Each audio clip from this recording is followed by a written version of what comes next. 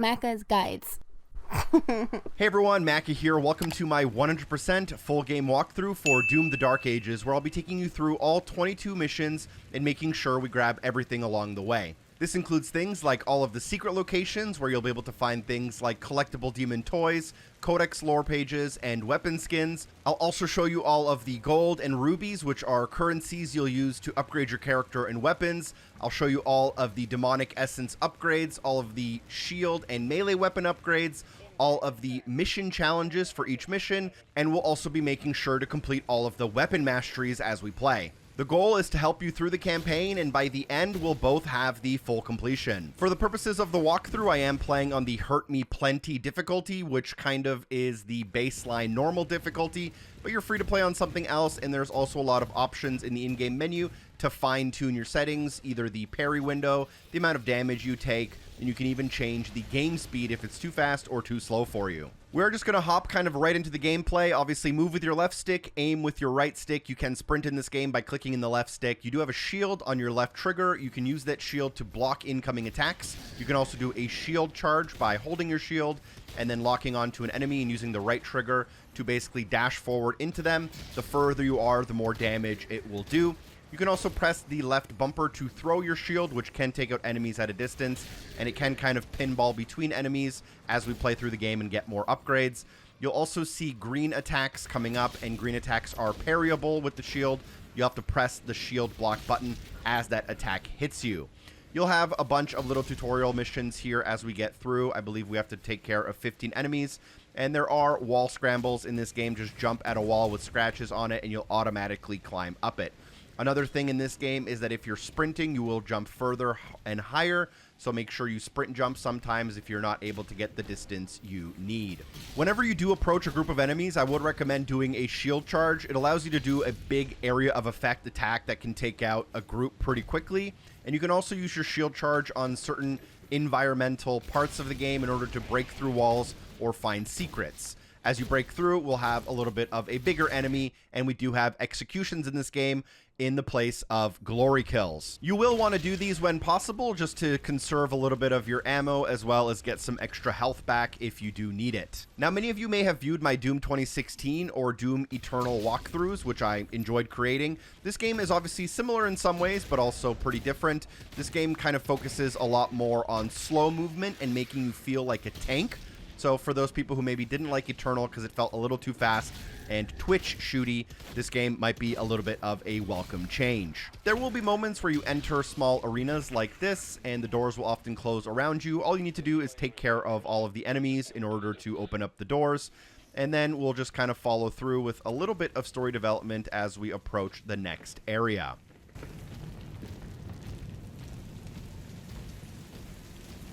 We can't stay here! Infant. Double lock on the Slayer's location. For the purposes of this walkthrough, I have decided to skip cutscenes when possible.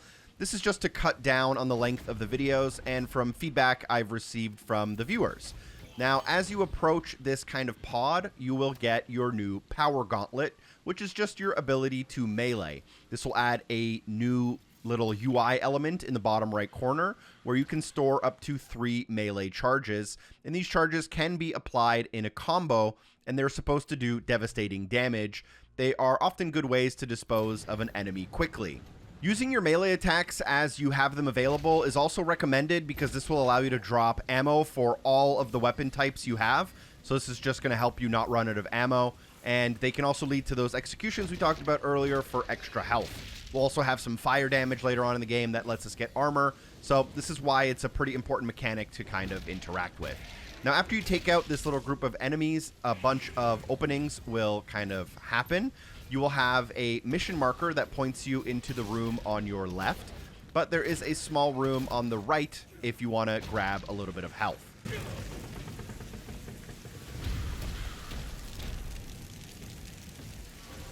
Now, instead of clambering up the, wall, there is a breakable wooden piece to your left, and this is our first secret area of the game. And inside it, you will find a life sigil, which you can have up to 3 of in your inventory at a time. And this is basically just an instant revive should you ever run out of health completely. It allows you to burn a life sigil instead of having to restart the checkpoint, so as long as you have one available, you are good, and if you run out of them, then you would have to restart the checkpoint. Additionally, you'll use your shield charge to get across a gap, and this icon in front of us is a point of no return. Often as I come to these, I'll show you what our counter is for the amount of secrets and collectibles we have in a mission. It's a pretty good point just to check up and make sure that things match before you move on to a point of no return, which is this area in front of us. You'll notice a large group of enemies. You'll have to take all of them out using some of the things we learned in these tutorials, and then you'll be able to see that a door is locked via a blue key. Keys obviously make a return as a Doom classic. There'll be blue keys, red keys, I think there's yellow keys, and there's also secret keys. I'll obviously make sure to show you every key you possibly could ever want or need. But for now, let's take care of all of the enemies, work on restoring some of your health, picking up items as you make your way across, getting familiar with the controls and the shield as well.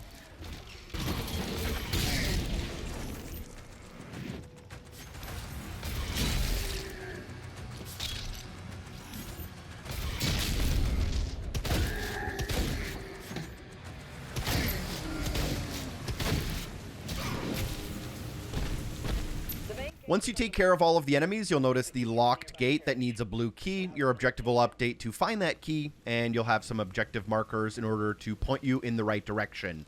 You may notice a couple of locked doors along the way that we will have to backtrack to, so don't worry about them.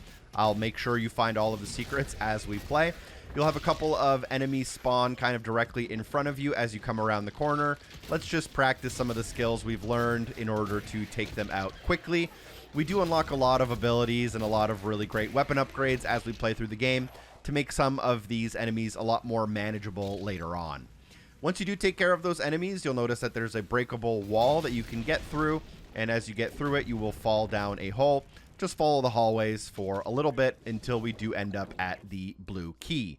You will be hit by a Hell Surge, which is an attack that the environment can do, but also many enemies can do as well. And this is a parryable attack as long as it's green. It does involve a little bit of timing, raising your shield with the left trigger at the exact moment it's about to hit you. I have found that the parry window is very generous on the normal difficulty. I found that if I wanted to parry something, there was about a 99% chance I would hit that parry.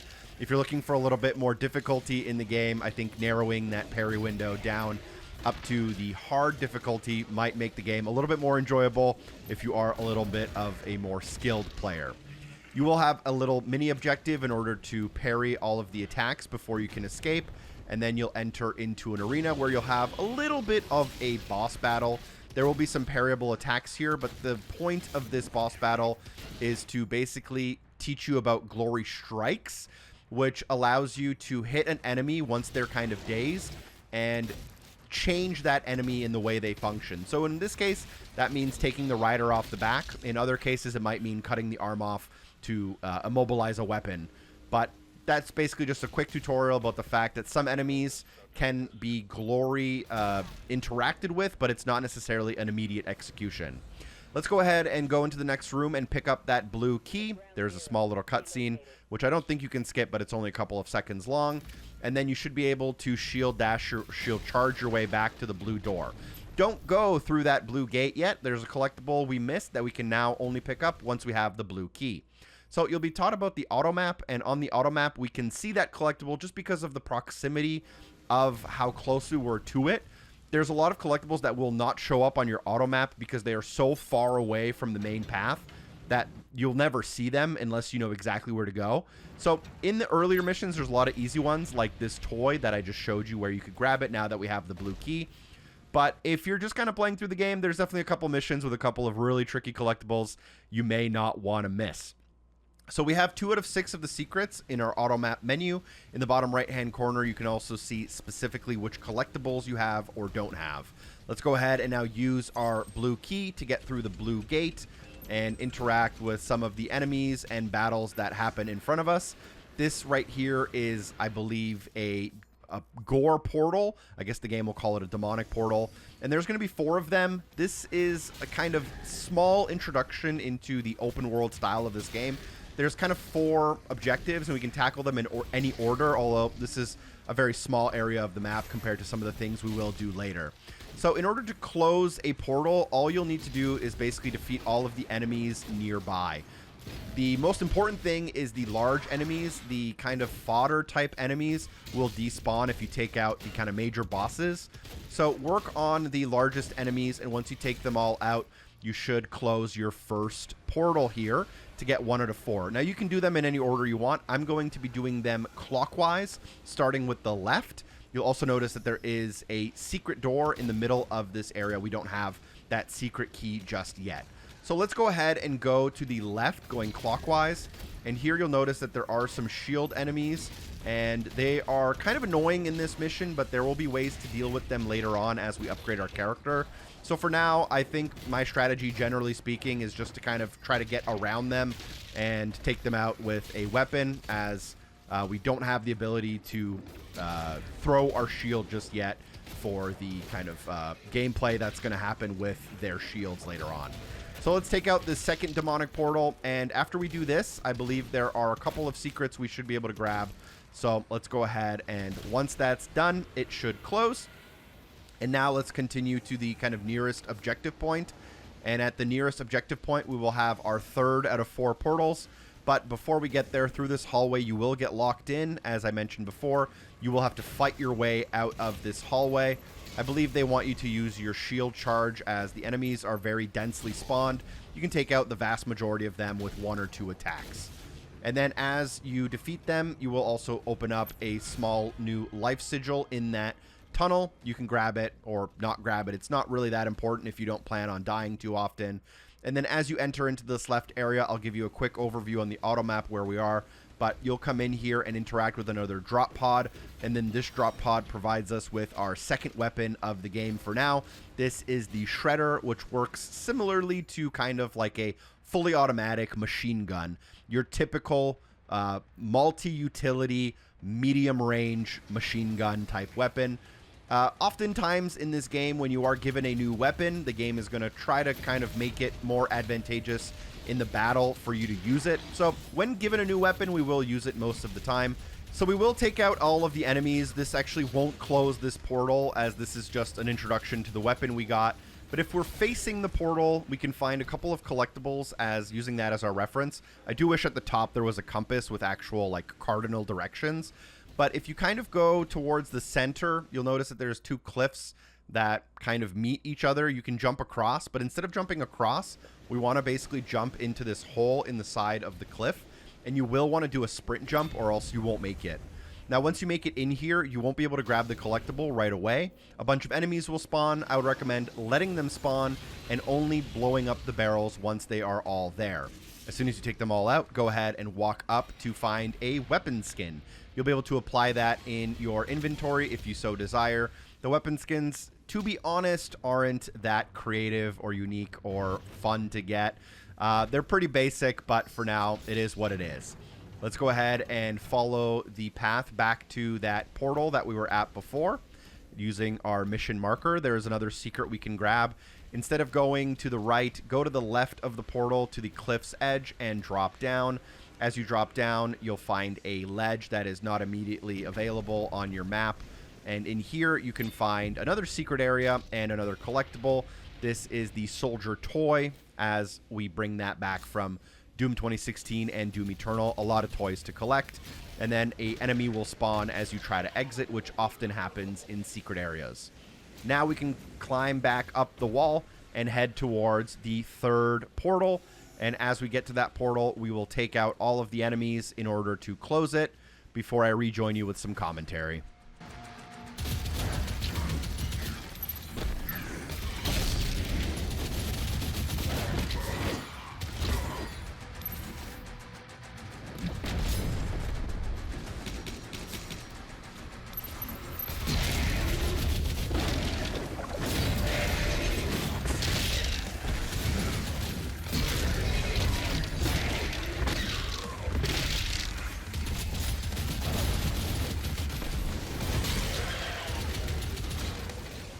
After taking out our 3rd portal, again, you don't have to be doing them in the same order as me, so keep that in mind.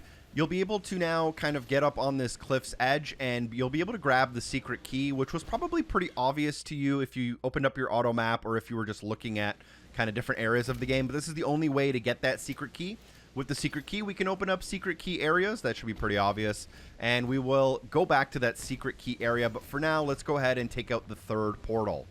If we kind of follow the little cliff's edge, we will find a little launch pad, and that launch pad will take us to the fourth portal. Again, in my gameplay, you can be doing them in a different order technically. Take out all of the enemies to close the portal, and once we do that, there are a lot of things to grab before we kind of exit out, because once we exit out, the mission pretty much ends, and if you are paying attention, we still have a couple of secrets and collectibles to grab. I don't have too many tips for the combat here. If you are struggling, I'd probably recommend at this point just to lower the game difficulty. The mechanics here are pretty basic, and if you're struggling, you might just not have some fun later. You can kind of tweak that difficulty as you play. You know, this is also some gameplay from pretty early on in my Doom journey, so you can expect hopefully some better gameplay later.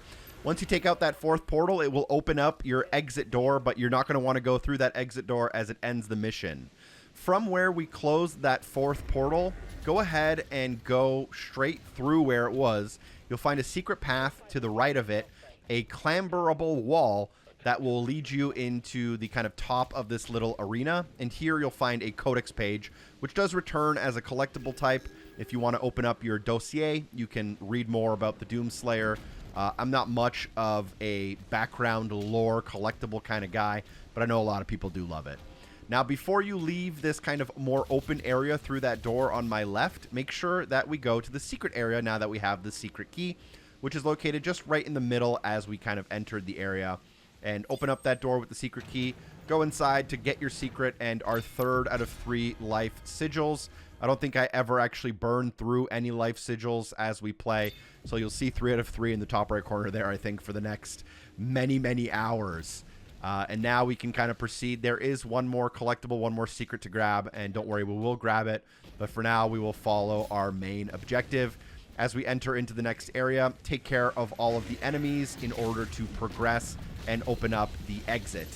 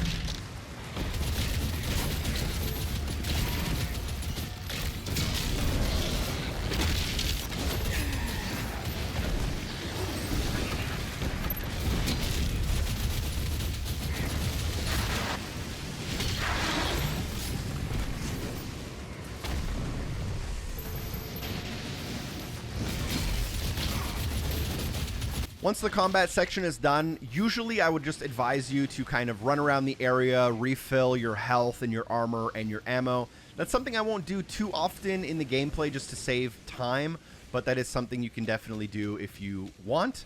As you exit the arena, make sure you clamber up a wall that's a little bit hidden on your right-hand side, and at the end of that pathway, you'll find your final secret and your final codex.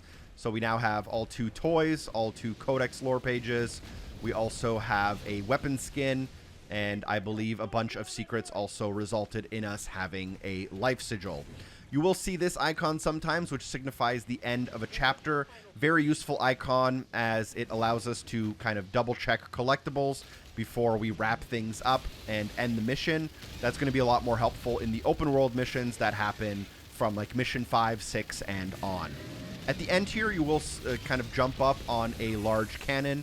Shooting that cannon with your right trigger will fill a percentage bar in the bottom of your screen, and then you can use the left trigger to basically fire a huge firebolt. And you will want to use this firebolt on the huge kind of Titan-style enemy in the background.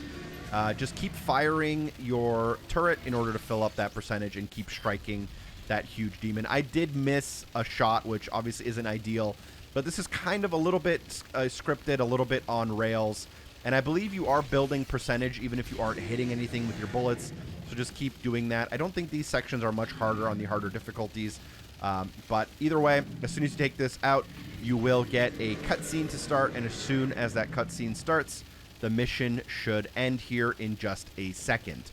Now, as the mission ends, you will get a mission summary letting you know what percentage of things you found. So make sure it's at 100% and it matches mine at the end of every mission. You will get a summary of the types of collectibles you grab. Much later on in the game, there's like hundreds of pieces of gold you'll need to grab.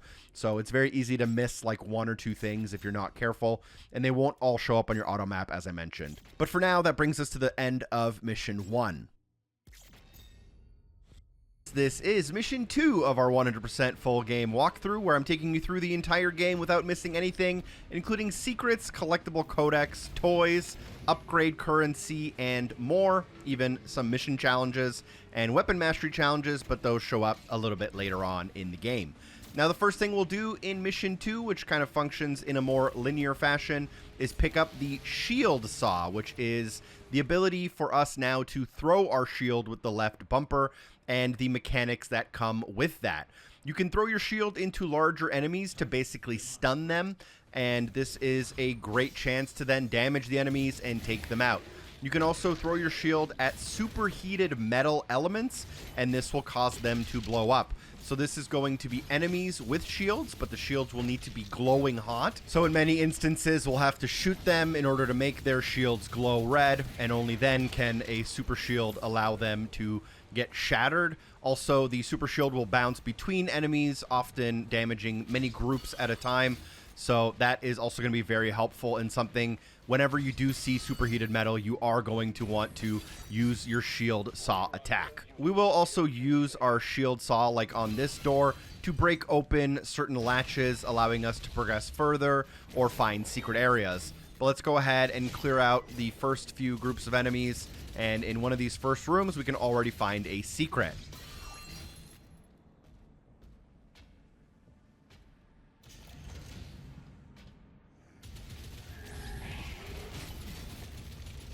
So as soon as you enter into this room, an enemy will bust out of the wall on your left. That is not the secret, but does kind of reveal a location you'll want to go to get your secret. It's kind of a little bit of a clue. A lot of the secrets much harder later on in the game.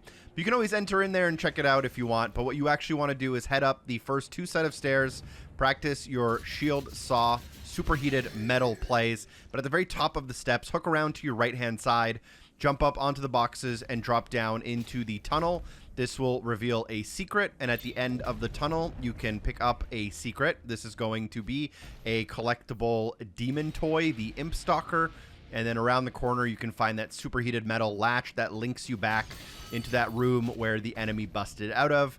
Then you can follow towards your objective, and there is one more secret we will want to grab pretty soon here. Now, in order to make any shields glow super hot, you're just going to want to use your primary fire weapon. Something that has a lot of ammo is probably best, so stay away from the shotgun. If possible, pull the lever to end up connecting the bridge, but do not walk across the bridge. Instead, drop down, and underneath yourself, you'll find a secret room. So drop down under that bridge and then break through the wall to reveal a cultist circle. You can take these out with a quick shield smash. They aren't needed until later in the game, where they do become little side missions. And then at the end of the secret, you can find a life sigil. I'll show you all of the life sigils just because this is a 100% walkthrough, but for the most part, I won't be able to pick them up because I'm going to be maxed out on life sigils for pretty much the rest of the game. From here, you can also do a quick sprint jump onto the bridge ledge and then go towards our main objective. As you come through the door, a couple of enemies will spawn. Look down underneath you, do a shield charge to take them out quickly, and then you'll have to make your way kind of up this twisted walkway. As you enter, turn to the left instead of the right, jump over the boxes to reveal another secret, and here we'll find our first codex page of this mission. This one is called Hebeth. I don't read the codex personally. You're free to, obviously, to learn a little bit of the backstory. Go through the next room, through some more enemies, clamber up the wall, come around the corner, pressing the button to open the door, which calls the elevator and spawns a few enemies in front of you. Let's take them out with a quick shield charge and then a quick, we can stun them with our shield or just bash them with our melee for some extra ammo. And now we are ready to clamber up the next wall, and we will be given a new enemy type, which comes with a little bit of a tutorial. This enemy has two different hand-to-hand combat attacks that are both parryable. One of them is a leaping jump. You'll want to parry it as soon as it's about to pound on the ground. And the other one is just a more simple swipe. You can also parry that one as well. So this is just going to be a little bit of a tutorial where you have to learn these attacks. I'd recommend just kind of spacing yourself out and actually learning this tutorial. It's very incredibly important later on in the game when this enemy starts appearing more and more often. You want to know these attacks like it's the back of your hand. After you do get the little tutorial to count, you can just finish off any of the remaining enemies. Once you do take them out, feel free to do a quick sweep around the area for ammo, armor, and health, and then follow the main objective until we reach a room with our first series of gold collectibles to grab. This game will have thousands of pieces of gold.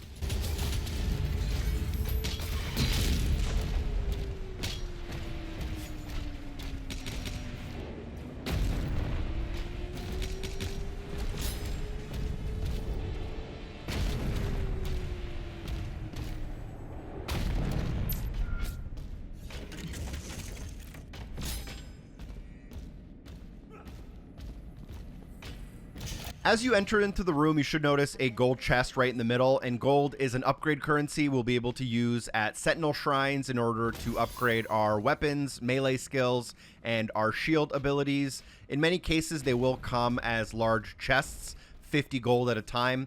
You can also find smaller stacks worth 8, tiny stacks worth 3, and I think there is even another stack type as well later on in the game. So we're going to navigate around the room, and this is kind of just introducing you into how the gold works. You have the big chest at the top middle, a bunch around the bottom on the outside corners, and then in the top left of the room, kind of behind the shrine, you can also find your last 3. Once you have 75, the game will ask you to use the Sentinel Shrine, which allows you, like I said, to upgrade your guns, shields, and melee weapons. You will have to also find rubies later on in the game, as well as Wraithstones, which will be required for even better upgrades. But just to start off, I'm going to just grab the Combat Shotgun upgrade. This gives me the Incendiary ability, which allows enemies to now drop armor. And then once I'm out of that menu, a new door will open up. I'll go through that door, and I'll look immediately to my right and to my left, take out all of the enemies really quickly. And instead of moving forward towards our objective, I'm going to show you a quick little secret. So from that door where we entered the hallway, go to the right.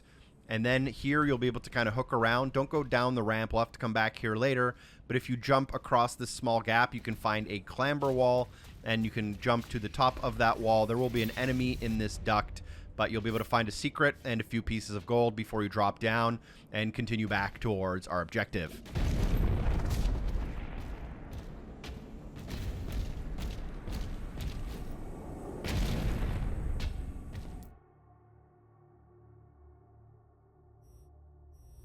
We will quickly be introduced to the new enemy type, the Stone Imp, which requires you to do a shield charge and they will explode. They don't seem to really take any damage from your regular weapons, but they're one of the easiest enemy types to deal with, which is probably good news for us. And let's just go ahead and now follow the hallway. At the end of the hallway, you can find a breakable wall to your left, which is pretty obvious. And in here, you can find 5 pieces of gold. So we're now at 35, assuming you bought the same Combat Shotgun upgrade that I bought. And then around the corner, if you did find the secret, an enemy will automatically spawn. Climb up the wall and go around the corners. Here you will find another enemy, and then we'll drop down into a pipe.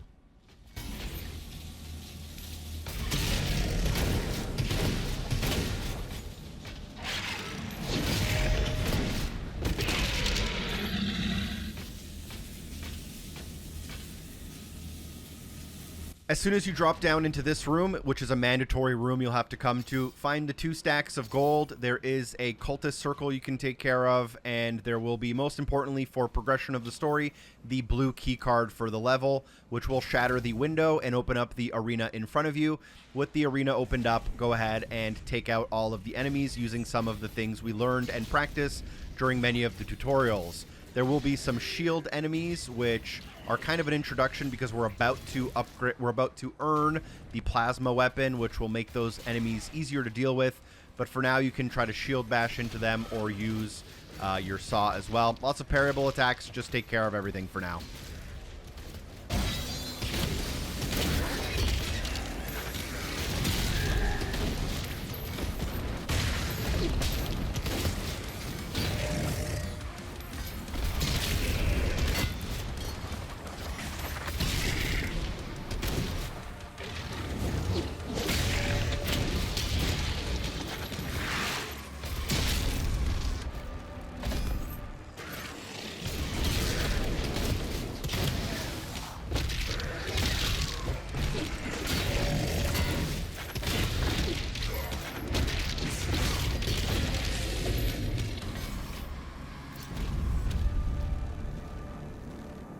Feel free to pick up health and armor before you leave the room using the blue keycard door. Now that we have the blue keycard, go ahead and move forward and around the corner, dropping down through the hole. We will be able to circle back where we came from, so don't worry. There is no point of no return symbol, so you know that we'll return to that room.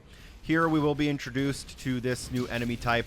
I don't do this right out of the gate, but a good strategy for them is to use your shield saw to stun lock them, and once they're stun locked, you can just unload a ton of damage.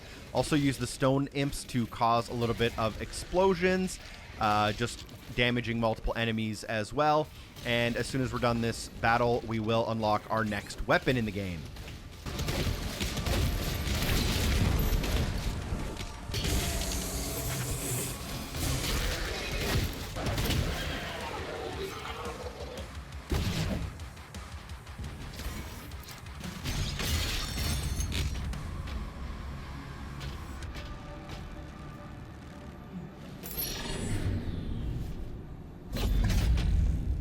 The weapon we'll unlock here is the Accelerator. It uses plasma energy, which is its own ammo type. It will overload shields very well and make them explode, which is exceptionally useful. It has a very high rate of fire, and it is not that accurate at long distances, so it functions similarly to an SMG, but that overload ability for plasma shields is exceptionally useful. In the next room, you'll be able to test that using some of the shield enemies around the corner, but there is a secret to the left instead of going to the right. You can bash through a vent, and then as you land in the vent, you'll find the secret area. You'll start off with 5 pieces of gold. Around the corner is a life sigil and another vent, which links you back into the accelerator room. And then you can just loop back around and turn right and take out the next set of enemies. You will want to use the accelerator whenever you do see these shield enemies. The kind of breaking their shields and causing the explosion is very helpful to cause damage. At the top of the ramp, find a elevator that you can use. Fail terribly at the jumps like I did. Do a sprint jump to clamber up the wall. And then at the top, you can find a parryable charge of energy to your left. Parry it back into the gun, and here you'll reveal more gold behind it, so you will need to destroy it via a parry. Then we can continue using the vents. To the end of the vent, go through, and here you'll find, I believe this is called a Mancubus. I'll double check that, but for Mancubus, I would always recommend throwing your shield in order to stun lock them and then dealing as much damage as you can, using whatever weapon you want and following up with a melee if you have any melee charges. Take care of all of the enemies if you can.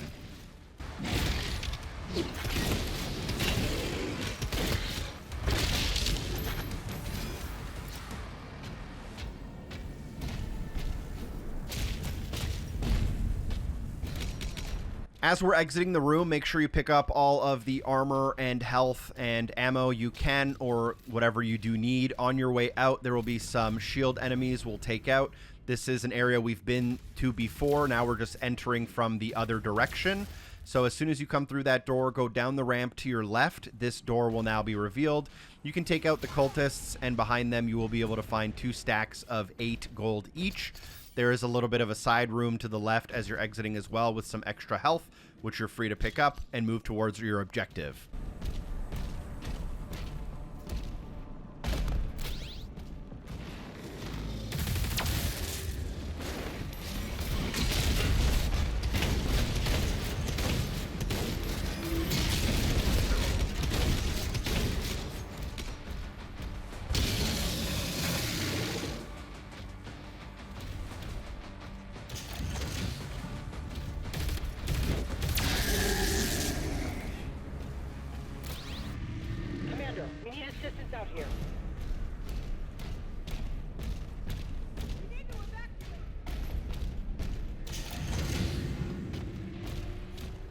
As you come outside, it is a point of no return. It will start a cutscene. All you have to really worry about is that if you also bought the combat shotgun upgrade, you should have 80 gold at this point before you move on and interact with the enemies in the next area.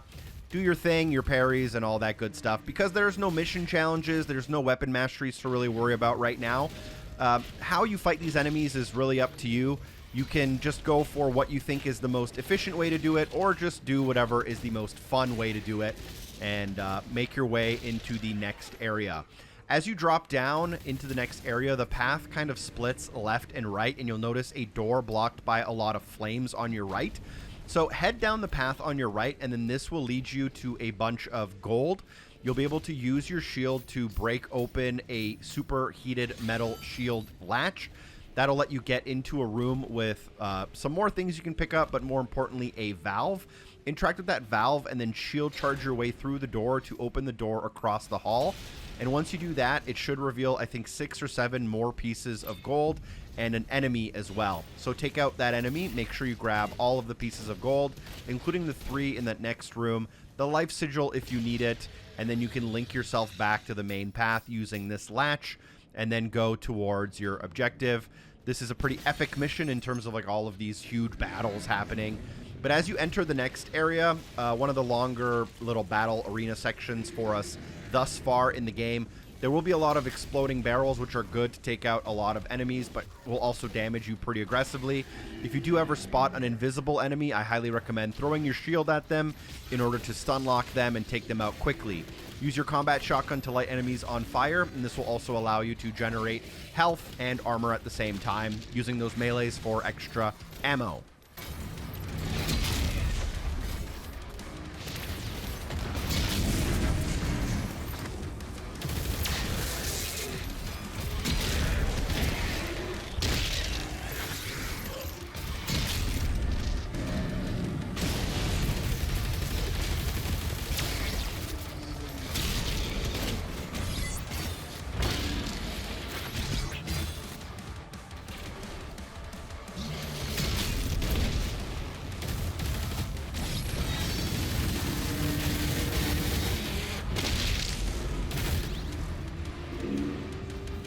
Completing all of the enemies in this encounter will open up the gate for you to leave, but before you leave, it also opens up a secret door that attaches to this arena area with a pile of gold inside, as well as it revealing a secret area.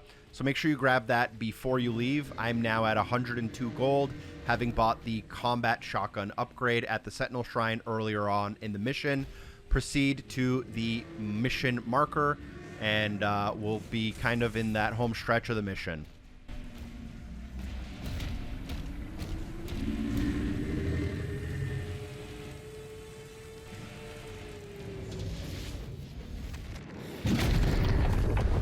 There's a teleporter nearby. Jumping down the hole, you will be greeted with a bunch of enemies, similar to every encounter in this game. Take out those enemies using everything you've learned so far. There are some environmental challenges with the fireballs coming across the hallway. We will be introduced into a new mechanic at the end of the hall, which is called the Shield Recall Jump. You'll find these green goo areas where you can throw your shield with the LB, and then you can recall it using LB again. Instead of bringing your shield back, you'll be flung towards the shield. This is just a way for there to be some platforming elements in the gameplay for now. And as soon as you do that, you should land at a Sentinel Shrine. For this Sentinel Shrine, I will buy 2 upgrades. I'll buy the first available shield upgrade and the first available melee upgrade. This just allows me to parry hell surges a little bit better and have a better effect. And for the melee, I'll be able to do a finisher on the final hit of a combo. This leaves me with 2 gold for now, and we can move on. Instead of going towards the objective to the left of the shrine, turn to the right of the shrine, finding a small opening in the wall, and this reveals a hallway that you can walk through. Walk through that hallway. As you turn the corner, it'll let you know you found a secret. Head up the wall, and to the left, you will find nothing, but to the right, you'll find a gold chest. Melee that chest to get 50 more gold, but I don't think we can actually afford any more upgrades at the shrine, so we will just continue past it. And instead of going towards your objective after you clamber up that wall, look to your left. You'll find a series of boxes. Climb those boxes to find a small vent hole you can clamber into. As you clamber, it will reveal some gold in front of you. Make sure you grab all that and then drop down the hole. As you drop down, it'll reveal even more gold, and then turn the corner, even more gold, and then turn the corner, even more.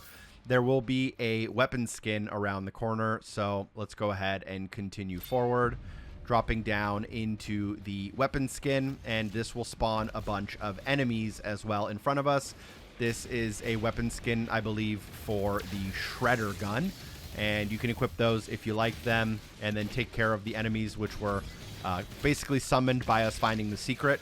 So that is kind of one of the cool things of the secrets. You will be able to fight more enemies, which is always a little cool touch for those people who really want to feel like they got the best experience of the game.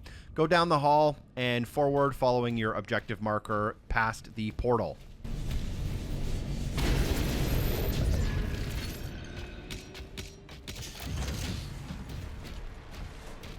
As soon as we're through the portal, you can just shield charge the first group of enemies and then use your plasma weapon on the second group of shielded enemies.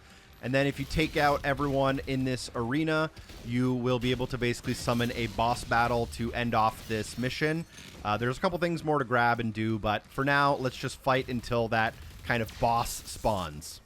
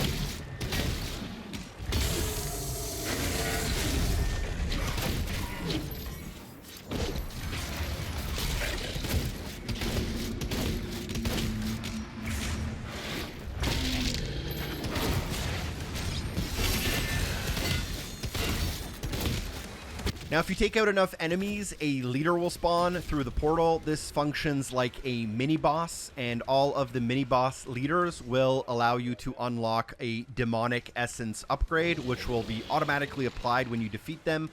A lot of them are missable, but this one's a little bit of a tutorial, so you can't miss it. They will be able to help you upgrade your ammo, armor, or health permanently. And they just kind of function like many of the enemies we've already fought, but this one's going to have a little bit more health, a little bit, do more damage, and have some unique attacks.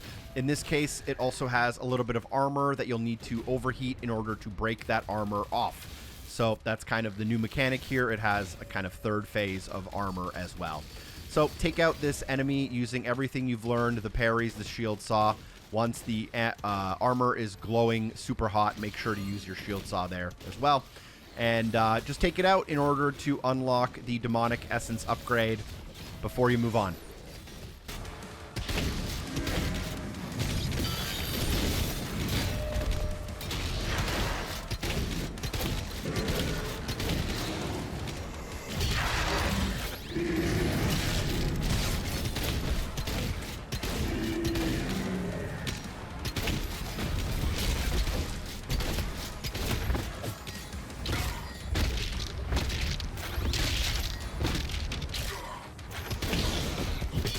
So when you go in for the execution, you'll automatically unlock the essence upgrade. In this case, it's a maximum health upgrade, and our maximum health has went from 100 to 110.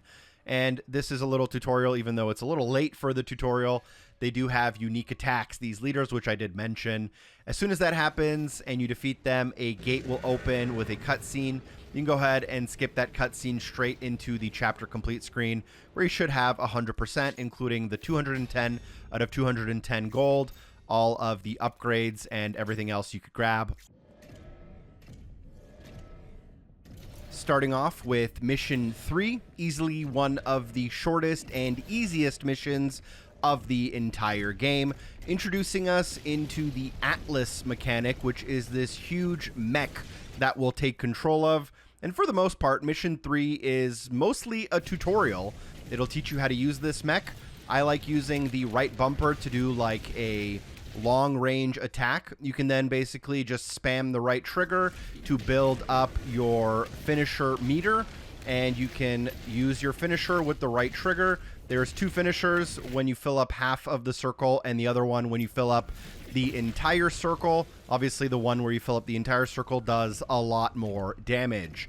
In terms of this mission, you can tell by the length of the chapter that it's only like 6 or 7 minutes long, and that also means there are no collectibles, no secrets, or anything like that in this mission. Now, for the other missions coming up in the game, like Mission 5 and Mission 6, there will be hundreds of pieces of gold and a lot of things to grab. So although this mission is quite the opposite, it's not really the standard rule for the game. I would count this more of like a boss battle type mission, in the sense that once we complete it, it's just over and then we don't have to worry about it anymore. So I mentioned the right bumper attack to kind of close distance, filling up your charge meter, using your right bumper to use a finishing move, and doing perfect dodges towards those green attacks as well. You'll be given some tutorials in the top left corner that you'll need to finish, and otherwise just proceed, follow the mission markers, and finish off the mission in only a couple of minutes. Dimensional barrier is shutting down. We can't stop it now. How long do we have? Not long. The reactor has sustained heavy damage.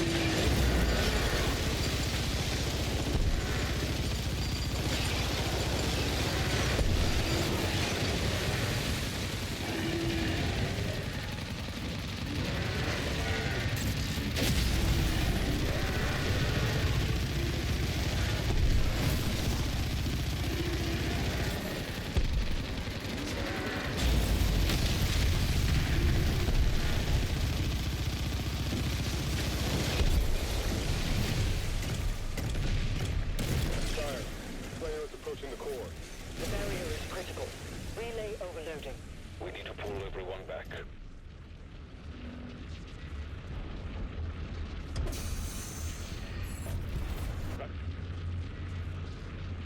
He's trying to save the city. Slayer, there's a strip mine nearby. I'll mark it for you. Something disappeared from radar.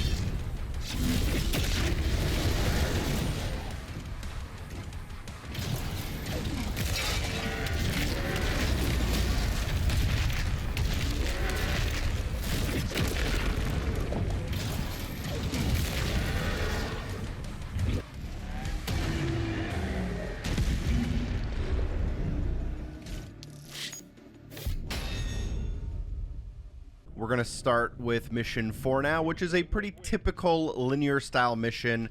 Mission 5 and 6 will end up being kind of open-world missions, but this one is a little shorter and a little more streamlined. We'll be introduced into a couple of new weapons, into a couple of new game mechanics, including mission challenges. So to start the mission, walk forward and go into the large room here where we will be introduced into mission challenges. Now, Mission 4 has some pretty easy mission challenges, but you'll want to complete these in order to earn gold and other upgrade currencies. You can pin the challenges to your main screen as well. And in this case, we'll need to kill 40 demons, find 150 gold, and execute a 3-hit combo 3 different times called Prize Fighter, and that's what I'll actually pin to the left side of the screen, just so we can keep track of it. As soon as you are done with kind of figuring out mission challenges, let's go ahead and go into the next room where we will find the Skull Crusher Pulverizer, which is a very cool and fun weapon that allows you to shoot in a very wide arc. It's great for fodder enemy types, but it doesn't do a heck of a lot of damage, and not a lot of the areas are designed for this type of weapon. So as fun and as cool as it is not one of the more useful weapons, in my opinion, if you want to actually kind of be competitive and good at the game. We're going to work on Prize Fighter kind of right out of the gate, making sure we can get a couple of those 3-hit melee combos, and we should be able to rip and tear our way to 40 enemies taken out pretty easily and pretty quickly in this first room. Just take out everything you can, and you will be done pretty soon.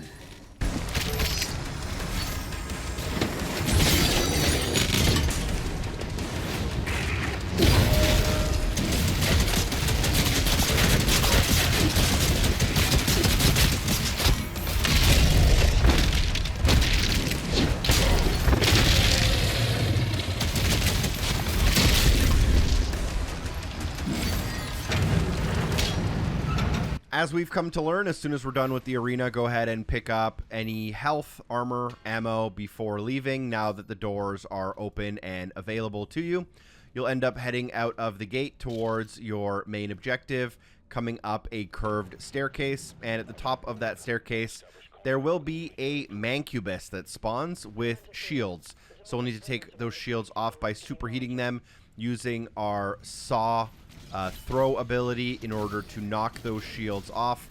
For this enemy, I would recommend doing a couple of parries to quickly and effectively damage those shields, knock those shields off, stun it with your saw, and I'm already done with the Prize Fighter challenge, but we have a lot more chances to do it if you are not quite done it yet.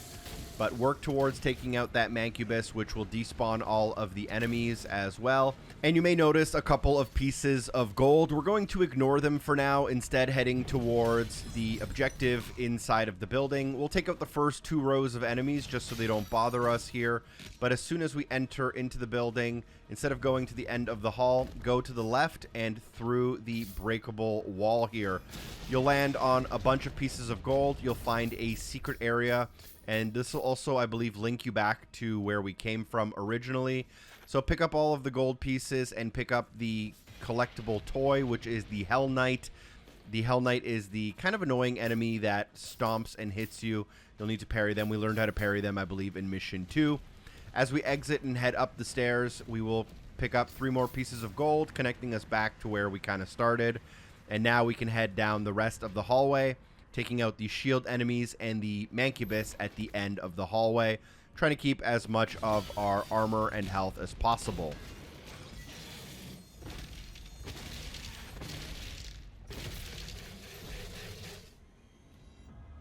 As we come around the corner here, you may notice some pieces of gold above. We have to ignore those temporarily. Instead, go towards this kind of middle room. There is a button we can step on. We're going to ignore it. Instead, head to the other hallway on the opposite side using your shield saw in order to boost yourself up to this ledge. Once on this ledge, you can grab a couple of pieces of gold and then drop down behind a gate, and then you can knock the box through there, and that'll allow you a jump up to those pieces of gold we noticed earlier.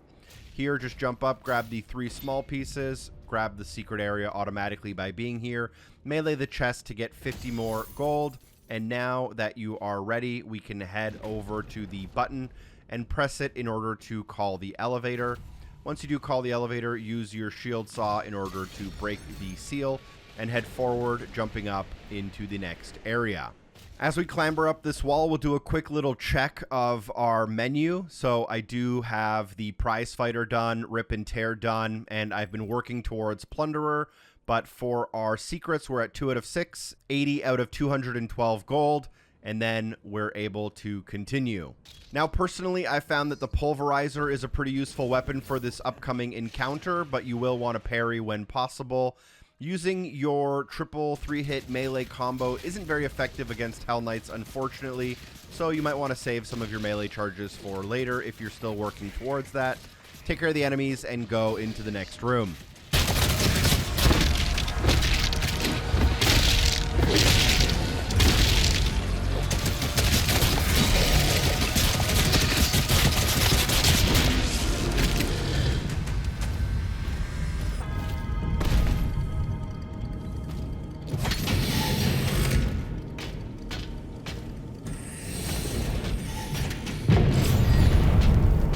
In the next room, a bunch of enemies will just kind of automatically start attacking you, and you'll want to take care of all of them. As you do, once you finish it up, the exit will open for you. You do not want to exit as it's a point of no return, and there are a couple of secrets.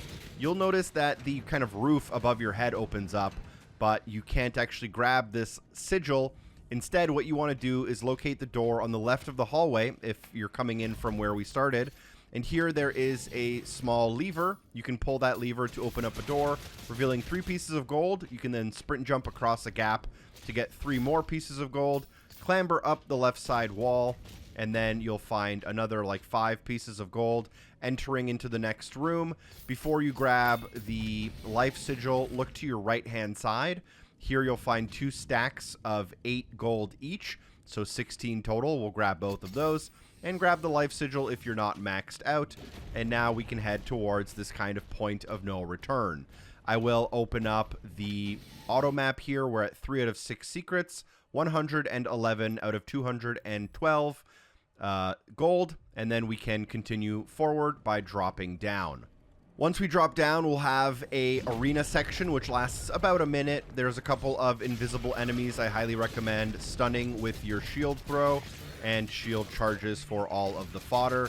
As soon as you're done with this arena, the exit door will open up and you will grab your first ruby collectible as a part of the main storyline. You really can't miss it. This is an upgrade currency, but I'll talk about it once we get there.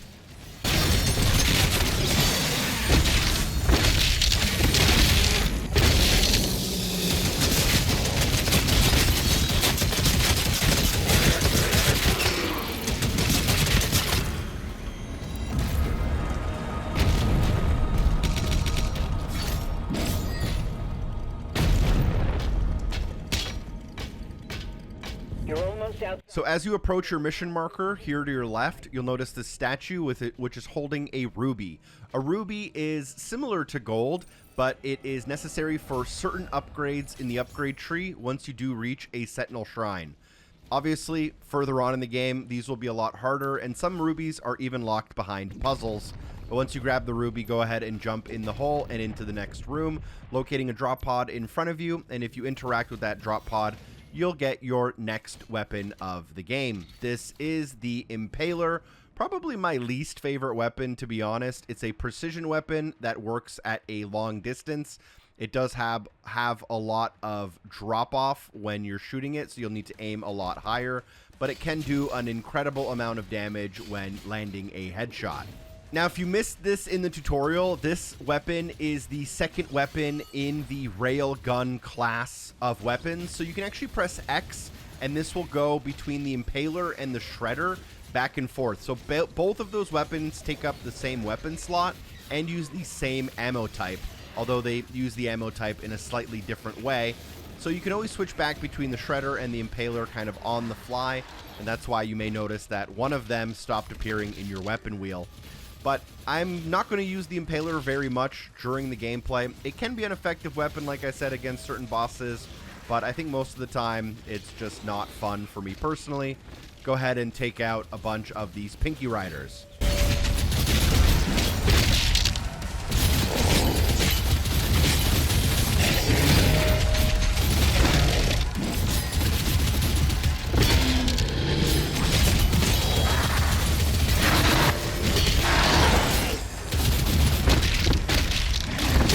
Completing this arena opens up a door to the next area, and as soon as you enter that next area, you'll have a shrine directly in front of you. So I recommend investing some of this 271 gold that I have into a couple of upgrades. So let's go ahead and interact with the shrine, and the first upgrade I'll buy is for the Shredder. This is going to cost me 75, and this will allow me to unlock, I believe, the pin cushion upgrade. I'll also buy the upgrade for the Plasma Accelerator. It's something I thought I would end up using a little bit more. And I'm also going to buy the upgrade for the Pulverizer, which is just a fun weapon to use. You can also use your Ruby for another upgrade. I end up not using the Ruby right away, but there's really no good reason not to just use the Ruby on a weapon that you like. From here, we can then proceed following the main path here. We'll have to throw our shield towards this green grapple point. You will be able to push the box from the back. It'll sit on a small switch that'll activate a little push pad. That push pad will allow us to jump up towards our objective. From this objective, let's go ahead and take out some enemies, moving towards our next marker. Obviously, from a far distance here, we can use our shield charge to do a lot of damage. Marking Slayer's HUD now.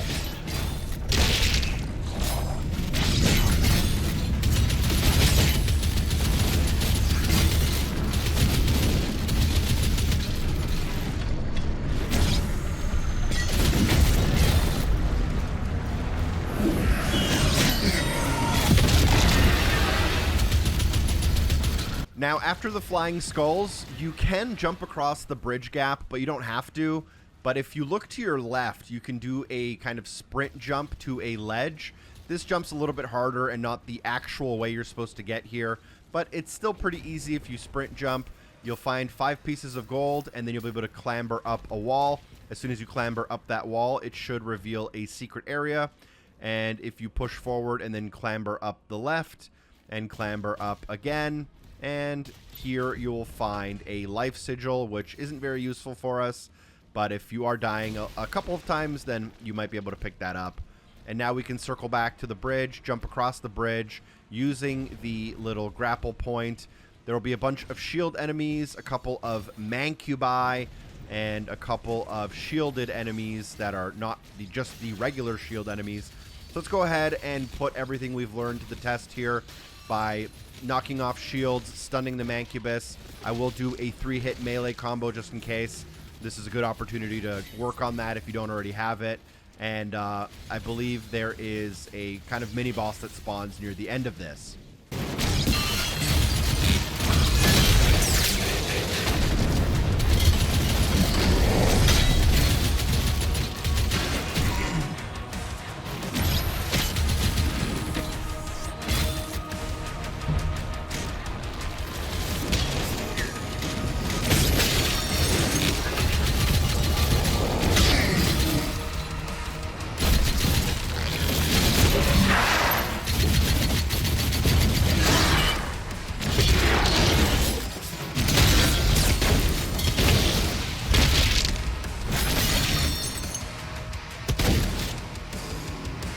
So the leader enemy that spawns near the end of the fight is this shielded Mancubus, obviously, because it's shielded. Let's work on parries. Let's work on using the Shredder, for example, to make those shields glow super hot.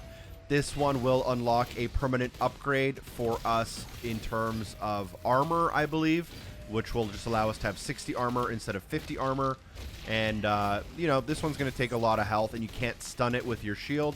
But I do like the incendiary upgrade from the shotgun to light it on fire, just be able to generate some extra health for yourself as well. And then finish it off to grab that demonic essence. After that, just do a quick sweep of the area and move towards the objective marker.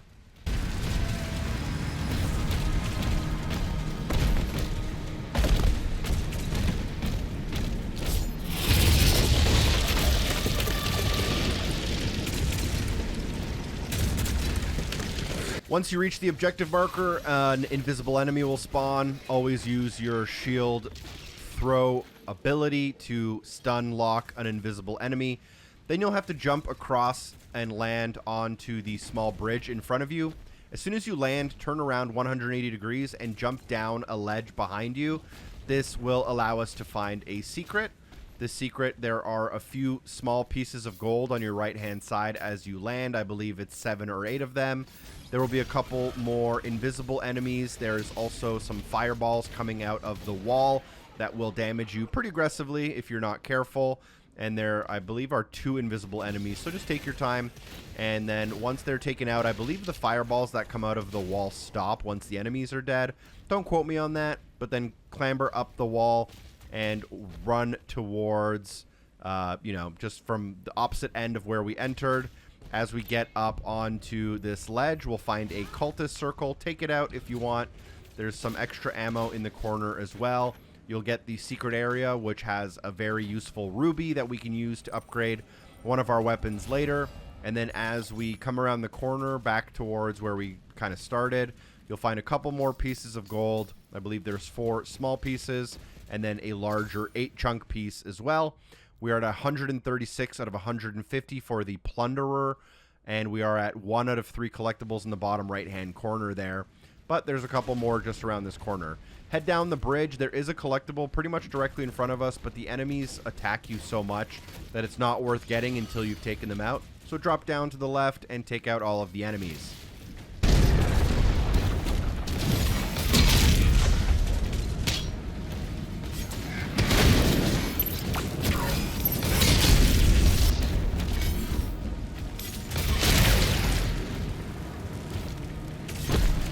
With the enemies taken care of, let's go ahead and go to the bridge that we kind of came from once we entered this area. Instead of going down and to the left, just next to this kind of large cylindrical tower, head using the path to the right-hand side, up a spiral staircase, and into that tower. There will be 2 invisible enemies in here, which you'll want to take care of. They can obviously hit you pretty hard and do a lot of damage. It's not worth losing too much of your health here. But if you take both of them out, using the Ignite and the Shield, you'll just keep building ammo, armor, health.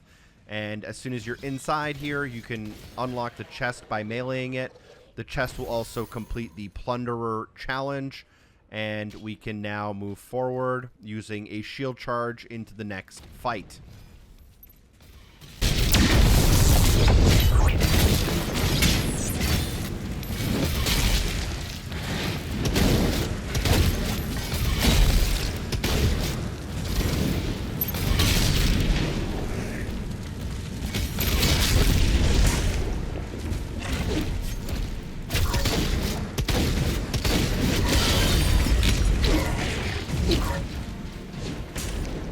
Once you reach this courtyard and these skulls attack you, take care of them, and instead of moving forward, there's another little collectible and secret location here. I'll open up the map real quick just to give you just to show you where I am. But if you head around this tower, you'll pick up a couple pieces of gold on the stairs up on your way here. And then as you turn the corner, you will find a secret area interacting with the sphere in order to get a weapon skin for the accelerator. I believe it's the Nightmare version. Not my favorite version, but there are Revenant weapon skins coming up later that are a lot cooler looking. Let's go ahead and end up into the next battle. You may have a shield ability that helps you with some of these shielded plasma enemies, but if not, you can use your accelerator and then make quick work of everything else.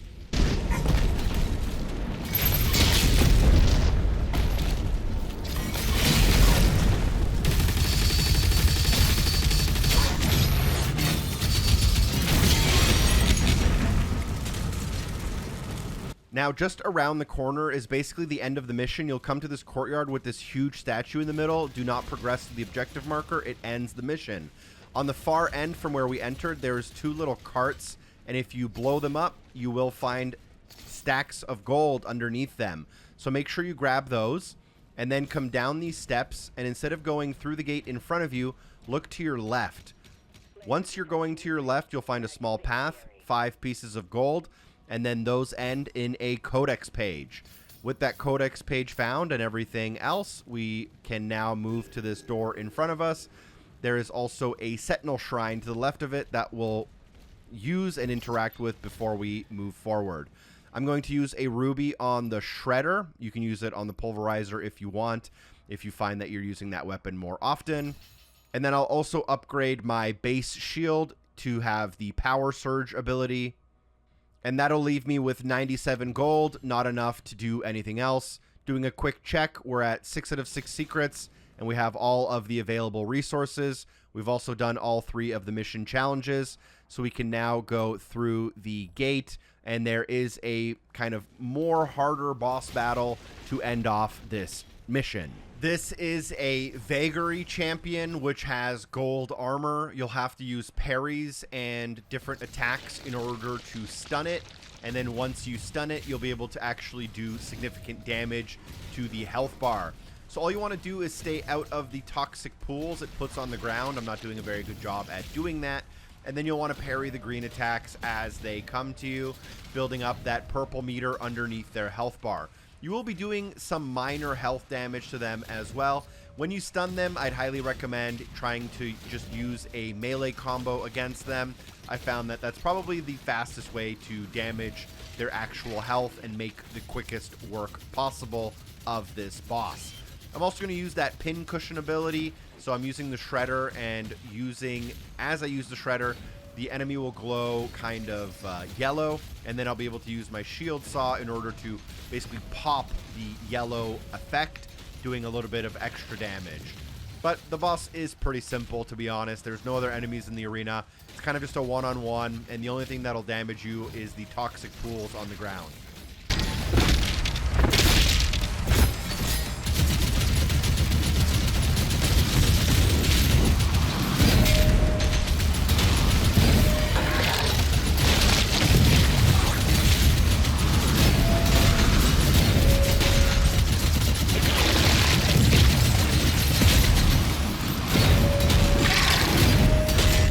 Finishing off the boss doesn't really do anything in particular, but it does start a cutscene which you can skip to get the chapter complete screen, making sure you have the 100% complete as I've shown everything, and then move on to the next one.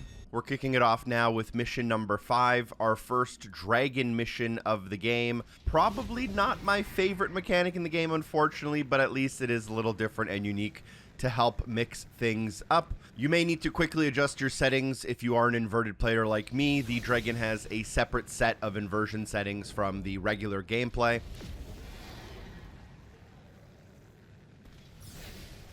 You can move with the left stick, aim with the right stick, use your bumpers to ascend and descend. There will be a little bit of a tutorial here. You can shoot with the right trigger, and you can boost in order to fly a little bit faster. As you round the corner, you will approach a turret, and you'll use your left trigger to activate assault mode. And all you'll do with this first turret is do perfect dodges in order to not get hit by the incoming shots, but this will also empower your weapon in order for you to do a little bit of extra damage.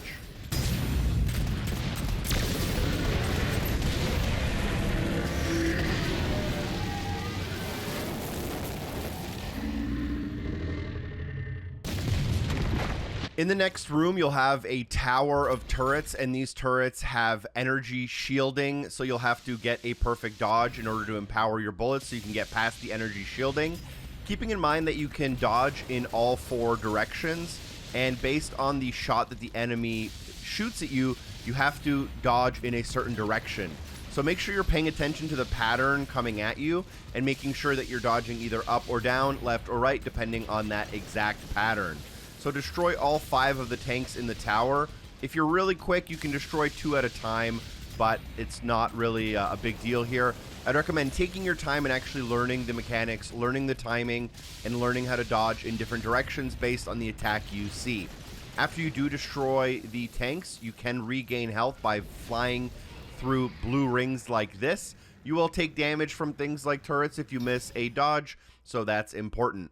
Additionally, you can also use the right trigger for your autocannon, and your autocannon will fire faster if you are boosting with clicking in the left stick. Here you'll find a ship that we can shoot down. As a tutorial, you do need to lead your shots a little bit. and this will be a lot easier on the lower difficulties, but make sure you take out the ship as a part of the tutorial and continue flying towards our objective, where we'll be able to click in the right stick in order to land. This is an important little tutorial. Landing zones are something we'll be using for the entire mission. Once off the dragon, all you'll do is move forward. You'll use your shield saw in order to break open a seal. This will allow you to connect to the other side to get back on your dragon. I haven't really talked about the collectibles and things for this mission. It's a very long mission. There's a lot of secrets, a lot of gold, a lot of things you can very easily miss. But the mission kind of starts with this little tutorial. So once we fly out of this cave, I'll actually open up the auto map and explain some of the things that we can collect. Let's go ahead and skip the cutscene. And here you'll be able to do 4 objectives in any order you really want. There's 9 total secrets, 240 gold, 2 rubies, and 2 demonic essence upgrades. 4 of those secrets are also collectibles. And we can also check out the mission challenges. You will have to destroy all 3 cultist circles, dismount your dragon at the 2 secret landing zones, and chase and destroy 3 hellfighters. So this entire mission takes place in this open area. You're free to do your objectives in any order, but for this video, I'll be going for the closest hellcarrier, slightly to my right from where I entered. Each hellcarrier will have a series of basically shields. These will act as either small turrets or little towers you can take care of. And as you take care of those, the purple health bar in the hellcarrier will go down. Once this happens, it'll open up the main kind of eyeball in the center of the hellcarrier. And once that is available, we can take it out to basically destroy this hellcarrier. It will then fall to the ground, and then we'll be able to land on it in order to complete the objectives inside. A couple of questionable dodges on my end, but once the hellcarrier has settled, you'll be able to land on it, so we'll click in the right stick to do so. Once you do land on a hellcarrier, you are locked into it until you complete it. You can't get back on your dragon and leave, as far as I know. The dragon will be basically waiting for us at the end of the hellcarrier. So we'll head inside, and there will be our first series of enemies. We'll focus on the shielded Mancubus first. For shields, I do really like using the Shredder in order to make quick work of them, but whatever you're comfortable with. These hellcarriers also work like these little mini levels, and each level is kind of different and unique in its own way. Some are a little bit longer and have a lot of collectibles. Some are a little bit shorter and basically are perfectly linear. But once we do take care of the Mancubus, let's go ahead and go down, drop into the next area. There will be a couple of enemies waiting for us, as well as a cultist shrine. We're going to ignore the cultist shrine temporarily, as we're going to take care of the enemies and grab some secrets first.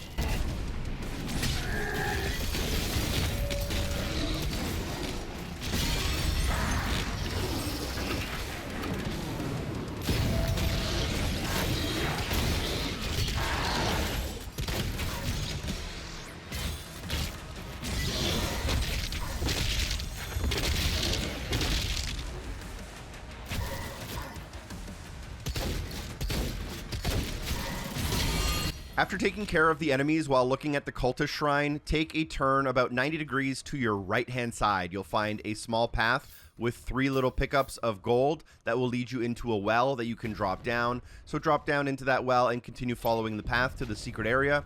Here is a cultist circle. You will need to destroy it. You can either take care of all of the enemies individually or use your shield bash, but that should have some progress towards the counter cult mission objective. Instead of dropping down into the water, make sure you take a quick peek into the side room, which has a bunch of ammo and armor, but most importantly for us, a couple of pickups of gold. I think there's 11 pieces in here, plus the 3 we got when we entered. And only once you have those extra pieces of gold should you go down into the water. Once you're into the water, just swim up into the kind of giant manhole. This will allow you to exit into a side area that was previously inaccessible. It is a little bit awkward to get out of the water in this game, but it is what it is. You can find a golden chest worth 50 gold. Make sure you melee that and use your saw to basically get back and link back to that Sentinel shrine that we had in the previous area. Now that we have a bunch of gold from that little side secret, we can approach the Sentinel shrine and spend it on whatever upgrades we deem necessary. In this case, I will be upgrading the combat shotgun with the 2nd ability and the 3rd ability using the ruby. The combat shotgun now shoots 3 bullets at a time that are all incendiary bursts. This does an incredible amount of damage and also helps you generate health. I will be using the combat shotgun quite a bit for upcoming enemies, but keep in mind this does burn through your ammo quite quickly, so you may want to also melee a lot to help yourself build that ammo. Go ahead and rejoin the main path. You may notice some collectibles to your right as you go up, but we can't get them because we need the blue keycard. So instead, go into the building. You'll be faced with a couple of enemies, which you can take care of. And before you exit this room, we'll do the secret. As you defeat all of the enemies, you will be able to leave through the door at the exit. Instead, we're going to find a small path that leads from the right-hand side into a secret area. This will spawn 2 Mancubus, so take care of those, and that will open up a gate that allows you to leave this arena area.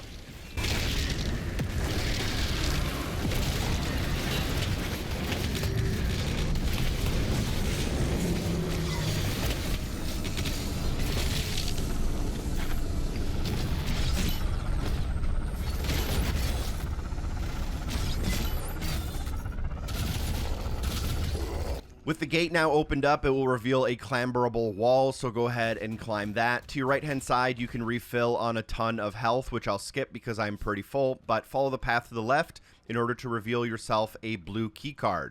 This blue keycard will be pretty helpful to find the secret that is just around the corner.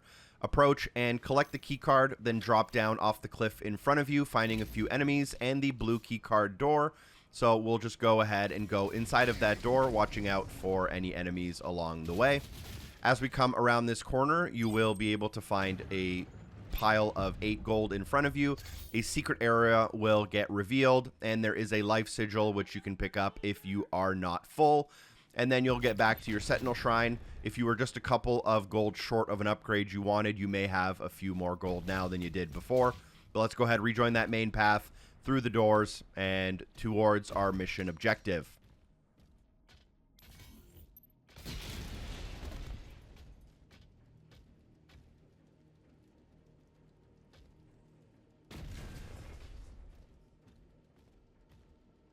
At the end of every Hellcarrier, there is a point of no return as you drop down into the final hallway, and there's usually a collectible. In this case, it just has a refill of health and armor, which you should actually pick up after the fight with this enemy, but I'm not smart enough to know that on my second time through.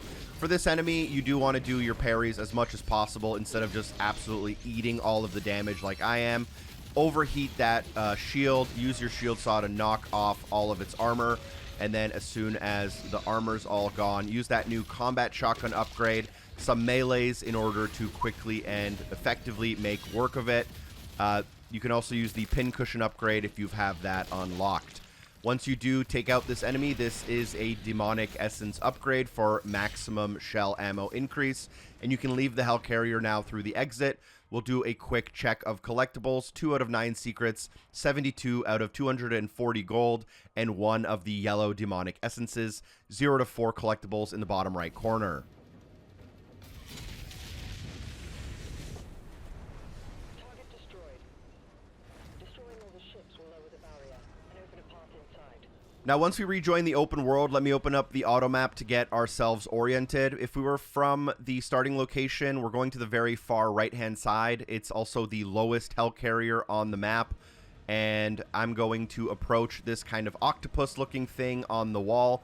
There will be a shortcut in the gameplay just because of my capture card, but all you'll do is you'll enter into assault mode, dodge the attacks left and right or up and down based on the attacks.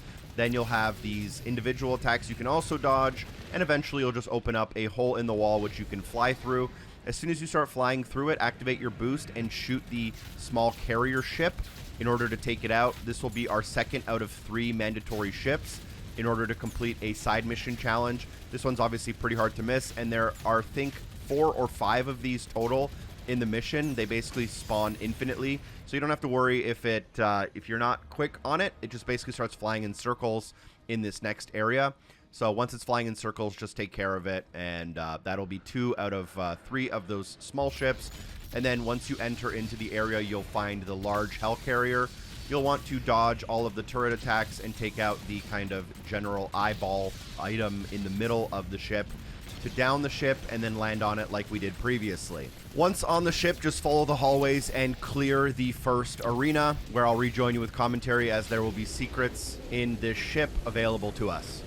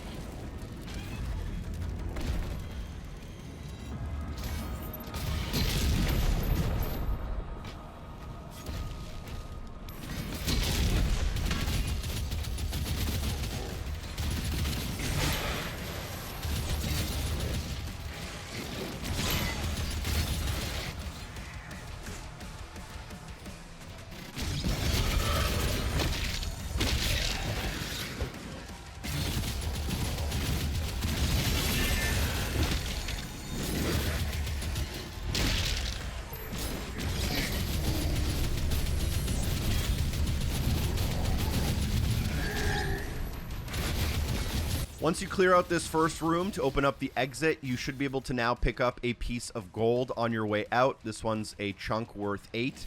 You can also obviously pick up health, ammo, armor on your way out and follow the objective here. You'll have a couple of shield enemies here and a mancubus as well. I believe this one is shielded, so we'll take care of these enemies as well.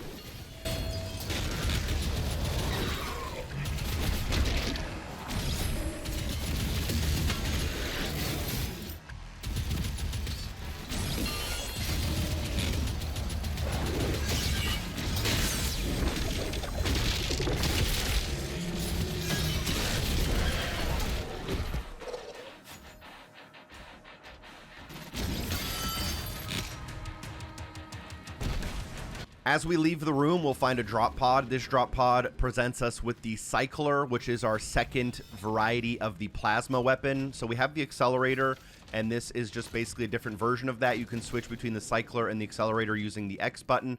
And the Cycler is a decent weapon. It has pretty powerful spikes. It burns through a lot of ammo, and it can be useful against larger enemies in a more one-on-one fight from what I found, but you can kind of experiment with it as you please.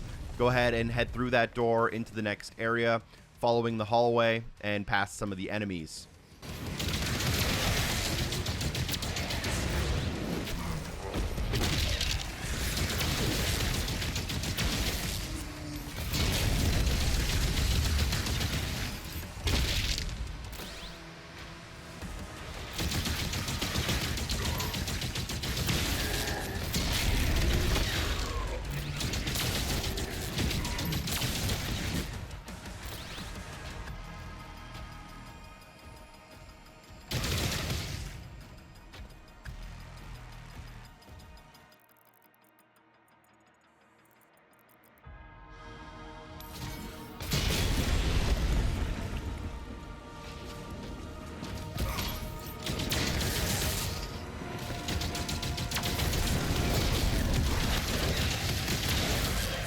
We will reach the point of no return on this Hellcarrier ship as we drop down this ledge. Do not go through the mouth of the exit there. Instead, directly underneath us as we drop down, you can find 1, 2, 3, 4, 5 pieces of gold, as well as our first Codex page for this mission. So make sure you grab both of those before you leave the ship. 2 out of 9 secrets, 85 out of 240 gold, 1 out of 1 demonic essences for ammo, and we also have 1 out of 4 collectibles in the bottom right corner, exiting directly onto our dragon, and we'll be able to just leave the area using the exit tunnel.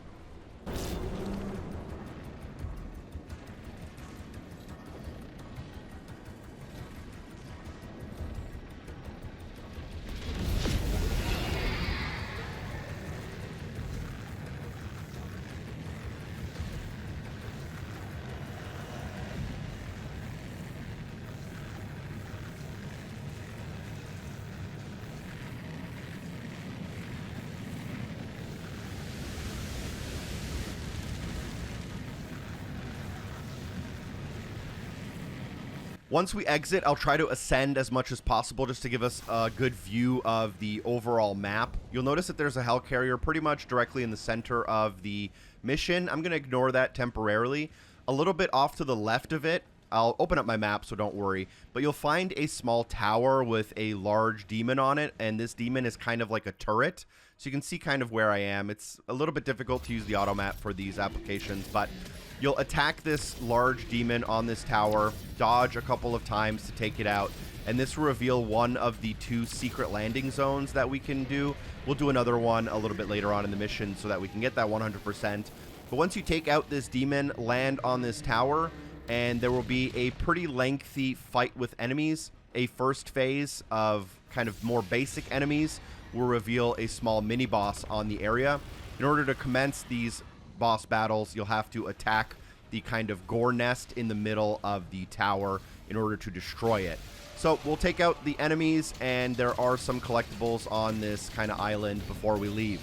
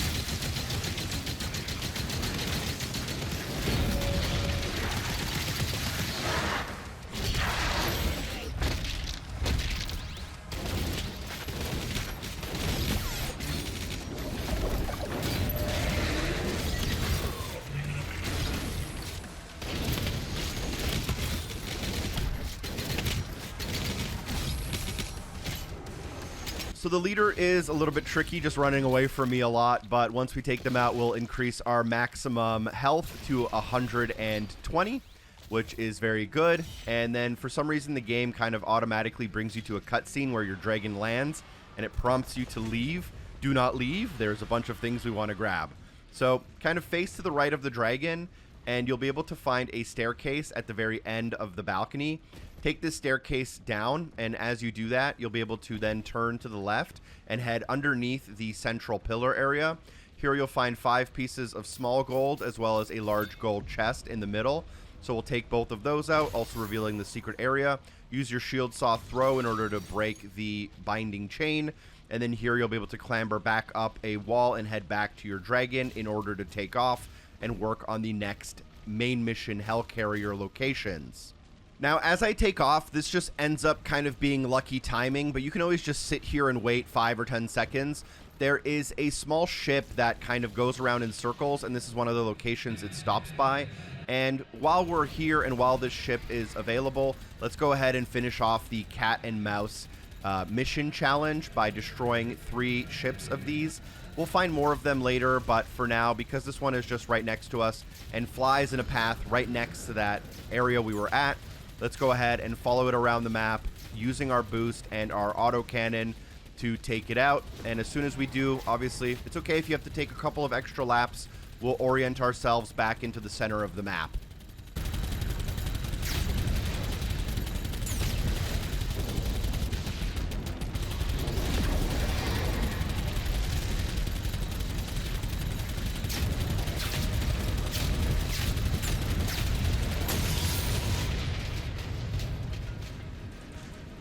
With that challenge done, let's go ahead and in the very center of the map, you can find another Hellcarrier. It's very high, so you'll have to ascend in some altitude. Take out the turrets, as always.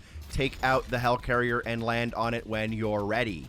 And once you do land, you'll want to just complete the first hallway or 2 of enemies before things open up a little bit.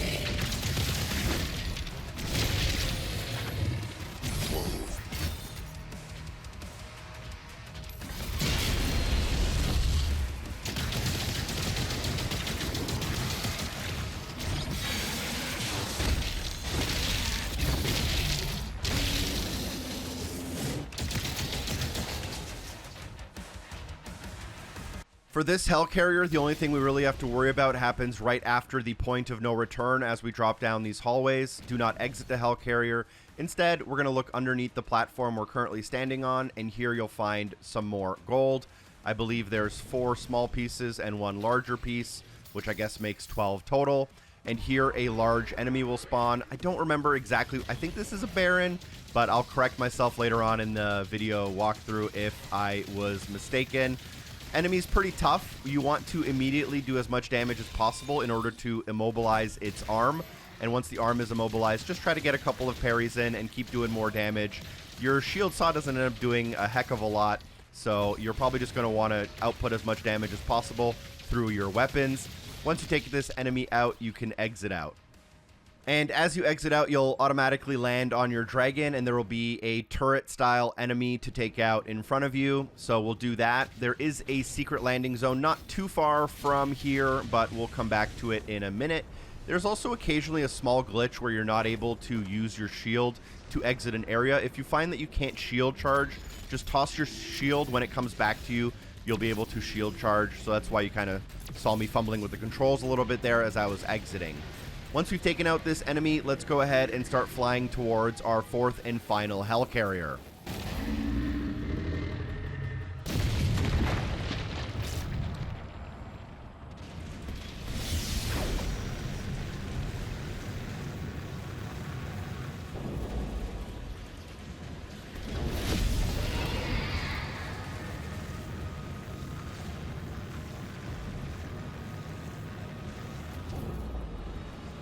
As we approach the Hellcarrier, you'll notice this monster again that's kind of embedded into the side of the cliff. Use your directional dodges in order to supercharge your autocannon to get through it. As soon as you do get through it, I'm doing a pretty terrible job, but you will reveal a small ship inside, which you can now give chase in order to shoot it down. This is for our optional objective here for the mission challenges. It does awkwardly try to automatically aim at the Hellcarrier, which is a little bit weird, but just lead your shots and take out this mini ship. As soon as you take out the mini ship, take out the Hellcarrier. Once you do that, land on it, and I'll rejoin you with commentary. A lot of our secrets and collectibles kind of happen right at the end of the mission here, as we're most of the way through the mission, but have a lot less than even half of what we need.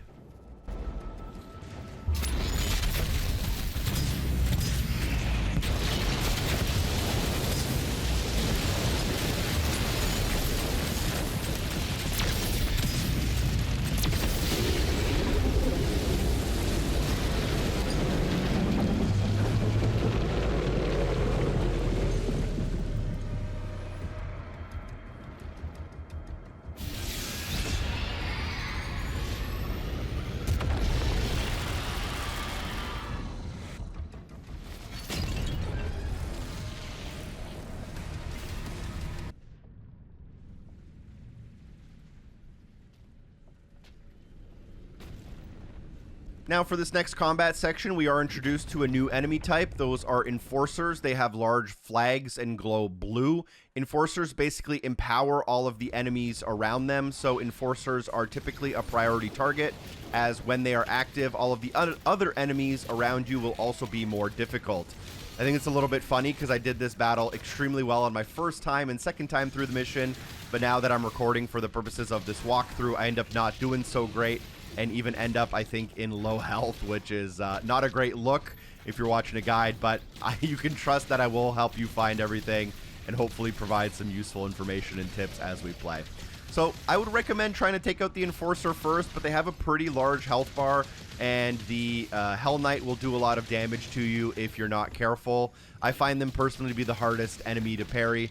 Once you take care of the Enforcer and the Hell Knight, you can then walk forward, interacting with the drop pod, and the drop pod here, it will unlock a new weapon for us, which is the Super Shotgun. Unfortunately, the bad news is this weapon is a lot less fun and a lot less useful than it was in a game like Doom Eternal. That's mostly because it had some movement benefits in the previous games that are now replaced with the Super Shield, so it just ends up in a little bit of an awkward place where, although it does do a ton of damage and can often one-hit enemies, it just isn't as a multi-purpose weapon as it previously was. It will be useful against this first hallway of enemies, as the game often likes to spawn enemies that will be very weak to the weapon that they just gave you. So take out the enemies using one shot at a time, and then as you do, look to your left and up, you'll find a chandelier. You can use your shield throw to drop the chandelier, which will push a button, opening a door. There are two things that will happen. Behind the chandelier, you can drop down a huge elevator shaft, and here you'll be able to find a life sigil as well as some ammo pickups. For some reason, the game doesn't classify this as a secret area, but I decided to show it anyways, as it feels like a secret area. Ride the elevator back up, and then directly in front of you, you'll see an opened room here with a ruby knight. So that is classified as a secret area, and then you'll want to pick up the ruby, which we'll be able to use at a Sentinel shrine later.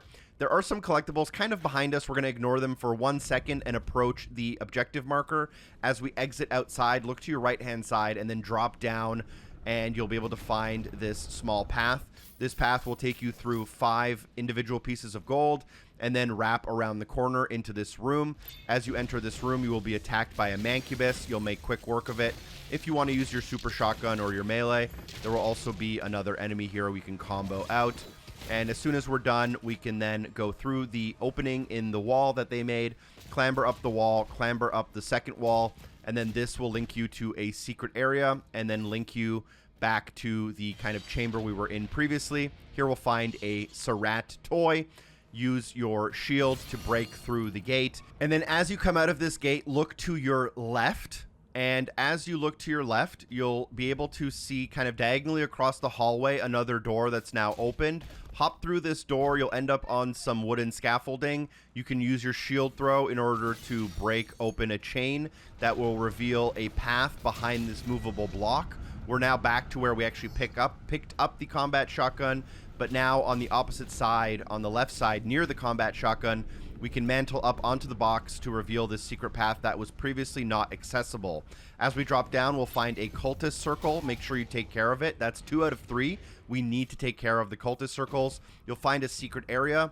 In the secret area at the end of the hallway downstairs, you'll find a Codex page.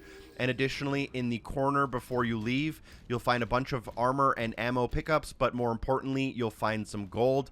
But as you pick up the gold, you'll be locked in the room and enemies will attack you. Personally, I think the pulverizer is a pretty useful weapon for this combat encounter.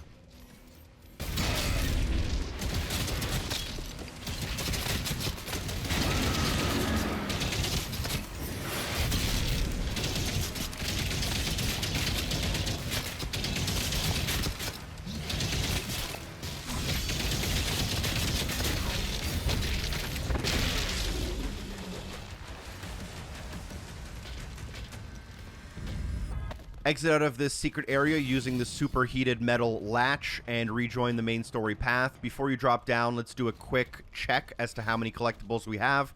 We have 6 out of 9 secrets, 165 out of 240 gold, 1 out of 2 rubies, both of the demonic essences, and 3 out of 4 collectibles in the bottom right corner. So let's go ahead and now drop down. This isn't listed as a point of no return. I'm just not really sure how you would return to that area should you go too far.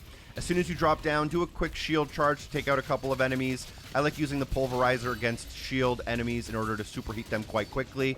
And before you go down the main story path, on the left side from where we entered, if you go up the small ramp, you can bash your way through a door, revealing a secret area and a chest in front of you. As soon as you grab this chest, it will spawn some enemies. I'm going to be using my combat shotgun against them. These enemies will be empowered by an Enforcer, which is that blue flag enemy we learned about earlier, but the Enforcer in this case is actually behind the gate, so you have to take them out while they are fully empowered, and then just follow the hallways for a bit. There will be another Enforcer in the next room, and a couple more enemies on your way out, but you're pretty safe now just to make your way to the end of this Hell Carrier, and we're not far from the end of the mission, but there are a couple of things we'll want to grab, obviously, before we finish it off.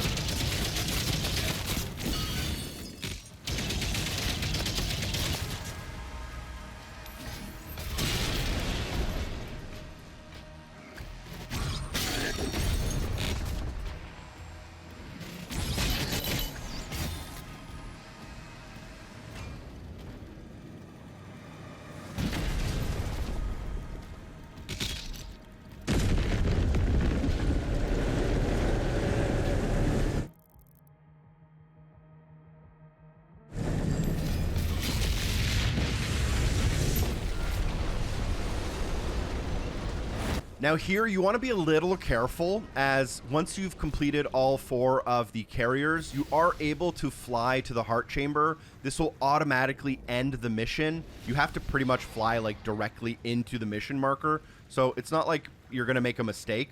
But before you do that, we want to find our last secret hiding spot. So we're right here in the middle of the map. Let me open it up. And instead of flying through that gate to complete the mission, what you want to do is start descending in this area underneath the Hell Carrier we took out earlier. Just keep descending until you reach almost the very bottom of the pit. And once you reach the bottom of the pit, you'll find 2 turret tower enemies. And once you take both of them out, you'll be able to land in our second final secret landing spot.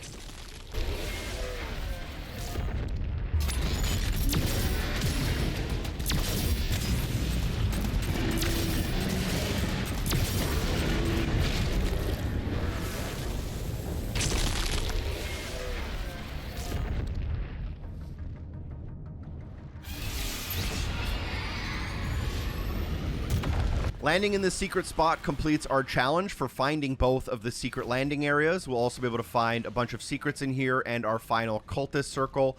So what we'll do is, as soon as we land, locate the one enemy here that's next to a switch. If you take out that enemy and stand on the switch, it will reveal a platform that raises up. We'll be able to throw our shield at a latch to break open a door. And now that we have broken that latch, you can jump down the hole in the center of the map. There is some water here, so you'll have to swim. As you're swimming, you'll be able to find a valve. Turn that valve in order to drain the water out, and that will be our kind of first step here. As soon as the water is drained, you should be able to stand next to this center structure, throw your shield through the hole in order to open it up from the inside. Now that you're opened up, you can head inside to grab the red key card, our final key card for this mission, and the one we will need for our final 2 secrets and cultist circle. Once you do pick that up, you'll find a boost jet in order to make your way out. Make sure that when you take this little jet or this man cannon, you do land in the tower directly in front of you, and as you land, you'll pick up a bunch of gold. Break open both of the latches, and now what we can do is head to the left towards our objective marker. Instead of heading down that, you want to actually turn to your left and then drop down on this balcony's ledge. As soon as you drop down, you should locate a cultist circle. This will be our final out of 3, so take care of the cultist circle to get the counter cult challenge. And now what we can do is there will be a path of gold in order to make our way back up. So there will be 5 gold at a time in one chunk, and then another chunk. This will lead you into the area underneath the center of the map with our 3rd chunk of 5. And in this secret area, which is almost connected to the area we were in earlier, if you follow the hallways, you'll end up behind this latch here. Grab the secret in front of you, which is a weapon skin, I believe, for the pulverizer. And now that we have that, we can head towards the objective marker. The reason we did this in this order is because as soon as you go through this gate, it starts a cutscene and tries to make you fly out of the area. So we'll use our red key card, and once we get the red key card, go into this last secret area, pick up the gold in a circle around the ruby, pick up the ruby itself, and now it will automatically start a cutscene that will bring you back to your dragon, asking you to basically leave the area. You can do a quick check here, but you should have all of the gold, all of the rubies, the demonic essences, 9 out of 9 secrets, 4 out of 4 collectibles, but there is still a little bit more of a mission here to play. So head back up on your dragon, head towards our objective, and land at the next landing pad. This kind of finale of the mission is a little bit more linear.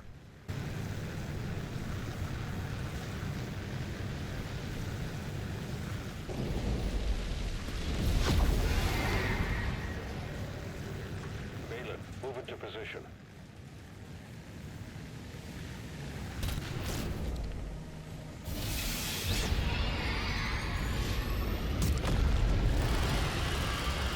Once you land, there will be a Sentinel shrine, which I'd recommend you use. You should have a decent amount of gold and a couple of rubies to get some of the upgrades you want. I end up getting the first 2 Impaler upgrades. Honestly, can't tell you why. Don't use the Impaler very much. I think at this point I might have been confused and thought that this was the Shredder. So I grabbed a couple of the Impaler upgrades. I also grabbed a upgrade to the Cycler, the first available upgrade there. And then I made my way over to the next tab, which is for the shield. And I did buy a shield upgrade, the 3rd one down, which is the Extended Edge. With the shrine done, you should know the drill. Let's go ahead and go into the arena. We'll take out all of the main enemies. I believe there's 1 or 2 Pinky Riders as well as 1 or 2 Mancubus. As soon as we take out those enemies, it will spawn a bit of a mini-boss to finish off this arena. The mini-boss is kind of that like spider-type enemy with the 4 legs, and I think it's going to be shielded. So we're going to be using our super shotgun, which I really, a regular shotgun actually, upgraded, which I really like. It does a ton of damage and also lights enemies on fire. So it's just like super useful to quickly and effectively take care of enemies while also generating yourself armor and ammo and all that good stuff. Use your melees when possible, and then just finish everything off.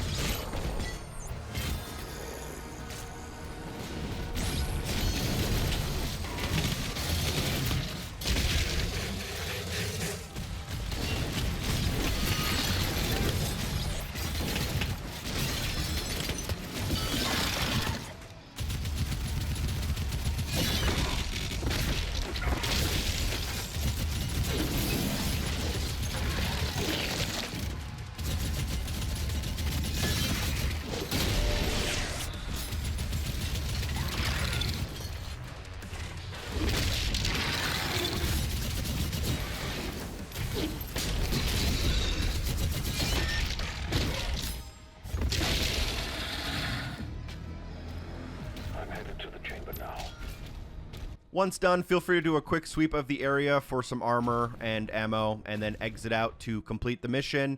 You'll have a small cutscene, but you should get your mission complete screen as well as the 100% indication. So let's kick it off with mission 6 of the walkthrough now, and this is going to probably be one of the longest and biggest missions of the entire game. It is a very open world style of mission, and it's going to be our first one, so it's pretty big and has a lot of collectibles.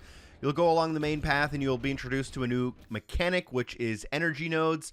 These are little blue circles you can throw your shield at to open up a gate, and they will remain open until you recall your shield. So the gates will often close behind you, and they often work as a point of no return. You'll end up coming into this large area. Let's just continue pushing to the main objective marker. This mission is not only huge in its like overall size, there's also going to be a lot of collectibles. I think there's over 500 pieces of gold, many rubies, and many other things we'll collect along the way. But as we approach this first courtyard area, interact with the drop pod in order to unlock the flail, which will be our second of the melee weapons. So make sure you grab the flail. You'll be introduced into a small tutorial about it, but basically it's just a melee weapon that works a little bit differently than your fist, and it has its own kind of upgrade tree here. So we will be equipping and upgrading the flail for the foreseeable future for this mission at least. And you'll just click in the right stick in order to use it, and it does use up your melee charges. As soon as you start, let's go ahead and enter into the first combat arena. Our 3 challenges are to parry 10 Hell Knight attacks, strike 25 demons with the flail, and destroy 4 artillery cannons, which we'll do anyways because they provide us with the 513 gold we'll need to collect and the 11 secrets. So as soon as you spawn, you can kind of do this in any order, obviously, as it is an open world mission. But the first thing you'll do is you'll notice that there is a portal pretty much directly in front of you, and I'd recommend just taking out this portal as your first point of operation.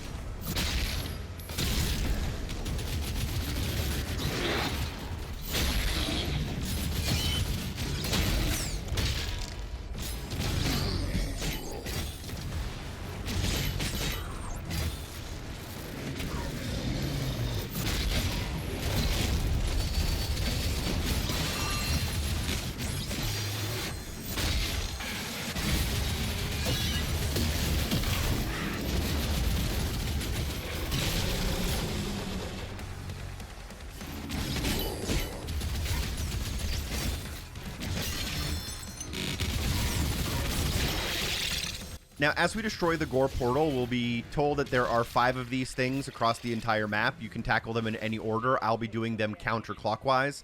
There is a shrine here. You probably won't have enough currency to do anything at it, but the mission starts here and the mission also ends here. So we'll end up coming back to this area at the end of the mission with like 500 currency, and you can always buy stuff there.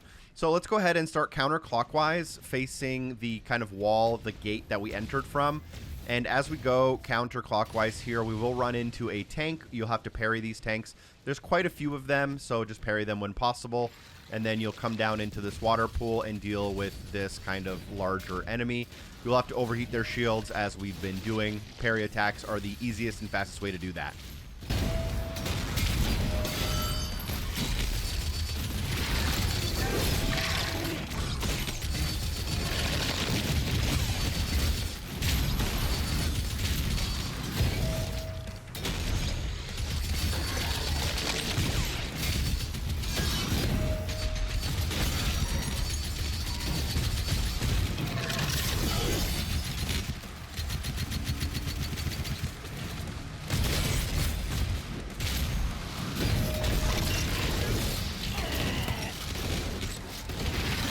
So probably not my greatest fight, but once we take that enemy out, the gates will open up, and then as we kind of follow the water counterclockwise, rubbing along the wall's edge, keeping that wall on our right-hand side, You'll notice that there are these kind of 3 dog statues up on this platform, and you'll have to destroy 3 dog statues near that platform in order to release a secret.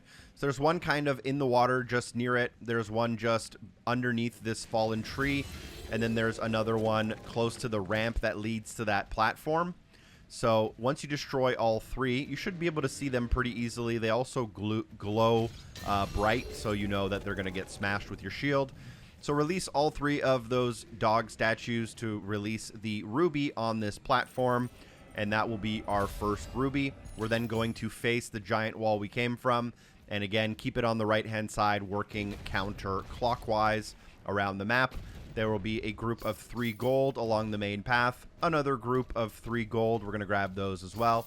Continue along the path to find more gold. At the end of the path, an enemy and even more gold. This right here is a Hell Knight enemy, so we will need to parry 10 attacks from Hell Knights. You've noticed that I'm now at 1 out of 10. You can obviously grind this out at the first appearance of a Hell Knight, or we can work on it as we play through the mission. Once we take out the enemy, it'll release 2 stacks of gold for 16 total gold, and we'll continue going counterclockwise, rubbing along the outside edges of the map until we reach another combat encounter, which then opens up a door to the next gore portal.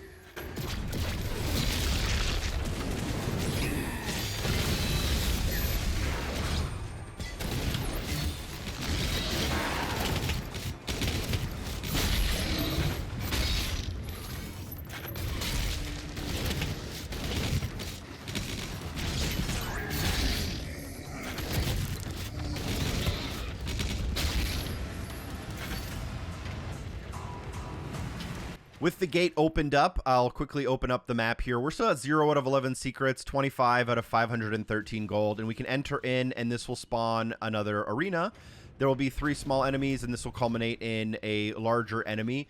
The enemy at the end of this fight, I personally probably recommend you try to stick pretty close to them, as if you keep too much of a distance, they'll shoot you, but getting up nice and close with them will force them into a parryable attack. So that's going to be the fastest and easiest way to take care of them. At the beginning of this fight, there were also some Hell Knights where we could work towards the immovable object mission challenge. I'm also using my flail quite a bit, which will help me towards the unstoppable force.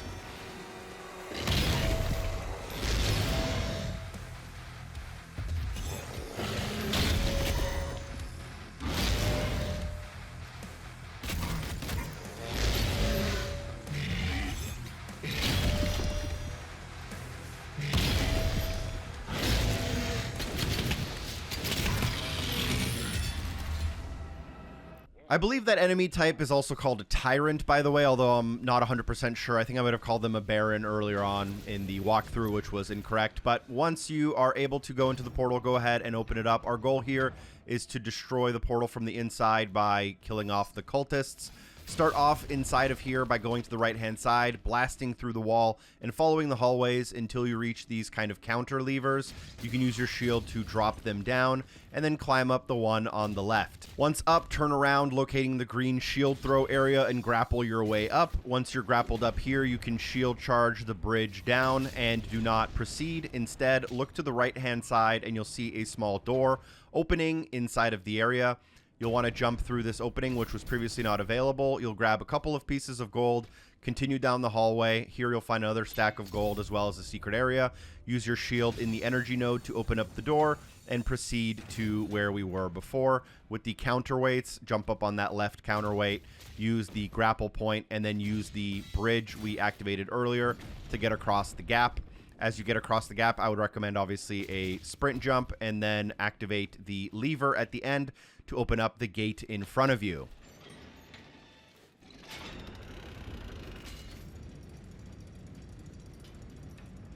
Head through the gate in front of you, temporarily ignoring the gold chest that you may have been able to pick up earlier than you should have. And at the end of the path, you'll find a small pool of water. Dive down deep into the water and navigate through it. I don't know why I'm taking damage here, to be honest. I didn't think I hit those fire pillars. I thought I avoided them pretty well. But once you jump out of the water here, you'll be able to see some fire that's coming from the hallway. As you approach into the hallway, you'll also get automatically attacked by an enemy. So I'm just trying to bait them out a little bit. This is the Hell Knight, which you can parry for immovable object, but I'll work on that a little bit later. I am getting my flail hits in, so I'm at 16 out of 25 for those. Navigate around the corner, past the little traps, looking up to see the grapple point.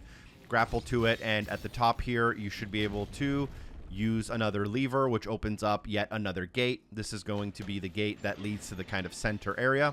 So there was basically 2 sets of gates. So drop down, turn left. You'll be able to pick up your chest worth 50 gold here. And then past the second gate, you can interact with the cultists to destroy the portal and leave. That is a quick checkup. We are at 1 out of 11 secrets, 86 out of 513 gold for now.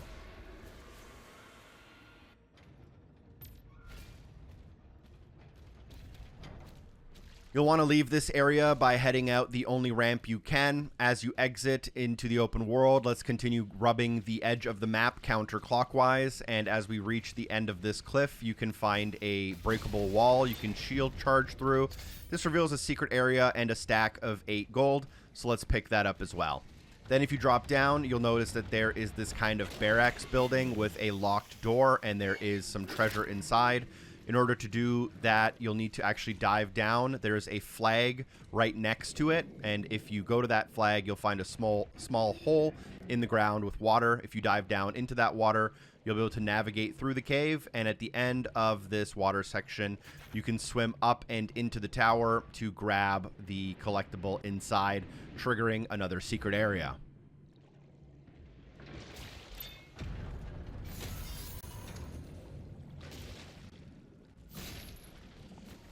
After grabbing that gold, continue going counterclockwise on the edge of the map, and you'll come to this artillery cannon. We have to destroy all 4 of these that are on the map. I'll show you a quick little location check as to where we are. So once you do take this out, you'll need to be working towards our challenge, but when you destroy an artillery cannon, it also drops gold. So make sure you pick up the gold once you destroy it. Continue rubbing counterclockwise on the edge of the map.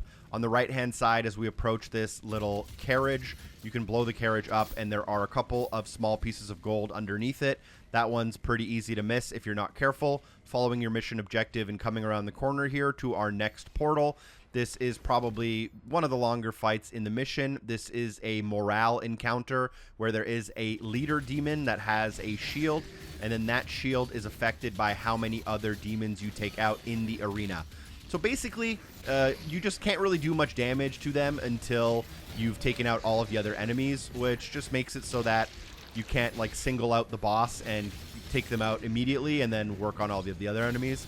So dodge all of the boss's attacks, parry when you can, take care of all of the other large enemies in order to work down that purple health bar underneath the boss's main health bar. Use your flail to get 25 out of 25 for unstoppable force.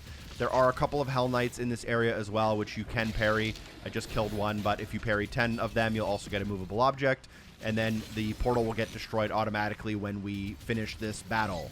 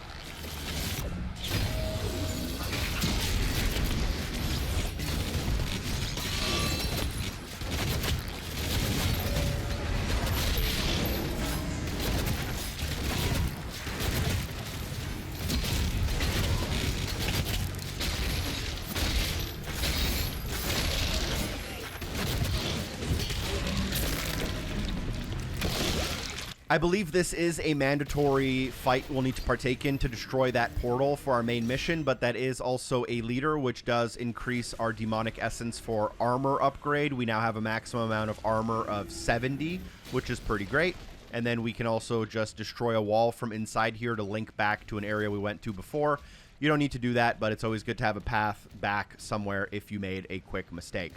Let's go ahead and rejoin towards our main mission marker here. There will be a couple of enemies that come out of the water. You can ignore them or you can take them out. That's up to you. I'm not a big fan of the tentacle arm enemies in the water. But as you come around this corner, I believe I'll open up the map real quick. You should notice a Sentinel shrine directly in front of you, but I will temporarily ignore that as there are a couple of collectibles nearby. We'll quickly take out the tanks as well. I don't want to worry about those damaging me all the time. So now that I'm here right near the Sentinel shrine, staring up at it from the bottom of the hill, look to the right-hand side, and then here you can follow a path along the cliff's edge, and then you'll be able to mantle up a wall, and then this will lead you to a secret. There are a couple of pieces of gold and a Codex page at the end. The tentacle arm will also try to hit you. I found it a little bit awkward to kill the tentacle arm because of its ranged attack, but now we can go up to the Sentinel Shrine, and you should have a decent amount of currency to upgrade something if you so desire, which I will be doing. Now, personally, I ended up upgrading the accelerator with gold, which wasn't honestly a great idea because I don't really use the accelerator very much. But then in the melee weapons section, I also upgraded the flail, which we are using quite a bit during this mission. Then I ended up going back to the weapons, and I did upgrade the pulverizer using my 2 rubies. The pulverizer is a fun weapon to play with, as I mentioned earlier, and you can actually get it to be charged up and do more damage if you use it a lot. So it can be effective against like really large groups of enemies. From there, head up the hill, kind of behind you in the opposite direction of the shrine. Turn left, and along the path here, you'll find about 10 pieces of gold, and then that path ends in a life sigil. Make sure you grab all of that gold before you move on and continue up the hill in the opposite direction of the shrine. As you go up the hill, focus to your right-hand side. You'll notice a climbable wall. Let's go ahead and climb that using a quick shield charge, watching out for the huge tank as well, and taking out the enemies. After you take those enemies out, go to the right-hand side to the end of the path to a cliff that overlooks where the Sentinel Shrine is. There's a huge statue there, and there's also a collectible location. You'll want to pick up that collectible. I think it's a toy, a demon toy.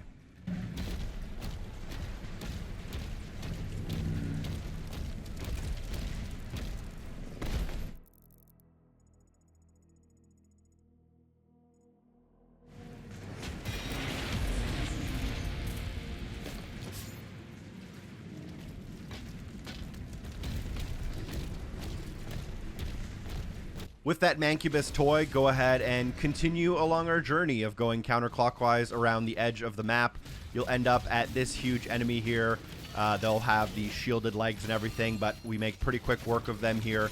Can be a little bit awkward sometimes to get the shield throw to register in the legs if they're not turned in the right direction. But just parry when possible, do damage. The pincushion I found pretty useful here. End it off with a melee, and after you take out that enemy, it should reveal a gold chest in the corner that was previously shielded. So we'll grab that gold chest, and then after that gold chest, we'll also grab our immovable object side mission challenge, because around this corner, if we're rubbing against the cliff, again counterclockwise, there will be a couple of enemies, but one of them will be the Hell Knight, and we're just going to bait them into repeatedly attacking us. And when they repeatedly attack us, we'll just be able to get all 10 of those parries all at once, and then we don't have to worry about them again later. So take out those 2 kind of knights and then continue along the path. There are a lot of enemies here which will attack you, but the Hell Knight, this enemy right here, is kind of the only enemy that will follow you down this path. So I'm just going to keep baiting them into parries, do 10 of them, so we don't have to worry about immovable object later on.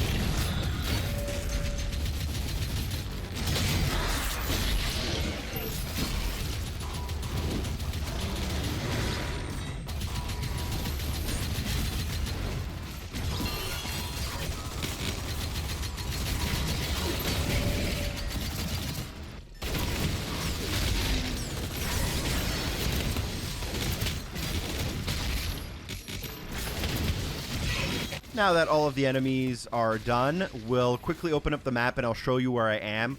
You may notice that the collectibles do show up on your auto map, but that's only because of how close I'm standing next to them. And in many cases, there are areas which you won't know exist if you're only using the auto map. So especially for a mission like Mission 5, the previous mission, or Mission 6, this one, there will be collectibles you miss if you are solely relying on your auto map. But once you're able to, you'll open up this next area, go into it. You will notice that there is a door that's locked behind a secret key. We'll grab the secret key just after we finish this area and then come back as we kind of loop around the map. But you'll end up going inside, follow the path, up the ramp, through the grapple point, jump onto the counterweight to open up a gate, revealing more gold inside, jumping up and then clambering up the wall to the next area. Once you reach the top of the climbable wall, if you look directly to your left or kind of in front of you as soon as you land, you'll notice a breakable wall. I've already broken it, but go through that wall to reveal a stack of 8 gold right here on the ground. You may have a slightly different gold counter for me as I filmed this a little bit out of order for the next minute or two. But then you can go past the fireballs onto the outside ledge, watching out for all of the enemies outside here. Once you take them out, go ahead and continue along the path, picking up about 15 pieces of gold, which then results in a climbable ledge. Climb that ledge to reveal a secret area as well as a gold chest. Grab that gold chest and then head back the way we came, and you'll be able to do a running jump to a platform in the middle of the area. And on that platform, you can find a Codex page. So we'll grab that Codex page, and then we'll do a quick collectibles check. So we are now at 4 out of 11 secrets, 310 out of 513 gold, 1 ruby, 1 demonic essence, and 3 out of 5 collectibles. We're actually going to kind of start heading back towards the main gate. So if you look at that huge blue wall we came from where we started the mission, we're going to head directly towards that in an effort to pick up the secret key, as there will be 3 or 4 doors that will be locked. So just to keep things streamlined, the secret key is very useful to get right now. You'll end up coming towards the gate from our previous location. 2 Mancubus will be here. If you take them out, you'll reveal a door that lets you grab a secret key.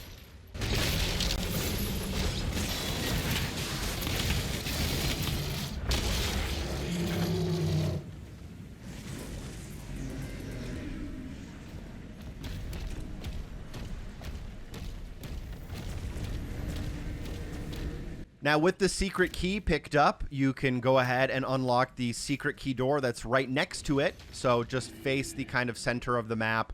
You'll find a small door here that leads into another door that requires that key. If you have the key now, you'll open it up, go inside, and find the coolest collectible toy in the entire game.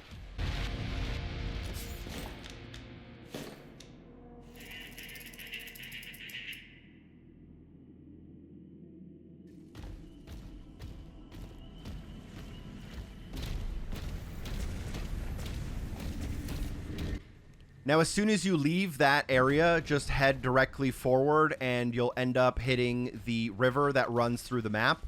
There will be a couple of tanks along the path that will be obviously trying to take you out. If you follow that river with keeping the large blue wall on your right-hand side, you'll find this small alcove on your left, and there will be an artillery cannon at the very end. If you take out that cannon, you will reveal a little bit more gold. I'll quickly show you exactly where on the map I am. And there's also a little bit of a side path to the left as you leave. But at the end of that path, I think it's just armor and a life sigil. So we're not going to go for that, but you can. It doesn't count as a secret, but it is technically a life sigil. Head back to the river, follow the river to the right-hand side, now keeping the large gate to your left. And as you continue following the river, you should notice a couple of pieces of gold to your right-hand side.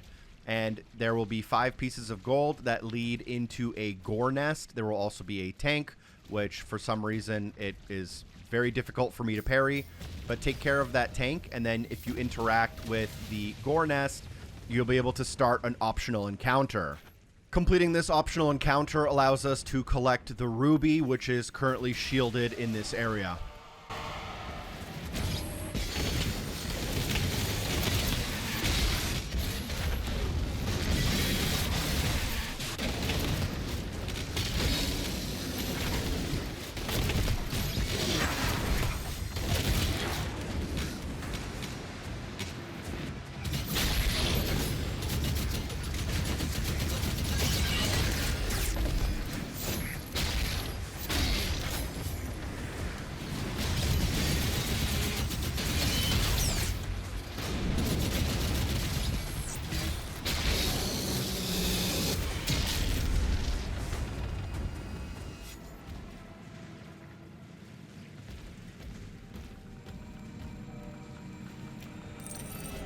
With the ruby in our possession, continue along the path.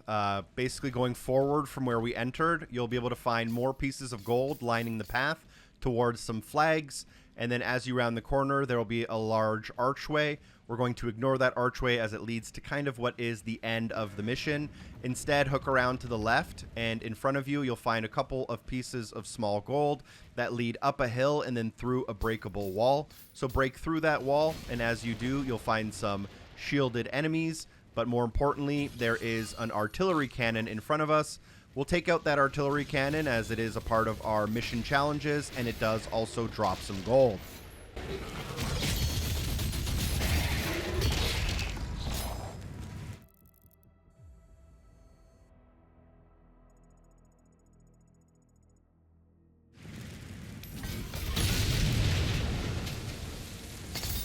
After picking up that gold, you should be able to look over the cliff's edge to find a tank. You'll take out that tank using a parry, and it is guarding a couple more stacks of gold, so you'll grab another 8 there. And then we're almost all the way back at the wall at the far right corner. I have shown the map a few times here. There is another tank to parry, and like all good video game secrets, they are hidden behind waterfalls. So there is a waterfall at the very end of the river. Go into that waterfall to reveal a secret area, and here all you can find is a life sigil, which we don't need, but in the effort of being thorough and really actually allowing you to get 100%, that was pretty important to show. 6 out of 11 secrets, 348 out of 513 gold, and we do have a bunch of the collectibles as well, but there is still some more stuff to go. So let's start heading kind of in the direction of our main objective a little bit. Now we are going clockwise around the map, rubbing along the corner. So we'll end up kind of near that archway gate that we ended up at. So right now we're near that ruby we collected, near the gore nest. We're coming up to the archway. Again, we're not going to go through the archway. Instead, we are going to turn left. There's a small path in the corner here that is protecting like a side pocket area, and that side area also has some secrets, but it also has a secret key door. So we'll be able to use our secret key on that door and make sure we grab everything on our first time through it. So take out the enemies, which are really easy, I believe, and then head inside.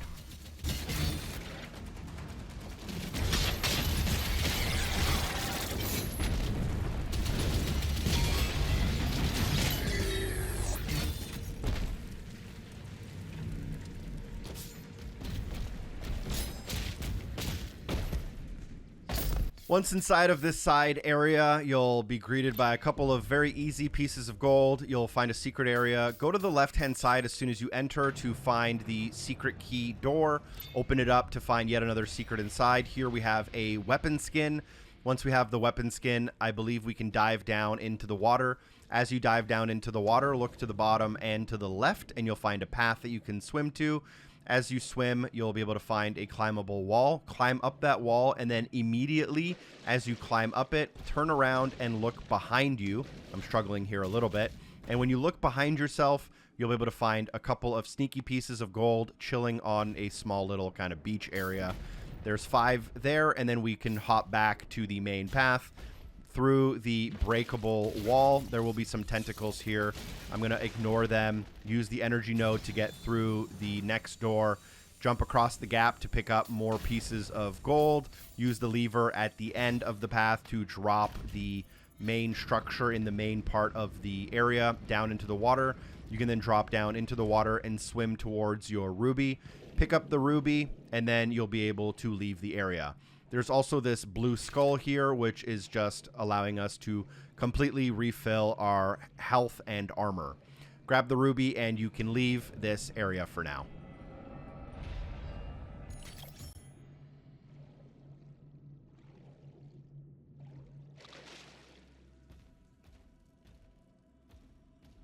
As you leave the area, As you leave the area, you can go left or you can go right. We're going to go to the right. That'll link us back to that archway gate I mentioned earlier. And as we head through that gate, we're going to go to the right-hand side and then up the hill a little bit. We're kind of navigating through the middle of the map for now. But as we kind of approach this area, you should get an automatic mission marker point that kind of points you to the right-hand side there up the hill. So I'm going to take care of the enemies real quick and then head towards the mission marker. as I head towards the mission marker. There are a couple of things I can grab, but for the most part, we'll just end up in another battle, and that battle will result in us being able to open up another nest portal area.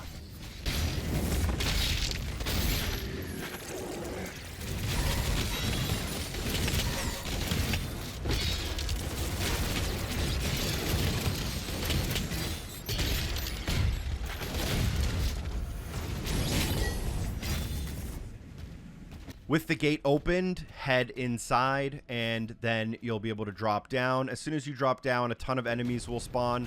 It's very easy just to use all of the exploding barrels in the area to take out the enemies. If you do it perfectly, you can pretty much do it in like one giant explosion without even touching your own shields, although I did not do it perfectly. So once you take those out, the gate will open up, which will allow you to continue further into this area. There are more Hell Knights here if you are still looking for some of those parries. And the teleport will open up, so go into the teleport. Here there is another cultist nest, which we can destroy in order to destroy the gore portal. There are some secrets in this area and a puzzle that can be a little bit tricky, but if you go forward and to the left, you'll be able to find an energy node above this gate. Use it to get through. As you get through, turn to the left following the path of the health pickups. And then at the end, you'll be able to find a tomb as well as a lever, which opens up the gate in front of you. Stand on the push plate and throw your shield at the superheated metal in order to break open one of the kind of 4 directions here. Then you can enter into that central room, take a left-hand turn, and follow the energy path here. If you look to your right-hand side and turn right again, you will find a little small area, and in this tiny room you can find another lever which you can pull, and that will reveal a man cannon jump up top. As you jump to the top, you'll be able to go around the corner, and as you come around the corner, you'll be able to pick up a life sigil if you need it, and then you'll be able to stand on a pressure plate and throw your shield again at the superheated metal latch, which will reveal the second out of many of the cages. You can jump across to the left-hand side for a couple of pickups, but diagonally across to the left side of the room, you can find a couple of boxes stacked up on top of each other. Go on top of them through the hole in the wall, drop down. Here you'll find a breakable wall. If you break through it, you'll reveal 8 stacks of gold. Make sure you grab that, because it is very easy to miss them on your way back through the next chain next door. This allows you to step on the last pressure plate and reveal the item in the middle, which is a new weapon. This is the chain shot weapon. One of my favorite weapons in the game. It does a ton of damage, and it works similarly to like a rail gun where you can charge it, and the more you charge it, the more damage it does. As with most weapons, the battle immediately after grabbing it is favored to use that weapon. So you'll see here a lot of the enemies I can kind of take out in one hit, and it does cause a little bit of like shock wave damage. So a pretty cool weapon, although pretty low on ammo. As you leave, there should also be a very obvious gold chest in front of you. We're at 9 out of 11 secrets, 374 gold, 50 more once we pick up this chest, and now you are free to leave. We are kind of wrapping up this very lengthy mission pretty soon here.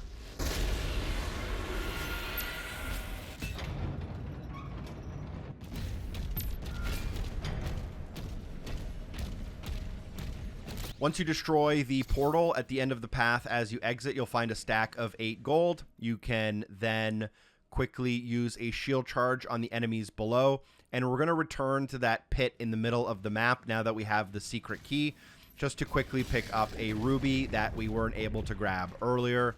This is just kind of the main path we're going for, trying to keep things as easy as possible when possible. So we are doing a little bit of backtracking here, ignoring enemies where possible, to end up back where we picked up this Codex page earlier. You'll drop down into the area, go into the cave, and use your secret key on the door to the right-hand side in order to pick up a ruby we weren't able to grab before. I'll quickly show you on the map where we've returned to, so pick that up before you move on.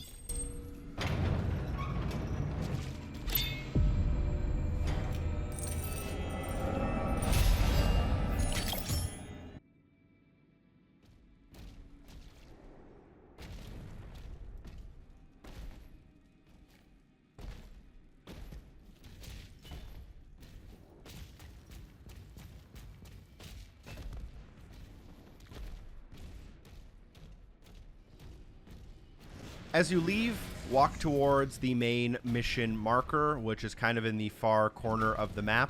You'll come up this hill, and there will be some enemies that have respawned, but you can pretty much ignore them if you don't want to take part in those battles. And then as you come through underneath this tree branch, you can practice a little bit with your chain shot, which is a great weapon on some of these kind of medium-sized enemies.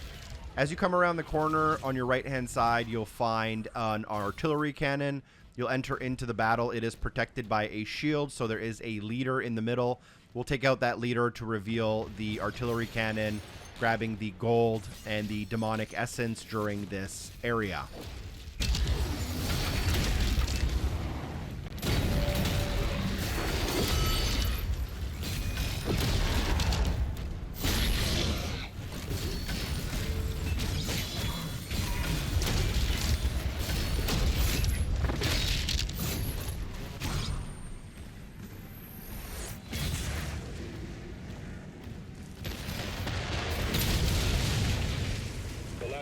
With our 4th artillery cannon taken out, we do complete our challenge for taking out all 4 artillery cannons. That rewards us with a weapon skin, which isn't necessary for the achievements and trophies, but is necessary if you do want to feel like you got that 100% completion that we've been aiming for. Then all you need to do is start working again towards your main mission objective, watching out for the tank at the top of the hill and a couple of invisible enemies that might give you a little bit of trouble on your way up.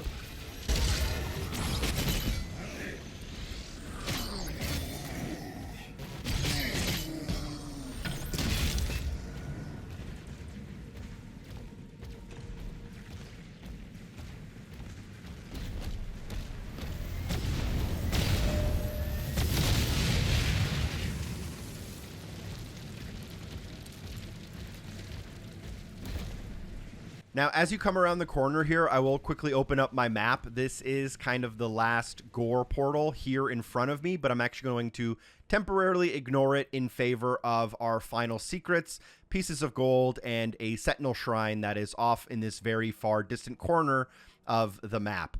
So you'll see right here that basically in the corner of the map we can find that gold, so we'll walk towards it. As we walk towards the edge of the map, we will be attacked by a mini-boss, which we will want to defeat.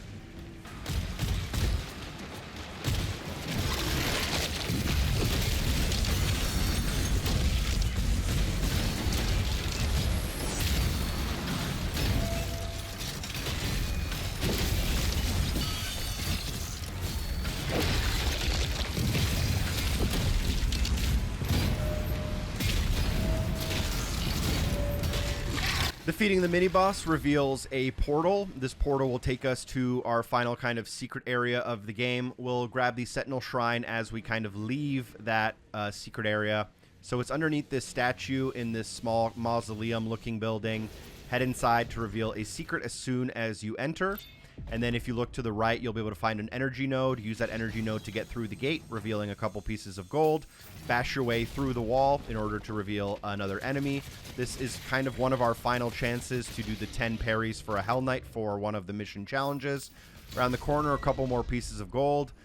Charge the block to reveal a step up onto the next ledge as I dramatically fail. Once you're up on this ledge, you'll want to bash through the next wall. This will let you fall into a pit and reveal a golden chest. Melee that chest for 50 more gold. Use your shield to break the latch. Ignore the enemies if you don't want to fight them. The pulverizer actually does some decent work in this group particularly. And then we'll head back up to where we were previously, opening the lever to open the gate. And then this will bring us back towards our Sentinel Shrine. And once we're at the Sentinel Shrine, we can spend our gold and rubies on some upgrades that we want.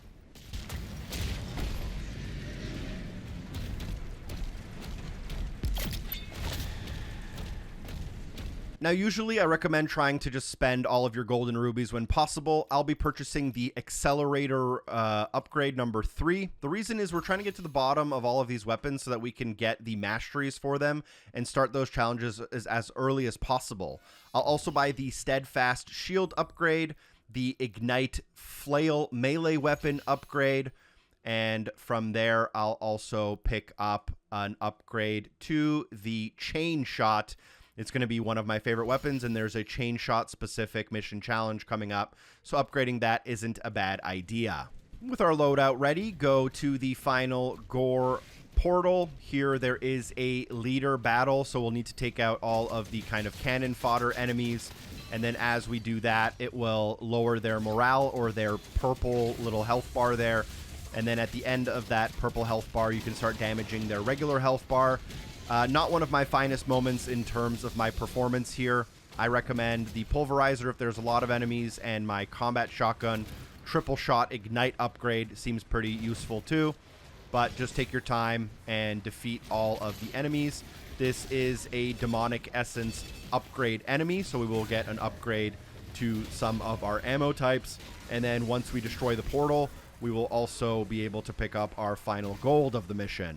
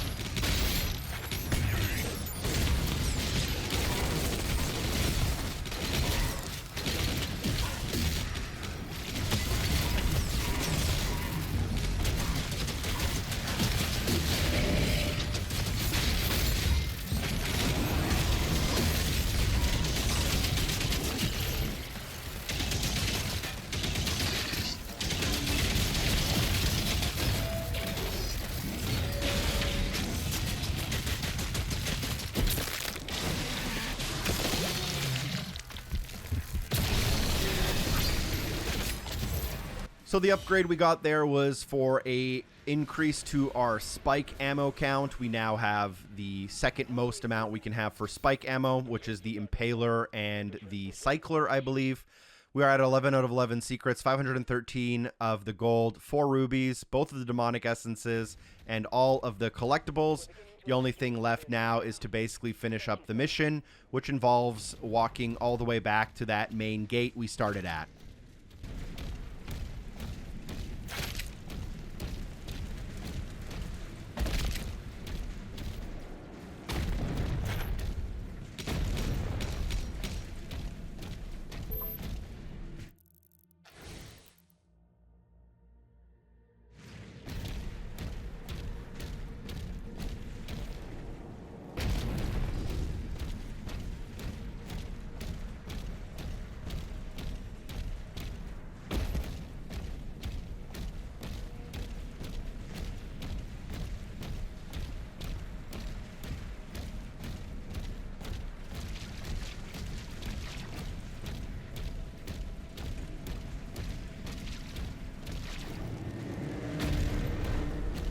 Seismic activity detected near the wall.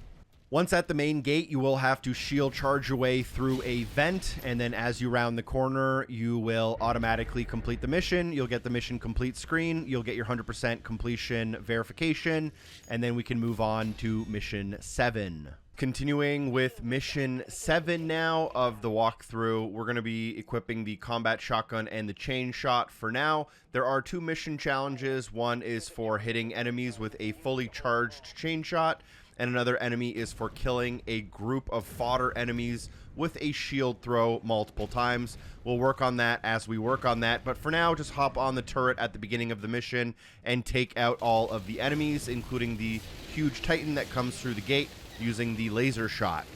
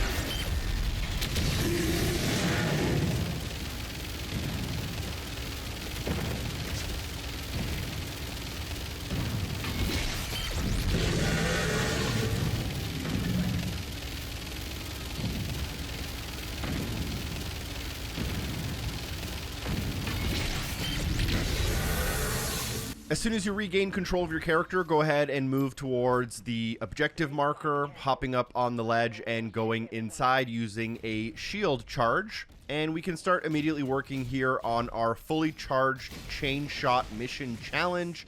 Once the Mancubus spawns here, just start using your fully charged chain shot to take them out. And once you do, there is a side room there with a little bit of health, but you can move over the block to reveal a breakable wall behind it. So go ahead and break through the wall to reveal another enemy in here, as well as a couple of quick little gold pickups and a life sigil. You can break through the superheated metal to connect back, and then hop up on the box and begin climbing the tower. I'm going to try to get the mission challenges out of the way as quickly as possible. Generally in this walkthrough, when possible, I'll try to get through those, and I'll also try to get through weapon masteries, which are going to be coming up pretty soon. So whenever you have the ability to work on a mission challenge, I'll try my best to get it done as quickly and as easily as possible. So you can kind of see that I'm farming my fully charged chain shot attacks here in order to complete this mission challenge as early as possible. I might already have it unlocked in another save slot, which is why you may not see it appear on screen, but just work to it until you get it. There is a gold crate we can grab. We're going to quickly backtrack just to the platform before we entered, and here you'll be able to clamber up a wall towards the chest. You can break it open. I didn't want to approach from this side at the beginning because of how the enemies attack you. So after that secret area and that pickup, you can move forward. Here, as you come onto the balcony, a couple of enemies. Instead of pulling the lever, break through the wall on the left, and here you will get fully recharged with health and armor. Then you can pull the lever and go through the door in front of you. They're coming for the heart. I'll draw them away from the lifeboats. Father, don't go alone. Commander, he signed off. As you enter this arena, there will be a Revenant. The Revenant does look quite different from the previous Doom games, especially Doom Eternal. I prefer the Revenant in Doom Eternal, but this one at least gives us some parryable items and a little bit of variety in terms of the gameplay. I like stunning it when it is possible, and when it's a ghost, you're going to have to parry the projectiles, but just take quick work of it, shock it or stun it with your shield if you can, and then chain shot does a ton of damage this early on in the game. Once you're able to, you will find a superheated metal latch above your head in one of the corners of the room. You can use your shield to break it down, allowing you to then jump across and end up on the catwalks above. As you climb that last wall, turn to the right-hand side to find a little secret side room, and in that secret side room, you'll find a stack of 8 gold, which you'll want to pick up. There are kind of 3 ways to go here. We're going to go the proper way last. As you exit from that room, look to your left, do a sprint jump to a breakable wall. Once you break through that wall, you can walk across this kind of cylinder. There will be a clamberable wall on the far end. Here you'll find another secret, about 10 pieces of gold on your way up the stairs. And then at the end of the walkway here, you'll find a toy. This is the Pinky Rider, which we'll grab before we navigate back towards that kind of castle we were in. and we'll use the above catwalks here, picking up the gold along the way towards our objective marker, making sure we don't miss any behind. Feel free to open up your map and double check that you didn't leave anything in the previous area. Here we'll have an invisible enemy, which we'll use our shield on before we progress to the next room. Now we will do a quick map check. So we are at 3 out of 9 secrets, 79 gold, and one of the 2 collectibles in the bottom right corner. Additionally, in this next room, you can kill 3 enemies using 1 shield throw if you line them up properly. The most opportunities for that mission challenge specifically happen much later on in the mission, near the end. But if you work on it now, it's something you don't have to then worry about later. In this room, a bunch of enemies will spawn, and then there will be a couple of pickups. There's a side room that you can break through, but I think that's just for armor and for health. There you can see that at the end of that fight, I was able to get the 3 fodder with 1 shield throw. We're going to be working towards that as we play. Pick up any armor and any health you want or can as you leave to the mission objective. And in this next room, there will be a ton of enemies, but there will also be a ton of, like, doors and things that you can't open up. They'll need keys, or you'll need to do like certain little puzzles in order to open them up. So after the battle, you're basically going to leave this room, and we'll be circling back to it momentarily.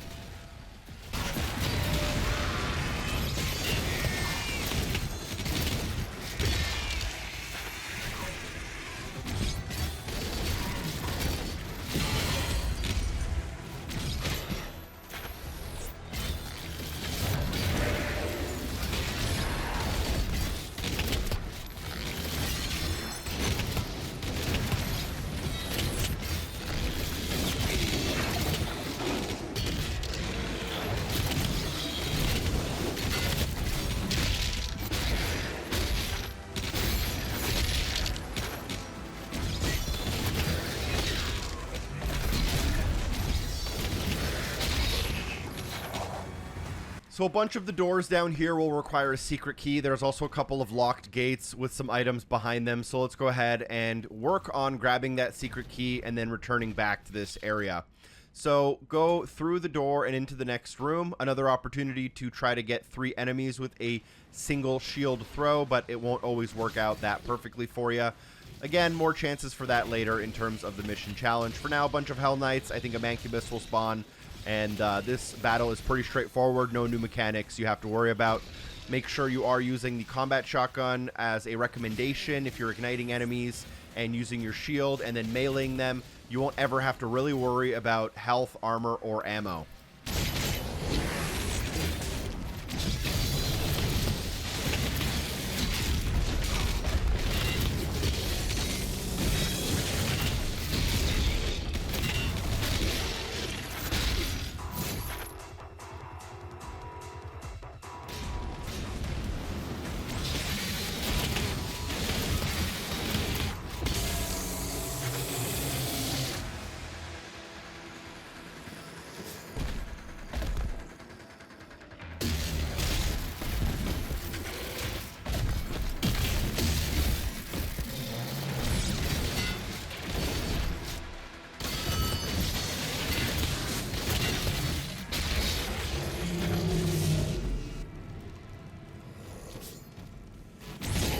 We'll do a quick mop-up of the room before we leave. There is a life sigil in a area here, but it's not counted as a secret, and we do return to this room where I'll grab it later.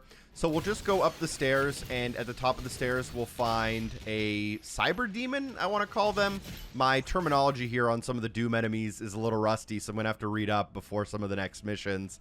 But just continue following the path, and there will be some more opportunities here to get the Extermination Challenge. Again, that's for shield throwing and killing 3 fodder enemies with a single shield throw. Just work on that if you don't already have it. You also get some gold and some rewards for it, so make sure you grab those. And then in the next room, instead of turning to the left, turn to the right. Here you'll be able to bash through a wall, finding a secret. An enemy does follow me in here, but as you kind of make your way around the corner, you do have the opportunity to pick up a 8 stack of gold and a bunch of small pieces of gold as well. And then you'll be able to locate a man cannon on the balcony here. That'll shoot you across, and you'll land directly on the secret key, which you'll automatically pick up. Once you do get the secret key, go into the next room in front of you, take out the shielded enemies, as well as this spider guy, which I will definitely know the name of in the next chapter. You can break open the latch in order to link yourself back, but instead of linking back to the hallway, turn around and drop down past the pieces of gold. You'll drop down on some health and more pieces of gold, and then the gates will open. Once these gates open and you grab that, go across the room to the other newly opened gates, and you'll find 2 stacks of gold. Pick up both of them. However, you will get locked in this room. There will be some fire that's being ejected from the sides of the room, which can do a lot of damage very quickly if you're not careful or aware that you're getting hurt by that fire. Take out a couple of the enemies. I'm going to be using my combat shotgun here just as a trusty sidekick. We're going to be switching up the weapons a lot more in the rest of the walkthrough as we work through Masteries, but pretty early on in the game, you don't really have to do, you can just use whatever you want. As you exit after that battle, you can use your secret key on the right-hand side. In that secret area, you can find a ruby as well as a mancubus. Pick up the ruby, take out the mancubus, and then just past the mancubus, you can link yourself back up to where we came from kind of earlier, but we actually don't want to be up here because there is one more secret room that we kind of missed, but there are some enemies here. So I decided to quickly take them out, and we'll drop back down into the open area that we kind of came from, where we first entered here. And then as you drop down, I might pull up the map here really quick, but to the right-hand side, as you're trying to go from this huge open area into the hallways, there's another area where you can use your secret key. Use that secret key, you'll get a secret area, a bunch of small pickups of gold, and in the room at the very end, there is a shielded enemy, which I don't do a terribly good job at killing, but at the end of that hallway, you can find a Codex page, and then you can link yourself back into the room where we killed the mancubus earlier. I did mention that there is a life sigil in this room, so if you go to the end of the hall and hook around to the left, you can look into the wall, shield charge through it to pick up a life sigil, which you may need if you've, unfortunately succumbed to some enemy damage. It does actually end up counting as a secret. For some reason, I thought it didn't. Not all life sigils end up counting as secret areas. Kind of depends the context, I guess. But we'll go ahead and now continue moving towards our main objective.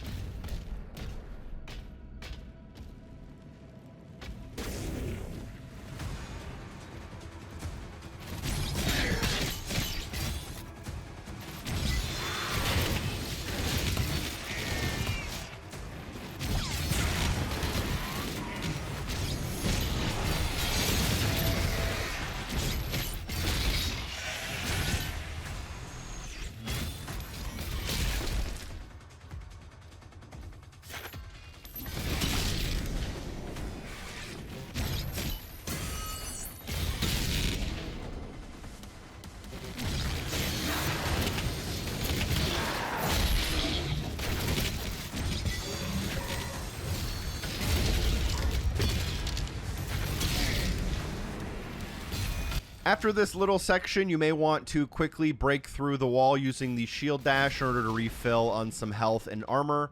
I do occasionally call it a shield dash instead of the official name, which is the shield charge. My bad. It is what it is. It feels like a shield dash to me, but I guess I'll try to call it a shield charge from now on. As you enter towards this elevator, I believe this is a point of no return, so let's do a quick check on collectibles. 7 out of 9 secrets, 125 gold, 1 ruby, and we do have both of the collectibles in the bottom right corner.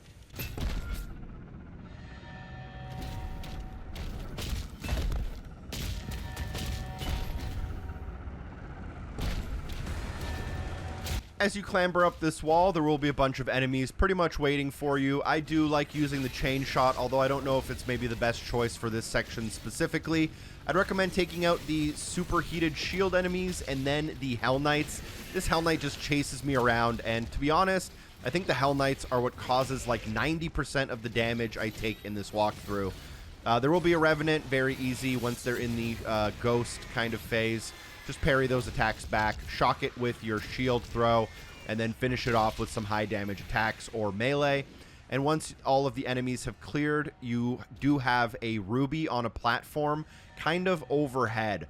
So make sure you grab that ruby before you leave. It can be a little bit tricky, as I'm not sure it shows up on the auto map unless you're like pretty much at it. For a lot of the collectibles, they will show up on your auto map, but a lot of them don't, especially the ones that are off the beaten path or very well hidden.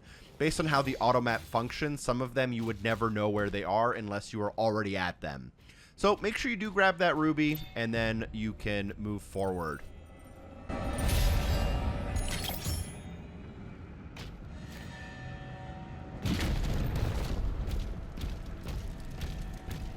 Once you break through this wall and kind of go through this close quarters ship hallway, there is a quick little stack of 8 gold off to your left, which is decently well hidden behind a superheated latch.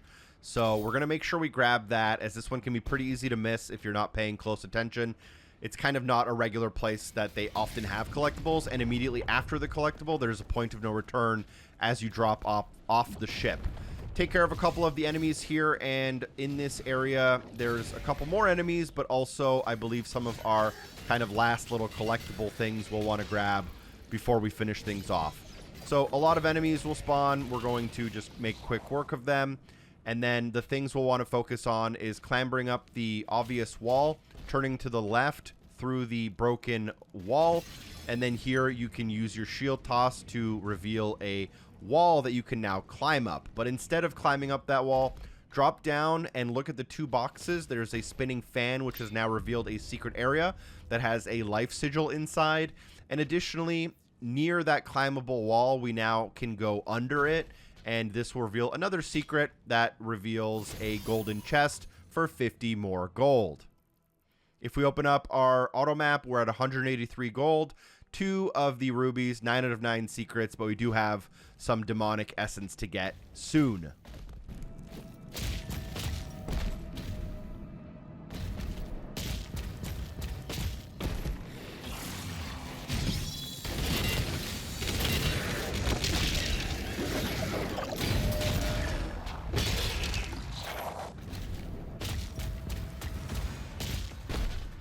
Emergency protocols are in effect.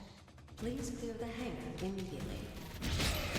This coming up right here will be our final little combat arena of Mission 7. This is one of the hardest areas of combat in the game up to this point. I remember playing this game for like the first playthrough, and this was one of the only parts where I was down to so little health. I thought I was actually going to end up burning a life sigil.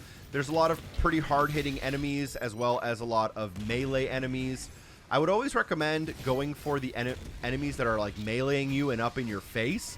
I end up kind of not doing that originally, but it is something that I adapt a little bit later on in the walkthrough.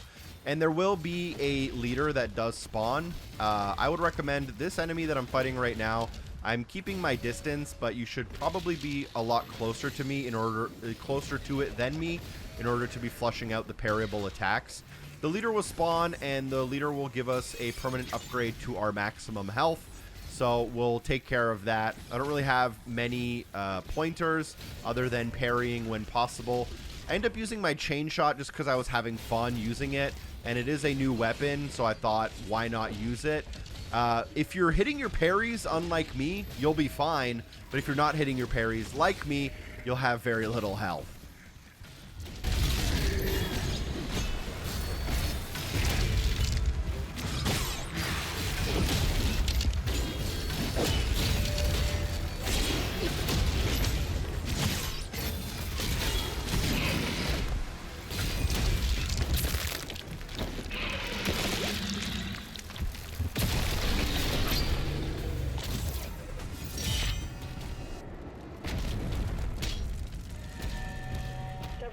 Signals are moving to King Novik's position.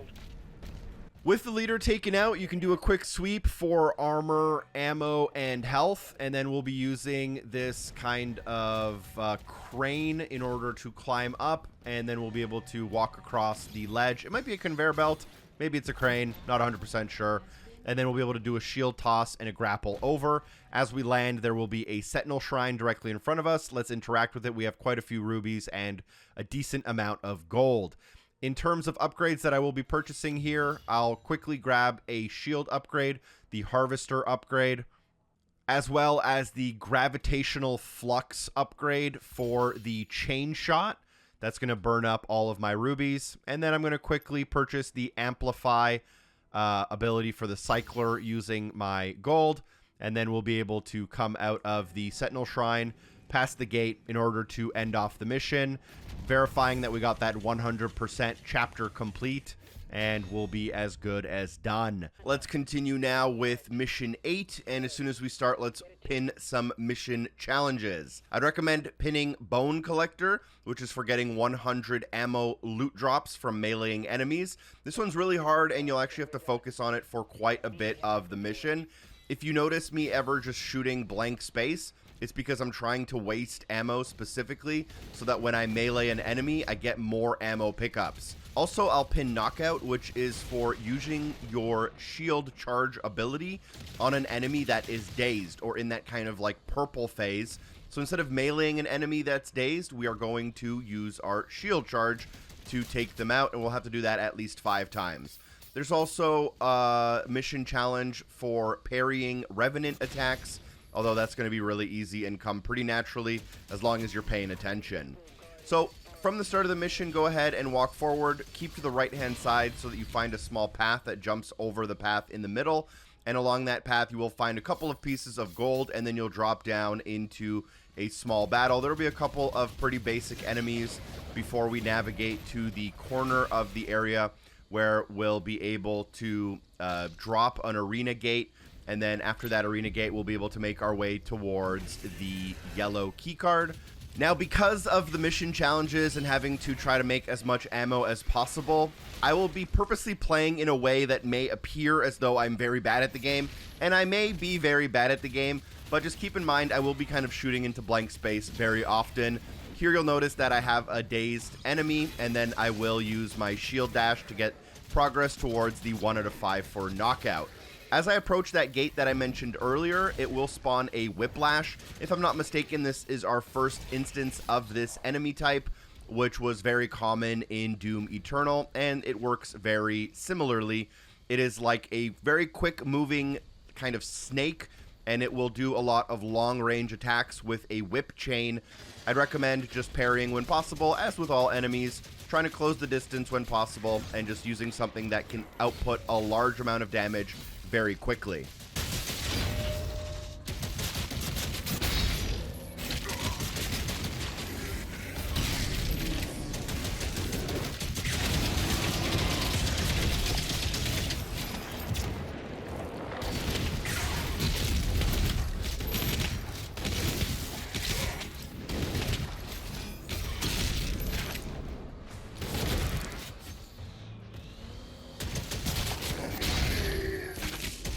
With the enemies taken out and the gate opened, I'd always recommend in this mission specifically, do not pick up any ammo until we have Bone Collector finished off. You should be at least at 10 out of 100, and then you can drop down and navigate towards the keycard.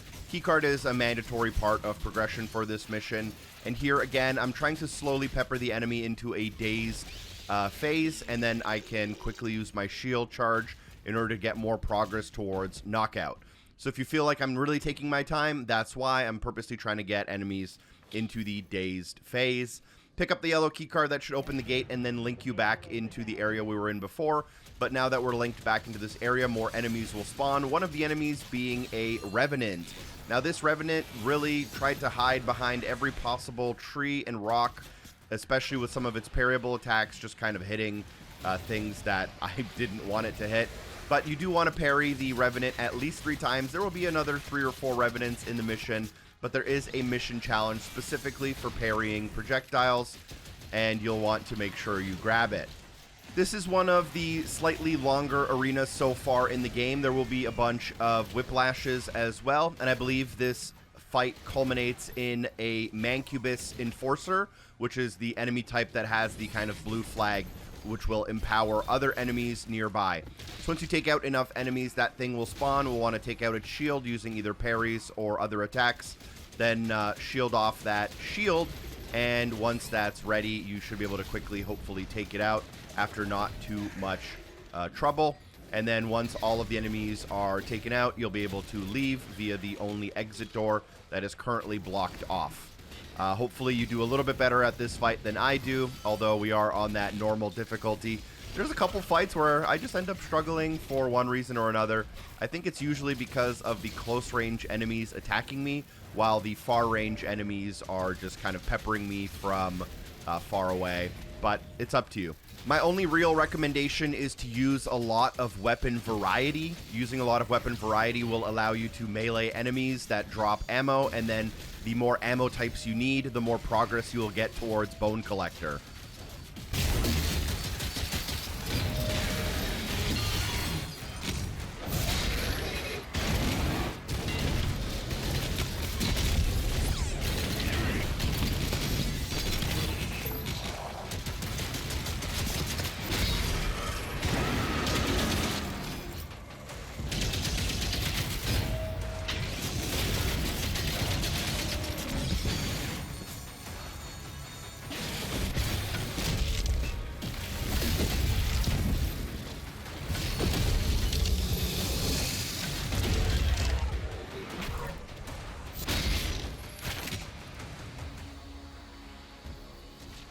Now I have completed the Revenant Parry Mission Challenge as well as the Knockout Mission Challenge. You'll have many more opportunities to complete those. For Bone Collector, I'm personally at 33 out of 100. You should hopefully be at around 25 or more.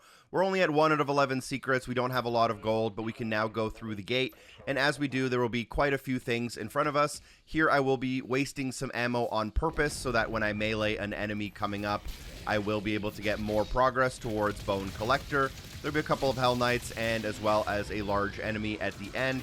So we'll take out all of these enemies, and once they are taken care of, there's a lot of collectibles in this little area that doesn't look like one of those areas that will have a lot of collectibles, but there's a lot of things to grab on the left, on the right. There's some backtracking to do and a couple of enemies in front of us as well.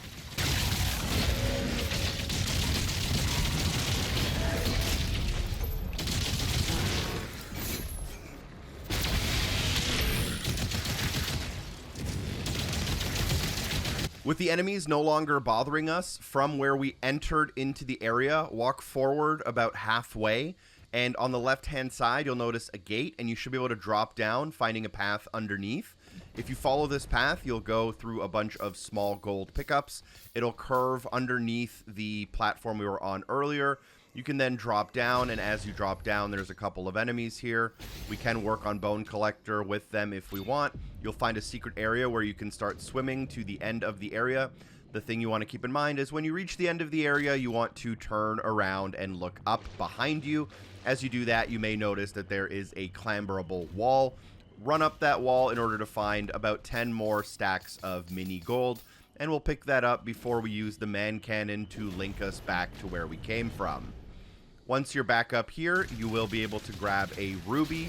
There is a Hell Knight here, which is just incredibly annoying that it knocked me back down into the hole. But take your time with the Hell Knight. It is very close combat, so maybe something like a super shotgun would be pretty helpful there, but I didn't think ahead.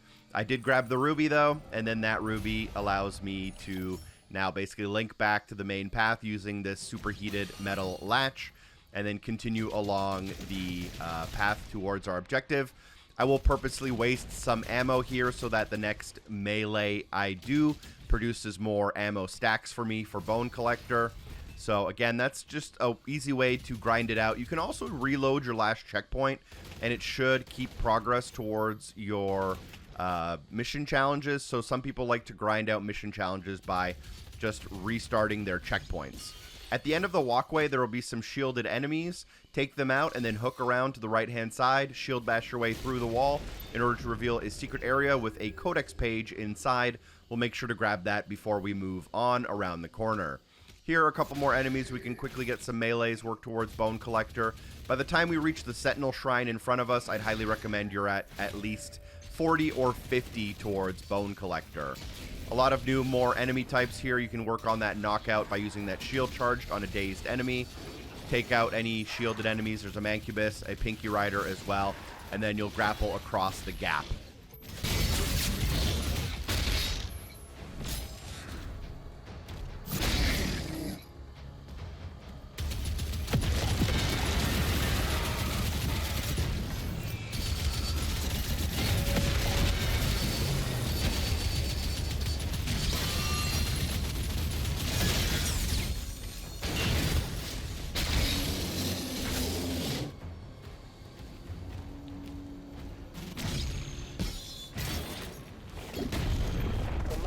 shut down after the attack, but the forge still had power. The demons are drawn. Once across the gap, you'll want to drop down on the right-hand side. There's a little bit of a path here, but it does end in a cliff. As you drop down the cliff, turn around and look behind you. You'll be able to shield dash through a wall, revealing a gold chest inside for an extra 50 gold, as well as a secret area. There are a couple of rock imps. There is a revenant here that we will want to parry, and there's also a whiplash that is actively hitting me from behind, which is crazy annoying. But take out all of the enemies here and use a lot of weapon variety if possible.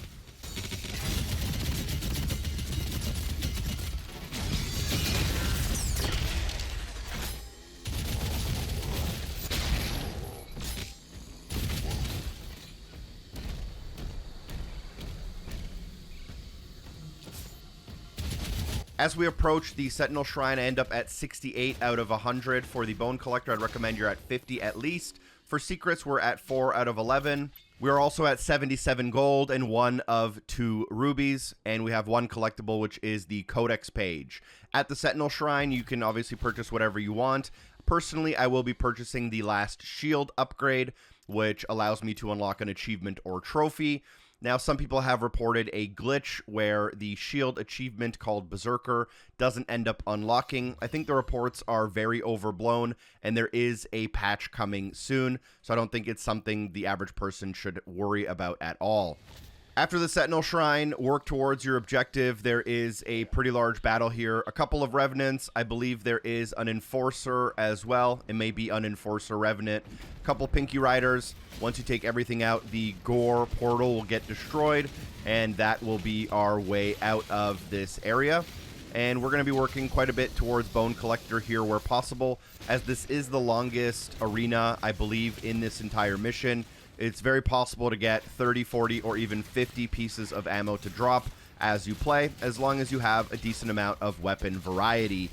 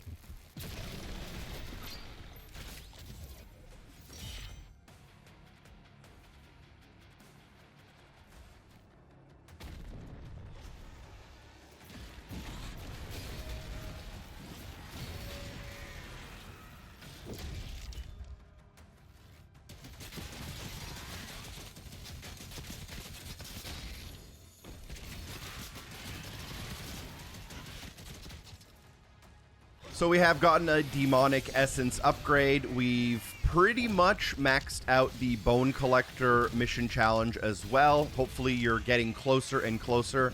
But as we finish everything off, The kind of doors will open up, and our objective is to hop on a turret on this kind of castle, use that turret to blow open a door. Going to temporarily ignore that as there's so many collectibles and secret areas in here. So from where we entered, if you were to drop down and go to the right, there's a small path up a hill with a couple pieces of health. And then at the top of that hill, you'll be able to find a superheated metal latch that when you hit it, it will drop down and create a hole in the ground. You can then drop down into that hole in order to reveal a secret. There are a few enemies in here which you can work towards Bone Collector if you want, but once you get past those enemies, go to the end of the hall and then jump up on the ledge, and I believe there is a gold chest at the end. Knock open that gold chest, it opens the gate as well. And then once you exit back out through that gate, turn to the right hand side, look up, and as you look up, you may notice a green kind of grapple point. That's what we're going to aim for, and to do that, kind of in the middle here, there is a wall we can climb. At the top of that wall, you can grapple over. I'll quickly show you the auto map just so you can see where I am if you are a little lost. But do a sprint jump and then a grapple. Here you'll end up at a secret, which I'm going to show you because it is a secret. There's a couple of rock imps up here, but the only thing here is a life sigil, which you may or may not need. In the effort of being thorough, I will show it. Then what we can do is we can drop down facing the cliff. As we face the cliff, go to the left, and here you'll find another path. This one goes kind of down low, and the only reason that we can see these collectibles here, depending on your difficulty and other things, is because of our proximity to them now. As we go down this path, there are a few pieces of gold. I'll be wasting some ammo here on purpose in order to work towards Bone Collector, and we now have Bone Collector done. That's not something I will worry about for the rest of the mission, but we do have some more enemies coming up later. There will be some environmental flame traps as we come around the corner. Watch out for those. We'll find a secret area where there is a collectible caged in the middle. Use the superheated latch above the tree in the corner. That'll reveal an energy node. Use your shield on the energy node to open up the cage. Time it with the fire in order to not get damaged. Here you'll find a collectible toy, which is the witch. From there, we can link back using the pieces of gold to end up back in the area we were in before. There is a quick Hell Knight, which is easily dispatched via a parry if you need to. Hopefully you have all of the mission challenges almost done, if not completely done by now. As you exit out, turn slightly to your left and walk forward. You'll notice that there is a hanging wall, which can be lowered via a shield throw at a latch, which is behind a spinning wheel that has a hole in it. So just time your throw to allow that wall to come down and then head up that wall. There's a lot of collectibles to grab before we interact with our mission objective. So climb up the wall, up the stairs, and to your left, you'll be able to drop down a small ledge on the side of this building to find 2 stacks of 8 gold. And then we can hop back up on that wall. Do not interact with the turret quite yet. To the left of that turret, there are a couple of floating platforms with 3 gold each. And then at the end of that gold path, you'll be able to find a ruby. So make sure you pick up all that gold and the ruby as well. There is still some more gold coming up, but for the time being, I'm going to quickly interact with the main objective, which is that turret, in order to break open that wall. It'll just save us some time, so we don't have to come back up here after we grab the last piece of gold before we leave.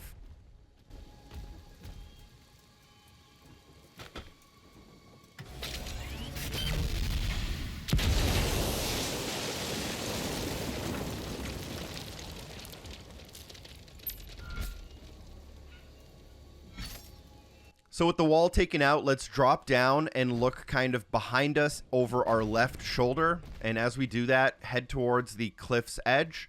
As we do that, we can drop down and find another ledge here. And while we're in this corner, we can find a metal latch. We'll blow it open with our shield, finding 2 stacks of 8 gold inside. And this will also spawn a whiplash. And for this one, I was ready using my cycler and a couple of attacks, and we can quickly dispatch it, making sure we pick up that gold before we leave towards our objective marker.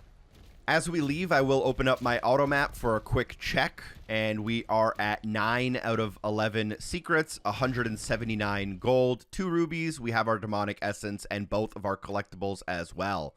Let's go ahead and move on if you have matching stats. If not, take a quick look at what you might have missed, although if you missed like 5 pieces of gold, it's not a huge deal. You should have some leftover gold by the end of the walkthrough.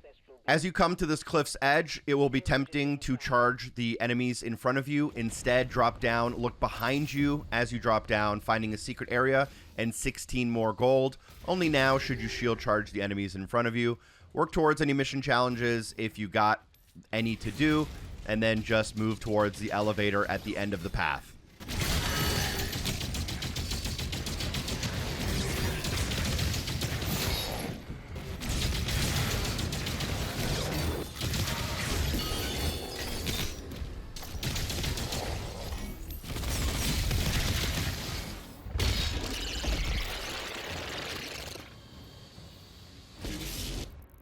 Will take you down. We're not far now.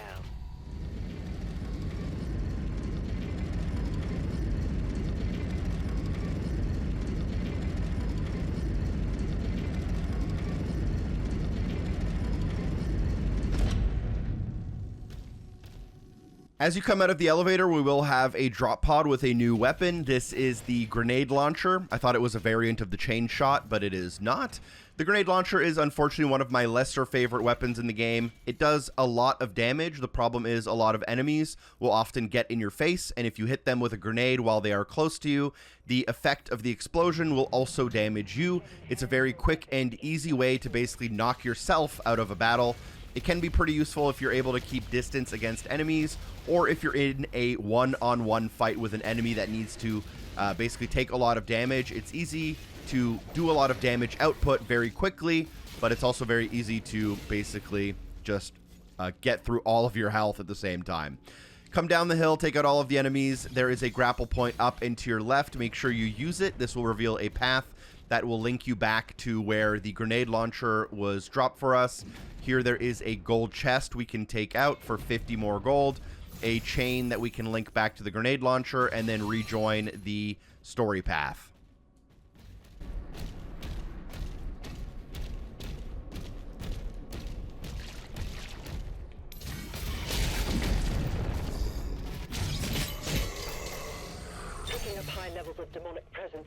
Hopefully you have the Bone Collector mission challenge all done. If not, the upcoming battle is your last chance to do it, unless you want to just replay the mission or a checkpoint. As you come around the corner here, we did pick up a couple pieces of gold. We'll take out all of the enemies here, but you can actually run past them, I think, into the next area. There is a point of no return. At the point of no return, we do have all of the secrets, gold, rubies, demonic essence, collectibles, and there is a life sigil underneath us if we need it as we drop down. Go ahead and just sprint into the next area to start the next and final arena of the level. For this arena, it can be pretty tough. There is a boss at the end of it. But for now, I'd recommend just taking out all of the enemies that are standing on the pillars. They almost work as turrets, and then there's also a couple of Hell Knights that will be just basically meleeing you up close all the time. So for now, we'll start with that, and then the boss automatically spawns in a cutscene after all of this stuff happens.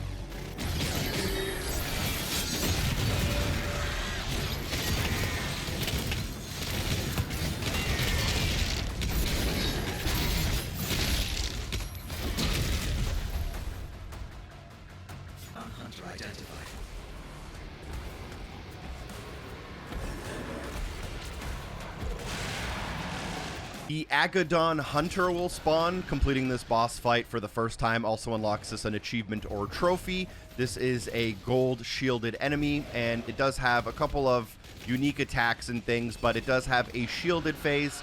The most important thing to do is to parry the attacks that it does have. I found that using a chain shot is actually pretty useful against this enemy type, as there are a lot of openings as soon as its shield drops. You can immediately hit it with a chain shot, then you can parry and hit it with another chain shot. It's basically just an easy way to speed up the battle, but here I will be using a little bit of a variety of weapons and making sure to time my parries as well. I do enjoy using the pin cushion ability of my Shredder when possible too. For this, there's just a little bit of waiting. I think if you are more close combat style, you'll end up baiting out more and more attacks that are parryable, versus me, who is trying to keep it more medium, long range. I do end up switching to the grenade launcher, as I mentioned earlier. I thought it was a good way to do a lot of damage in a one-on-one battle quite quickly. Take out the enemy. As soon as you do, the gate at the end of the level will open up. You can walk through to finish off the level, get your chapter complete, verify your 100% completion, and move on to the next one.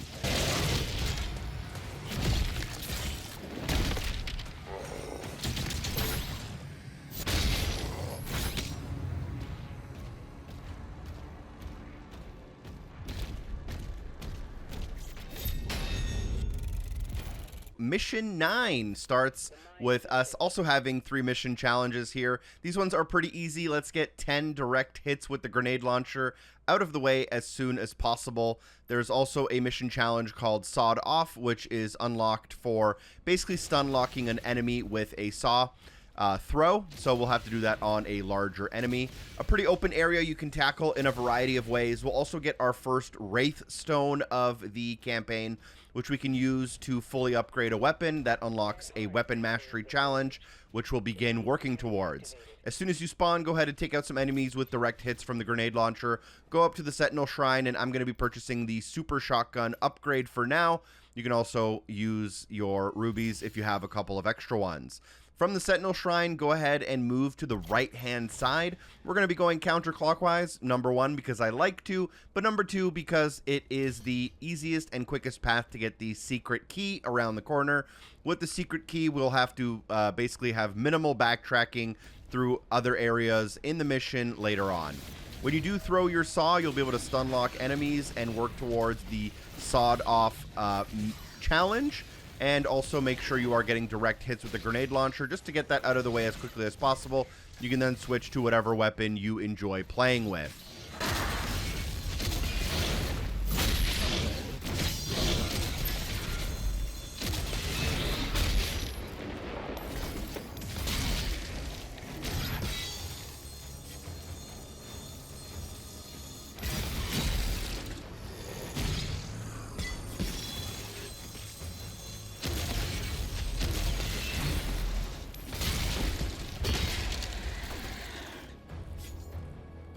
Now that the battle is over, we'll be able to go up the path that's on the opposite side from where we entered, around the corner, towards the secret key, towards one of our main objectives. Our main objectives, there are 3 switches around the map that power parts in the middle of the map, and then once we power all 3, we can leave to the next area. So once we come up and around that corner, there'll be a ton of enemies with shields. I believe there is a Revenant. You can stun lock that Revenant pretty easily with your shield in order to get a bunch of the mission challenges now out of the way. The only other mission challenge we have now is to find 7 secret areas, which I will definitely show you. After taking out the Revenant, you may get a Mancubus Enforcer, which we'll take care of. And then after we do that, we'll be able to grab a bunch of collectibles, and we'll be able to grab a secret key and interact with the switch.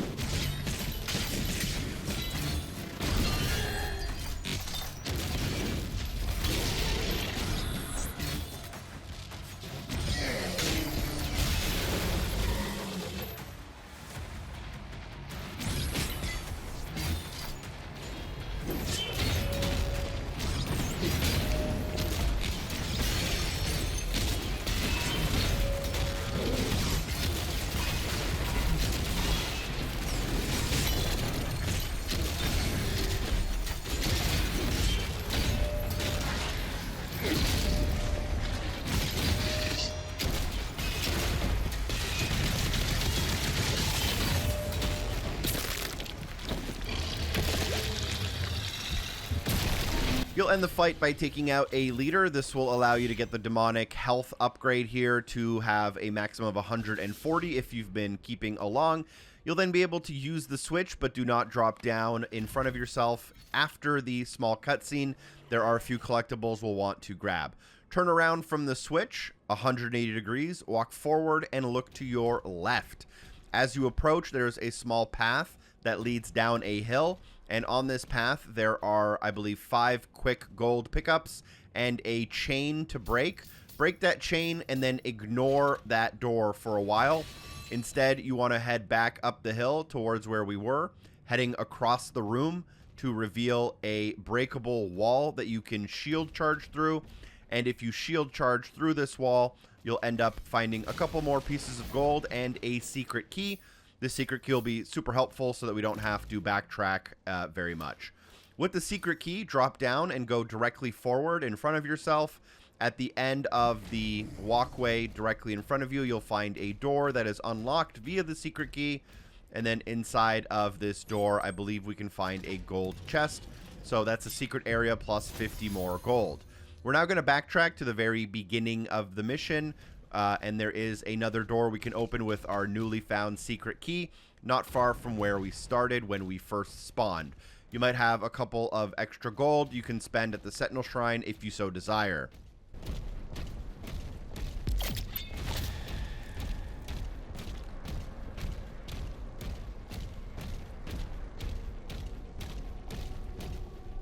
So as you approach the first initial spawn on the left-hand side now, because we're facing the opposite direction, you'll find a secret area through with the secret key. You'll be able to take out a zombie, and here you'll find your first of 3 dog statues. We'll have to find all 3 in order to unlock a Wraithstone later on. So that's our first dog statue. And as soon as you take it out, a couple of enemies will now meet you at the bottom of the hill, including a Hell Knight and a Super Mancubus with a bunch of shields as well. So we're going to be using our typical kind of parries and shield throws to disarm it and take it out as quickly as possible. And as soon as we do that, now we can face the Sentinel Shrine, and we'll actually be working clockwise around the map to end up at the statue with the dogs at the end. It's just kind of the most optimized way to do it. So turn left, a couple of flying demon skulls will attack you. There'll be a couple of Hell Knights, as well as, I believe, a Pinky on the platform to our right. And as we take out all of the enemies, you may notice above your head there is a grapple point. You can notice the kind of green goo and the life sigil that's kind of hanging from a crane. Nearby, there's also an ability to get full health, full armor using this blue skull, so we'll quickly pick that up. And then as we walk forward, you'll notice that crane I was talking about directly in front of me. And to the right of that crane, you'll find the grapple point. So we're going to grapple up there. There's also some pieces of gold we'll want to grab, so even if you don't need the life sigil, we still want to do this. A couple of enemies spawning to kind of ruin our day a little bit, but don't worry about them too much. Now we'll want to make our way up on that grapple point. There's also a golden chest. We can't grab that until later. When you grapple up, you will get a secret area, 3 pieces of gold, a sprint jump across, 3 more pieces of gold, drop down, push the lever. This drops the life sigil from the crane, which you can now pick up. From the life sigil, go ahead and continue clockwise around the outer edges of the map. As you turn the corner, there's 3 pieces of gold. They try to lead you to the forward location. Instead, turn right and drop down from the ledge to find 5 more pieces of gold and a gold chest. Then there is a latch you can break open with your shield, and you'll circle back, hooking around to the right as you come out and following the outer edges of the map clockwise. As you enter into the next area, look to your immediate left. There will be a small break in the rocks, and through that break in the rocks, you can drop down, finding a secret ledge on the edge of the map. And as you drop down onto this ledge, you should probably use a super shotgun as a good recommendation. Pick up the stacks of gold and then take out the Hell Knights as easily as possible. A couple shots with your super shotgun should take them out quickly. And now we'll be able to work towards the next main objective in front of us. There will be a bunch of shielded enemies, and a couple of whiplashes will spawn, I believe, a Pinky Rider, So once you take out all of these enemies, we'll be able to move on, as we are currently locked in the area.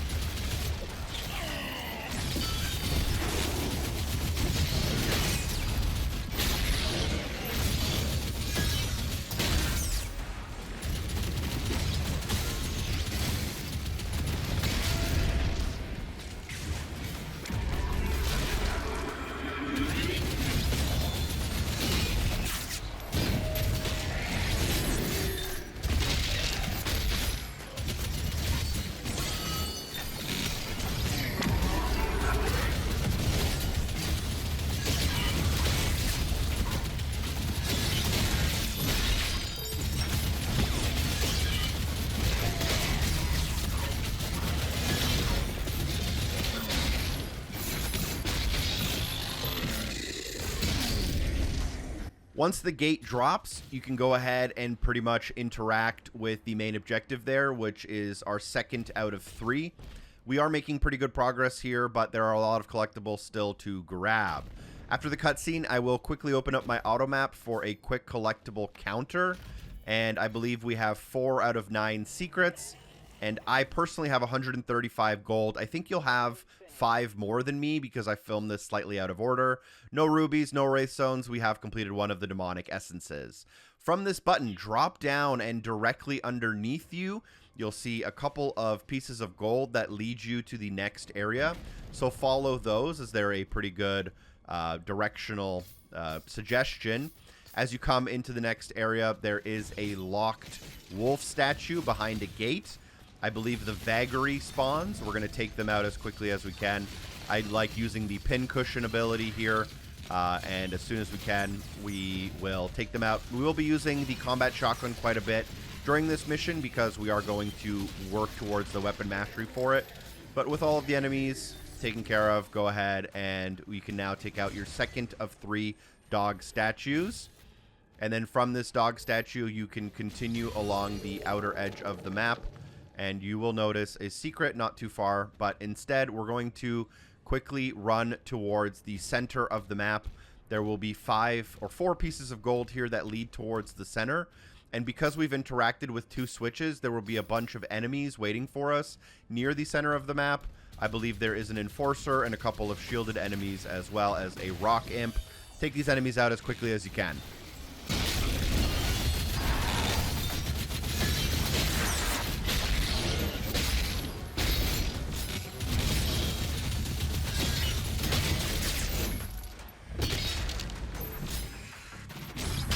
From the main gate, we want to continue kind of towards where the secret key was. Here you'll notice that there is a locked Wraithstone behind the dog statue portal things.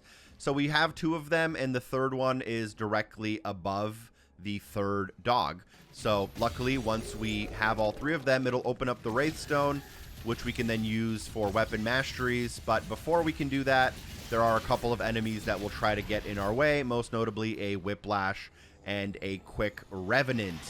So we're going to parry the Revenant, use our shield to stun lock it, and quickly take it out. I like the combat shotgun, as I've mentioned countless times, because it has Ignite and does a lot of damage. We can quickly work through enemies. Pick up the Wraithstone. The Wraithstone is similar to a ruby. It's a specific currency that we can use to upgrade to the final tier of a weapon. So you can now take your new Wraithstone, as well as a decent amount of gold that you may have. You can take all of that to a Sentinel shrine and use it. Now, you're free to use your Wraithstone however you want. I'm going to just kind of do weapons pretty much in order. So the first weapon here we'll work on is the combat shotgun. And using the Wraithstone allows you to unlock the last upgrade, but also triggers the Weapon Mastery Challenge, which is to hit demons with every pellet from a combat shotgun, doing that 150 times to complete the mastery. I'm going to be aggressively working on this for the rest of the mission, with my goal being to finish this weapon mastery by the end of the mission. I did also use some of my extra gold to upgrade the grenade launcher for the first upgrade. Not a weapon I particularly enjoy using, but we're going to have to upgrade everything anyways, so why not just spend some gold there? I'm going to end up using some of the shield upgrades and melee upgrades a little bit later. Now we're going to work towards that final objective, keeping in mind that I'm going to be aggressively working on the weapon mastery, which is for not missing any shots with the combat shotgun. That's going to involve oftentimes me using the shield to stun lock an enemy and then getting up nice, close, and personal with the enemy to make sure that all of the shots land. I'm also going to be using melee attacks to refill my shotgun ammo when necessary. And as you work towards the last objective, there's really only one way to go, and we're going to be going that direction. I will open up the auto map here in a second, just so you can make sure you know exactly where I am. There is 2 Mancubus and a Revenant for now, and like I mentioned earlier, aggressively working towards my combat shotgun mastery when possible. Now from here, let's quickly drop down away from the objective. We're doing this because that's the only way to actually get to the objective. But on the outskirts of the map, you will notice that there is a Codex page as well as a couple of gold pickups. So make sure you drop down onto this ledge and grab the 5 gold and the Codex. You will have to come pretty close to this area. So on your natural path, you should get close enough for the map to also fill up with these collectibles. And then what we can do is stick to the left-hand side after climbing up. If you look to the right as you round the corner, you'll find a breakable wall.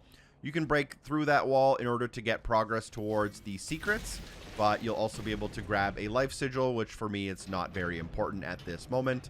As you exit the life sigil, go ahead and wrap around to the right-hand side, working your way towards our main objective now, which is to push the 3rd and final button. You can push the button whenever you're ready, by the way. It doesn't, like, start a cutscene and force you to end the mission or anything. But there are a lot of collectibles I will end up grabbing along the path here. No specific recommendations for this arena other than to work on your weapon mastery. I would also recommend that you should have most of your mission challenges done with, other than the one for finding 7 secrets.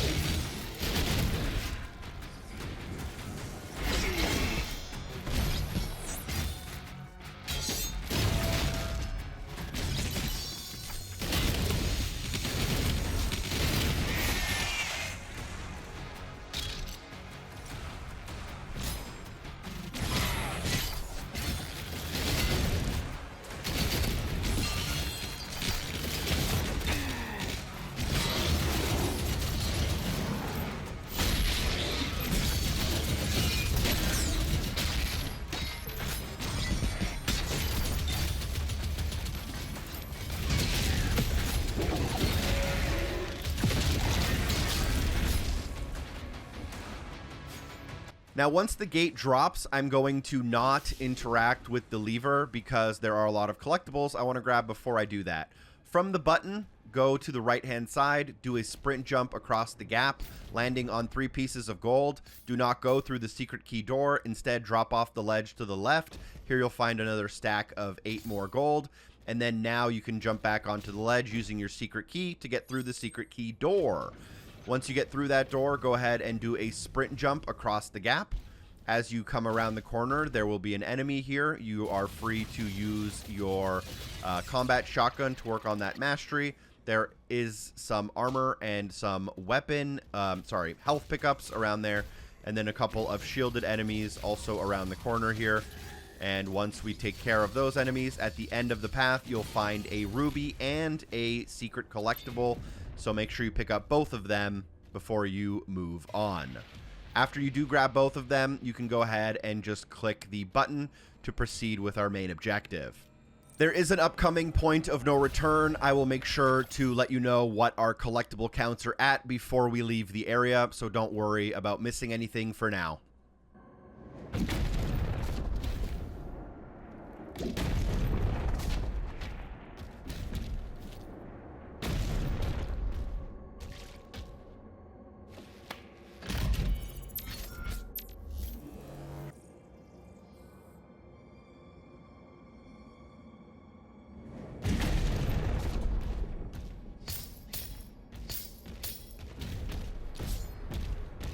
After pushing all 3 of the buttons, you will be faced with a Agadon Hunter as the kind of final boss to leave the area. This is the same boss we fought at the end of the last mission. My recommendations stay mostly the same. Chain Shot is a great weapon as you can hit them twice between their shields, and make sure you hit all your parries when possible to make quick work of the Hunter.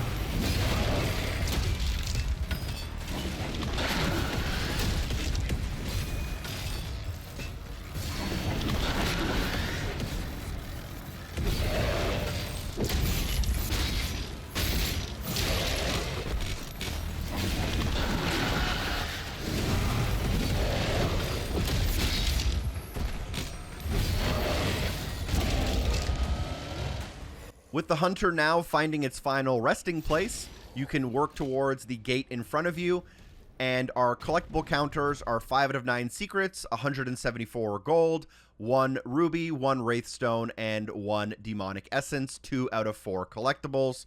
In front of us, through a couple of doors, is an elevator, and that elevator is a point of no return for the mission. I assumed that the mission would actually end here, and I was a little bit worried about the fact that I probably missed some collectibles, but there's actually still a decent amount of hallways to go. Now, through the door in front of you, there will be a Whiplash and a Mancubus. I will be working on my combat shotgun mastery accordingly by stun locking them, getting up nice and close, keeping a steady aim, which obviously can make you a target for some of the attacks that are flying through the air, but it makes it pretty easy to work on the mastery and not have to worry about much ammo. In the next room, a similar vibe. Let's take out the enemies, and there is a secret in this room before we leave.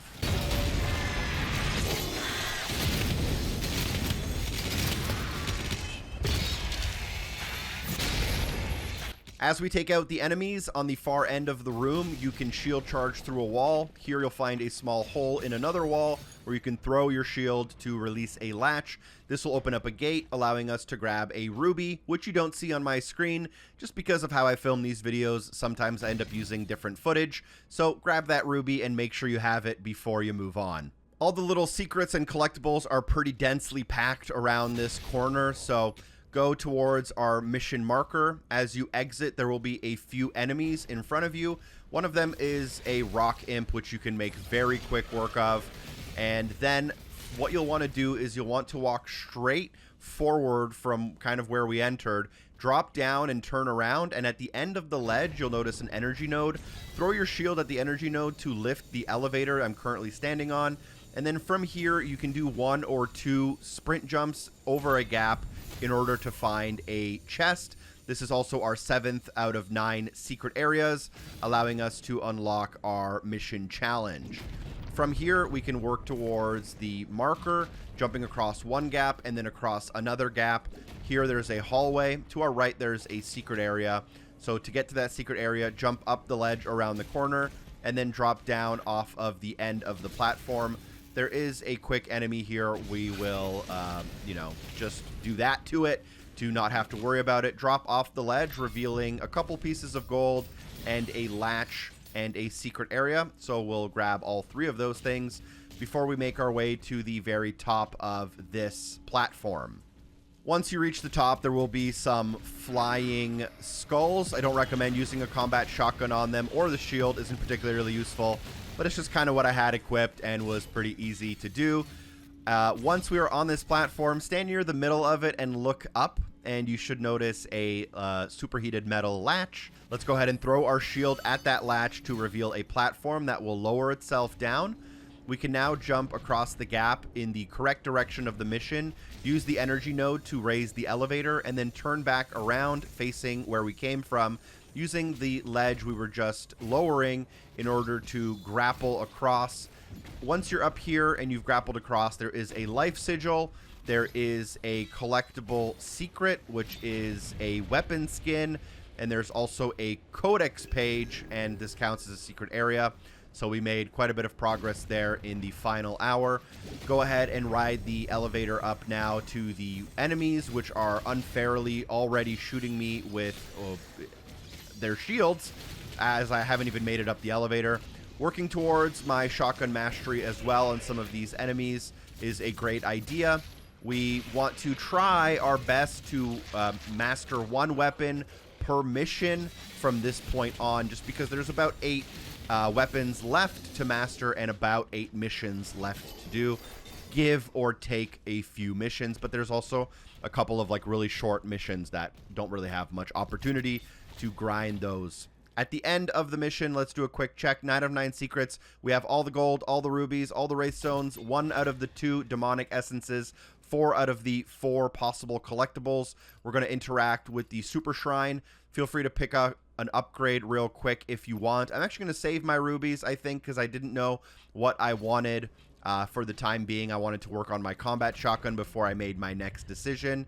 Walk through the door, and here you will find out about shield ruins, which are basically just optional ruins that you can apply to your shield for them to do specific effects. The first one we unlock is the ground fissure, which splits the ground in front of you and then kind of dazes enemies, allowing you to then finish them off.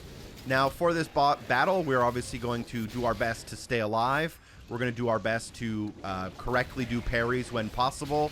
But for me, the first and most important priority is to work towards our combat shotgun weapon mastery. Again, the challenge is to hit enemies with 150 ammo worth of combat shotgun without a single pellet missing. This just means we have to be very close to an enemy.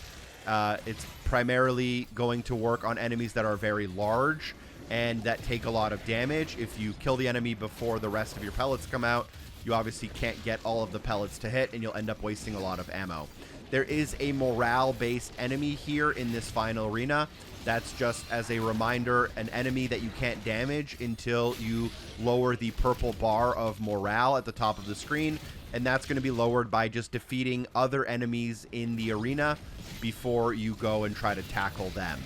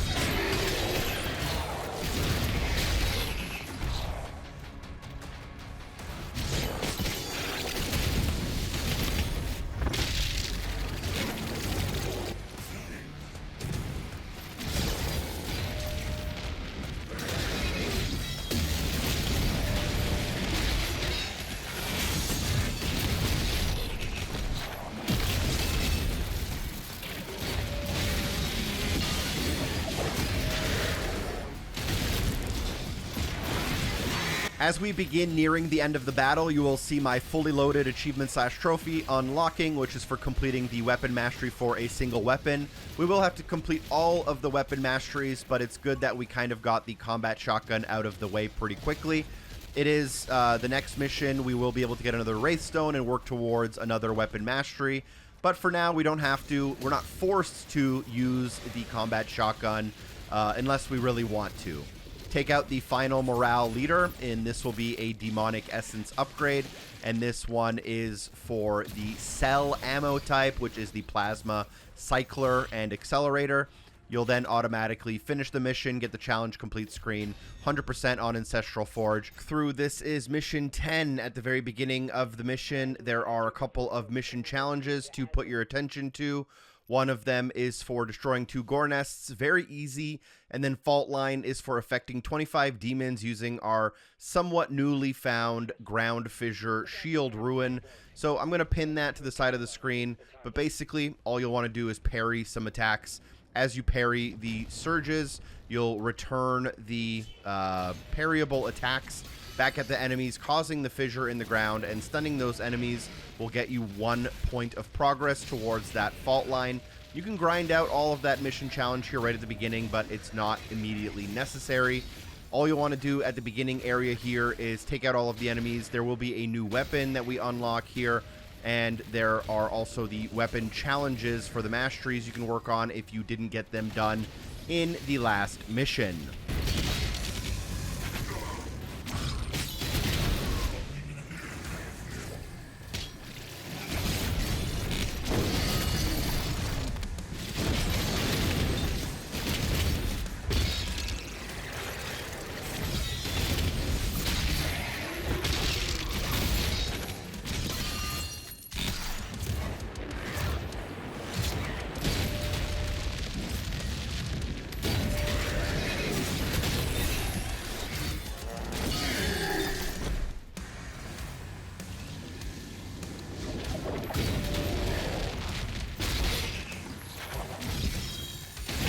This is a pretty long mission, so plenty of opportunity to work on mission challenges and the works, but there is a drop pod. We're going to temporarily ignore it.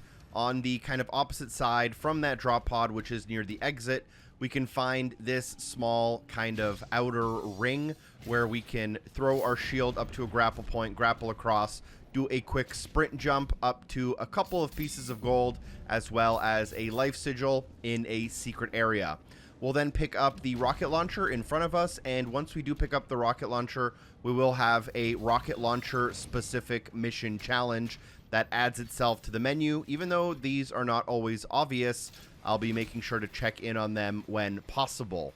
Once I do have the rocket, it works in the same slot as the grenade launcher. It deals a ton of damage, but the rockets travel very slowly, and they also cause damage to yourself should you be in the blast radius.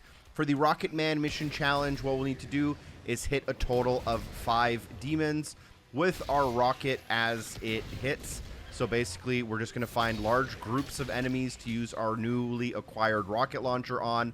And if you hit multiple enemies at the same time using the blast radius, you'll make pretty easy progress towards Rocket Man. There's actually not that many groups of enemies later on, so it's really advantageous to just get the challenge done immediately as the level starts. You can get 3 at the beginning, and then another 2 as soon as you get through the gate. Take out the 3 Mancubus, and then we are in an open world area for the rest of the mission. Definitely one of the larger missions in terms of game length, but actually probably one of my favorite open world missions thus far. There are a ton of collectibles on the map, as well as a secret key, but we're going to worry about most of that stuff later. Instead, just equip the weapons you want to be working towards, and what we'll do is we will start working around the map counterclockwise, meaning we're going to take an immediate right-hand turn from where we started. Head towards the objective on the right-hand side of the map. As you come underneath this kind of walkway, a couple of enemies will spawn in front of us. You will see me use my Shredder a little bit more in this mission because it's the next weapon I plan on mastering once we do get a Wraithstone later on in the mission. Keep working on those fault line mission challenges by getting in some parries, but immediately after climbing the wall, take a look to the right-hand side to find a Sentinel Shrine inside of the cave. You can interact with the Sentinel Shrine here. I'm going to make a couple of quick upgrades, and the ones I'm going to pick are to the rocket launcher. This will cost me 250 gold for the time being, and I'm just going to save my rubies for later. Continue past the Sentinel Shrine, and you'll notice that there is a spiky platform that tries to smush you to the ground. Wait for it to smush itself to the ground, ride it to the top like an elevator to find a secret area where you can grab a ruby. Once you grab the ruby, ride the little spiky elevator platform back down. There is a whiplash enemy waiting for you near the bottom here, as well as another enemy. We're going to take care of those enemies, and in the next room, There are a couple of pieces of gold we can grab, as well as a door that will automatically open up as we approach it. And this door just links us back to the beginning of the mission, but we're going to pretty much ignore it as we have to go kind of back in the opposite direction we're facing now. Just make sure you grab all the little pieces of gold, open up the gate that links you back just because you'll be right near it anyways. And then we'll head towards our mission marker to the right of the map. There's also a Codex page here that you should kind of automatically pick up as you are picking up the gold. So as we work our way towards the mission objective, you can do this mission very quickly. There's only 2 like main objectives, but there's a lot of side content here, including bosses, gore nests, and a lot of other optional content. As you approach, there will be a leader. You'll use your parry attacks on the leader and make sure you take them out. You can take out all of the enemies that are around as well, just to kind of help you not have to worry about taking damage from all of these other sources. And this looks like the leader just because it's the enemy that's kind of directly in front of you as you spawn, but the leader is pretty much the last enemy I'll end up taking out.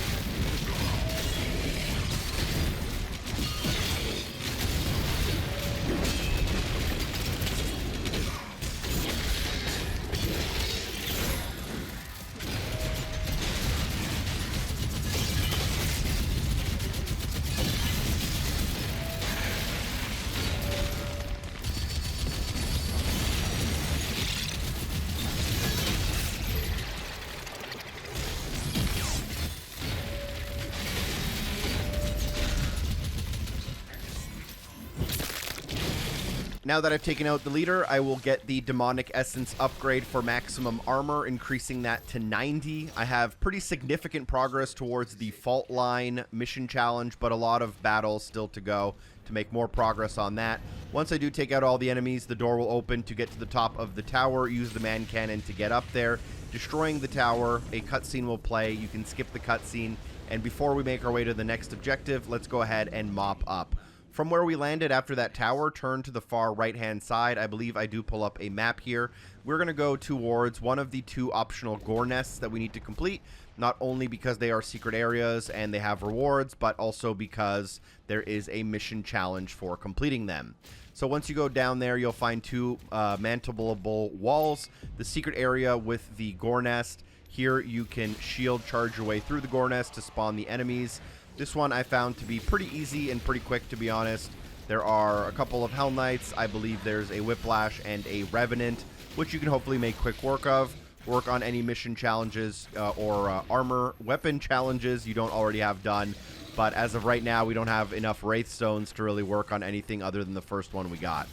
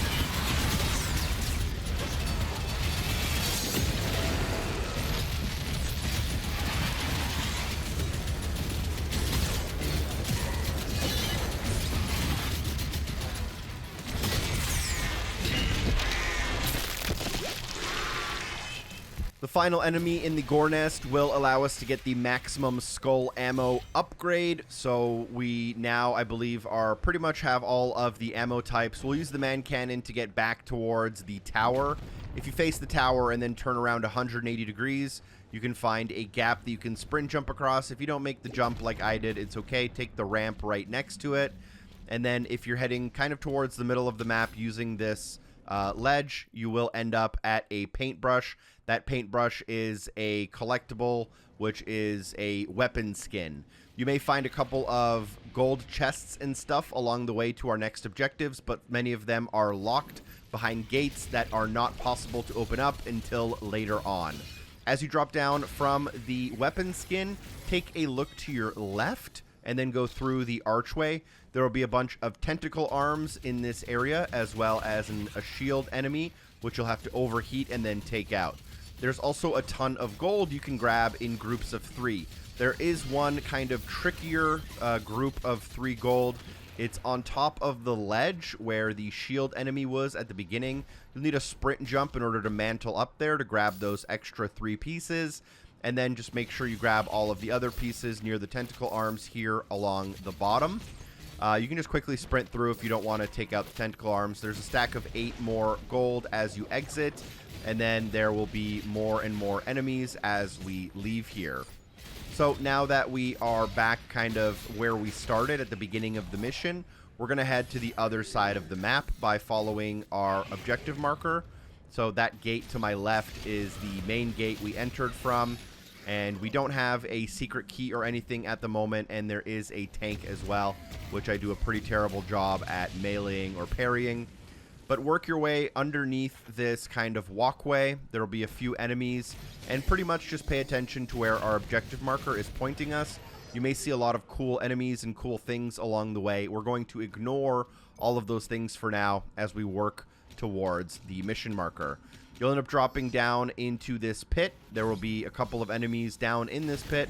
There'll also be a couple of like secret looking rooms that we can't interact with quite yet, but we will come back for when we are able to. You should have like very significant progress now towards the mission challenges for the parries, and all you'll really have left is the gore nests, I think, at this point. Watch out for this enemy. It does throw mines down, which are very easy to just walk in even after you take care of the enemy. And a mancubus does spawn at the very end. Once you take out all of the enemies, there is a grapple point near the top of this area. If you grapple to it, you'll be able to then also grab a life sigil. And I believe this counts as a secret area. And even though we don't need the life sigil, I want to make sure you have that 100%. We're then going to follow the mission marker. You may notice a secret door. We're going to ignore it temporarily before we grab the key. And here we'll have another leader. This leader requires us to break the morale. To do that, you're just going to take out as many of the enemies as possible around the leader. The leader won't take any damage until they are ready to, which is indicated by the purple bar underneath the red health bar.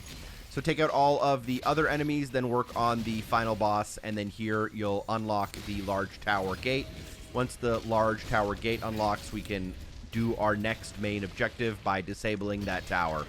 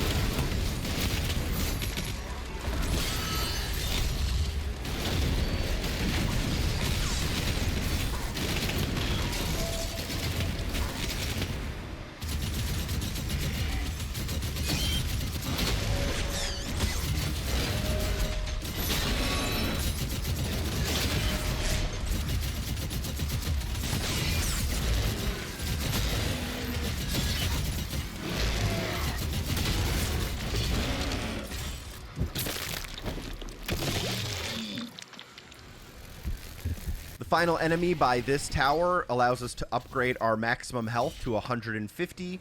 Then you'll unlock the gate to the tower, and similar to the last one, use the man cannon to get to the top, and at the top you can use a shield charge to disable this tower. Once you disable this tower, you can technically just make like a beeline for the end of the mission, but at this point we're going to start mopping up all of the collectibles by starting off and grabbing the secret key, ignoring our main objective for the next while. Although you can, if you want, grab the Wraithstone in order to upgrade one of your weapons and start working on a mastery before you grab your secret key, but that's kind of optimizing it a little bit too much. What we're going to do is we're going to exit from this arena area the same way we came in, but this time we're going to end up finding a climbable wall on our right-hand side, and we're going to climb up it. I will show you on the map exactly where I am. You should see a lot more collectibles on my map than you will on your map if you've been following along. I do a lot of exploring in these videos before I film them just to triple check things. But you'll end up at this tower, and this tower has your secret key. I was a little bit tricked out by this tower because I didn't see this grapple point. So you'll find a grapple point near the tower and grapple up. As you are here, I would highly recommend equipping your super shotgun. Then you'll be able to use your balcony to break open a metal latch, follow the pieces of gold into the next balcony. I believe you will get attacked by an enemy here, which is why that super shield, or super shotgun rather, was so useful. We can make quick work of it. Then you can end up on the other balcony, jump diagonally across to the climbable wall. Once you climb up to the top of the wall, go to the right-hand side. At the end of the hall, you'll find a gold chest, 50 gold, and a secret area from here. And then we can go to the other balcony on the left side of where we climbed up in order to drop down the tower. Once we drop down the tower, we'll land directly on the secret key, which we can now use to open up all of the secret key doors. I think there's 3 of them. And once we do that, the gate will open up and there will be a battle directly in front of us on this bridge. Let's go ahead and work on those enemies.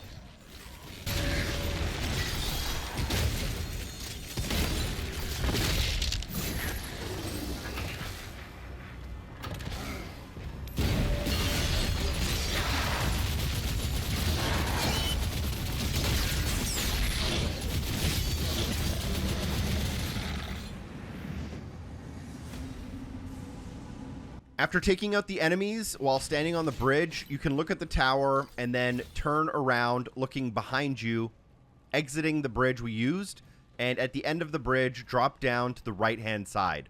You'll then find another ledge you can drop down on your right-hand side. You'll end up underneath the bridge we were just on in front of that tower.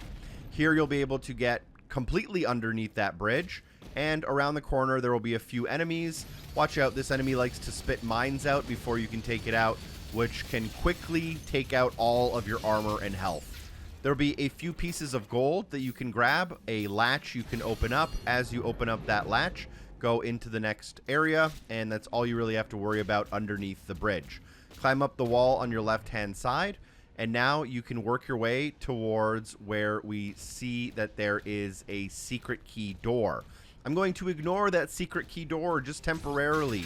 While looking at that secret key door, you can go to the right-hand side of it, and you'll see a floating island with a portal off in the distance. So we are going to go to this floating island by dropping down, revealing a man cannon, man cannoning across to our secret area collectible, picking it up, which this one is going to be a toy cyber demon. Go through the portal, teleport yourself back to the secret key door, and here out front you'll notice that there's a ruby we can't collect until we head inside using our newly found secret key. This is our second optional gore nest. Melee it in order to start a boss battle, and you can just work on all of the enemies here. There will be an Aragon, I believe that's the name if I'm remembering it correctly, at the end of this battle. I highly recommend staying as close as possible to it and using your chain shot. That's kind of the best strategy, in my opinion. If you find yourself gaining too much distance from that enemy, they'll shield up and just continually attack you.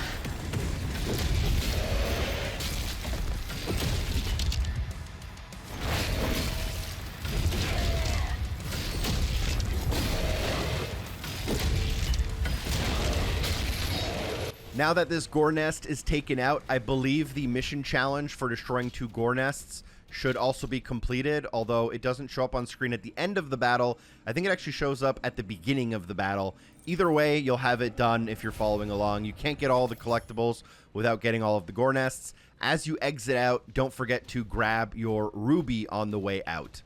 And then as you leave from that secret door, just head directly forward through the archway on your left. You'll end up going back towards the second tower that we did.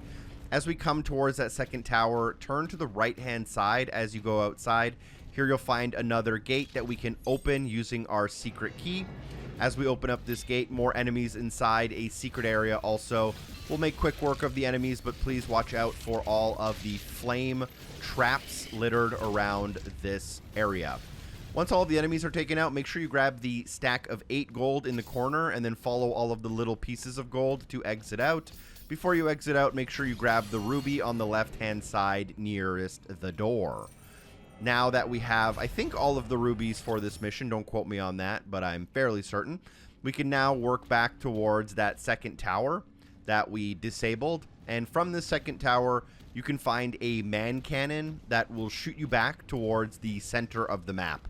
You don't have to take this man cannon, it is just a decent shortcut. It'll land you on a balcony not far from the center of the map. And on this balcony, there is a chest with 50 gold. We're going to grab that chest, and then we'll mantle up the wall right next to it. Instead of working towards the progress of the mission, as you exit, look slightly to your right-hand side, and you'll find this platform.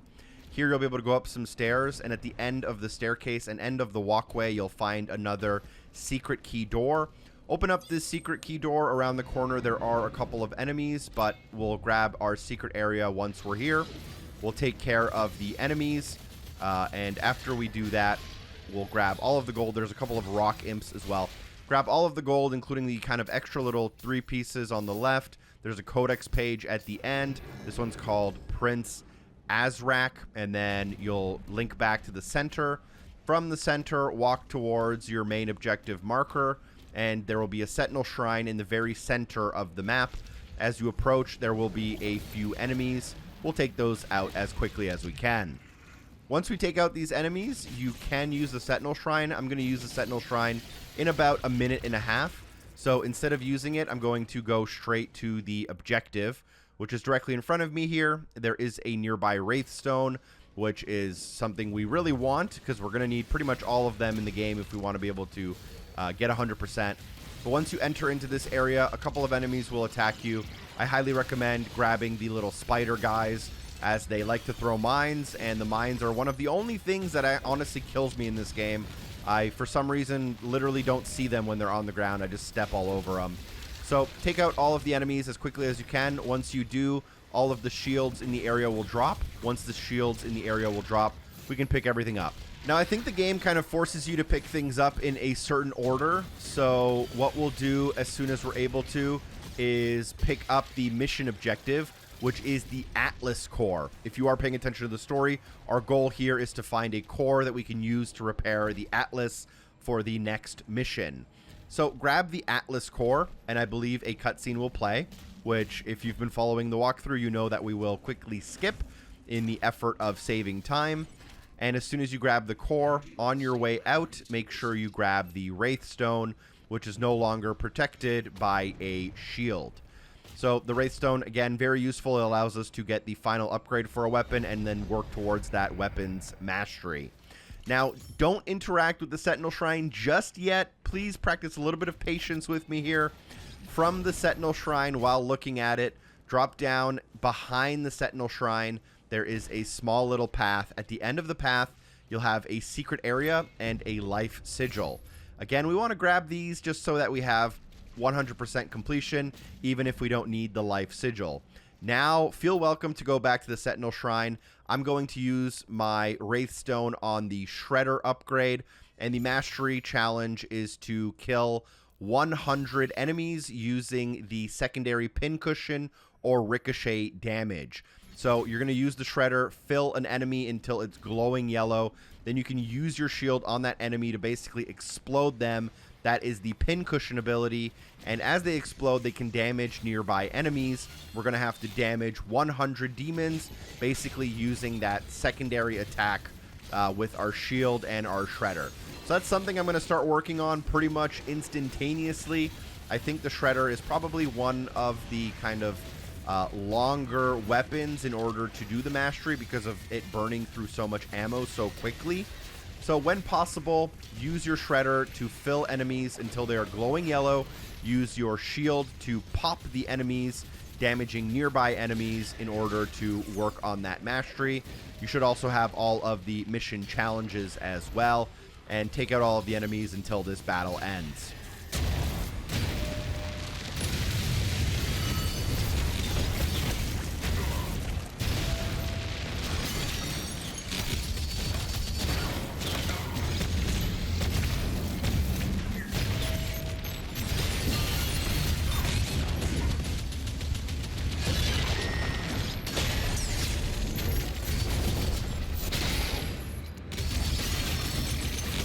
As you defeat the final enemy here, the gates will open up, and we're pretty much ready now to complete the mission.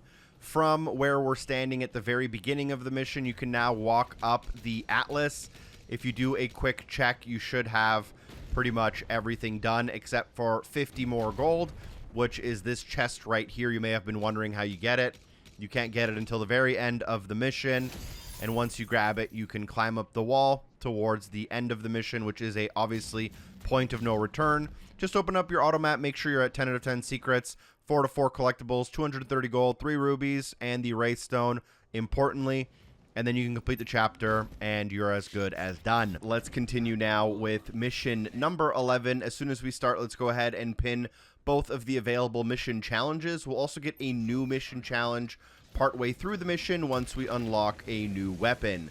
What we're going to need to do is with the Atlas, which only takes place during the first few minutes of the level, we will need to grab Elusive, which is for 5 perfect dodges, and we'll need to grab Crushinator for doing a stomp attack that hits 2 enemies at once, most easily done against the first group of 2 enemies that are just around the corner. The stomp attack is completed using the right bumper, and it's only going to happen if you have the circle halfway filled up. In order to hit both of the enemies with a stomp attack, they'll need to be kind of lined up in front of you as the stomp travels in a straight line in the direction you're aiming. Now from there, you're gonna have to grab both of those mission challenges quite quickly, as just around the corner there's only 1 or 2 more other Atlases you'll fight, and then we'll pick up a weapon no longer allowing us to do the stomp attack, but here you can actually grab it a second time before you take out the other Atlases here, and then you'll be able to jump into the next arena area picking up a weapon. Although the Atlas part of this mission is only a few minutes, then we'll do a few minutes on foot.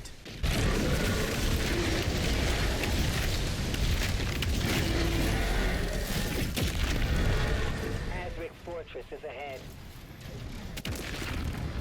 As you land in the next area, you will pick up a weapon from the drop pod. This is for the Atlas. It's pretty much a shotgun, but the important part is that it becomes charged if you do a perfect dodge.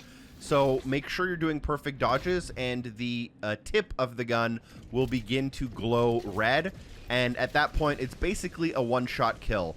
Now normally if it's not glowing, it barely does any damage. So you're basically going to want to always get a perfect dodge in order to make it glow, or else you'll pretty much never get any of these other Titans defeated.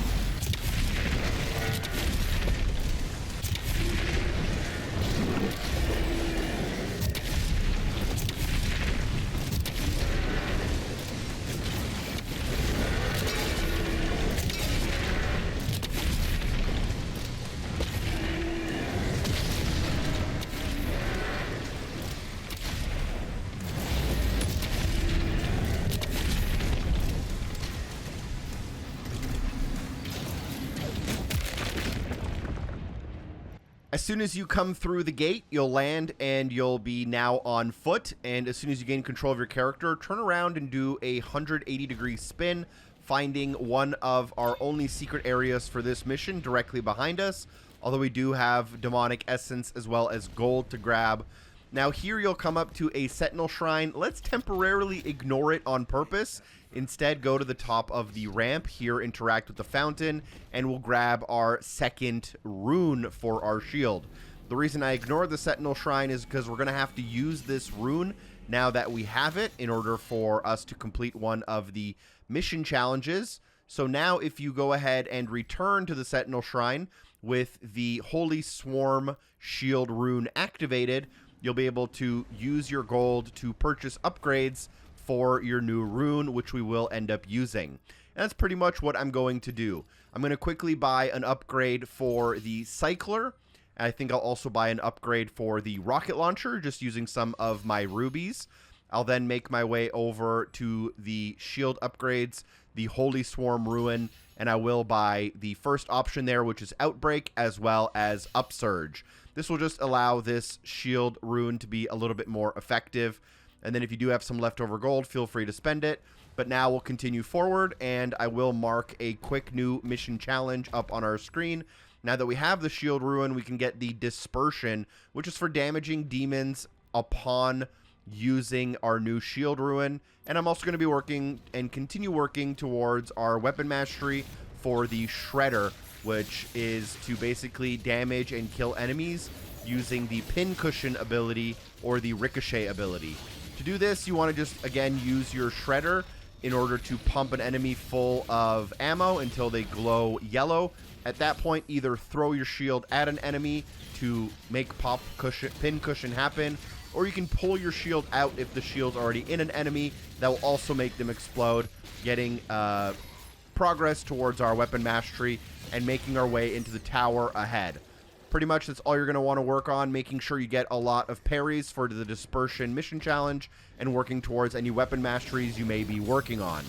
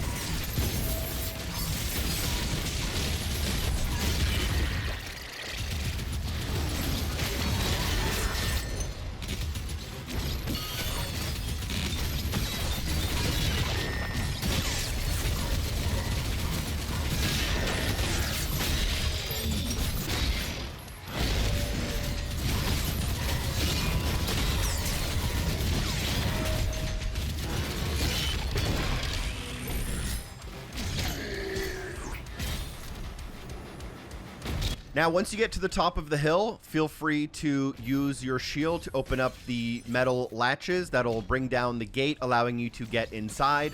we'll have all of the gold available for us to be picked up pretty much as soon as this door opens. We do have all of the mission challenges done. You do have a few more enemies to try to get dispersion on, or you'll have to replay the chapter and try again. As you enter a gold chest directly in front of you for 50 gold, I believe this mission has 86 total, so go up the ramp and then we will start on the right-hand side, pick up all of the individual pieces as well as the large stack on the right-hand side, then cross over to the opposite side and do the same. And then as you do that, you should have all of the gold, all of the secrets, and all of the collectibles for this mission. I'll quickly open up my auto map to double check, and we do have all of the mission challenges. We do have our 1 out of 1 secret, our 85 gold, as well as we do not have the demonic essence upgrade as it happens in this final battle.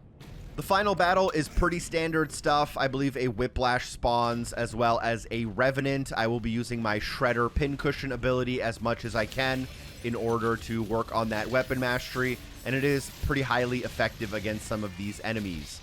Also, the Aragon, I keep forgetting the exact name, will spawn, and the strategy I'm going to be using is to be just extremely hyper-aggressive with the chain shot. I'm going to be trying to get as close as possible to this enemy in order to bait it into as many parries as possible.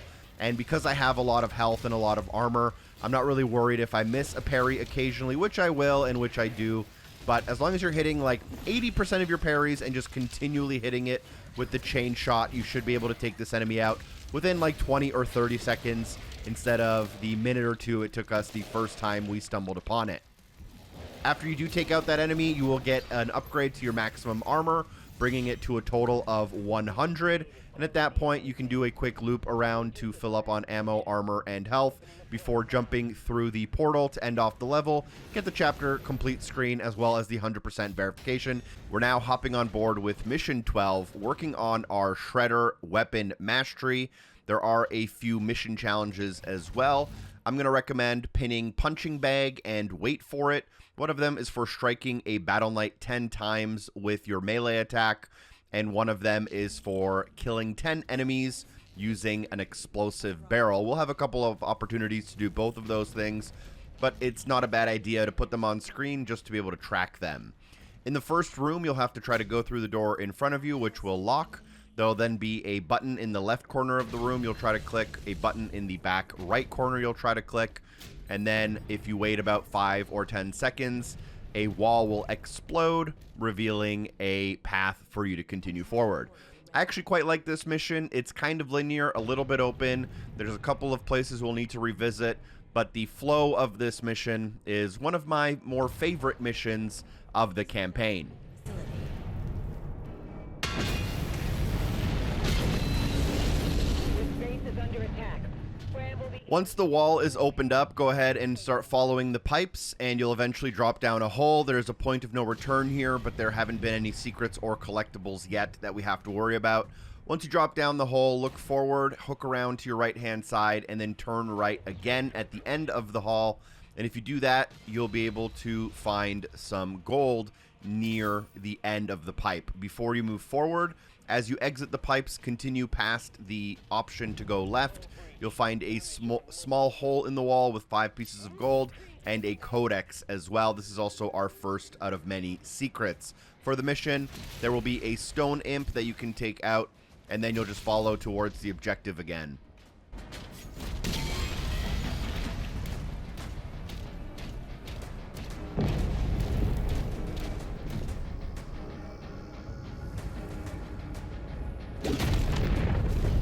portal opening above the command station.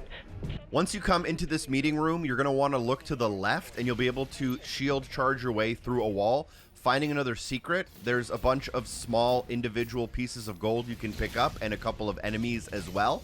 There is a secret in here, a collectible that you can pick up, but before we do all of that, there's a very well hidden stack of 8 gold at the very end of the room, kind of behind one of these items on a platform. So make sure you pick up that big stack of 8 before you pick up all the little stacks, and then grab the weapon skin before you link back to the room we were just in and follow towards the objective. Now for this mission, generally speaking, our main goal is to get the yellow key card. Once we get the yellow key card, we can also get the secret key, and once we have both of those things, we can pretty much just open up all of the doors and finish off the area. Now as soon as you drop down, you will do a stomp landing, which will take out quite a bit of enemies, but you can also then shoot some of the explosive barrels in an effort to get some progress towards the wait for it mission challenge. You'll see that there are some barrels here. Not all of them are close enough to enemies to really do anything, and there will be plenty more opportunities later on, but while we're here, let's go ahead and work on that when we can.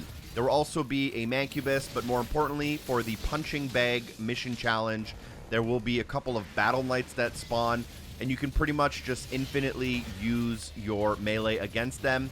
You can parry them in order to rebuild your melee, and then you can just kind of keep going and going. So here you'll see a battle knight, and I'm just going to keep parrying, and as I parry, it's going to rebuild my melee, and I'm going to keep meleeing. You can get all 10 of the progress towards punching bag done in this first room, but you'll see plenty more instances of this enemy throughout the mission. There's probably at least 8 of them if I had to count, but not a bad idea to try to get it done right away. I think I only get up to 9, which is a little unfortunate, but it does show that there are plenty of opportunities to do it later.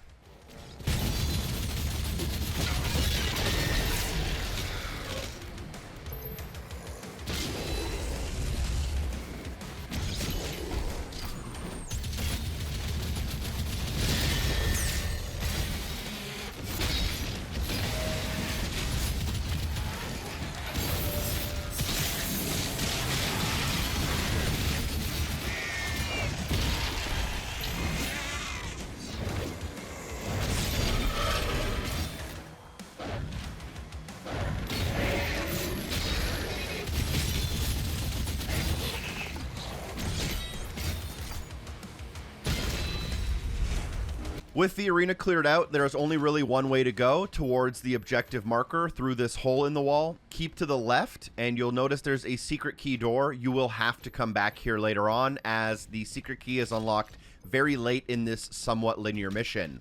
Go to your objective marker, push the button. This will allow an enemy to come through the glass hallway in front of you, and then that will also give you a new hallway that you can now walk through in order to progress through the level.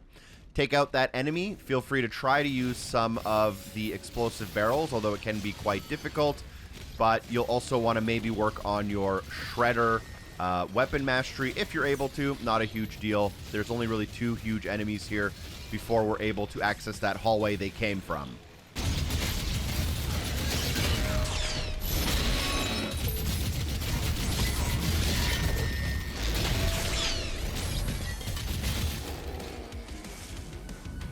With no more enemies left, go down the hallway that Pinky Rider came from. You'll find a couple of pieces of gold. There'll be a cultist circle in this room, as well as a Sentinel shrine, and a couple more pieces of gold at the very far end of the room. I'm going to now use the lever in order to open up our next door, and I'm going to access the Sentinel shrine really quick. You do have a decent amount of options here. I'm actually going to save my money for later, for the most part, as we will be unlocking some new runes, and we will have a Wraithstone later on, which we can then use to kind of figure out which upgrades we want to work on. As you leave that room, you should be able to mantle up a wall into a pipe, and you will notice that there are shots coming from the left. You want to actually face those shots to protect yourself, and then go backwards to the right of where we entered. Go to the very end of the hallway to make sure you pick up all of the pieces of gold, and there's also a life sigil tucked around in the corner before you drop down. When you are going in the opposite direction down that pipe, make sure you go all the way to the very end of the pipe. I did end up technically missing 1 piece of gold that I went back for later. I'll edit that out just to save you the time, but you can always open up your auto map to make sure you grabbed all of the pieces of gold before you drop down. We will be circling back to that area if you missed it. Not a huge deal at all. You will pick up the Ravager, which takes up the same slot as the Pulverizer. It uses skull ammo, and I would compare this to something like a handheld turret. When you use it, it will begin shooting, and the fire rate will increase the longer you hold it. Additionally, it will slow your movement quite a bit, which makes you kind of more of a tank. And the other thing to consider is that I believe it builds up more damage and kind of empowers itself if you're hitting enemies up nice, close, and personal. Additionally, in this room, you'll see that I'm kind of ignoring enemies temporarily, and that's because I'm trying to get an enemy killed with an explosive barrel. This will just allow me to get the wait for it kind of out of the way. I end up having to do it in a future room, I think, or on a future enemy. But we're going to be making our way around the room using the Ravager for now just because it's a new weapon. Otherwise, you'll mostly see me working on my Shredder, which is the weapon mastery that is top of mind for me personally.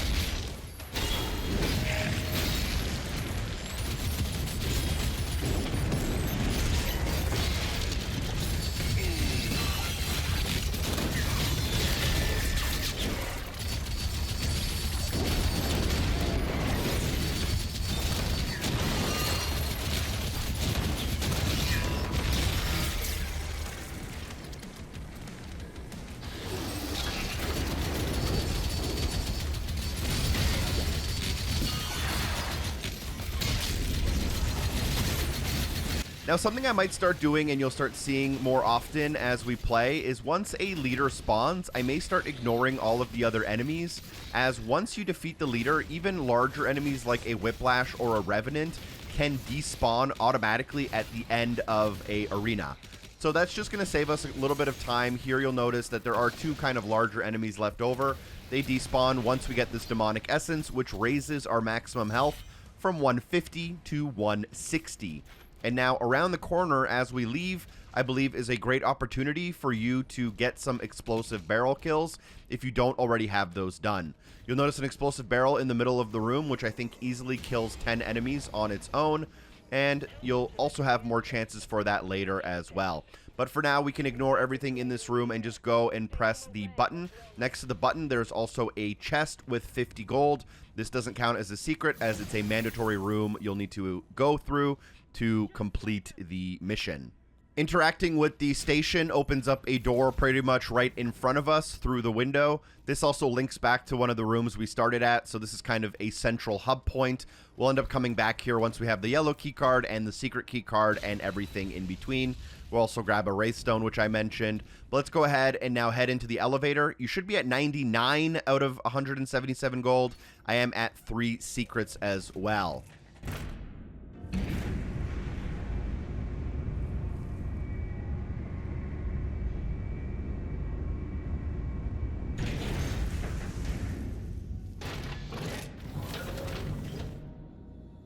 Once you reach the top of the elevator, you'll see a couple of stone imps, a couple of regular enemies, an invisible enemy. Feel free. This is not a bad opportunity if you're able to get the pincushion kills for your Shredder weapon mastery. There's a couple of explosive barrels. If you're really patient, some of the enemies will follow you to them. This is a little bit of an awkward thing where you have to parry the attacks back across the gap, and then you can use your shield to grapple yourself across the gap. But as soon as you land across the gap, you'll get meleeed by the Mancubus, and then it can throw you off the edge of the map, which is a little bit annoying. But as soon as we're done with the Mancubus, around the corner, we can actually drop down into a hole in the ground. A couple more enemies near an explosive barrel, a Whiplash, or a Hell Knight as well. So you can also use your melees on this guy if you don't have those done yet either. Once we take out these enemies, drop down the hole in the ground instead of continuing through the hallway. Once you're in the hole, you'll find a secret. In this secret, you can find a ruby. After you grab the ruby, I think there's one more thing in here. It's going to be either gold or life sigil. Let's figure it out together here. An invisible enemy, which we'll take out using pincushion. And then we can grab a stack of 8 gold. You can push the block over and then use it to mantle up yourself out of this room. This will then lead us to a hallway. I believe this hallway will have a ton of empowered enemies. And the thing I'm going to pretty much do is ignore them for the most part. And I'm going to make my way all the way to the very end of the hallways. This will allow me to grab the Enforcer, which is the flagged enemy. And once the Enforcer's done, there's just going to be a lot less to worry about. This is kind of the high-risk, high-reward strategy. I'm also going to be getting a lot of pincushion kills for my weapon mastery, just because of how many fodder enemies are nearby the leader. There will be some other enemies we need to clear out, like the Battle Knight and the Whiplash, but they should also be easier once we have finished the Enforcer. Take out all of the enemies, which unlocks the door at the end of the hall for you. Feel free to grab a whole bunch of health and armor for yourself before you go through that door. Another secret key room, which we'll still have to ignore, as the secret key is along a somewhat linear path just around the corner. As you come into the yellow keycard room, which is this one right here, to the left, you'll find 12 pieces of gold as well as the yellow keycard. Now that we have the yellow keycard, we can finally get the secret key. We could also technically make a straight line for the exit of the mission, which I wouldn't recommend. If you're following this walkthrough, you know we're trying to go for 100%. So for the 100%, we need to pretty much grab everything. With the yellow keycard, open up the yellow keycard door in that room. You're supposed to technically drop down to the bottom of the elevator shaft, but instead we're going to jump across the elevator shaft, finding a secret room with 50 gold inside.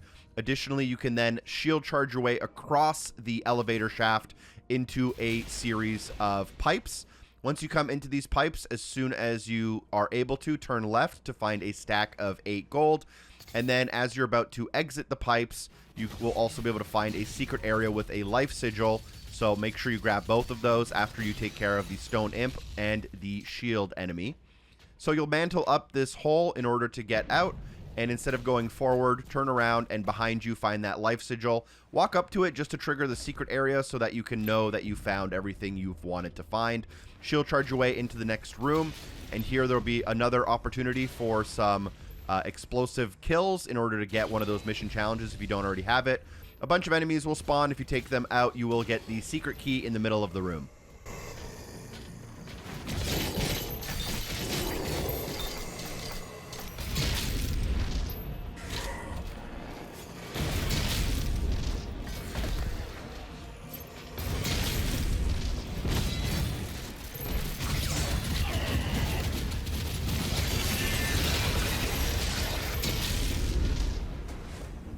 Now that we have the secret key, we can obviously use it to get quite a few optional areas unlocked in this mission before we finish it off. So exit out the room with that key, and across the hall, you'll be able to access this kind of cryo chamber area.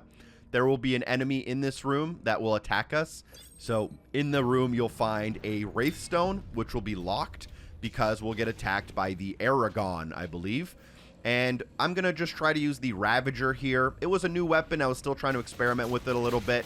If you are able to stick really close and just unload it and also hit your parries, you can get this battle done in like 15 seconds, honestly. It's going to take me closer to maybe 25 because I missed a couple of parries. But as soon as you take out the enemy, it will unlock our Wraithstone. So before we finish off the level, we're going to apply this Wraithstone. Personally, I'm going to end up using the Cycler, but we'll talk about that once we get to a Sentinel Shrine a little bit later on.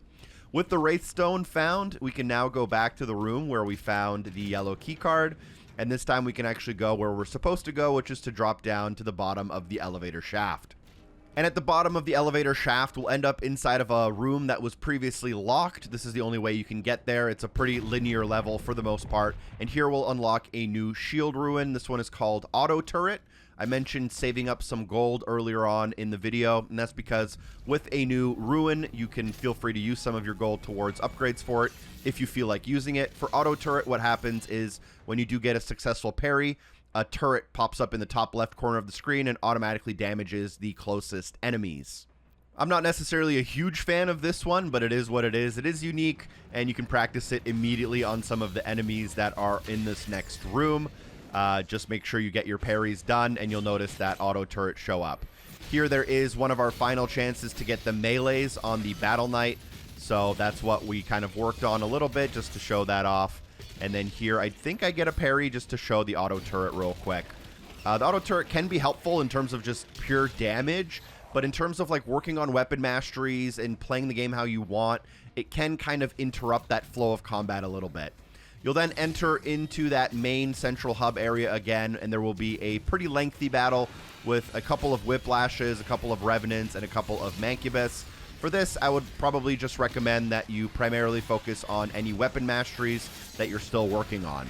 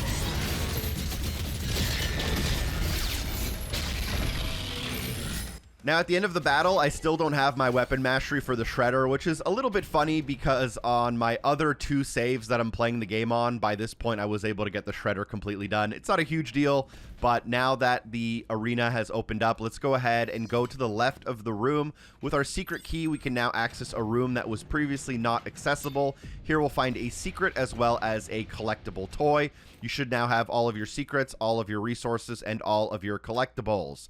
As you exit out of this room, you will be attacked by a couple of flying skulls. You don't see them on screen just because of an unfortunate error with my editing.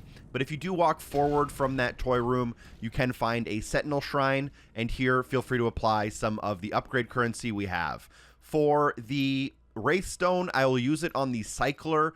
I did mention earlier in the series that I was going to kind of do the weapon masteries in order, but I changed my mind. And the next one I feel like working on is the Cycler. I'm also going to put some of my gold towards the Ravager, and I'm going to then use some of my gold towards the Auto Turret Rune. At this point, I thought that there would be some mission challenges that would require us to do that. I'm also going to go over to melee weapons, and I'm going to get the Resonant upgrade for the Flail, and then I'm going to basically just move on and complete the level. But before that, not a terrible choice to go to your challenges. You should have all the mission challenges, but I'm also going to look at my masteries here. I'm at 87 out of 100 for the Shredder, and now I have the Cycler to work on as well. So we're going to be cycling between those 2 weapons when we can until we find another Wraithstone. But realistically, if you only have 1 or 2 weapon masteries you're working on at a time, you will be fine. It's once you start not using a weapon and you end up having to try to do like 3 or 4 of them in the final mission of the game, that's when you'll kind of end up with a problem.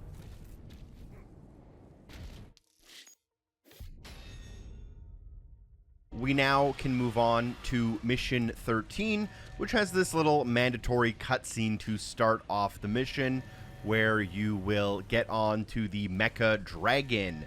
As soon as we gain control here, we'll open up our menu, and there are a couple of mission challenges you may want to keep your eye on.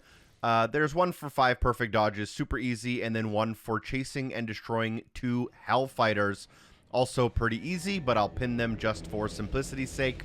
You'll be able to exit out of the bay, and immediately in front of you and slightly to your left, you will find a Hell ship, or a Hell cruiser, I guess this one's called because it's the big one. Just get a couple perfect dodges in and then take it out, and as soon as you do that, you may need a couple more perfect dodges.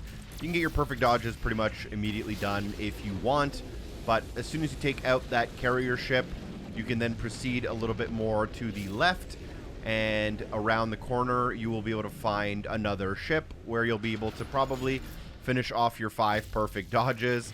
The way the game works is you can't really do damage unless you get a perfect dodge, so this challenge is basically unmissable. Now, once you take out the second Hell carrier here, there will be also like a tentacle arm that is behind it on the wall, and it's kind of wrapped around one of the towers. So we're going to take out both of the Hell carriers and the little tentacle arm to get ourselves a decent start here at the mission.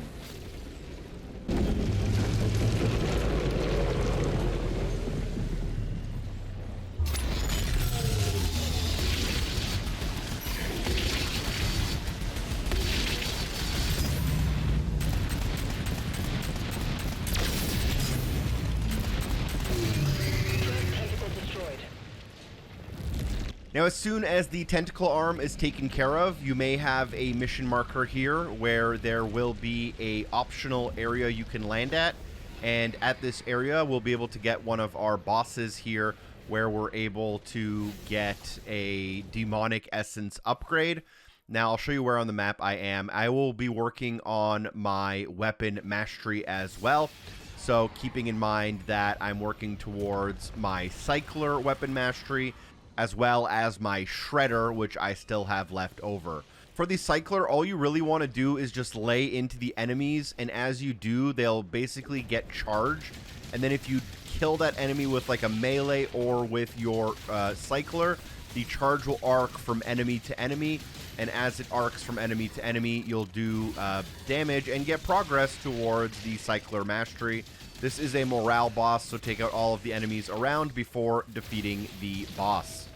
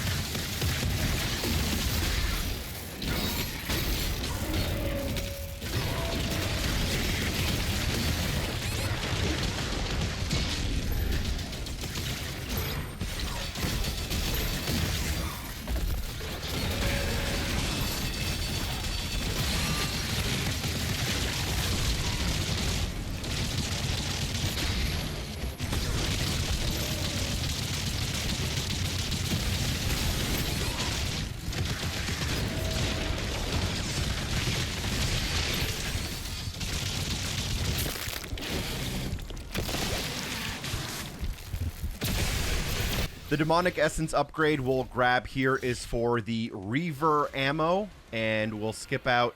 We can do a quick loop around the arena to grab our health and armor before we use our shield charge to exit out. As soon as we leave, our dragon will catch us, and I believe a hell cruiser or a hell ship or whatever. These small ships, one of them will spawn basically directly in front of us. So as soon as you regain control of the dragon here, use your left stick to basically sprint and start chasing it. You can try to cut some of these corners in order to catch it more quickly, but for this one, I think it's just going to end up doing circles at the end of the path if you don't get it on your first try here. There's a little bit of a weird wall that I got caught in between as it shifted from like left to right, but just keep pursuing this until you get the progress for blowing it up. That is one of our mission challenges. As you reach this inner area, you will have one of these kind of opened tentacles that will shoot at you. You'll want to do a couple of perfect dodges to take it out, and then that will be 2 out of our 3 tentacle weak spots. As soon as you take out the tentacle, another Hellfighter will spawn directly in front of you, so go ahead and give chase and destroy that to get the Veteran Pursuer mission challenge just out of the way, and then we can worry about just finishing the mission off.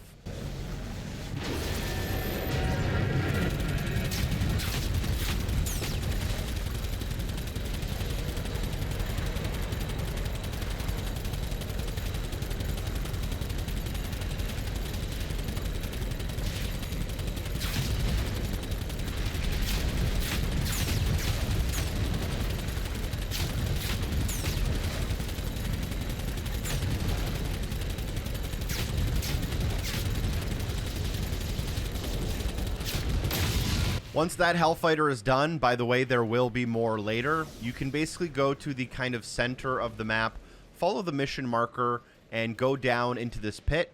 As you come down into this pit, you will be working towards our last tentacle arm. But as we reach the bottom, there will be a few more Hellfighter ships, which we can give chase to and take out if we want. You don't have to take them out, but they do lead you to the kind of direction you want to end up going, as they basically are going to lead us directly to the tentacle arm.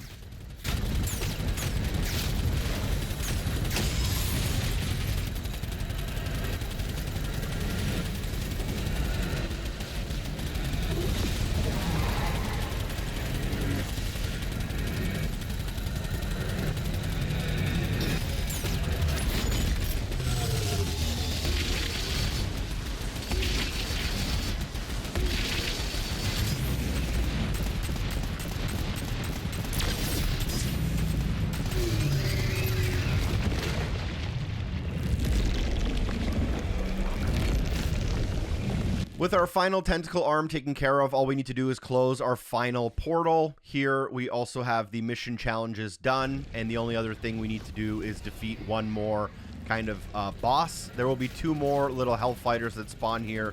You can give chase, or you can pretty much just ignore them and finish the mission if you prefer. They do kind of guide you in the proper direction, so it's not a terrible idea to just quickly give them a follow. In some missions, they do drop gold. I don't believe this is one of those missions, though.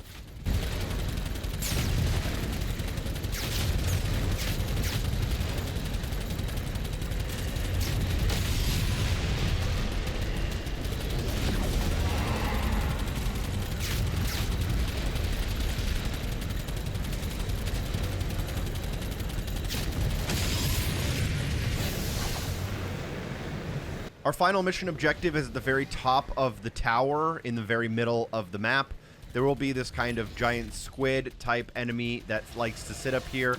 Give it a quick dodge if you can to get your weapon empowered and take it out. It usually requires 2 dodges in order to get done. And once you do that, it should drop the shield at the very top of the tower. Once the shield is dropped, you can land here, and this pretty much begins the process of closing out the mission. There'll be a ton of enemies here. Most importantly for us is a leader with a morale boosted bar. So we're going to have to take out all of the little enemies around the leader to break the shield and disable the shield via the morale. I'm still working on my cycler weapon mastery here. So I'm basically just going to be using this weapon to arc as much electricity between enemies to do damage at least 500 enemies. I won't be able to complete this weapon mastery in this mission, but you can make very decent progress. And then the next mission has 2 Wraithstones, so if we could get a couple of weapon masteries done, we can start working on a couple later on as well.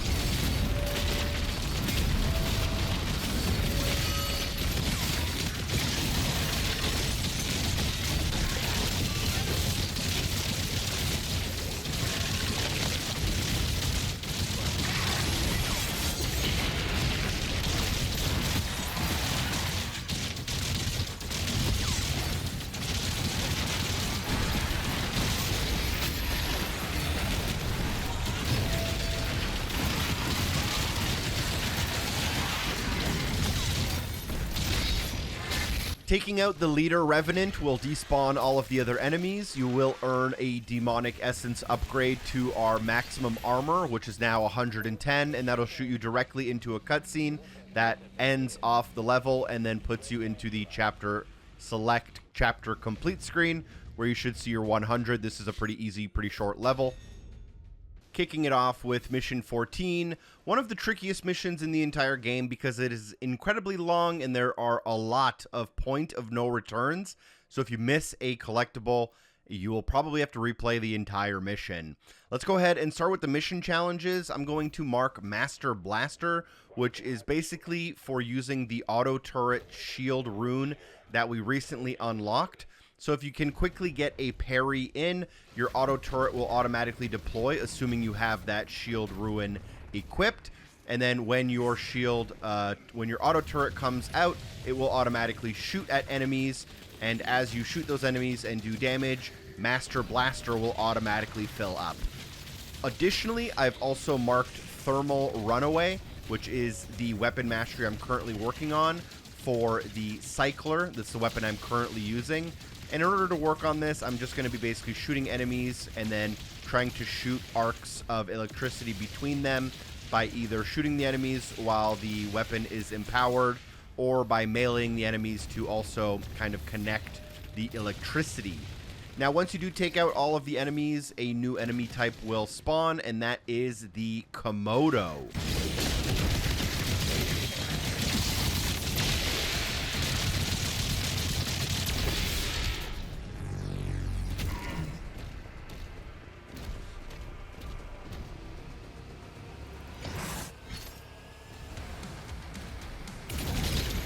For the Komodo champion, also sometimes referred to as the Komodo demon, pretty similar to a lot of the other kind of larger bosses. We will end up taking this guy on with other enemies, but for now it's a one-on-one battle, and I would just recommend staying up close and personal and getting in your parries. It is imperative that you actually hit your parries, and this enemy has a lot more combos than any of the other enemies, so he'll do 2 or 3 hit combos. And if you don't parry like each part of the combo, you'll also not be very successful. Taking out the Komodo for the first time does unlock an achievement or trophy, which I've already unlocked. And now, instead of pushing the button to leave the area, while looking at the button, turn about 90 degrees to your left and go to the edge of the water. And on the edge of the water here, you'll be able to go down these kind of castle ruins. Look to the edge, and on the edge of the water, you can drop down onto a full health or full armor little pickup. And then around the corner, you can find a gold chest worth 50 gold to start it off. A secret area, our first one as well. And then once you have that ready, you can go ahead and press the button.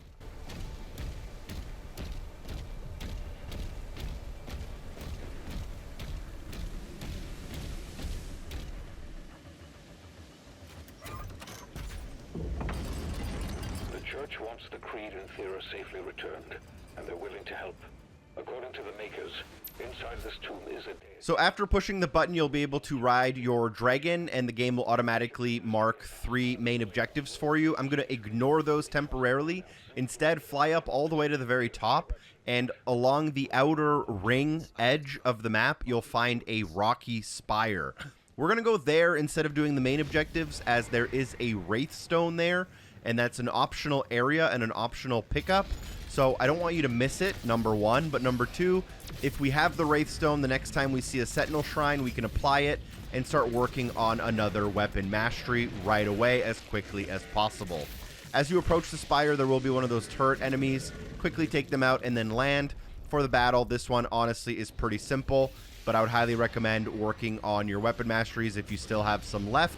For me, I ended up quickly grabbing the Shredder, which was for... I needed like 13 more of those pincushion kills. So I'm just going to fill up one of these demons with the pincushion, throw my shield to get an explosion, and once I trigger that explosion, I should get the Shredder all done. And with the Shredder done, I now have the Cycler I'm still working on, and I'll pick up this Wraithstone, which I'll be able to apply later. Getting a couple of parries in also helps me towards Master Blaster.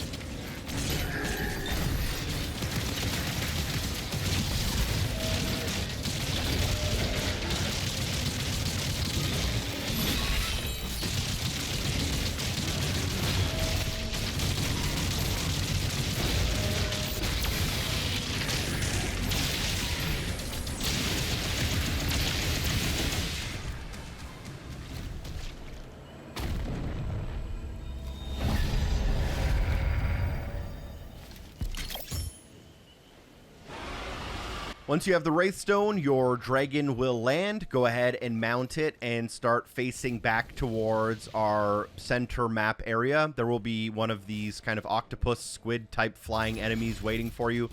I guess this is supposed to be a Caco demon now that I'm actually thinking about it. Maybe this is the new and revised Caco demon, and I'm just a little too dense to realize that on my first time through the game. But once you take it out, you can go to, I think, any of the objectives here, but only one of them is kind of marked for me. When I flew out of the Wraithstone area, I went down and to the right. As I enter into the building, there will be a Hellfighter, and this Hellfighter is timed. It will disappear if you don't kill it in time, and it can be a little bit difficult. We do have to kill a couple of these little Hellfighter ships during this mission, and I think there's like 5 or 6 chances, and some of them are permanent spawns. But if you're able to kill this first one right away, it does help relieve some of the stress of remembering to do that later. So I would highly recommend taking out this Hellfighter if you're able to, but if you have a little bit of a skill issue like I sometimes do when I fly into a wall, you won't actually get it, and it will despawn. If it does, don't worry. We have plenty of opportunities later on. Follow to the end of the cave and then land at the next area, which is past the tentacle.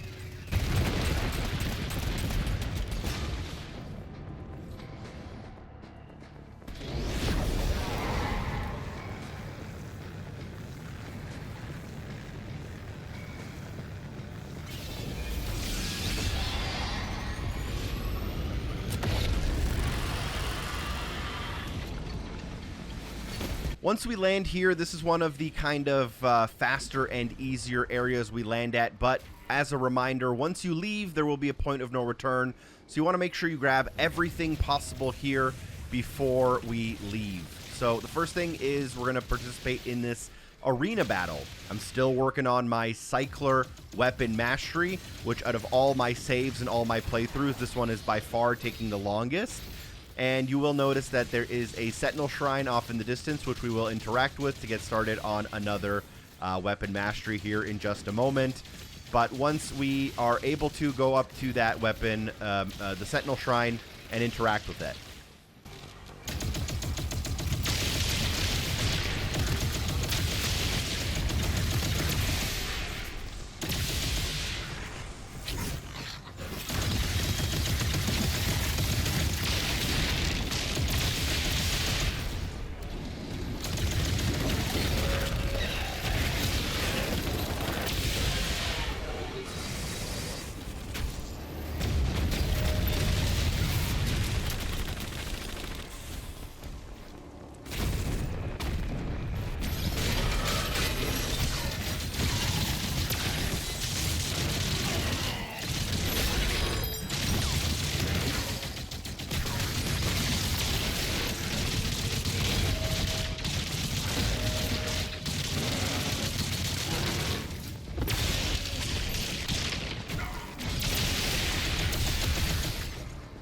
With all of the enemies taken care of, we can interact with that Sentinel Shrine, and the next weapon I'm personally going to be working on is the Chain Shot.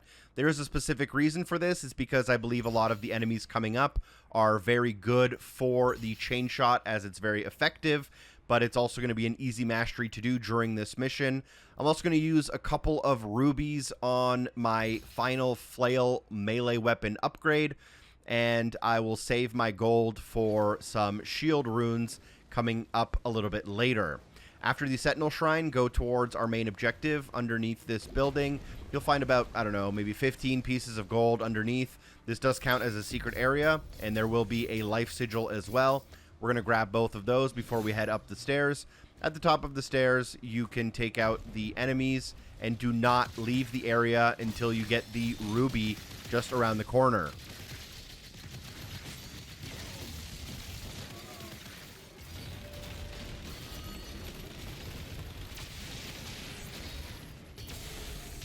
So to find the ruby, you'll notice that the door opens up to leave the area, and instead of leaving and using that elevator, which is a point of no return as far as I know, you want to actually go up the ramp to the left of that door, and at the very end of that walkway, you'll get locked in a room with a Revenant and an Aragon.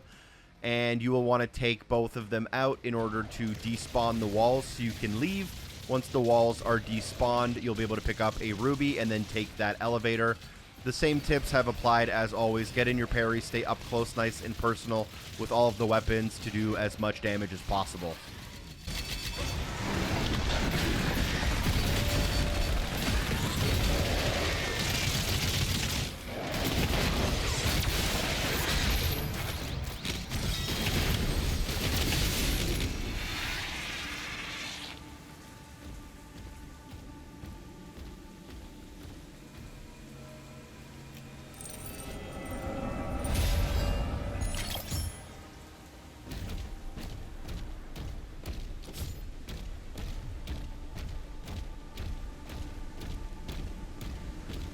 So before hopping on the elevator, let's do a quick check of our challenges. I'm almost done with Thermal Runaway.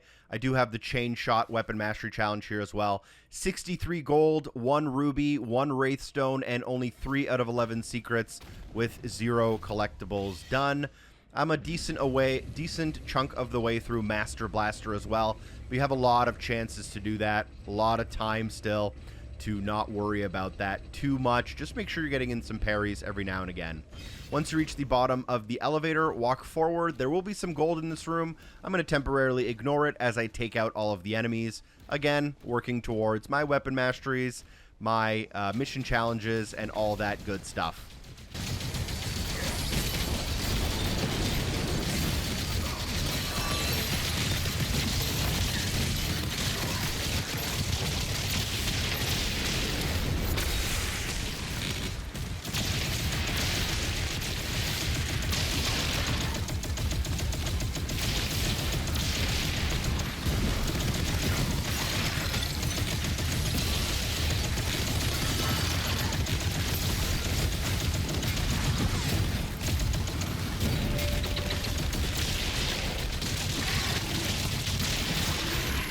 So this little arena was pretty great for my Cycler weapon mastery. I got over 100 progress towards that. So we're now done with that weapon, and I'll be working on the Chain Shot going forward. Before you leave this area, there are 15 pieces of gold, 3 groups of 5 scattered around the arena. There are 5 kind of in the middle, 1 on the left side wing and 1 on the right side wing. So grab all 15 pieces of gold. You might want to open up your auto map, but I'll make sure to do a little quick count before I leave the area. So grab the gold and then get ready to press the button. After you press the button, I believe your dragon lands and the game will ask you to leave the area. So you don't have to leave the area like immediately, but you will get a cutscene here.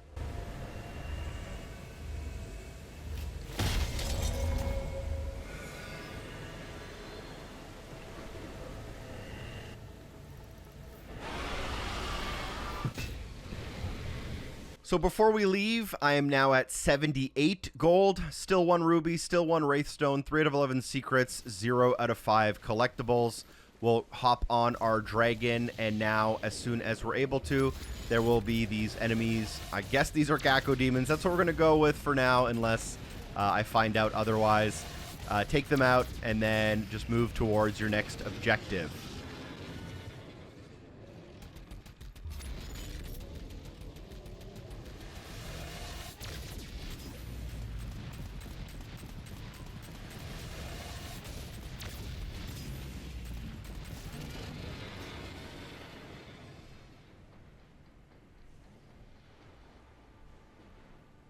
As we approach our next mission marker and fly into the tower, same thing as last time. Get a good little sprint start, which will get you very close to a little Hellfighter ship as you enter on in. Make sure you stay nice and close to it so it doesn't despawn, and get to the very end of the tunnel, and hopefully you take it out. If not, there are more chances for more of these ships later on, but for now, we are done with this challenge. You may have only 1 out of 2 or even 0 out of 2, and that's a-okay because, as I said before, there are more of these ships coming later on that you'll have plenty of chances to take care of. A tentacle at the very end of the tunnel. Take out the tentacle and then fly and land on the next area.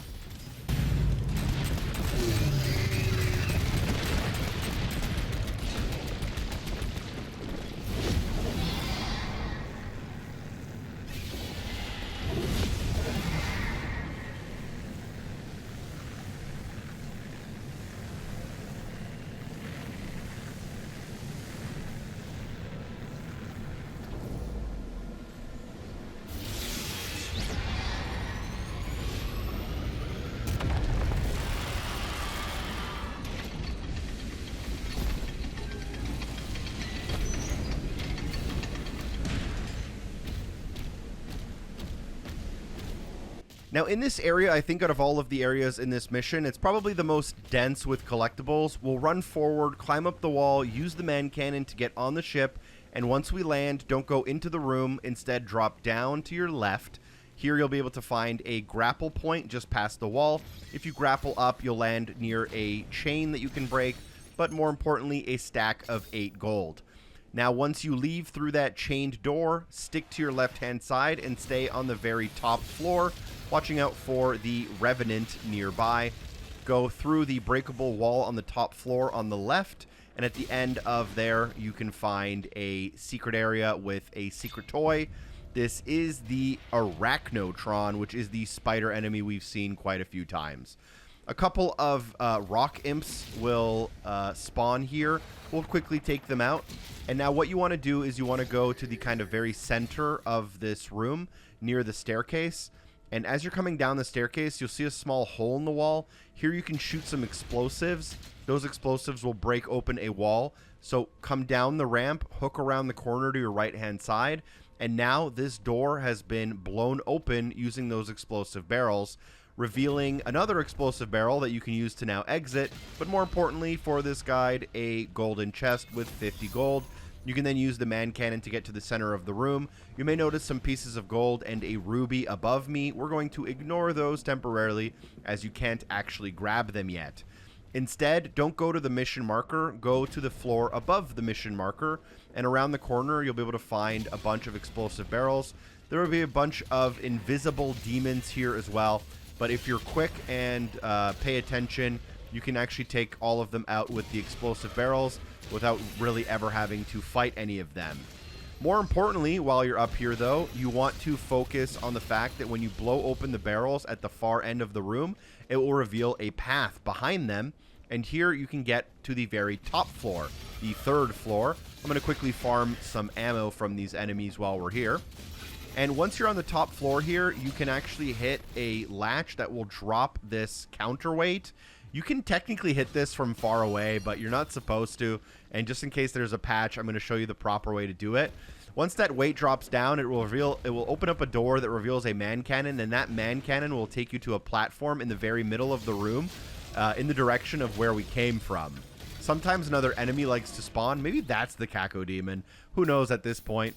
And make sure you grab the 5 pieces of gold and jump up to the ruby, which is another secret area. And only now are you ready to move towards your main objective. I will do a quick check on our gold totals so you can make sure you feel confident moving forward. So at this point, you should be at 6 out of 11 secrets, 141 gold, 2 rubies, 1 wraithstone, 1 out of 5 collectibles. We still haven't gotten any demonic essence either. Now, this is a great place to farm your chain shot weapon mastery. If you're following along with me, you should have that activated, but it's okay if you're working on something else instead. For the chain shot, we need to kill basically 100 enemies using the explosive damage that happens when shooting a fully energized shot. So here there will be a lot of groups of small fodder, and as you kill one of them using your energized shot, a lot of the other ones nearby will also get taken out. So you can work on that, and as you drop down from the cliff, instead of going down the walkway, turn around and you can go through a door in the side of the cliff, ending up kind of underneath where you came from. Here you'll get attacked by another Komodo demon, and again, we're going to stay up close, nice and personal, making sure to avoid the fire when possible, using a high damage output weapon. I'm going to be using the Ravager here because it's the next weapon I plan on working on a mastery for, so I figured I'd get a little bit of practice in with it while I can.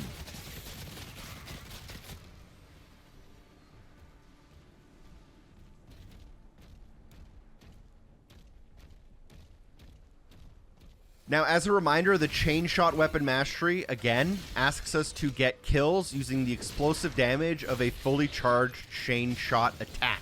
And as you're coming down the mountain here, you'll notice some enemies with shields. If you use your chain shot on the energy shield and do that twice, you can actually take out all 5 of these enemies with 1 shockwave. You're basically getting 5 out of 100 progress for each row, and there's like 4 or 5 rows here. The only thing is that this strategy kind of puts you in a little bit of a vulnerable position against some of the empowered enemies. So if you're struggling, you may want to go to the very end and kill the Enforcer. But for me, I'm kind of just going to try to grind out my chain shot kills. And unfortunately for me, this is one of the only times where I actually end up needing to use a life sigil. So thank goodness that we've actually been finding them. I get way too much damage put into my body via this Hell Knight and this Cacodemon and this Skull. Basically, like, I'm just doing the worst possible move in every instance, and I'm not very good against these kind of purple grid attacks either. So if you want, if you know, you can grind out your chain shot. If you're not doing as hot as me, for example, you might want to burn your life sigil or just restart your checkpoint. But getting in a couple of my parries also allows me to get the Master Blaster progress for the mission challenge. And now with all of that done, I can focus on the Enforcer at the end. And then here, instead of going towards our main mission, there is an optional Gore Nest. We're going to use that Gore Nest quickly because there is a Demonic Essence enemy there. And I will be attempting to pin the Reverberation Weapon Mastery Challenge, although for some reason I think I'm encountering a weird glitch where it wasn't immediately showing up. But once I reach this Gore Nest, I'm going to destroy it. A bunch of enemies will spawn. You know the drill by now. You know what to do. Work on weapon masteries, work on mission challenges, and just have fun.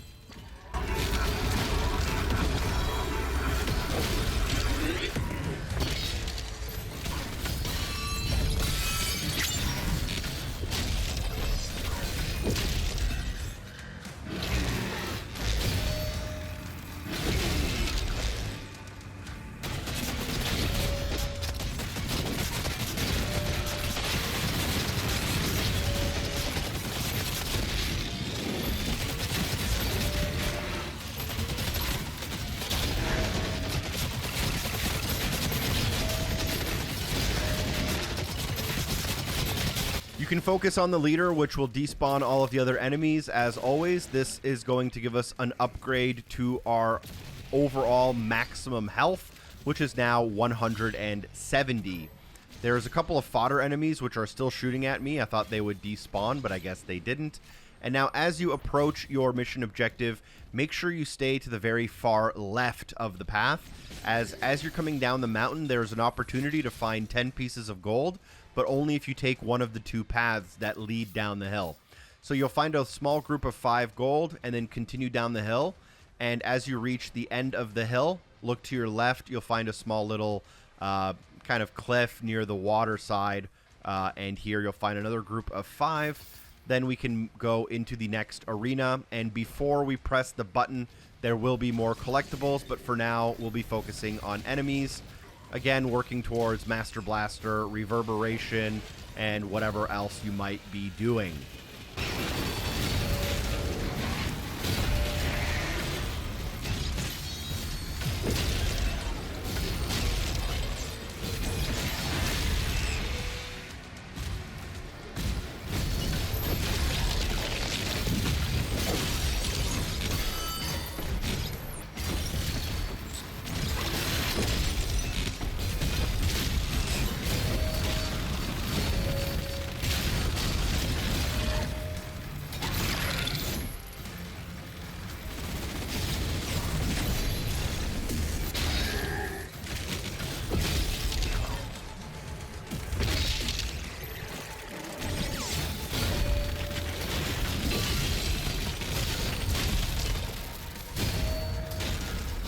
So now, given the opportunity to click the button, we're not going to do it, as it's easy to get carried away and accidentally leave the area without getting these collectibles. So face the hill in the opposite direction of the button.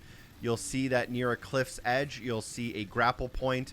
If you drop off that cliff edge, you'll find 5 pieces of gold, as well as a Codex lore page. We're going to grab both of those things before we grapple back up, run towards the button, interact with the button.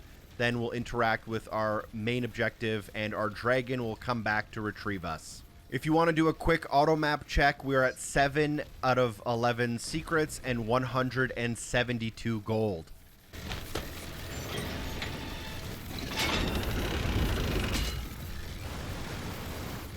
You may now access the nearby stasis.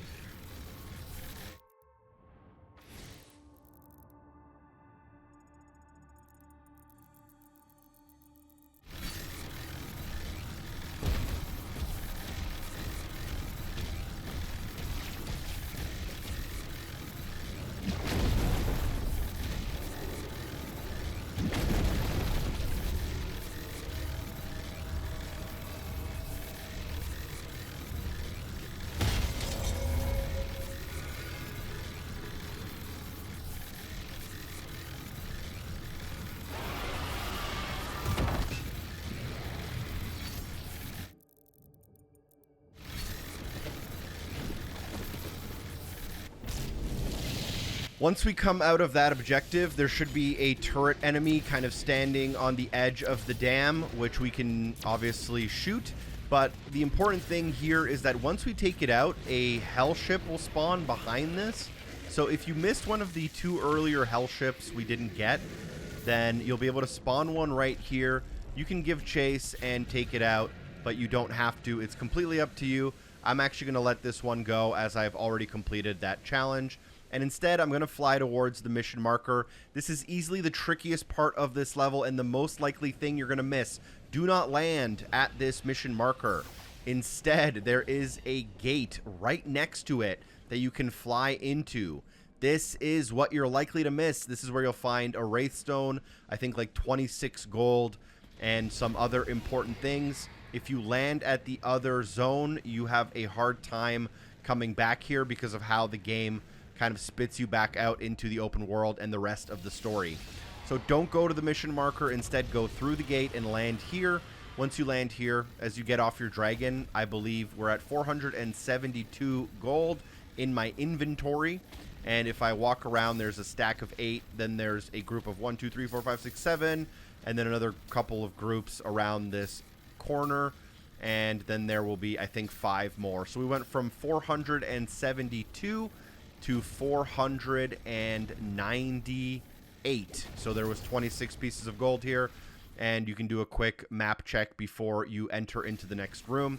Here's a great opportunity to work on your chain shot mastery, as there will be tons of groups of enemies, and every time you shoot your chain shot, you'll basically take out 5 to 10 enemies very easily and very quickly, getting up to 100 without many issues.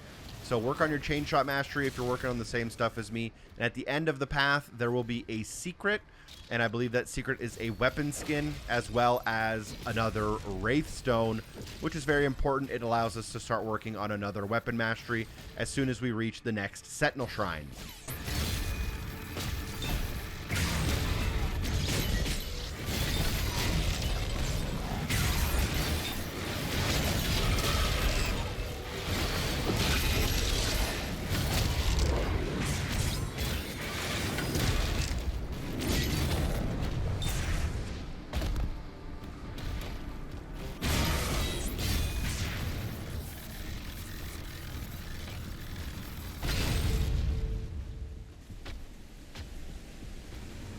So we grab the weapon skin, we grab the Wraithstone. If you're curious, I'm going to be using this Wraithstone on the Ravager. I'll explain my reasoning why later. Once you grab those, though, you can use the man cannon to leave.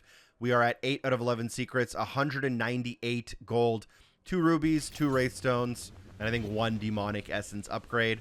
And the dragon will land, and you can head on top in order to continue. Now, for some reason, my game was failing to show me a mission marker as to where I was supposed to go, but my last stasis emitter is near the bottom center of the map.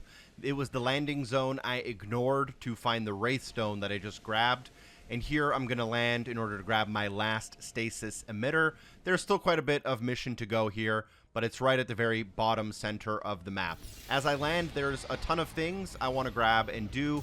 So there will be a shield ruin upgrade. I'm going to ignore that. We'll grab it last, as it's pretty much required.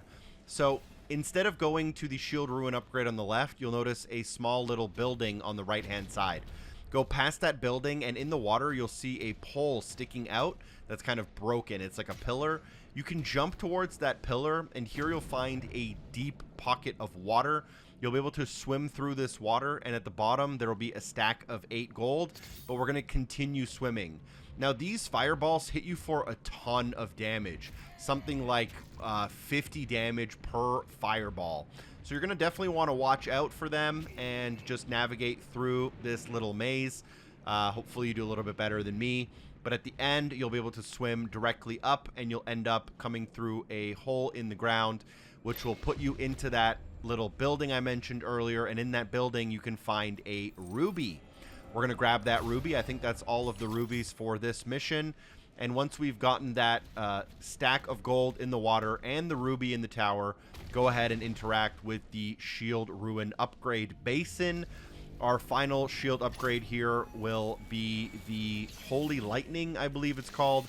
And what's going to happen is that when we parry an enemy attack, the Heaven Splitter, it will basically send a bunch of electricity like through the air back at the enemies, and it also links between enemies, which is super helpful and super useful. I would recommend equipping this as long as you're already done the Master Blaster mission challenge.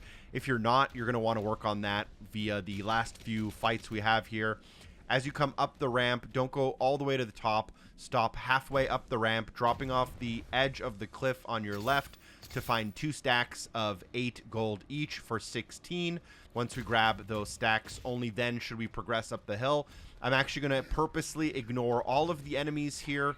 I'm going to explain why. As you're coming up the hill, take a look to your right, and you'll notice a staircase. If you head up that staircase, you'll find a bunch of pieces of gold. I'm going to grab all of those pieces of gold. There will also be some flying skull enemies that will attack you. This is also a secret area with a life sigil. But most importantly, this is an area where there is a Sentinel Shrine. And the reason I want to get to the Sentinel Shrine early is I want to work on my weapon masteries before I work on this fight. I've decided that I'm going to be working on the Ravager next. The Ravager is a decent weapon with a decently easy weapon mastery. We have to get 100 pieces of skull ammo using the Ravager. Now, the chain shot is great for groups of enemies, whereas the Ravager is going to be great for one-on-one damage. You can use that as a 1-2 punch if you still have both of those. I'm also going to spend a decent amount of money on my new shield ruin upgrade, which is for the Heaven Splitter, and that's also going to be very helpful for some of these upcoming battles. You can also try to pin the Gatherer mission challenge, which didn't work at first, but did end up applying itself to my screen in a second here.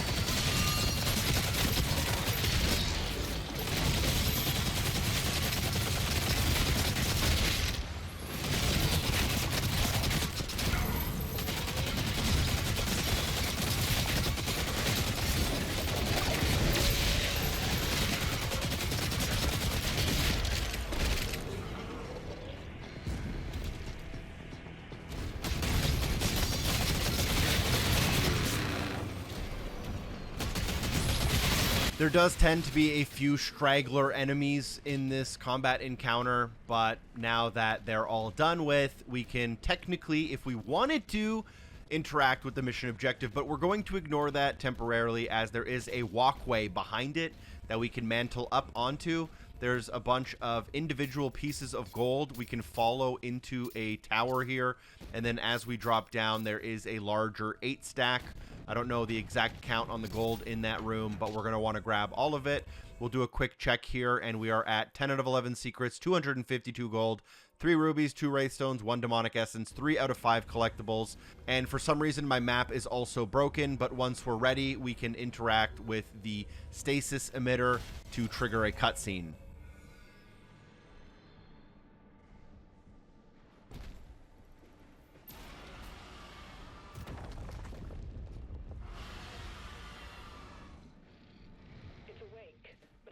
As soon as we hop on our dragon, we can find another little Hellfighter ship, and we can chase it if we want to. Again, there's no real incentive there if you've already completed the mission challenge, so I'm going to temporarily ignore it, but this one isn't too bad, and I think it permanently circles the map once it reaches its location. For the last location we're going to visit via the map marker, this is another kind of point of no return. All of our gold, secrets, and everything will be past this point from now on. As you gain control of the character on foot after landing, go down the path down the first set of stairs and hook around to the left. Here you'll find a path with a bunch of gold. You'll find a chunk of 3, another group of 3, then a group of 5, and another group of 3 with more around the corner. As you come up the stairs, you'll have a few more pieces of gold and a clamberable wall, which we'll temporarily ignore. You'll want to hook around to the left to find that wall, and a whiplash will spawn, but more importantly, after you take out the whiplash, but before you jump across the wall, there's a stack of 8 gold to the right-hand side here. After grabbing that stack of 8, you can now feel free to jump across the gap, clamber up the wall, and here there'll be a large tower in front of you. We're going to head into that tower, which has a man cannon inside. That man cannon will take us up a significant amount of floors, and then there will be a couple of enemies kind of underneath us. But before you go into the building, that's a point of no return. You want to jump back towards the spire we came from, to the left, where you'll find a ledge that has a secret. This is a Revenant toy, and I believe this is one of our final secrets. It is 11 out of 11, but we do have a collectible Codex page left near the end of the mission that doesn't count as a secret location. Now from here, let's go back into the spire, go up the man cannon, and now proceed towards our mission marker, where we'll pick up a new weapon.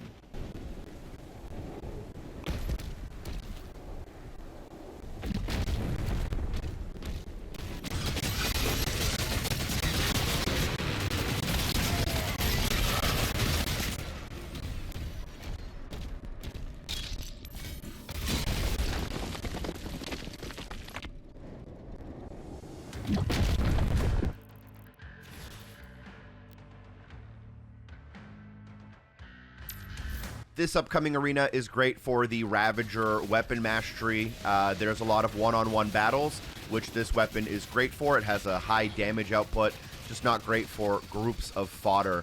We're going to do our regular lots of parries and the likeness. At the very end of the battle, there will be a Komodo and a Revenant at the same time. You have one of two choices. If you take out the Revenant, the Komodo will automatically despawn, but the Komodo likes to get up close and personal and really ruin your day, so it's a lot easier to take a lot of damage from the Komodo if you're just focusing on the Revenant, who is the leader. I end up doing that, but it ends up kind of probably costing me a little bit of health, armor, and time, to be honest.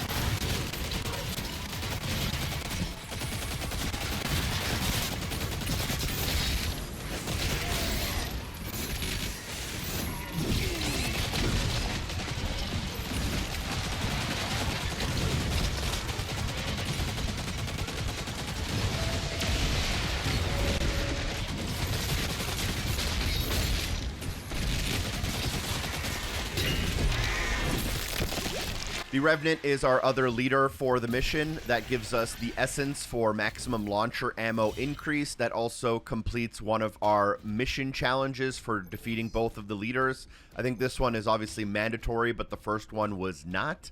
And then only once we've defeated those, we can go interact with the door in front of us. And here we'll be introduced into a new weapon, the BFC, which is the Big Effin' Crossbow, a replacement for the BFG, Big Effin' Gun. And the crossbow fits the theme of the Dark Ages here. This is a completely separate weapon from your weapon wheel. You'll access it via the Y or triangle button. It has its own specific ammo. It can carry 3 at a time, at least on this difficulty. and you'll find the weapon ammo pickups, which are these kind of green crossbows in front of me. They're pretty rare coming up later in the game. There's a lot of them in this mission, as this kind of mission works as a tutorial. Now, ideally, you want to use the BFC against these enemies here. If you really want, you can grind out your weapon masteries against them, but this battle on my other save profile I did without the BFC, and it took like 15 minutes, and there was also a little bit of weird glitchiness with some of the invisible walls. But for now, just push forward past the enemies through the water.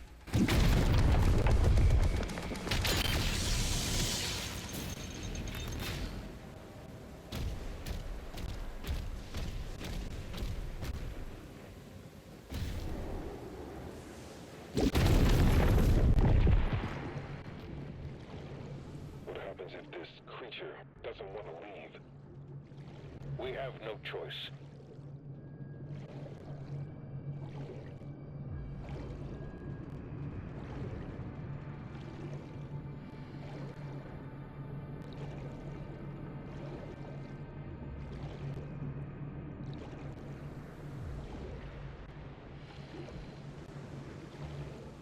This upcoming elevator is labeled as a point of no return, but to be honest, if you were to try to backtrack, I'm not 100% sure it would work. 11 out of 11 secrets, 277 gold resources, and we have one more Codex page coming up as well. Take the elevator, and you don't want to miss any of the gold here. A little fun fact, I missed the last chunk of gold in this mission, and I had to replay the entire thing to make this video. So drop a like if you appreciate that. Wanted to make sure I didn't miss anything, so that's why we are doing it that way. Around the corner, a bunch of enemies. There is an Arachnotron. I believe there's a Whiplash, and there is at least 66 gold we can grab here. So watch out for the Whiplash, as that was kind of got left behind. And as you come up the hill, you'll see a big kind of counterweight in front of you hanging from a chain with a superheated latch.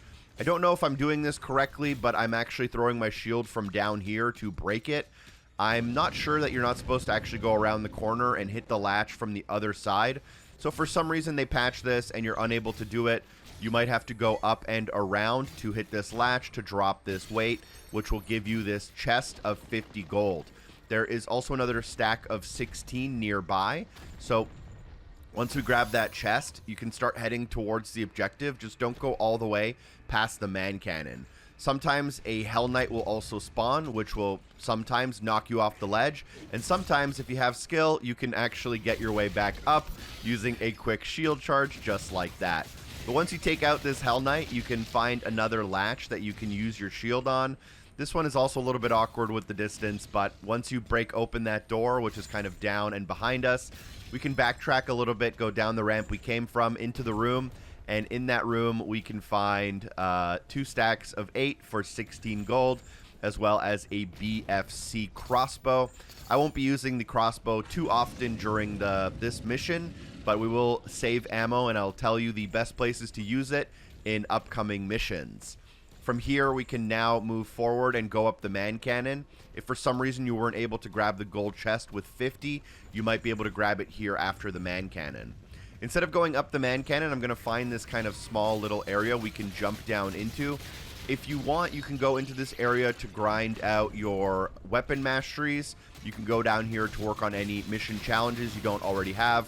But basically, once you're down here, you'll take on probably 10 to 15 Hell Knights, and they start attacking you from both sides, so you may want to save a crossbow for if you get into a sticky situation.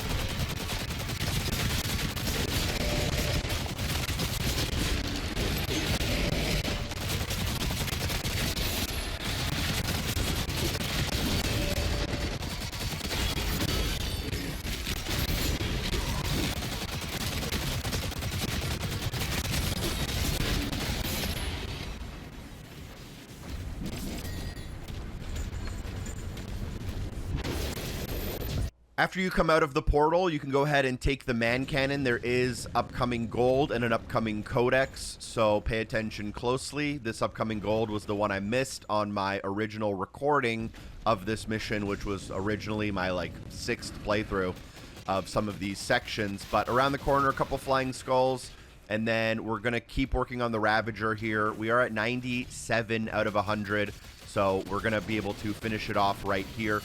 It's totally okay if you're still working on 2 or even 3 weapon masteries.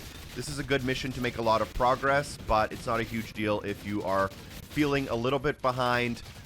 We do have to get all of the weapon masteries done by the time we finish the game if we want to have that 100% at the end of the final mission, but you can always go back and grind these if you need to. Now, once you come around the corner, there will be 2 invisible enemies and a mancubus, and as soon as you take out the mancubus, you'll be able to use a man cannon, and just after this man cannon is our final 16 pieces of gold. So take the man cannon. As you land, jump over the wall directly in front of you, ignoring the shield enemies temporarily. And around the corner here, you'll find a crossbow ammo as well as 16 pieces of gold, bringing us to 359 out of 359. The only thing we have left now is our final codex page. And if you're still working on the chain shot, right here is not another bad opportunity for you to be able to get some of the fully charged chain shot explosion kills for that weapon mastery. So I'm just quickly showing that off that you can do that, although we are done with the chain shot. So we won't be using it until we really want to later on in the game. Take out the Revenant in front of us. Once we do that, there should be, I believe, another man cannon. That man cannon will take us across 2 hanging cages in the middle of the area. And here you'll finish off the mission pretty soon. You'll just follow the mission marker. There will be a point of no return, but there's so many point of no returns in this mission, you can't really revisit anything we've already done. Around the corner, though, you should see a somewhat obvious codex page that is hanging out along the main path directly in front of you. That's how we don't have all of the collectibles, but we have all of the secrets. It's because this codex page isn't in a secret area. So once you pick up that codex page, you should be pretty much at 100% for the mission. And at that point, you can take a quick look at your mission challenges and your weapon masteries just to make sure you are looking good. And if you are looking good, go ahead and ride the elevator. And then all you'll do is once you reach the location coming up, you'll walk towards the button, interact with the button, and that will complete the mission. Once you complete the mission, you know the drill. There will be a chapter complete screen. You'll get confirmation that you got 100%.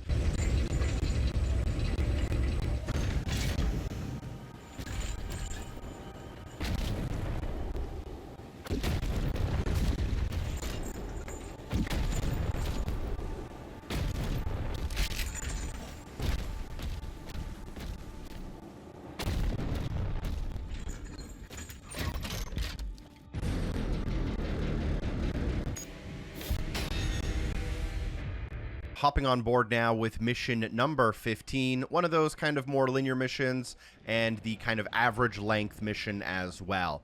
Now, as you start, you'll just basically swim forward and the game will automatically make you go through the correct kind of tubes. It makes you feel like you have some control here over your character, but you do not. As soon as we do enter into the open area in front of us, there is only really one way to go. There is also a Sentinel Shrine, which you can use immediately if you so desire, but for now, I'm going to be mostly saving my money. Interact with this stone, which I believe is a cosmic stone, although don't quote me on that, and you will be teleported up.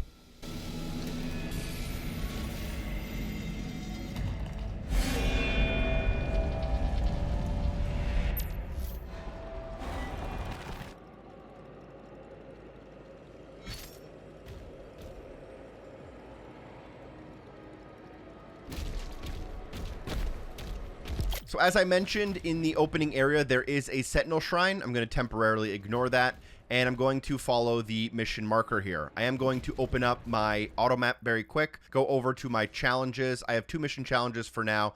Parry 3 Caco demons, and I also have to stun 8 or more demons using the ability for the shield rune that we recently picked up. Instead of going through the ring directly in front of us, drop down a ledge. This will allow you to break through a wall on the right-hand side, use the grapple point to make a jump across the gap. This elevator will lift you back up a little bit. You'll immediately be able to grab 16 gold via these 2 stacks. You'll be able to interact with this stone, and this will open the door that links you back into the area that we started at. In that area, we had the Sentinel Shrine, but now, since we've used this stone, we have a man cannon that spawned across. Go to that man cannon, it'll shoot you up to a ruby, and you can pick up that ruby. Now you have a little bit more gold, and you have an extra ruby. You can use it on the Sentinel Shrine if you so desire.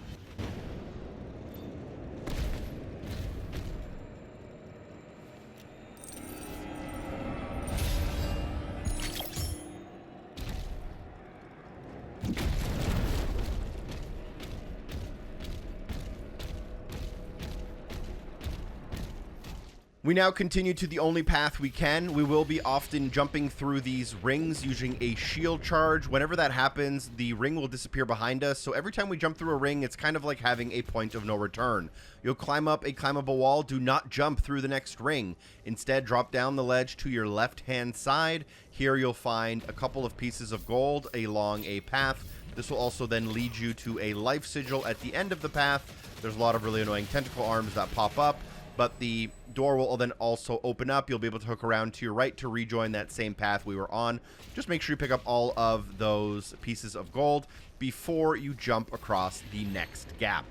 Then you'll have another ring, and again, you'll actually want to ignore this one, as you can drop off down from the ledge to the right and grab 5 more pieces of gold before you climb back up and jump through the next ring.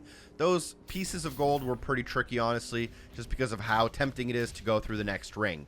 Once you do go through that next ring, hopefully you don't immediately end up at 3 health like me. There will be a new enemy type. I'm not 100% sure what this enemy type is called right now, just off the top of my head. But what you'll want to do is pretty much the same standard thing here. Stay nice and close, parry when possible. I'm going to be using my Ravager just because I got used to using it in the last mission. I don't have any other weapon masteries to work on, and I will be trying to get a couple of parries in really quick. So right now I'm not shooting any enemies. I'm waiting for them to shoot a parryable attack at me. That is so that I can work on the Torrent mission challenge for shocking them with the Heavenly Strike shield rune that I recently unlocked.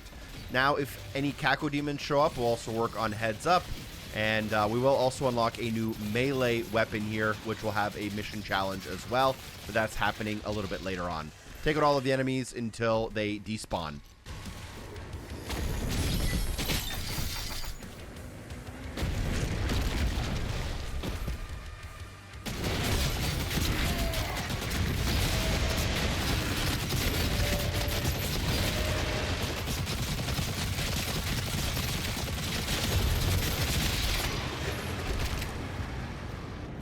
Once you're able to, you can line up the Cosmic Eye gates, and then you'll be able to throw your shield to destroy the gates and then open up the doors that are kind of connected to them. I kind of like mission number 15 as there are some light puzzle elements coming up, which I honestly really enjoyed. It also plays with like gravity and a little bit of your perspective. But go ahead, take out the gate, then shield charge your way through the next gate, and once you land in the next room, there's a lot of different paths you can take coming up and a lot of doors that unlock on like your second time through a room. As you start though, you'll be able to jump across a large gap. There will be a new enemy type here, which I think is the Witch. There's also a golden chest to our left, which we can't grab quite yet. Now, if you're very quick, you can sprint towards the Witch here, immediately stun lock them with your shield, and take them out in seconds. However, if you don't stun lock them, they will shield up, and that can just sometimes add a little bit of extra time to the battle. Once both of them are taken out, use the man cannon in the middle of the area. Ignore your marker for your main objective, and instead turn back around, pointing into the direction that we came from. From there, you'll be able to jump to the right-hand side, finding a grapple point, grapple up there, and once you get up there, you'll find a gold chest worth 50 gold. Additionally, if you then start looking back, jump across the gap and go to your left-hand side. As you go to the left here, you'll find more pieces of gold. So you can just jump across the gap, look to your left, drop down, and find those pieces of gold. Follow the pieces of gold to the end of the hallway, and as you wrap around, there will be a climbable wall. Climb that wall, and there is a Codex page here. The door will open and link you back to where we were, rejoining the main mission path.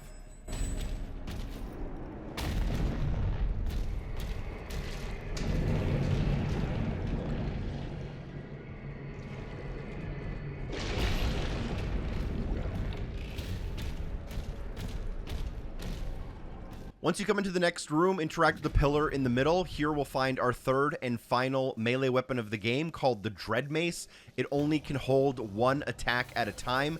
It's extremely slow to use that attack, but it deals an incredibly large amount of damage and damages nearby enemies as well. You can refill the attack by picking up melee ammo on the ground. You can also parry and take out demons to refill it, and when you use it, it will also refill all of the ammo in all of your weapons. And this also does start a mission challenge for damaging 35 demons using this weapon.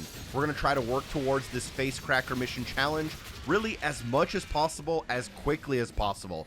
I found this mission challenge incredibly difficult, and if you don't get it by the end of the mission, it's okay. I'll explain a little bit of a trick to help make it a little bit easier.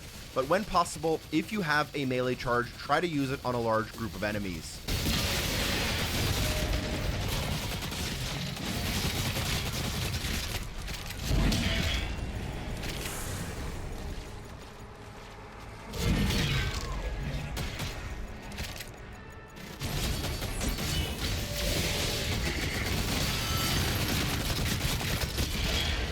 Once we've finished the Dread Mace tutorial, you may be worried that there are a couple of locked doors in this room, but don't worry, we'll come back to this room, and those doors will unlock themselves kind of through natural progression.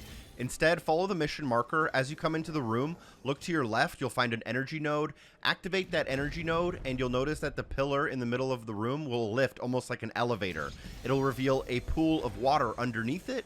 We'll swim in this pool of water, watching out for the stones that will crush you against the wall, and we will swim through a few pieces of gold as we swim across. You should take a break between the two pressure pads if you don't want to get smushed and lose a bunch of damage. And then as you come out of the water at the end, the door will open, also revealing a ruby, which we will want to pick up. With this secret kind of out of the way, I don't know if the game actually counts this as a secret. We can now stand on the platform in the middle of the room and then use the energy node. This will lift us. We'll be able to grapple up onto a wall. Here we'll be able to line up the cosmic eye. We'll be able to throw our shield at the eye in order to destroy it. And once it's destroyed, we will open up that door in front of us. If you open up your auto map here, you should have 4 out of 10 secrets. You should have 90 gold. You'll have a little bit more than me, and 1 ruby. And once you're able to come out of that auto map, use your shield on the energy node to lift the platform, go jump across the platform and into the hole. Once you're in this hole, just follow it around and enter into the next arena. Now, this is a little bit difficult because this is a Cacodemon right in front of us. Now we know that for sure. Previously in the walkthrough, I was a little confused on what the definition was there. But the Cacodemon needs to be parried 3 times in order for the Heads Up mission challenge to activate. I found that getting the Cacodemon to actually shoot you with a parryable attack was very difficult, and a lot of times there will be like a million other enemies attacking you at the same time. In order to get the Cacodemon to do a parryable attack, I found that you want to stay at medium range, and that is the most likely scenario for it to do that. And there will be more Cacodemons later, but the more parries you get against them now, the better and easier the mission will be later on.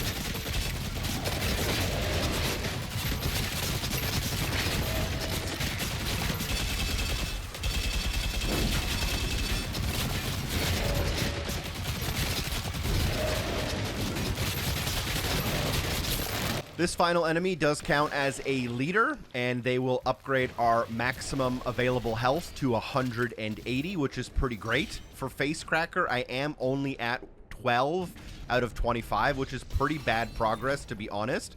Hopefully you're doing a little bit better than me, but it's okay if you're not. Again, I will explain a way to kind of quickly and easily get that up at the end of the mission. Go ahead and follow the mission marker, then dropping down the hole. At the bottom of the hole, you'll go into the room in front of you, and there is a little bit of a brain teaser. You'll walk through the opening, look to your right-hand side, and you'll find an energy node. Activate the energy node, which will switch the pillars. Once you switch the pillars, you can climb up the pillar on the far end of the room. This will allow you to climb up into a small hole in the wall. You'll be able to follow a hallway around, and at the end of that hallway, you'll be able to use your shield to activate a superheated metal latch, which will drop a cube into the room. With that cube dropped, you can now activate the energy node a second time. With that energy node activated, it'll switch the pillars again. With the pillars switched, you should be able to now basically shield charge the cube. It will go along the outer edge of the room and work as a ledge that we can grapple up into to get to the next area. This area, I believe, will link us back to a room that we've previously been in, but now this room, I believe, will have an open door that was previously not open. Once in this room, you can comfortably head to the mission marker, which was previously a locked door when we were here for the first time.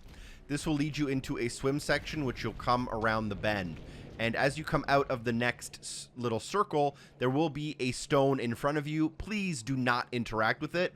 This is an elevator, and it is a point of no return. This elevator makes you go to the next area, and you'll miss the collectibles nearby. Use the other bridge to link through the hole. And as you come through that hole, look to your right-hand side. You'll find 4 pieces of individual gold and then 2 stacks of 8 at the end of this swim section. But do not exit the water from here. Instead, start heading back from where we came. Then, as you're coming across, you'll notice that there are some fireballs. So do not exit to your left. Instead, keep swimming now in the opposite direction we came from. You want to dodge these fireballs as they can do quite a bit of damage. I think they do about 50, if not more. And just dodge all of the fireballs to get across. Here you'll find more pieces of gold, and at the very end you'll also find a life sigil. Even if you don't need it, I would recommend swimming all the way to the end of the area, as this unlocks a secret area, and you want to make sure you get all the secrets before we finish off the mission. Now you can comfortably go back to that elevator, interacting with the Cosmic Stone.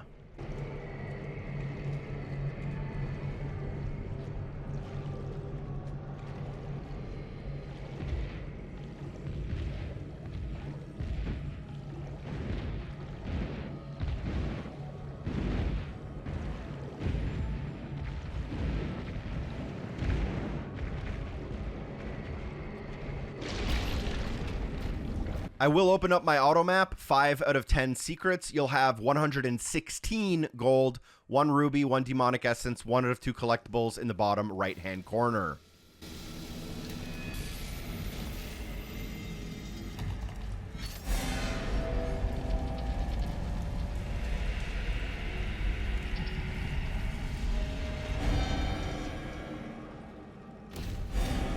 After getting off that elevator, 2 enemies will attack you. Feel free to use a melee on them in order to get a little bit more progress towards Facecracker. After you take out these enemies, drop down into the right where the whiplash came from, as there is a secret ledge here with a 50 gold chest that you can break. This is important because the next door we're about to walk through is another point of no return, which I believe makes it so that you will miss that gold and you'll have to redo the entire mission. Head through the door and then up the man cannon, and after the man cannon you will have a couple of platforms to navigate here. Jump across the gap, climb the wall, and then you'll be able to grapple across to the next door.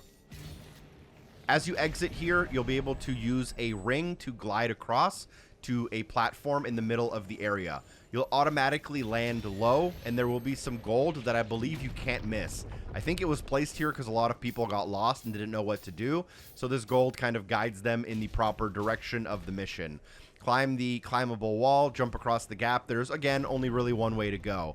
At the end of this walkway, turn to the left and go up the ledge, following for a couple more pieces of gold.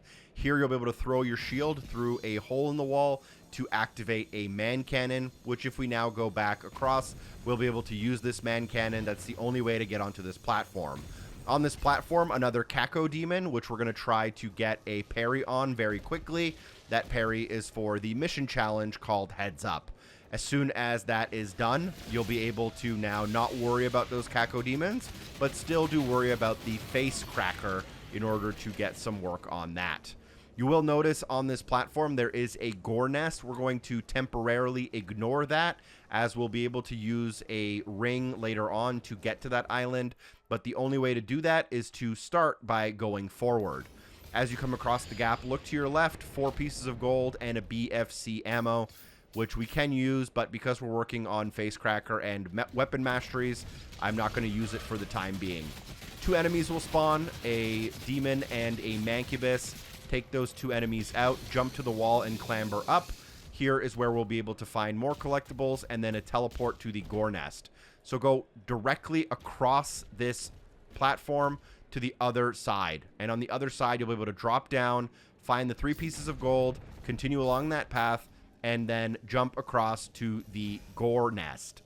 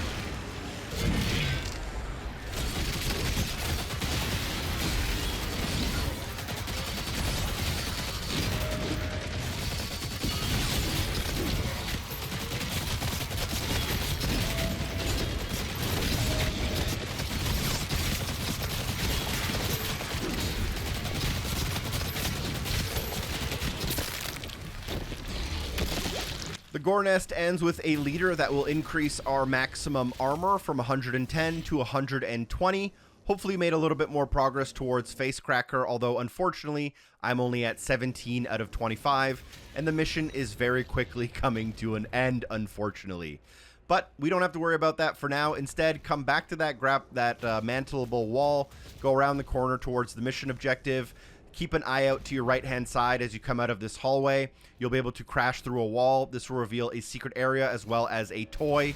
You'll be able to land on that toy, which is a Agadon Hunter, and then from that Hunter we can grapple back up. Then pretty much directly in front of us we'll find a Wraithstone, so make sure you pick up this very, very obvious one. It's right next to our objective. Now that we have the Wraithstone, turn to the right. Line up the Cosmic Stone or Cosmic Eye gate. Use your shield to break open the gate, and a battle will begin directly in front of us. I didn't think about this, but you can go directly to the Sentinel Shrine underneath yourself in order to apply your Wraithstone if you want to work on a weapon mastery. Additionally, you can use your melees here with the Dread Mace in order to work on Face Cracker. I'd recommend using your melees on the large groups of enemies, either the ones with the shields or just the ones with the cannon fodder. Now, if you for some reason aren't able to complete Face Cracker during this combat section, before the combat section is over, pause your game and restart your checkpoint. You should keep the progress for the Face Cracker mission challenge, and you'll be able to repeat this combat arena as many times as you need to get the mission challenge done.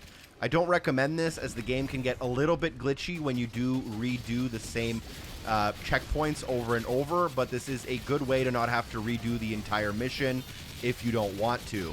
Take out all of the enemies, including the leaders and anything else that spawns. Hit your parries, work on any weapon masteries you don't already have done.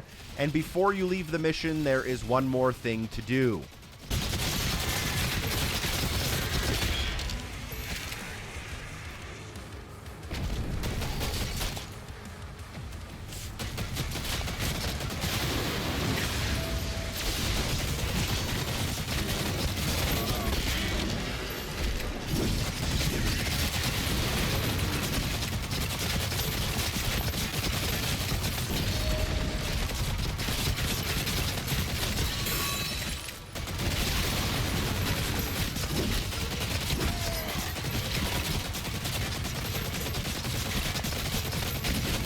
We do end off with a Komodo demon, one of my least favorite enemies to play around with, maybe because it seems like it's made for a higher FOV, and on console the game seems to run best on 90 FOV, so it's a little bit hard to read those Komodo attacks. But as soon as you take them out, before you end the mission, highly recommend going to the Sentinel Shrine, applying one of your Wraithstones to a weapon you'd like to master. I'm going to use a couple of rubies on the super shotgun, and I'm going to use my Wraithstone on the accelerator. This isn't a weapon I really want to use too much, but I'd rather just get it out of the way and not have to worry about it later.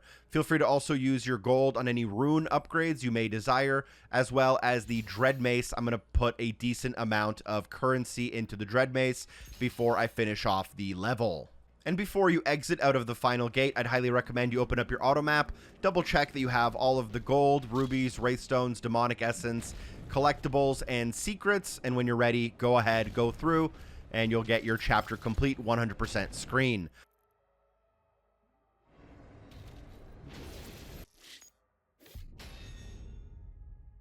Mission 16. Let's get started with going through the mission challenges. There's a mission challenge for all 5 of the wolf statues. I'll show you that as they unlock a Wraithstone. And then more importantly, there is one for getting 20 kills with a single ammo of the BFC. There's only 1 or 2 good places to do that. I'll show you that near the end of the video, and I will be working on my accelerator weapon mastery for the most part. This is a really good mission for that. I'll tell you why a little bit later. Once you gain control of the character, walk forward and to the left. At the end of the path, you'll find your first out of 5 wolf statues, and then drop down the cliff, turn around, and you'll find this small portal hole. There's 3 of these kind of holes around the map, and all of them lead to a somewhat fun but pretty easy puzzle typically. For the first one, all you need to do is drop into the water in the middle of the room, drop through the bottom of the water, landing in the middle on the platform, which will allow you to use your shield saw throw ability.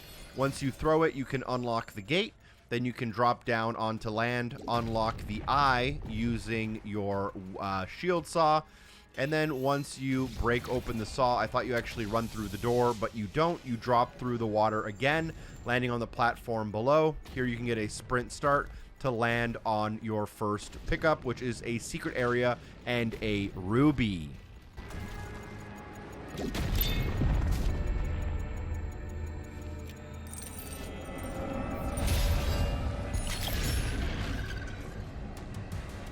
After picking up the ruby, go through the portal on the other side. As you exit, there will be some pieces of gold to pick up, but the game will actually spawn you a little bit further than the first piece of gold, so make sure you grab all of them.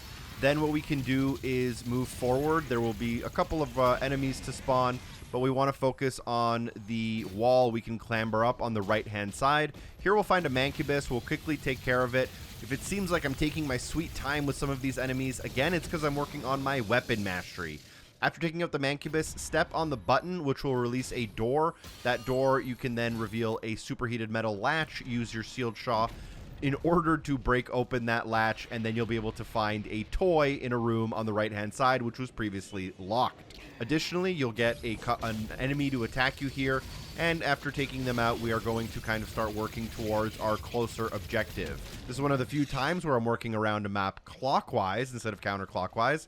But from that secret toy, if you walk forward towards the objective, you'll notice a stack of 8 gold on the ledge, as well as a wolf statue down below. Grab both of those before you move on to the battle in front of us. As you approach it, you may notice a few pieces of gold that lead into a cave with the wolf statues. We're going to have to come back here later as we have quite a few more to find.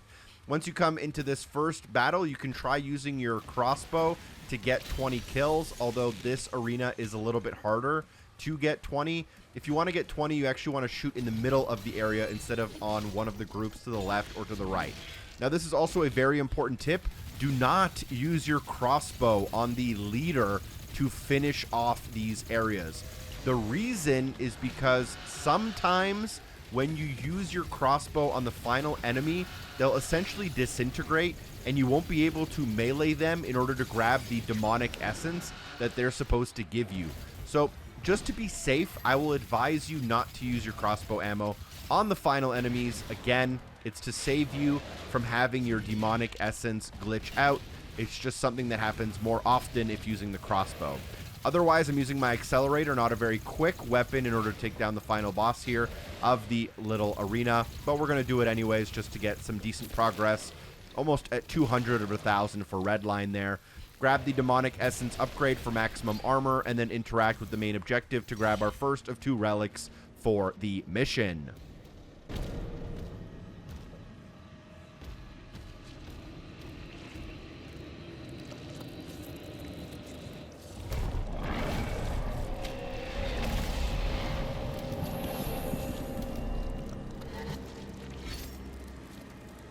Relic acquired. 1 remaining. After grabbing the relic, we're going to continue working along the outer edge of the map clockwise, and as we kind of come around this corner, not too far from that relic, if we look at the edge of the cliff, you'll see a couple of health or armor pickups, and if you look off the edge, you'll find another wolf statue. That is 3 out of 5 for now. We are at 19 gold, 1 out of 5 secrets, 1 demonic essence. We'll also find a stack of 8 gold right next to that statue that we'll grab. And around this corner is a great enemy to use your accelerator weapon mastery. When I first talked about weapon masteries, I said I would do them in order, but I ended up optimizing them for the playthrough by doing things like using the accelerator on these giant tentacle arms, often getting 100 or 200 points of progress towards these weapon masteries on a single tentacle. After taking out the tentacle, go to the left. You'll find some pieces of gold that lead into a puzzle cave. This is probably the hardest one and the only one that kind of stumped me. To simplify, your overall goal is to be in the water when the water is on the ceiling. So you'll start off by basically throwing your shield saw in the energy node and then jumping in the water, but then you have to kind of steer yourself in the water so that you don't fall out of it based on the motion. I like to basically just find a ledge and then push myself against it. And then you'll be able to come back outside and do it again, throwing your shield saw into the energy node, kind of pinning yourself against a platform, and then you have to fall from the ceiling onto the center platform in the room. And from here, you'll be able to grapple into a chest, and I believe this chest is going to have 50 gold, as they all do. It's also a secret area and reveals the portal to now exit. As we exit, a good piece of news in this case, the tentacle arm actually respawns for me, and I'm able to get another like 100 points towards my red line weapon mastery here pretty easily. So that's a pretty good little thing we can do. And we are still using the dread mace, which is not great for the accelerator as it does kind of starve us on ammo. But after the tentacle, you'll also notice a mancubus. We'll take care of the mancubus, and just behind it, kind of in the corner here, you'll find a 4th wolf statue. So stick to the right hand side here, another giant tentacle. We're going to work on that too, and then we'll grab the wolf statue just behind it.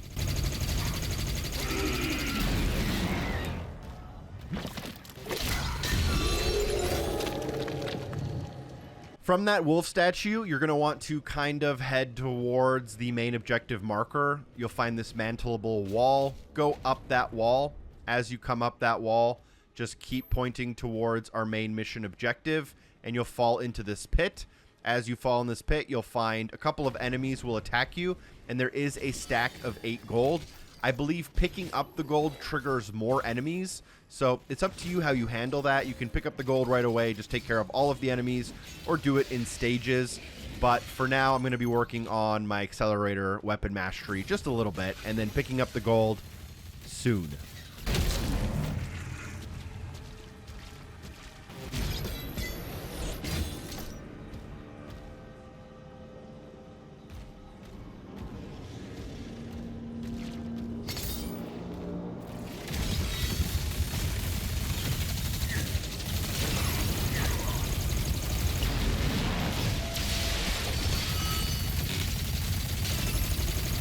Now, this map can feel a little complicated, but it's actually pretty small, and the point of no return is all the way at the very end, so you can't really miss anything. From that piece of gold, after taking out the enemies, move towards the very center of the map where there's a Sentinel Shrine, and if you find this wall that you mantle on, I'm at 97 out of whatever many gold we have. I'm going to pick up a few more pieces of gold and then link to the center of the map. At the center of the map, there's a Sentinel Shrine. You can use it if you want. We'll come back to it later. And from there, you can then walk kind of towards where we started off. And as you walk there, you'll find this kind of bridge that has some health, and it links towards more enemies in front of us. We'll quickly take care of those enemies so they don't annoy us, but that bridge is of particular importance. I do believe I'll open up my map here. Maybe not. But on this bridge, if you look to the left, you'll see a small hole in the wall. Here you'll be able to throw your shield saw in order to activate an energy node, then go down across the bridge and up the path on the left. Once you're at the top of this path, you'll be able to notice a couple of pieces of gold that you'll be able to grab. And then as you drop down from this cliff's edge, you may notice a couple of enemies, but don't snatch your shield back, as that will close this door. This door is open because we threw our shield at the energy node inside. We found a secret, a stack of 8 gold, and a Codex inside. And now we can take out some of the enemies that are attacking us because we've done this.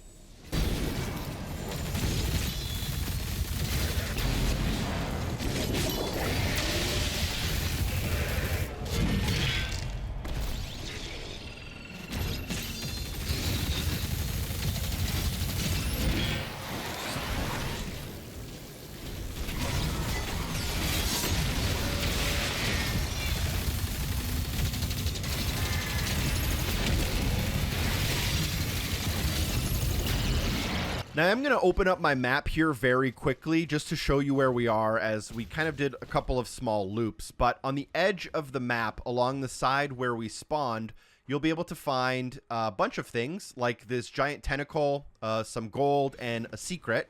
We're going to take out that tentacle arm again with our accelerator. It's a great weapon to work on this mission. We're going to get up to like 600 or 700 by the end of it. And from that tentacle arm, if you actually look to the right-hand side, there's a path that leads to one of those kind of secret puzzle doors. This puzzle is probably, definitely, most for sure, the easiest one out of all of them. All you do is you run inside, and what I generally did, I don't know if there's like a secret formula, I just ran in circles. I counted up to 1, 2, 3, 4, 5 seconds, and then I just turned around and started running backwards. 1, 2, 3, 4, 5 seconds. And at the end of the path, I found my gold chest, a secret area, and that's 50 more gold for us. Come out of the portal, and unfortunately, this tentacle arm does not respawn.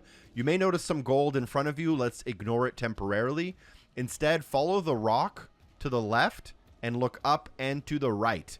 Here you'll find an energy node, and that energy node will open up a gate. We'll just return to that gold we just saw that I told you to ignore. You'll be able to use a small man cannon that is completely pointless to get up onto this path. 1, 2, 3, 4 gold, plus 2 stacks of 8 gold, plus a BFC ammo. We're at 180 gold, 4 to 5 secrets. We're still missing a Wraithstone and a demonic essence. And we're going to go into this final battle here, immediately equipping our BFC. This is the best place to get the 20 kills with one single shot. If you launch it and immediately get it, that's great news. If you don't get it, I wouldn't think it's a bad idea just to pause and reload your last checkpoint and try again. This is really the best, absolute best place to use your BFC for those 20 kills at once. Otherwise, take out all of the enemies, and a gentle reminder, I would not personally recommend using your crossbow on the final leader enemy. The reason is I found that it actually can glitch out the demonic essence upgrade you get if you use the BFC against the final leader.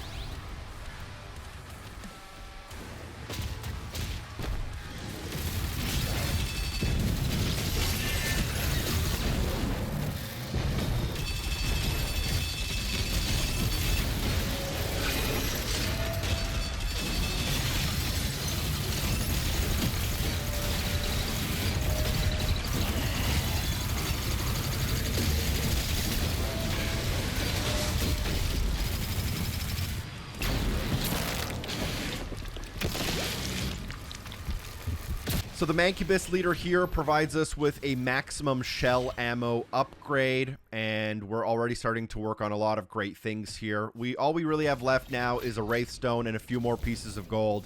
So interact with the second relic here. Don't worry, the point of no return on this mission is very obvious, and you can pretty much keep exploring until you are ready to leave. So from that relic, we can now technically leave via the center of the map where the Sentinel Shrine is. We don't want to do that. Turn towards the Sentinel Shrine, start walking towards it, but stick to your right. And as you exit the arena we were just in, you'll be able to jump to these 5 pieces of gold. There's also a life sigil, which we could grab if we needed it. So we now need 3 more pieces of gold based on what we did. And we're actually going to walk towards the Wraithstone cave that I mentioned earlier.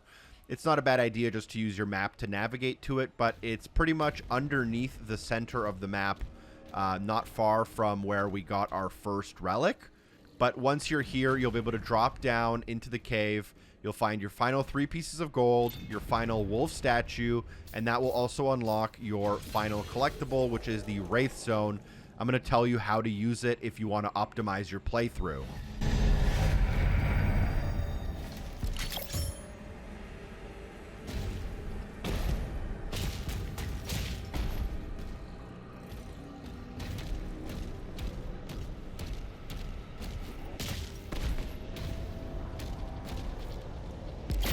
So bring your Wraithstone to the Sentinel Shrine in the middle of the map, and personally, I'm going to use it on the rocket launcher. I think the upcoming arena is a pretty good one to get a decent amount of progress.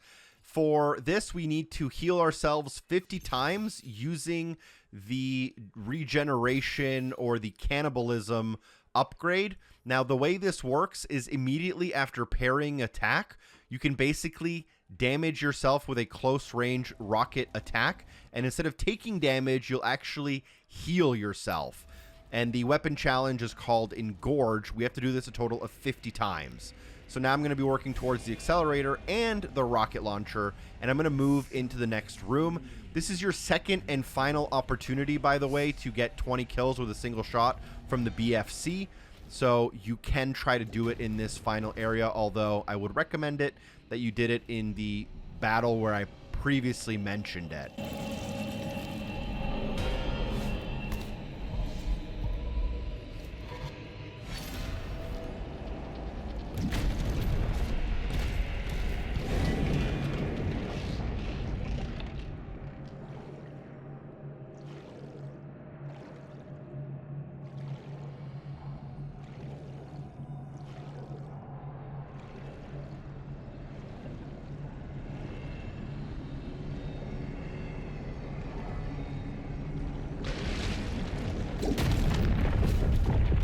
Now, I actually end up doing this kind of by mistake. I do end up using one of my BFC crossbow shots here just to see if I would have probably gotten 20 enemies, and I think I would have, but I'm actually about to use a second shot of my crossbow, and it's completely by accident because I literally forgot the controls. That is embarrassing.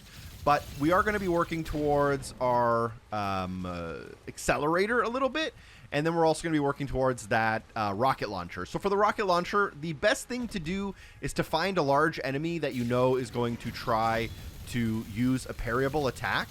You want to basically parry that attack and then immediately just start shooting at the ground. And if you do this, you can get 5 points of progress towards this weapon challenge at a time. So I know this enemy is about to hit me with a parryable attack. I'm going to parry it, and then I'm just going to basically shoot the ground, and I'm going to damage the enemy. I'm also going to technically damage myself, but because of cannibalism, I'm actually going to heal myself. You can only get about 4 or 5 shots off at a time, and you'll have to wait for another parry here. I'm going to continue it against this next enemy. The best thing to do is basically, again, just parry the attack and then shoot at the ground right next to the enemy. You could grind all of the rocket weapon mastery out here in this final battle, but that's, you know, min-maxing it a little bit more than you really need to. I'm going to end up at 19 out of 50, which is very good progress for a difficult weapon like the rocket launcher. Once all the enemies are taken care of, there's no other upgrades, nothing else to worry about. Walk forward, interact with the final stone. You'll see your relic kind of interact with it a little bit here, and that should end off the mission as you exit through the door in front of you, getting your chapter complete screen and your 100% confirmation.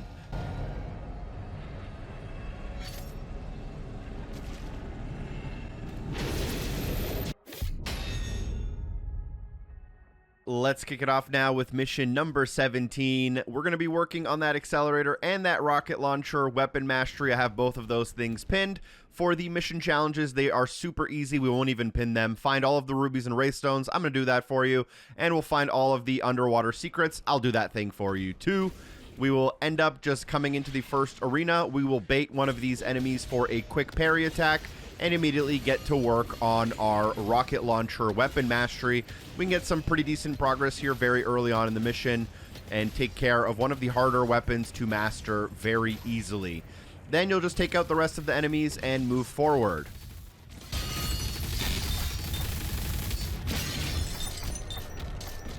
Location unknown. No reference data available.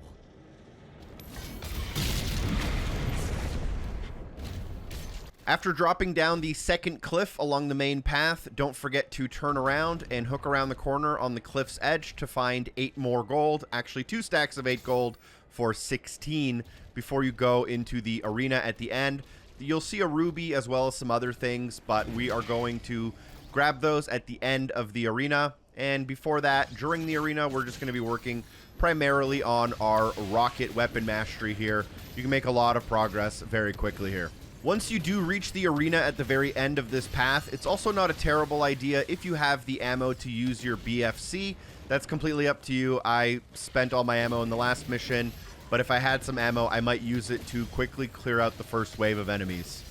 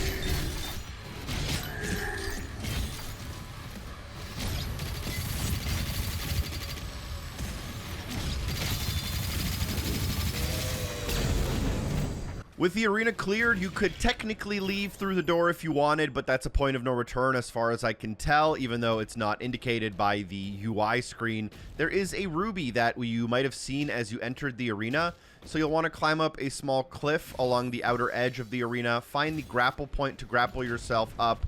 1, 2, 3, 4, 5, 6 pieces of gold and a ruby at the end, but a mancubus does spawn. We're going to be still farming a little bit of that accelerator, as it's one of the more annoying weapon masteries to go for now that we are kind of, we have a good amount of them already taken care of. You can now proceed to the exit door. I will do a quick auto map open here, and we have 1 of 9 secrets, 22 gold, and 1 ruby for now. A lot of the collectibles and secrets in this mission happen in the final area, by the way. As you come through the portal, you'll come into an automatic underwater section. There is a missable collectible here, and I believe it technically counts as a secret area as well. You'll notice like a ship hull in front of you. You'll swim through it, and there will be one random piece of individual gold here. And then as you're most of the way through the ship, take a 90-degree turn to your right, and you'll find a secret pocket to the ship where you can also find a Codex page. So during this swim section, make sure you grab 1 piece of gold and 1 Codex page before you exit. And as you do exit, you will have a quick enemy encounter.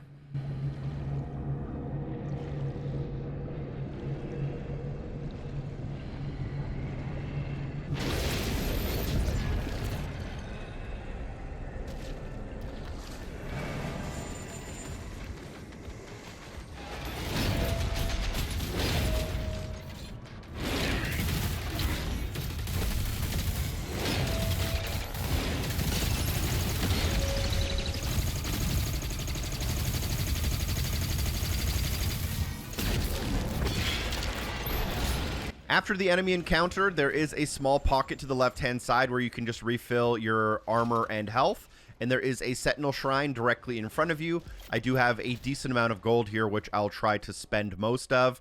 If you go to your shield ruins, you should be able to max out one of your shield ruins now. If you do that, it will also unlock an achievement or trophy. I'm going to end up going with the Heaven Splitter, as it's just what I'll kind of default to and use for the next few missions. You can also spend some of your currency on some melee weapon upgrades while you're here. Just try to spend on things that you want to use. If not, it's not a bad idea just to hold on to your currency and then spend it all at the end of the game just to unlock all of the trophies. Once you're done with the Sentinel Shrine, I'm going to save my rubies for the grenade launcher upgrade, which I still need, and then I'm going to drop down into the next area. In the next area, if you walk towards the mission marker, you'll actually drop down into some water, and as soon as you are swimming, you want to actually turn around and look behind you, and as you're facing the cliff behind you, look to the left. You'll find a small opening hole tunnel in the swim section underwater. This will allow you to link back up and around, and as you come out of the water, there are a couple of pieces of gold. 1, 2, 3, 4, 5, 6. You do have some crossbow ammo, a life sigil, and this does count as a secret area. But as you link back to the area we were previously in, it will spawn some new enemies for you.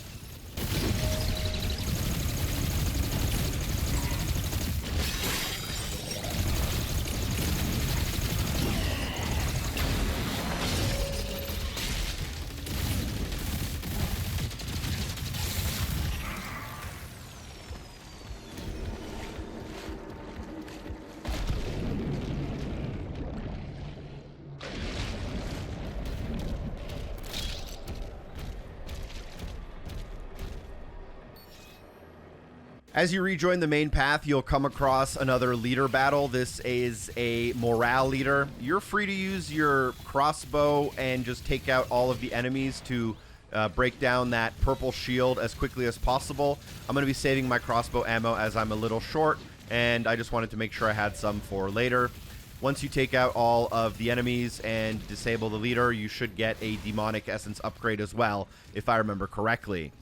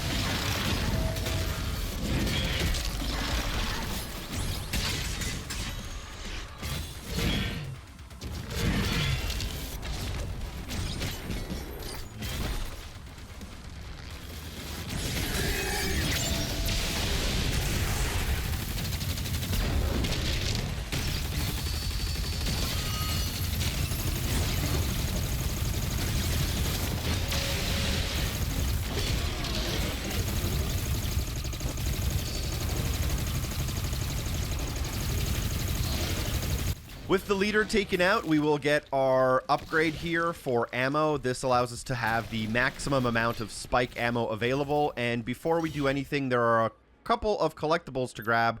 If you stare at the gate from the direction we entered the arena and look to the left, follow around the outer edge, you'll find a breakable wall that leads to a secret area with a chest. This chest worth 50 gold, as they all are. Make sure you pick that up. And then come back out and keep following the outer edge of the cliffs. You'll find a mantleable wall. You'll climb up that wall, and that will lead you to one of those cosmic eyes, but also a little bit of a side path here by coming through the wall. As you come through the wall, you'll be able to drop down into the next area. You should be able to find a swimming section In this swimming section, there are more pieces of gold. They'll be immediately to your left as you enter the swimming section. 16 pieces of gold here to grab. Make sure you get them so you don't have to worry about not having enough by the end of the game. Then you'll swim through the water section, and once you get to the very end, you can use your shield to drop a counterweight box. Get behind that box, and you can shield charge it in order to move it. Once you move it, you can jump on top of it, and once you're on top of it, you should be able to interact with the eye in order to open up the gate in front of you. With the gate opened up in front of you, you can pass through it. There are more collectibles on your map, but you have to pass through this gate and make some more progress before you're actually able to reach them. 4 out of 9 secrets, 94 gold, 1 collectible, 1 ruby, 1 demonic essence. Now you can walk through the portal in order to kind of change worlds, shift dimensions, almost similar to Titanfall 2. And as soon as you do that, the ship in front of you, you can now get into. Previously, you wouldn't have been able to get into it because it wasn't open in the other dimension. As you come into the ship, take out a bunch of the enemies, and there's a pretty obvious collectible secret in the middle of the room, which I'll explain in just a second.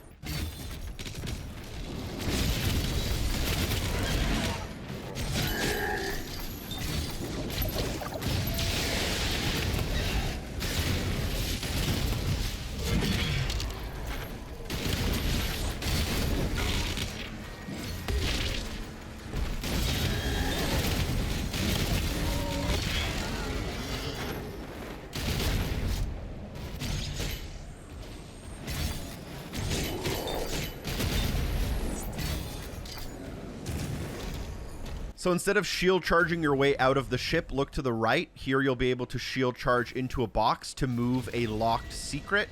As you move that box, go back down to the gate that we used to teleport into the other dimension. Here you can stand in front of one of those cosmic eyes, use your shield throw in order to open up that cage where the secret was. You can then jump back up top and grab that secret, which I believe is a collectible toy Cacodemon. For some reason, the game doesn't actually count this as a secret area, which I was actually pretty surprised by. But once you do have the Cacodemon toy, you should be able to now proceed to the main mission path very briefly, as there are more missable areas if we go too far too quickly. Come through the breakable wall, and then as you come out of that wall, look to the right-hand side cliff. Hook around a little bit, and here you'll find a stack of 8 gold. You want to grab that as well. And then once you grab that, follow the path towards the boat, through the hull, and go through the shield charge gate to get to the next area, and then take out all of the enemies, but do not leave this area unless you're going to go in the right direction. This encounter, by the way, is easy enough that I wouldn't recommend using your crossbow.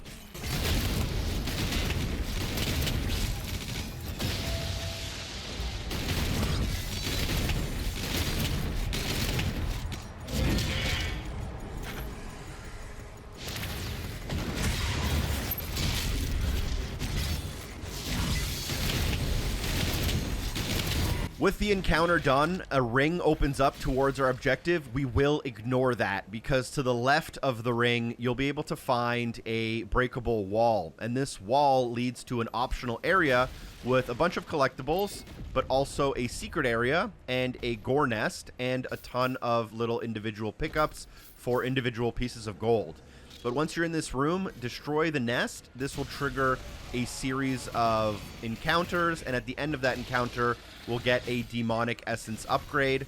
This is one of those encounters where you can use a crossbow near the end once the kind of leader spawns, but you can also encounter a glitch when then you can't actually harvest the demonic essence. So it's up to you. It's not a bad idea if you're full on BFC ammo to just use one once a lot of enemies spawn.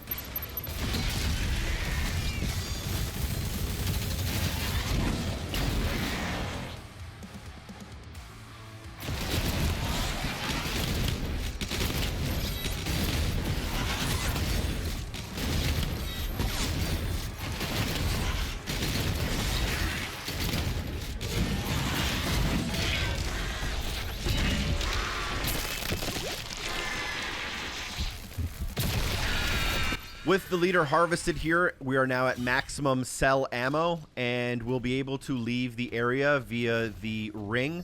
You'll have to just use the man cannon to jump on top. And before we jump through that ring, let's take a look at our auto map. We are at 108 out of 194 gold, 5 secrets, 1 ruby, 2 demonic essences, 2 out of 3 collectibles, and at this point, jump through that ring to the next area. Once you do land on the ship directly in front of you, it is pretty obvious, but I'm going to mention it just obviously to make sure you're being thorough here. There is a stack of 8 gold in the ship that we landed on before we continue through to the next platforming section.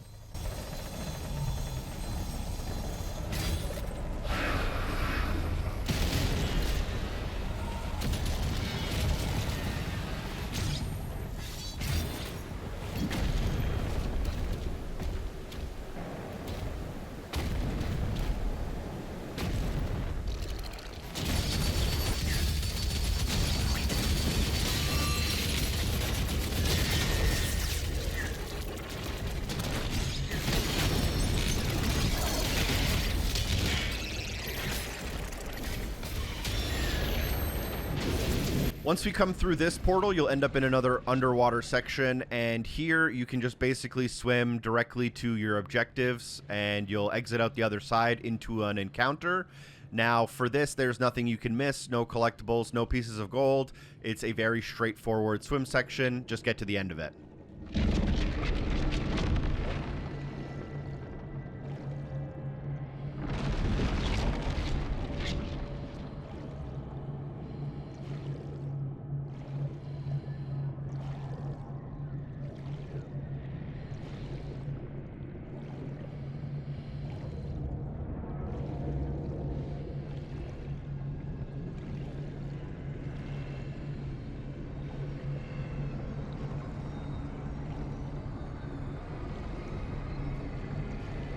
Once you come out of the portal, you'll end up in an enemy encounter where I believe 2 vagaries spawn. Those are like those kind of huge spider-type enemies we fought near the end of the game.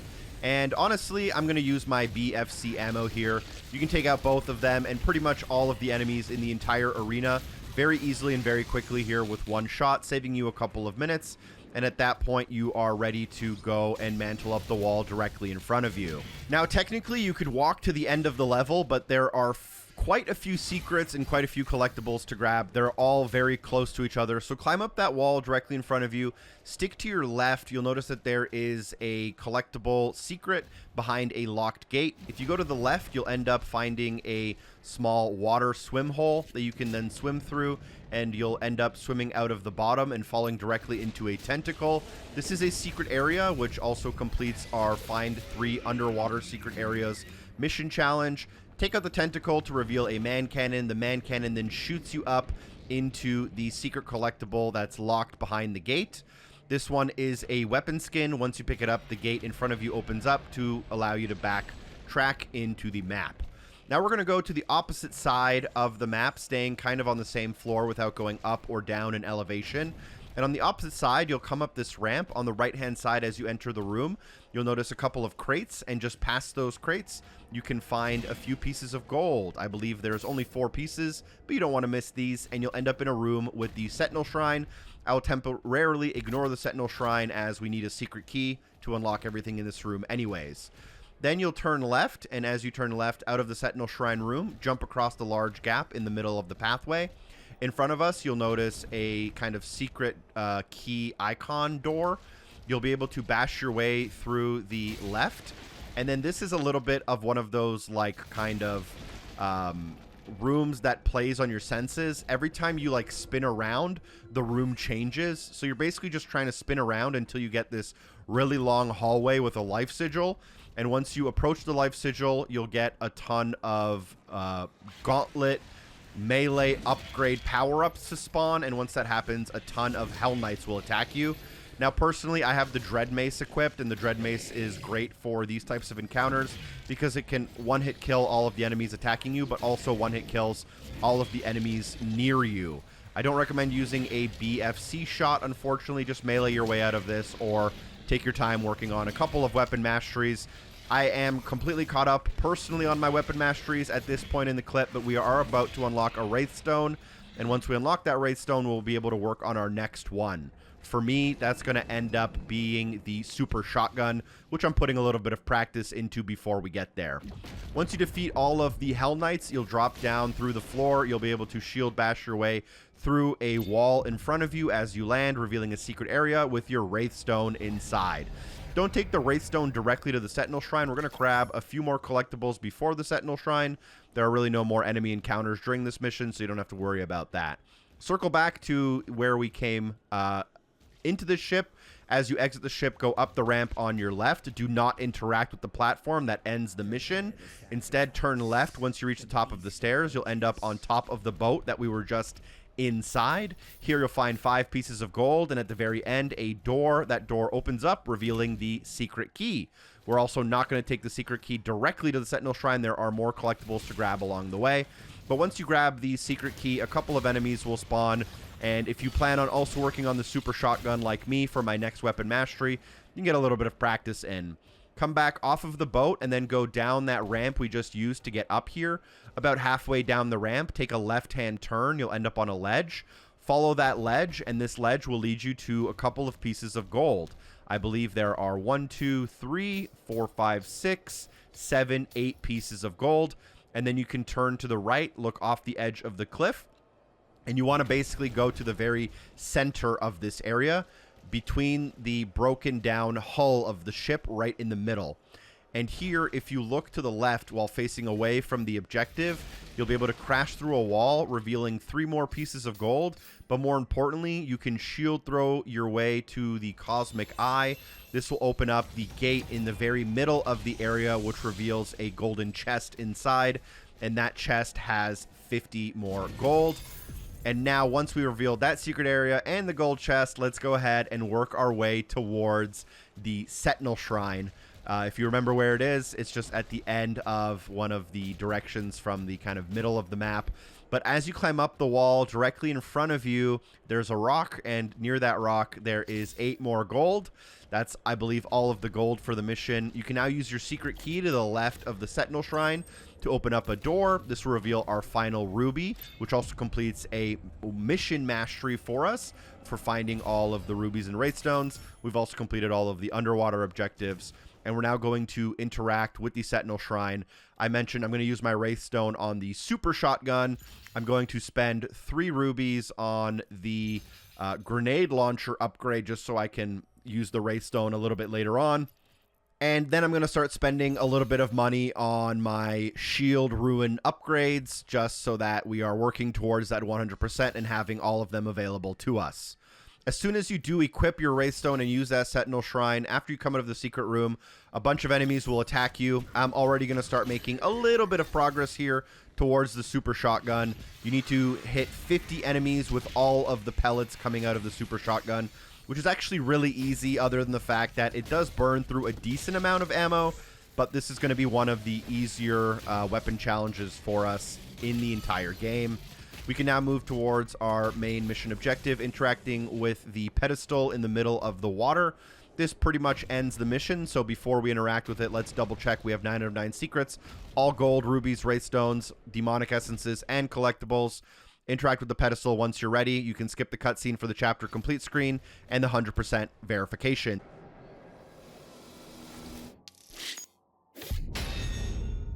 Kicking it off with mission 18. This one's pretty short and easy. In the mission challenges, we'll have to parry 10 attacks from the Cosmic Baron.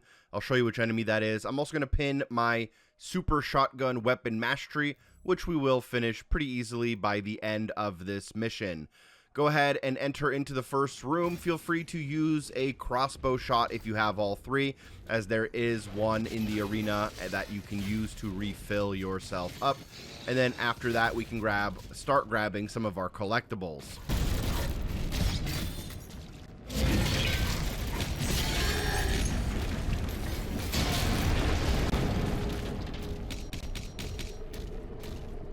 Major organ located.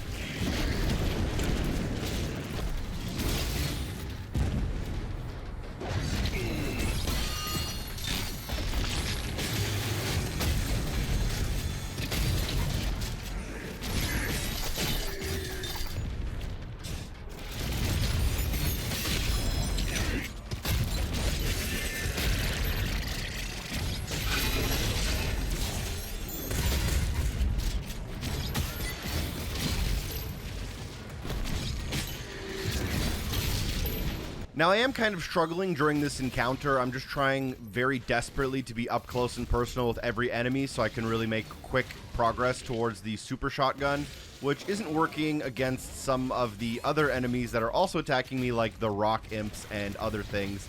But just around the corner here, this is the Cosmic Baron that is specifically tied to a mission challenge. We need to parry this enemy a total of 10 times, which you can pretty easily do on the first instance of the enemy if you want. I believe there are at least 3 of them during this mission, but there might even be a 4th one, and you'll need to do it at least 10 times if you don't want to have to do the mission twice. Once that's done, just take out the leader, which will give us an increase to our maximum armor capacity. I think this is our second to last armor capacity leader and demonic essence.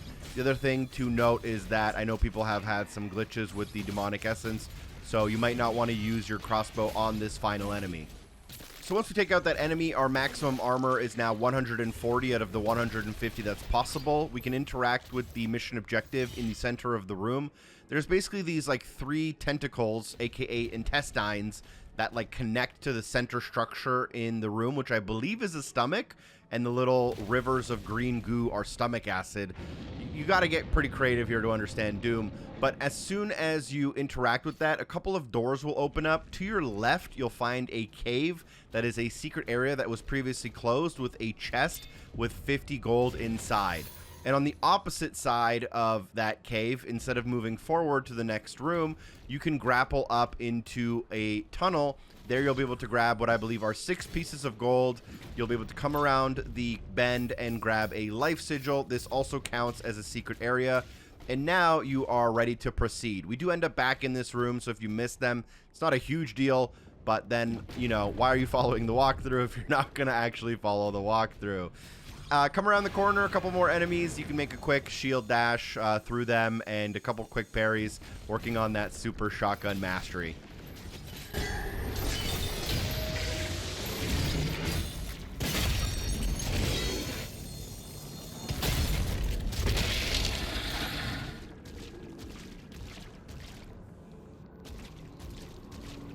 Now, as you enter the next room, you can basically shield charge these 4 blocks on the bottom floor. Every block you shield charge will spawn a group of enemies. If you want to just take on all of the enemies at once, you can shield charge all 4 blocks. And one of the enemies you will fight is the Cosmic Baron, which is needed for the mission challenges. So I'm going to get the toe-to-toe mission challenge completed right here on this Cosmic Baron. There are 1 or 2 more instances for sure of this enemy, and after you melee all 4 of the cubes on that bottom floor, just take out all of the enemies and ignore the grapple point at the top of the map. The reason we're ignoring the grapple point is because there's other secrets we'll want to grab before we grapple up top, which is the actual direction we are supposed to go. So if you're facing the grapple point at the top of the room, you can turn 90 degrees to the left, and there will be a path that is revealed here that you previously weren't able to access. It's opened because we meleeed or shield charged a block. Additionally, there's a ruby in the room. Underneath that ruby, there's also a cave with some more gold. So pick up all of those stacks of gold in the 2 rooms that we revealed before you interact with the energy node to push the grapple point across the ledge. Once you push the grapple point across the ledge, you can grapple up top. You will notice a ruby that we're about to leave behind. Climb up the mantleable wall, turn around, and there is a tunnel we can access to get across. Drop down, and you'll end up at the ruby now. From the ruby, we'll have to kind of drop down. This is a secret area. We'll have to drop back down and grapple back up where we came from.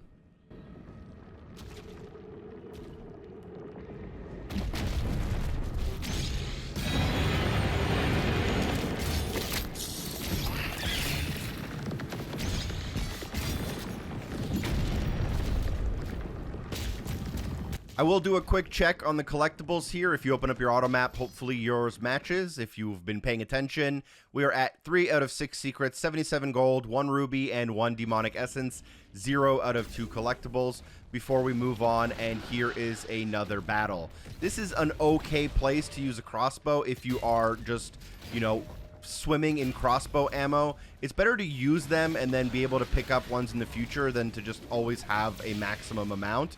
There are plenty of opportunities, though, to use our crossbow later on in the mission, though. Take out all of the enemies, including the Aragon Hunter, and then we'll be able to technically interact with the next little tentacle hub. But before we do that, there will be collectibles along the way.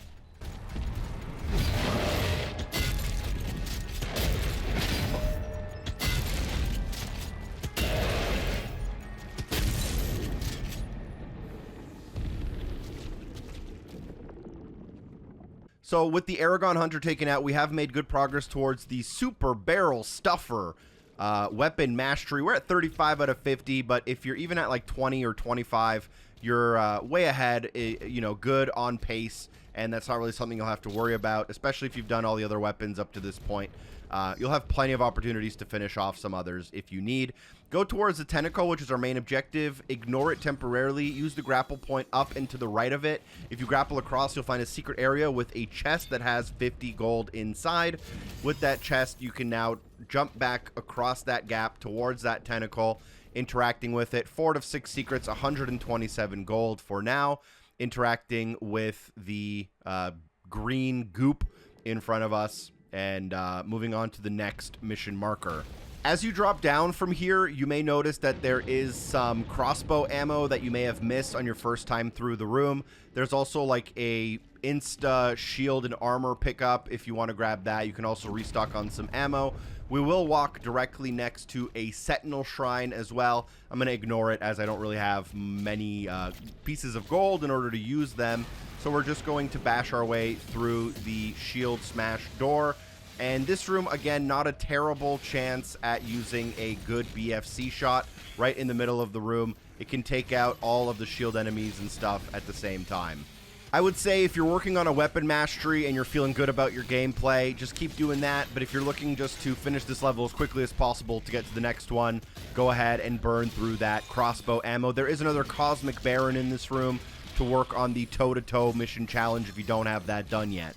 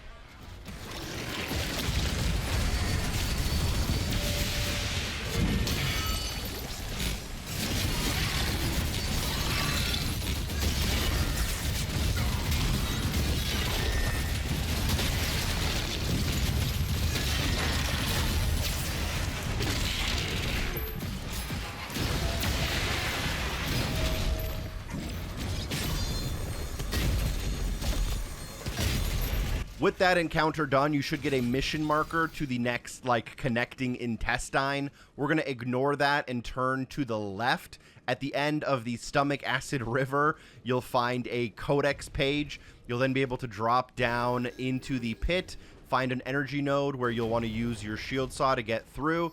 That path behind the shield saw will have a bunch of pieces of gold, and then this will drop you down into a secret encounter area.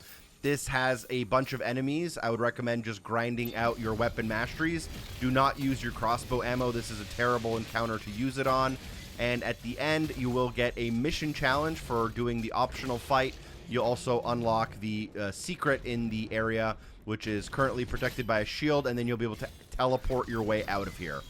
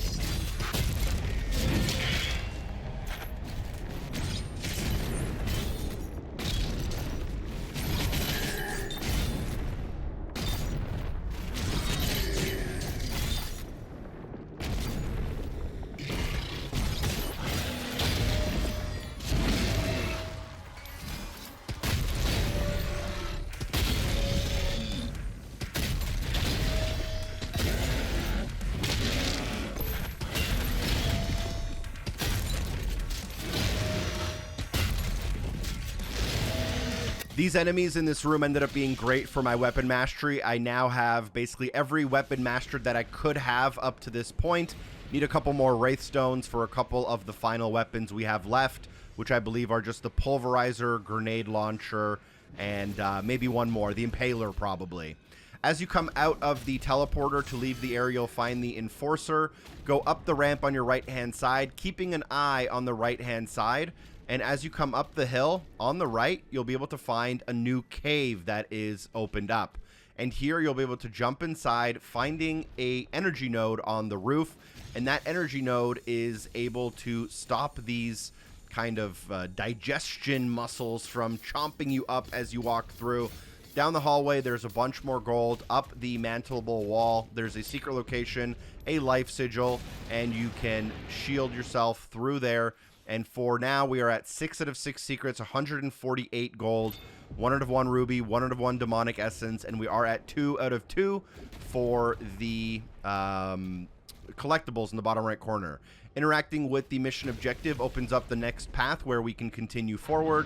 Let's go ahead and skip the cutscene, and as we go through the next hallway on our left, which is now opened, we'll be able to find 5 more pieces of gold. And then it's basically now just making a pretty decently quick run to the end of the level. Pick up the crossbow ammo around the corner if you need it. I'm currently maxed out. And then I'm going to use a grapple point to get across the gap through the point of no return, skipping the cutscene. And then there will be a bunch of enemies in front of me here. As we come out, all we really want to do is, you can pretty much ignore most of the enemies. All you want to do is go to the final area here and take out the Aragon Hunter, which will unlock the next door for us, and then we can just make a beeline sprint through to the next area.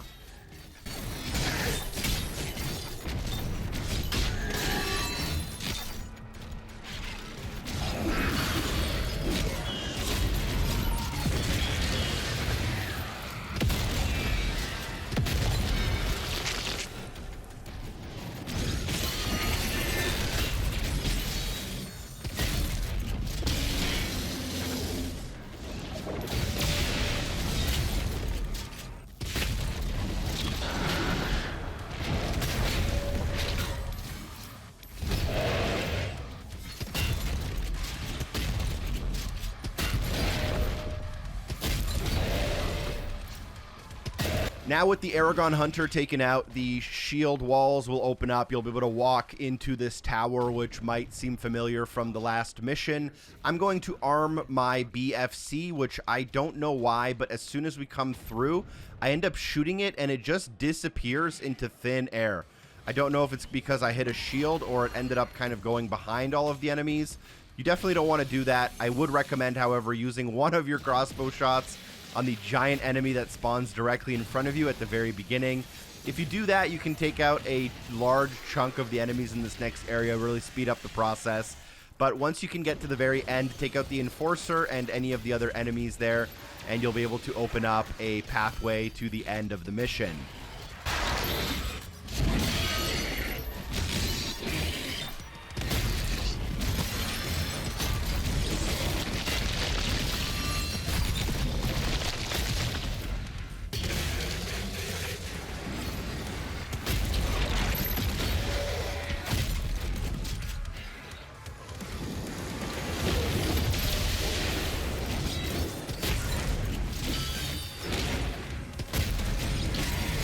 This right here is our final Cosmic Baron, so you should have that toe-to-toe mission challenge. We also have the mission challenge for the optional encounter in the stomach. We have all of the resources and secrets and collectibles. You can now leave the level in order to finish it off. Let's kick it off now with mission number 19. We are immediately introduced into these kind of red orbs, and the mission challenges I will be focusing on is Executioner for performing an execution on 25 demons, and we will get a third challenge available to us after this tutorial for killing 75 demons during the Berserk mode. There will be 3 opportunities to go Berserk, but Berserk is basically a unique ability that allows you to have permanent ammo that includes your melee ammo, and I didn't realize this until the very end of the mission. I'm fairly certain it also allows you to have infinite crossbow ammo, aka BFC ammo. So you can basically just take out your crossbow, and as far as I know, you can just unload it until you take out all of the enemies in an area. Once you are done the combat encounter here, you are able to now have access to the doors. You'll be able to throw your shield to knock down a box. You'll be able to use some elevators to get on top of that box, push the box from behind in order to leave the area.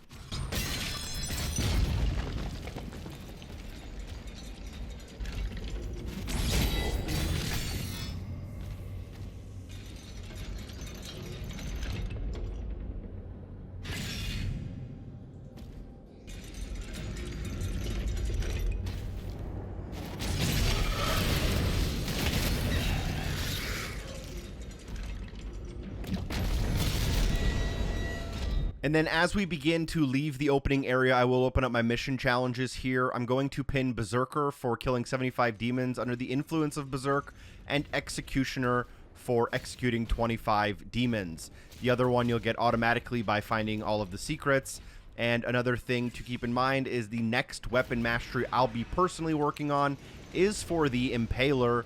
I will have to apologize. I called it a pretty bad weapon near the beginning of the walkthrough, but it has grown on me as you get upgrades for it. It's pretty fun little weapon to use. So if you want to get some practice in with the Impaler, now is a good time. Personally, I don't have any other weapon mastery challenges to work on for the mission until we get to the Wraithstone, which is much, much later. But if you do, work on those until we get to the next Wraithstone. As you come up the water, go to the right-hand side. You'll find the Sentinel Shrine. Here you'll also find 5 pieces of gold to kick yourself off. I won't be interacting with the Sentinel Shrine as I don't really have anything to buy. I bought what I needed at the end of our last mission. You'll then be able to grapple across, and you'll just follow the mission markers into the next arena, focusing on weapon masteries and mission challenges. For the Executioner, by the way, I'm primarily using my combat shotgun. I found that if I'm standing at pretty close range but not directly next to the enemy, I can often use my combat shotgun to stun lock a medium-sized enemy and end that in an execution. So that's why you'll see me using the combat shotgun quite a bit, even though it's not the fastest weapon to take out an entire arena with.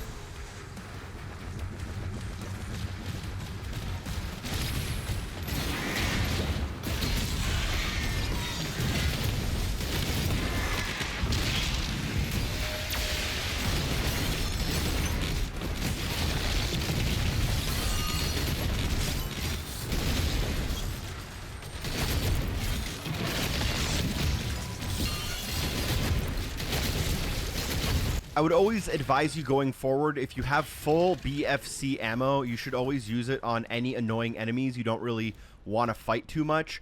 There will always be more BFC ammo coming up, so holding 3 at a time is not a great idea. We'll also have those Berserks I was talking about, which we'll use later, so we can use our Ballista without worrying about the ammo that we lose alongside it.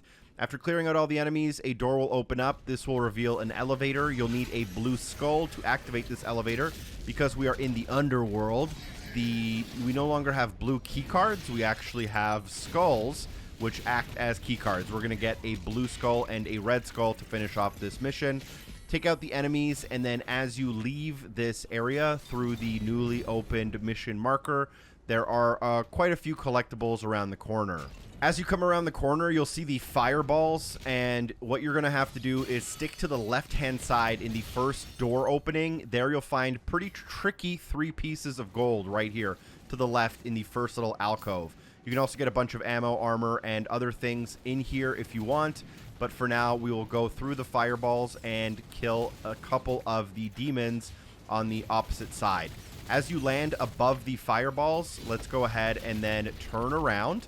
And above the fireballs, if you're facing the way they are shooting, you'll be able to do a jump, leap, grab onto a ledge to get 16 more gold. This does also count as a secret area. And then we're going to continue on jumping back where we came from. You'll then be able to watch out for a few more enemies. And instead of man cannoning across to the other side, there is another secret area here. To the left of the man cannon, you're going to want to go down low. Here you'll be able to find a path with, I think, 5 pieces of gold. That path leads into a lever. You can press that lever and you'll get attacked by a bunch of enemies. There's also like a Baron of Doom, I think it's called, the giant enemy with the wings. I think it's the replacement for the Marauder from Doom Eternal. They'll be able to like attack you through the walls during this section, which is really annoying, but just keep working on Executioner and just battle through it. Once those enemies are taken out, the lever is pressed. You will find this elevator that is now functioning at the back of this area. Hop on top in order to get up, and here you'll find 1, 2, 3, 4, 5, 6 pieces of gold leading into a life sigil, which counts as a secret. As you come out, just defeat all of the enemies.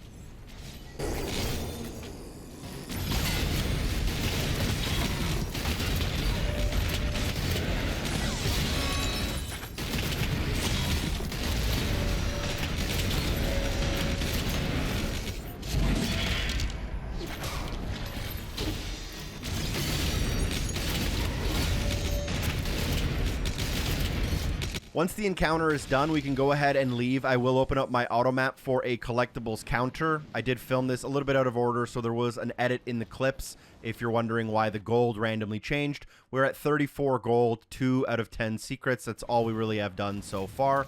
We are working our way through a lot of the map before things start being able to like unlock and be found as we work through it. You'll come up the staircase in front of you, 2 or 3 whiplash enemies, and then there is a shielded enforcer you'll take out as well. There is some gold to your left here, but you can't get it until later.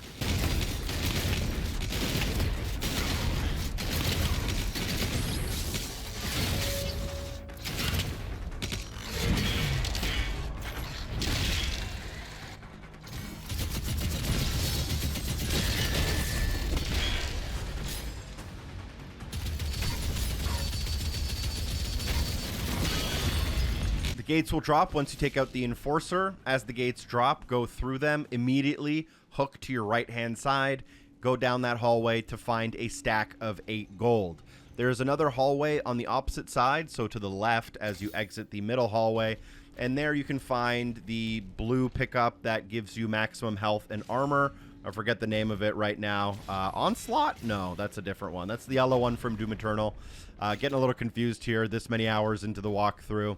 But once you pick that up, go to the middle of the next room. You'll see the elevator going up and down. Hitch a ride to the top. Jump across the gap onto the button. You'll get attacked by a stone imp.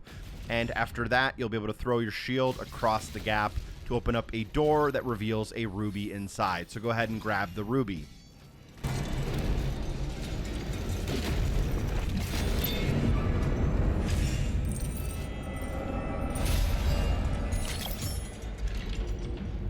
After the ruby, rejoin the main path, but instead of going up the stairs directly in front of you, go down the stairs to your left. There's kind of 2 ways to go through the next area, and the bottom way has a lot more collectibles and stuff we'll need to grab.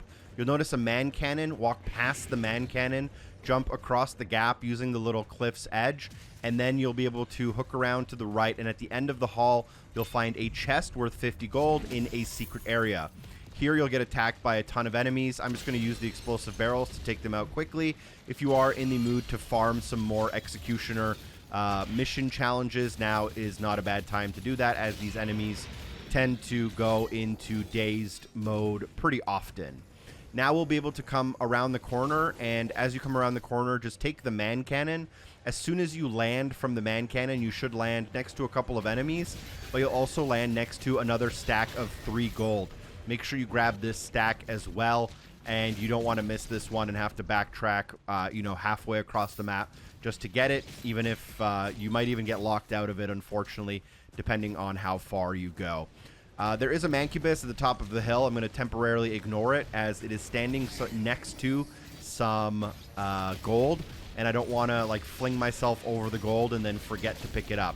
Here I get absolutely decimated by a Cacodemon, not my best, not my shining hour in any way. We'll take out the Cacodemon, take out the shielded enemies, the Mancubus at the top of the hill, and near this Mancubus, 5 more gold. We'll grab those, and across the gap there is a Revenant. We'll take out the Revenant as well.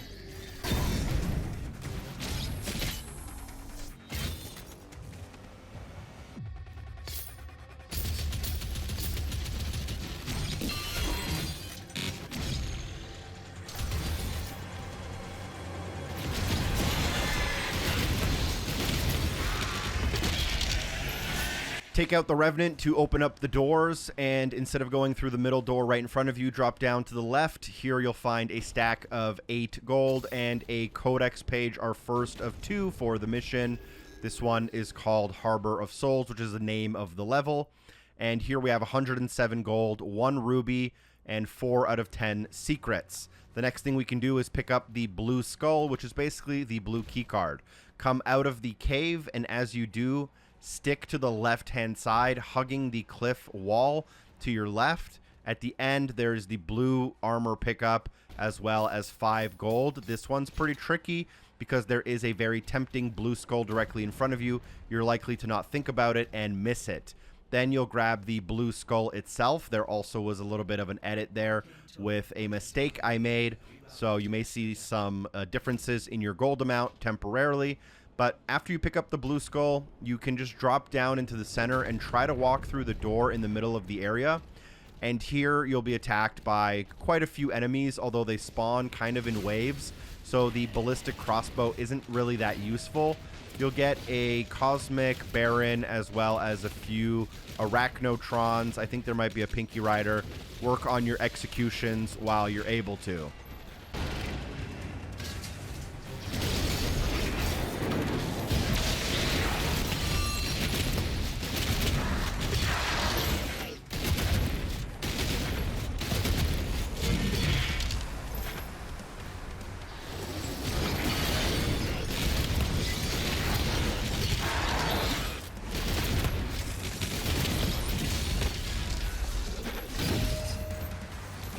This Komodo ends up giving me way more difficulty than I'd like to admit, so I'm actually just going to fast forward because of how embarrassed I was. Just use a gun that does a lot of damage, take it out quickly. I tried to use a rocket launcher. I wanted to see if that was a good strategy. It was not, at least not for me. Super Shotgun tends to do pretty well at just putting out a ton of damage very quickly. Now, as soon as you are done the leader, you'll grab our second to last Demonic Essence health upgrade, bringing us to 190 out of the 200 max. And then do not leave the area. Instead, you'll want to go back to where we originally entered the area from. So face the skull that we just picked up and look slightly to your right. You'll be able to mantle up a wall, and this is where we started from near the beginning of the mission. Now that we have a blue skull, we can enter through this door, and that door will lead to 5 more pieces of gold, a secret area, and at the end there is a collectible toy for the Acolyte. Once we have the Acolyte, we will be able to now go to the elevator using the blue key we have now. I will do a collectible count as we approach this elevator.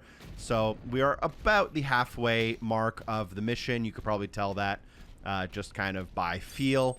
And before getting on that elevator, 117 gold, 5 out of 10 secrets, 1 ruby, 1 demonic essence, and I think I have 2 of the collectibles in the bottom right corner.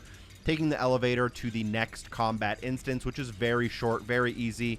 So you'll get to the top of the elevator and then take out a few enemies.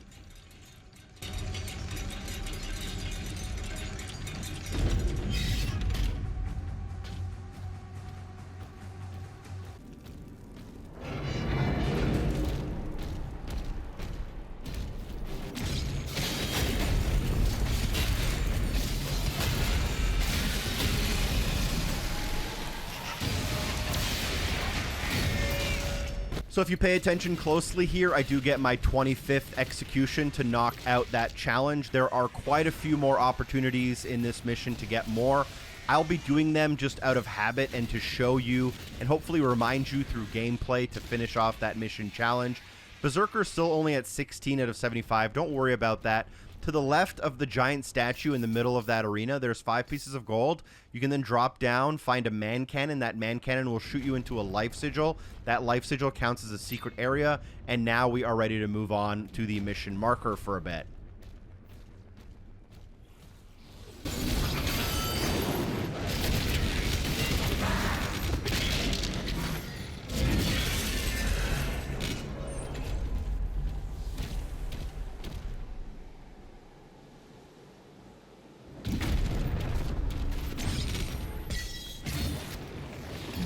As you come through the next area, you'll see a man cannon you can take to leave. It will disappear as you approach it, and instead a Berserk Orb will spawn. We'll pick up the Berserk Orb, and here we'll take out as many enemies as possible. Now, I have unlimited melee, and as I mentioned earlier, I didn't realize you have unlimited crossbow ammo until the final section of the mission, so you can use your crossbow. I would be careful, just make sure you don't burn through all the ammo, just in case I misspoke and the last arena for some reason follows a different set of rules than the other ones. The one thing I would recommend here is after you pick up the orb, go onto the little platform that we came from. There's a bunch of fodder enemies, I think 20 or 30 of them, and you can just burn through all of these fodder enemies really quick and really easily to really raise the Berserker mission challenge. You can actually beat it pretty easily, get past 75. I'll get another 75 more enemies in the final Berserk area, but it's always good to have a good head start before we finish it off and head up the man cannon with a Sentinel shrine in front of us. Feel free to buy whatever you feel like buying. I'm saving up my rubies for my final melee upgrades, and I'm going to spend some of my gold on some shield ruins. As I come out of the Sentinel shrine, I'll open up my auto map to do a quick check on collectibles, although not much has changed since our last check. At this point, we are at 6 out of 10 secrets, 122 gold. You'll then move forward into the next combat arena. The one thing I'll recommend is there is BFC ammo directly after this combat. So if you have full BFC ammo, this is a good arena to use it in. There'll be a bunch of annoying whiplashes and a couple of other enemies.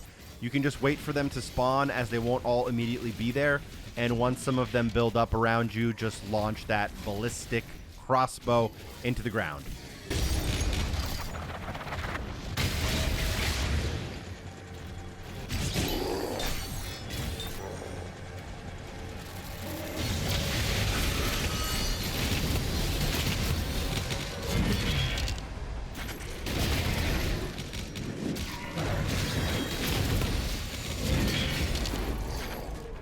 Once the enemies are cleared, you will notice that there is a red skull door that you can't go through, but not far from that door, if you follow the cliff, you'll find a breakable wall you can shield charge through. As you shield charge through it, you should land on 8 gold. So we will grab that 8 gold, making sure not to forget about it, although we can get it on the way out of the area. It's way easier to forget. It's way easier to remember to do it as you begin the area. Then you'll come into this kind of circular ring, and you'll get attacked by 2 revenants. You'll want to take them out, as we always do, and if you are still working on Executioner, these enemies are a great option to just quickly get a couple of, they're really easy to daze with your shield and then do that. Get to the very top, there is a kind of secret on the bottom of that platform, but there's so many enemies that will bother you that I'd recommend you take them out first. So get the 2 Arachnotrons as well as the 2 shield enemies, and then we can grab the secret, which will actually lead us to another Wraithstone. As a reminder, that Wraithstone I will be applying to the Impaler if you want to get some practice in pretty soon here. So to get the Wraithstone, go to the bottom center of the area, and then you'll be able to shield charge your way through a breakable wall. Here you'll see an energy node, and as soon as you throw your shield into the energy node, you want to jump into the center of the area. You have to be pretty quick as the center begins to raise like an elevator, and it's really hard to catch otherwise. Once it reaches the very top, it basically lifts you all the way to the Wraithstone. So grab the Wraithstone, and we will be able to apply it probably in the next, 4 or 5 minutes. This also counts as a secret area for us.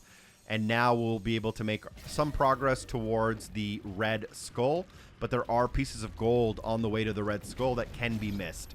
So grapple up and approach the red skull, keeping an eye on the left. And as you look to the left, there is a path here, and that path will have a bunch of gold pickups that lead to a jump. You can go across the gap and grab the other side, and that will lead you to more pieces of gold. And then at the end of this path, I believe there is a BFC ammo, which is why I mentioned if you had 3, you can burn through 1 as we're now at maximum capacity again. Then come around the corner, back down to the red skull and grab it. As soon as we grab the red skull, we can pretty much, start making our way towards the end of the mission. I will open up my auto map here very quickly. 7 out of 10 secrets, 147 gold, 1 ruby, 1 wraithstone, 1 of the 2 demonic essences, and I am still missing a collectible in the bottom right corner of the auto map. As you enter the next area, this is another area where I'd recommend using a ballistic crossbow if you have it. There's a Caco demon that is really annoying, and you can just clear out these enemies quite quickly. A lot of the enemies coming up are not nearly as annoying as those guys, so we just burn through some ballistic ammo. And here we're just going to navigate kind of downwards. There will be a bunch of like random enemies. For the most part, you can actually just skip a lot of these enemies, even though I end up fighting most of them. They actually end up being pretty inconsequential to what we're trying to accomplish, which is to try to get kind of down to the bottom center of this area for a bit. There will be a lot of flaming skulls, which I would recommend the shredder, very useful for them, as you can just kind of fire ammo and make it through. There will be some grapple points that look like they're secrets, by the way. They are not secrets. That's why we're ignoring them. There's this Mancubus directly in front of us here, and we'll actually take it out, and we'll be able to drop down into this arena in front of me. The arena has a BFC ammo right in the middle. That's how you know you're in the same location as me. And there is a Mancubus next to a grapple point. We're actually going to ignore that grapple point. You can go that way, but the other way has secrets. So for the other way, you actually want to rub yourself around the corner of the... Oh gosh, I just said what I said. Rub yourself around the corner of the arena, and you'll find a staircase. As you come down that staircase, you'll find a ton of pieces of individual gold. Run past the bridge, and at the end of the walkway, you'll find some flaming skulls. 8 more pieces of gold. Then you'll be able to go towards the bridge. A couple more pieces of gold here, individuals. And then as you get to the end of the path here, there is a Caco demon. Very annoying that my shield didn't stun it with the first throw there. So after we take out the Caco demon, we'll be able to grapple across the gap. This will bring us to a secret area and a chest worth 50 gold. I believe we're getting pretty close to having everything done here.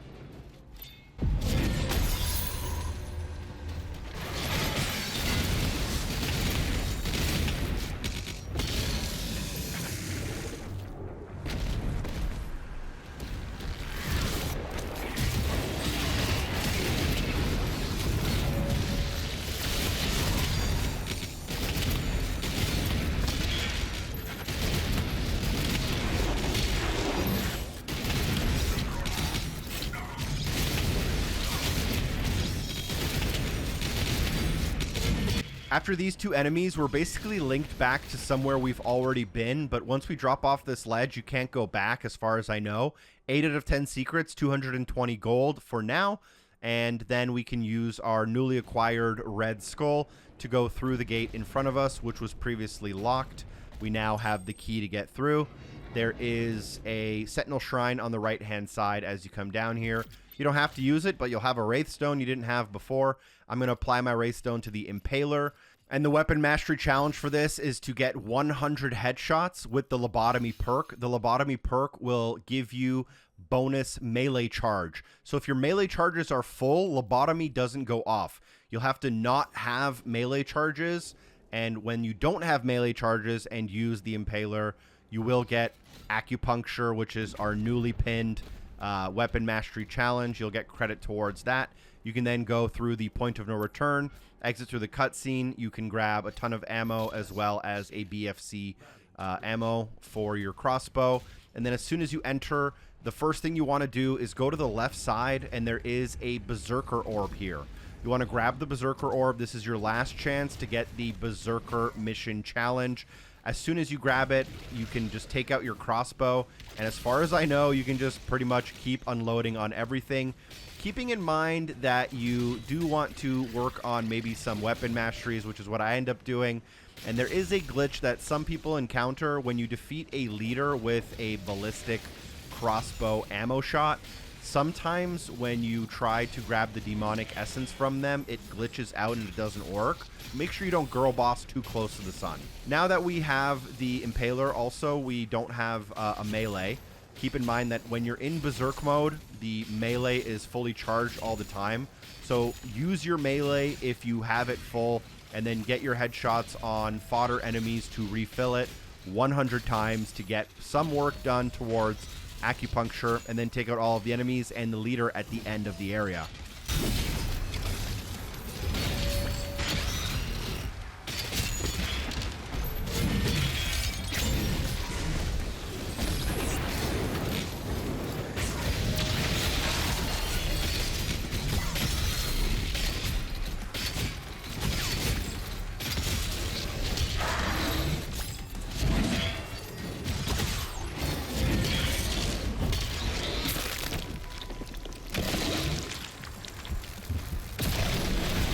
The leader here will give us an upgrade to the maximum amount of skull ammo we can carry, which is pretty useful as we'll have to still work on the pulverizer weapon mastery coming up sometime later in the walkthrough.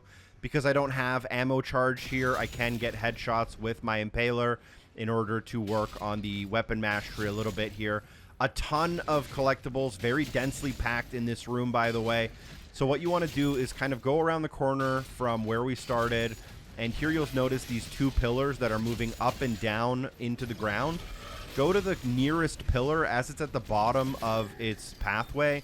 And here, if you turn around, you'll be able to jump into a hole in the wall, which will link you back to the front room. But you'll also be able to grab 8 gold on the way.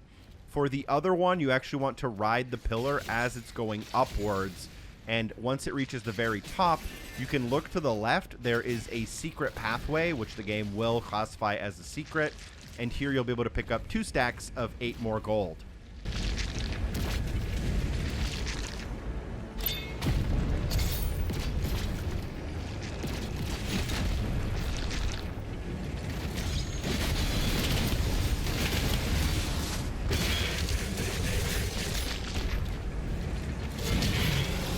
Then you can start moving towards the objective. There is a life sigil you can grab when the pillar is at the bottom of its trajectory. This doesn't count as a secret, but I wanted to include it for those who want it. Unfortunately, this then makes you have to wait for the pillar to come back down and back up again, as you need the pillar to be moving up to get to the next objective.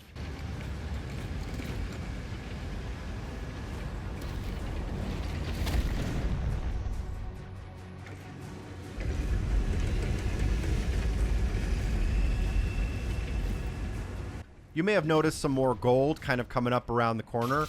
Take out the Arachnotron, and here you'll be able to jump over a box on the left side, and you'd be able to knock that box down the hallway. We're going to temporarily ignore the box and instead look through the hole in the ground near the box, and you can shield charge underneath the area.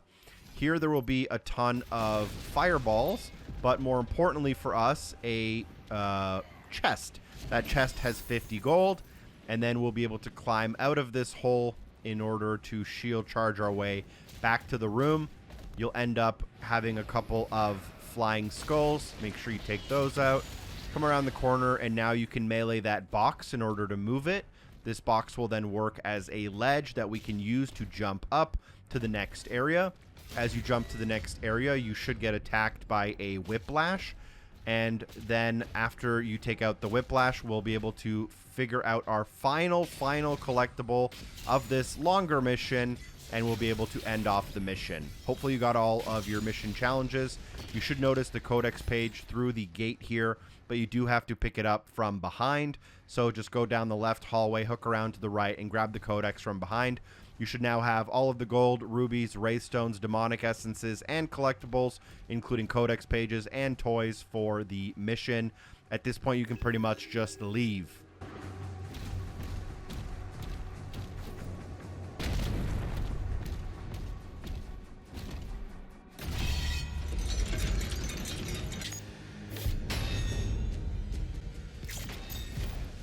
this is mission number 21, a pretty big, beefy mission with some pretty decently easy mission challenges that we'll just get as we play. We'll also be popping a whole bunch of achievements and trophies as we start fleshing out all of our upgrades and abilities here in the home stretch.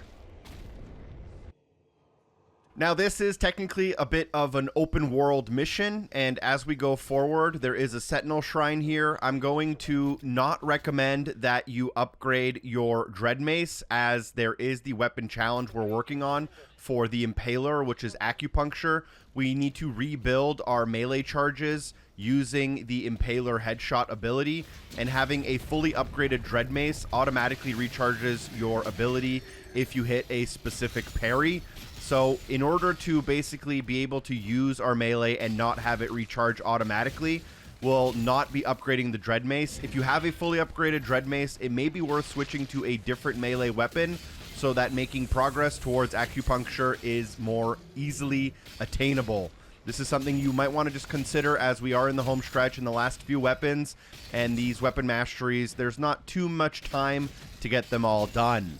The first combat encounter here does end in a leader. That leader does give us a demonic essence upgrade, and then that should unlock an achievement or trophy for you if you've been following along. I'll rejoin you at the end of the battle.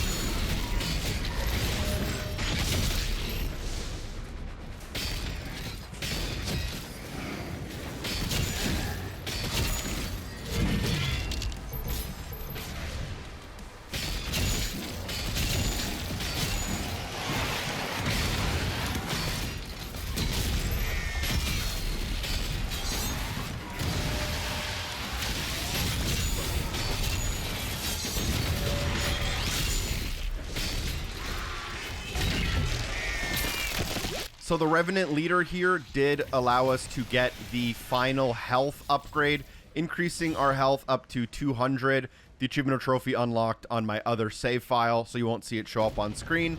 And you'll also take out your first of 3 siege towers. Those are our 3 main objectives. For this mission, we will be going counterclockwise, so we're going to be rubbing up against the left-hand side wall. This is because of the keys and the order of secrets. It's way easier to do them if you go to the left.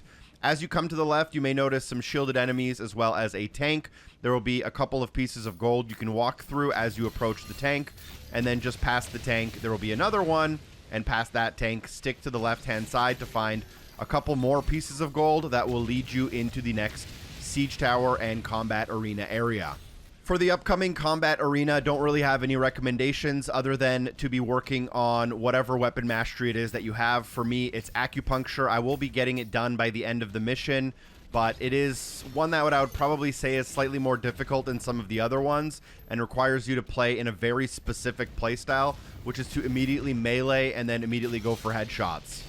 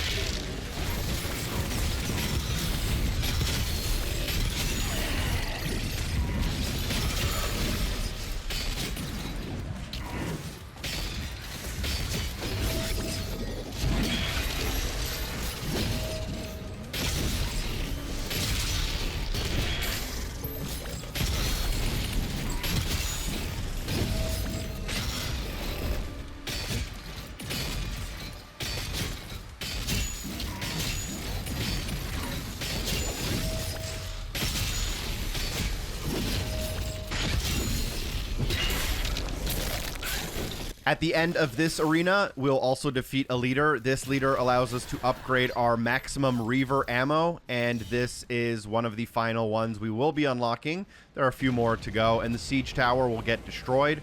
Now, if we face in the direction that we came from, you can find a path that goes up a hill, and then up that hill, you'll get a couple pieces of gold and a key. This is the yellow key, and I'll be able to now go into a bunch of areas that I previously wouldn't be able to access. So grab that yellow key, and as soon as you get it, you can actually drop down from the cliff and immediately find the yellow key card door, or one of them. There might be another one later. Drop down off the cliff, go inside of this secret area. In the secret area, you'll find 2 collectibles to grab. There is a toy, which I believe is the Cosmic Baron, as well as a Codex page. You'll want to grab both of those and then exit out of the cave. As you exit out of the cave, go to the left-hand side, back into the arena we just came from. Look towards the siege tower and basically just walk to the opposite side of the arena behind the siege tower. You may notice some pieces of gold and stuff. We're going to come back for a few things. Just because of how things are laid out, you can't actually grab some of the things you can immediately see. There's a climbable wall in the far corner. Climb up that wall and then grab the piece of 8 gold, and then grab the individual pieces, and the individual pieces will lead you into a secret cave where we have our Wraithstone that will be locked for now. We'll come back for it. But as you enter, more gold on your left-hand side and your first of 3 cultist circles. Make sure you destroy this cultist circle. You'll have to destroy 3 of them in order to get a mission challenge. Then you can also throw your shield at the wolf statue, and there are 3 more to get. There's a secret area here with a Wraithstone we'll come back for. Exit out on the opposite side, and here you'll end up in a combat sequence with an enforcer, a whole bunch of shielded enemies, I believe a mancubus, and an artillery cannon at the very far end. So let's work through that for now.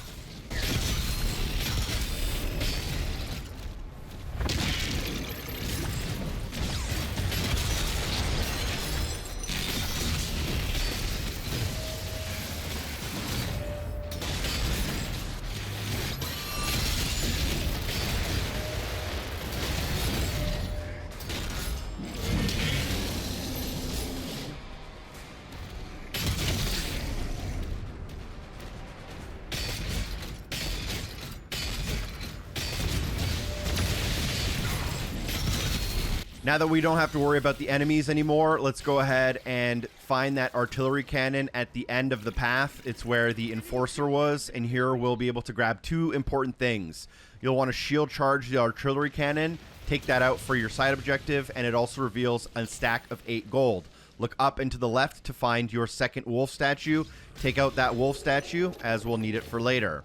Then turn around from where the artillery was, looking to the right-hand side. Here you'll find a side path that leads to a secret, and in the secret, the only thing you'll find is a life sigil, which you may or may not need, but it's always good to have it just in case. And then as you exit, we are at 3 out of 12 secrets, 50 gold, and you will be attacked by a Hell Knight, I believe. So let's go ahead and grab that Hell Knight very quickly, trying to get a little bit of progress here towards acupuncture, but wasn't able to do it. As you exit out, hook around to your right-hand side, and you'll find a ramp that leads down and underneath a bridge.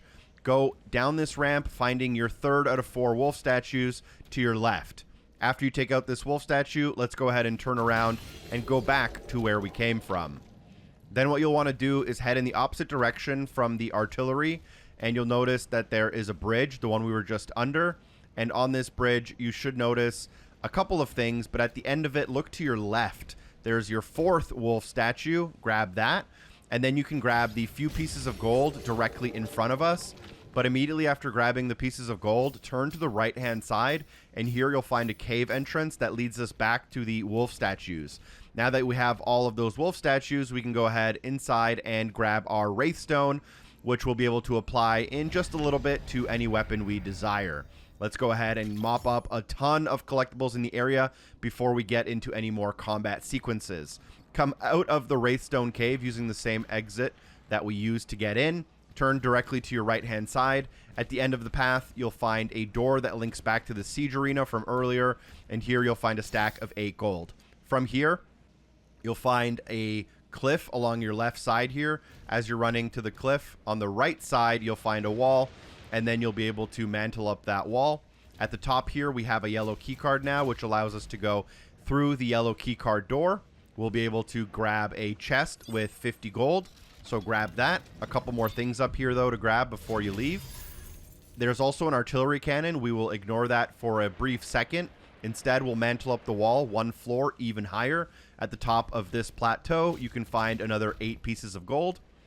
Then you can actually destroy the artillery cannon, and you may be surprised as to what happens. It actually doesn't give us gold. It reveals an entrance to a cave underneath.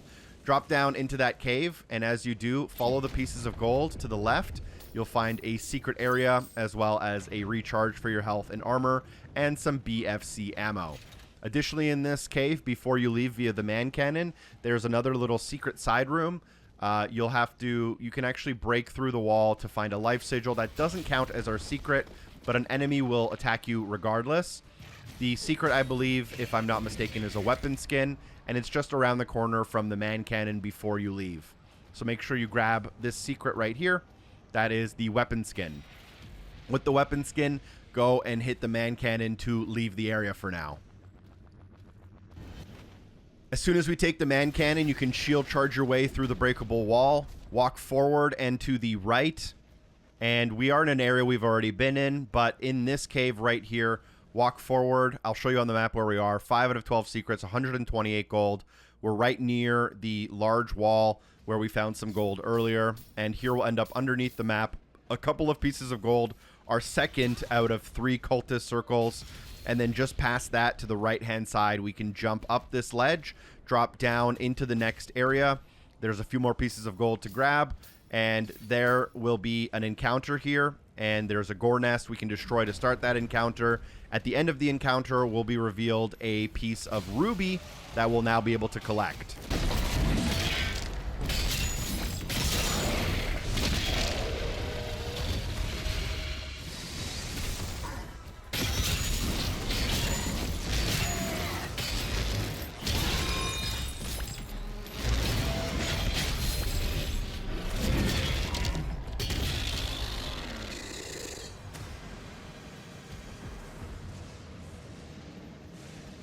Demons are taking heavy casualties.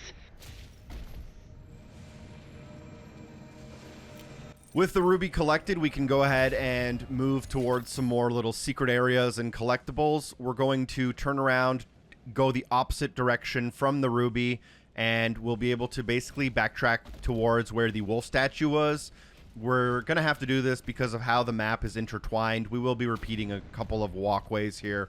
But as you come underneath the bridge, stick to the right-hand side. I will open up the map here in just a second. And as you come around the corner, there will be a lot of enemies, and you will have to quickly take them out. So right here on the map, you'll see where we are. There's a Sentinel shrine not far in front of us.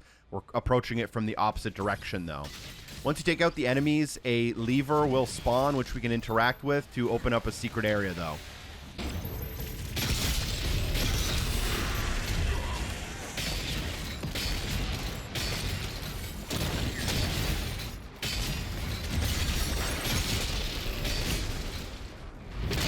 So from where we entered, directly to the right-hand side, there's this small sewer platform, and a lever spawns only once the enemies are eliminated. And using this lever allows us to open up the sewer. This is one huge secret with a ton of different stuff in it, including collectible and a lot of gold, I believe. From the middle, we'll hop up onto the ledge and use our shield on the energy node to raise a gate. We'll then be able to head underneath that gate and shield charge through a breakable wall. This will lead us to a lever, which we can activate. And for now, all that does is move the gate in order to allow us to get the next energy node. So return to the center, return to the walkway above the center, and you should be able to use a new and different energy node now, which opens up another gate. If you go in there, the gate opens up. You'll be able to activate the valve. The valve will fill up the room with water. And then do not swim up. Instead, swim across, and across there's now a newly opened room.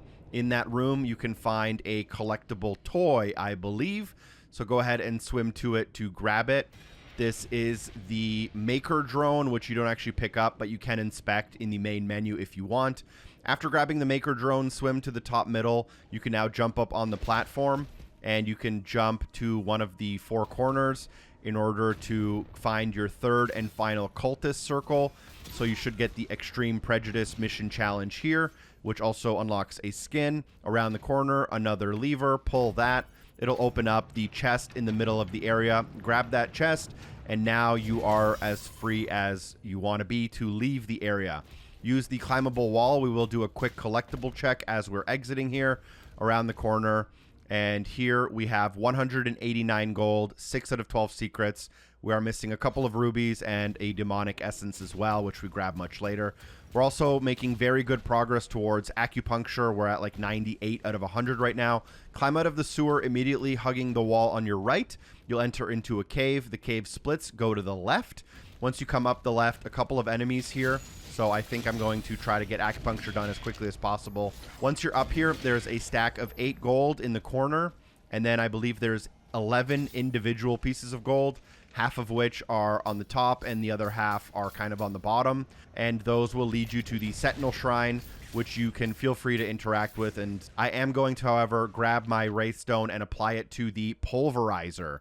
The Pulverizer takes quite a while in some instances to level up, so we'll leave our grenade launcher for last. And to do this weapon challenge, all you need to do is get 250 kills using the Pulverizer while it's empowered. So as you take out enemies with melee, you can empower the Pulverizer and then take out 250 enemies with the Pulverizer once it's empowered. From the Sentinel Shrine, you can locate the Siege Tower behind you, and to the left of that, there's this little alcove where there is an artillery cannon. As you enter, you can go berserk using the pickup, and here we will be using the ballistic crossbow just to take out everything as quickly as possible. There is no leader or demonic essence here we have to worry about. And once we take out everything in the middle of the area, grab the artillery cannon for the Cannon Experience Challenge. This is for finding all of the available artillery cannons in the area. And from the artillery cannon, if you look to the right to the cliff's edge, you'll see a blue key poking out. Let's go ahead and grab that blue key, as there are a couple of doors we'll need to open up. As you enter, go to the left of the room. You'll get a secret. And at the left of the room, you can dive into the water and then go kind of underneath yourself here. And you'll be able to go through a opening where you'll find another lever. Let's go ahead and activate that lever, which activates some energy nodes we can now interact with. So we'll ignore the little cutscene there with the clue. We'll go up onto the ledge. And if you want, there is a little secret side room here that has a recharge for your health and armor, which you can grab. And then you can use the shield throw on the energy node to open up the gate. Swim underneath the gate here and follow along the path. You'll be able to get up on shore, up and to the right. As you climb up, there will be individual pieces of gold here for you to grab. Follow the gold, and then you'll be able to drop down, watching out for the fireballs. As you drop down, turn around and look behind yourself. Breakable wall, break on through that, and then just follow the hallway around the corner through a couple more pieces of gold. And then as you grab those, you'll be able to find a lever. And then this lever, as the one before it, will fill up all of this room with water. So let's go ahead and swim in reverse from where we came. As you're swimming in reverse, you'll be able to go towards all of the fireballs and stick to the right-hand side. Recommend not taking damage from the fireballs if you don't have to. They hit pretty hard, although we do have quite a bit of health and armor now that we didn't have near the beginning of the game. Climb up onto the wooden ledge. As you do, 3 pieces of gold in front of you. Then you can climb up the wall and you'll find the blue key here. I will open up my auto map so that you can verify your collectible counters. So for me, there is a chest coming up, but for now, 7 out of 12 secrets, 240 gold, and we're missing a couple of rubies. You'll climb up the wall to leave the area with your newly found blue key card, and here you'll be able to activate the gold chest with 50 more gold. And then we're still trying to work on acupuncture and finish that off as quickly as possible. With your blue key card, you can now go across this area where the artillery cannon was before, find a blue key door, go through that door to find a secret. In this secret, you'll be able to find more pieces of gold, and there's even a ballistic crossbow ammo in the corner. You can grab that if you want. grab all of these pieces of gold, and you'll end up near a cliff's edge with a ruby, and you'll grab the ruby. At this point in the game, we actually, I think, have more rubies than you can spend. Even if you get every upgrade, you end up with like 3 or 4 or 5 extra rubies by the end of the game. But we'll grab that ruby just to be, you know, thorough. Drop down. There will be a bunch of pieces of gold, and we're going to follow them backwards into the cave. As we enter the cave, drop down and look behind yourself. You'll find a breakable wall. You'll find 16 more pieces of gold in this secret area. You'll see 2 little platforms that try to squish you. You'll ride one of them up to the top, and on the left, you'll find 4 more pieces of gold. You'll follow the cave into the next area where I believe we have an optional encounter gore nest, and then this gore nest unlocks even more gold for us to pick up. And at this point, it's not a terrible idea if there's a couple of enemies that you don't want to fight. Pull out your crossbow and you can take them out really quick and easy. Otherwise, I will be finishing off acupuncture during this fight.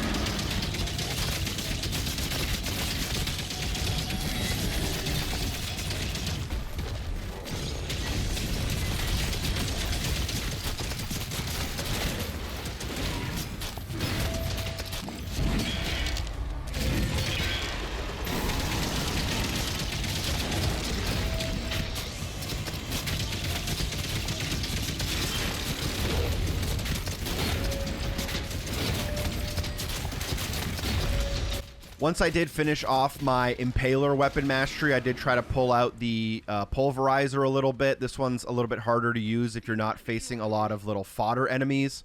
But once you're done the optional nest, you'll find another chest worth 50 more gold. Then you'll want to walk towards these superheated metal spikes, and these link you back to the very beginning of the map. But we're actually not going to go this path. We're just grabbing these little pieces of gold before we turn around and head back into the cave we were just in.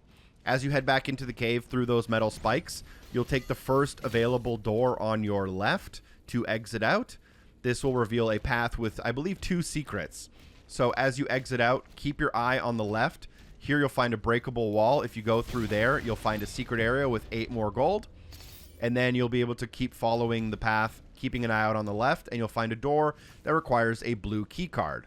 Go through that door, and once you enter into here, there is a ruby, I believe, that you can unlock by defeating the enemies within this room. This also counts as a secret area, which is a good thing we're here, just so we can really have 100% on everything during the save file.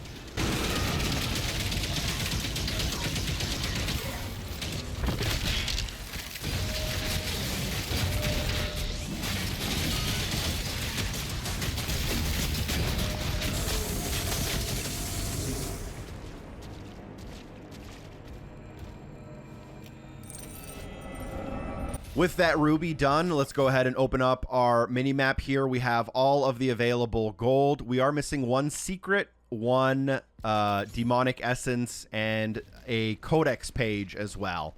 So now that we have all of that done, we should, if we want to be efficient, go to the Sentinel Shrine, and we're going to spend quite a bit of our currency. Assuming you've been keeping up with mission challenges and finding everything possible, you should have enough gold and rubies to basically fully upgrade everything, other than we are missing some Wraithstones. If you missed a couple of things earlier, it's not a huge deal. You do end up with some extra gold, some extra rubies, but ideally you have enough to purchase everything here and unlock yourself a whole bunch of achievements and trophies. Go into the Melee tab and fully upgrade all of the Melee slots. My achievement unlocks a little bit early just because I have multiple saves running in the game at the same time. Additionally, open up the Shield Ruins and buy all of them. Mine also unlocks a little bit early because I have multiple save files going on, but you can and should be able to afford all of them in order to unlock a whole bunch of achievements here for upgrading all of your Melee, upgrading all of your Shield Ruins, and then an achievement kind of for both of those things. We only end up left over with 37 gold and 2 rubies, but you will have another chance to get more gold later on if you, for some reason, have fallen a little bit short. At this point, you want to work your way towards the final siege tower. The best way to get there is through the door where we got the blue key earlier. You can grab your ballistic ammo in the corner before you drop in.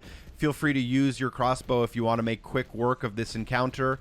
For me personally, I will be working on my pulverizer, and the best way to empower it is to use your dread mace on a large enemy, and then it should glow yellow. And once it's glowing yellow, if you get kills with the pulverizer, that's how we're going to make progress towards that weapon mastery, although this one can take a little bit longer than some of the other weapons we've worked on in the past.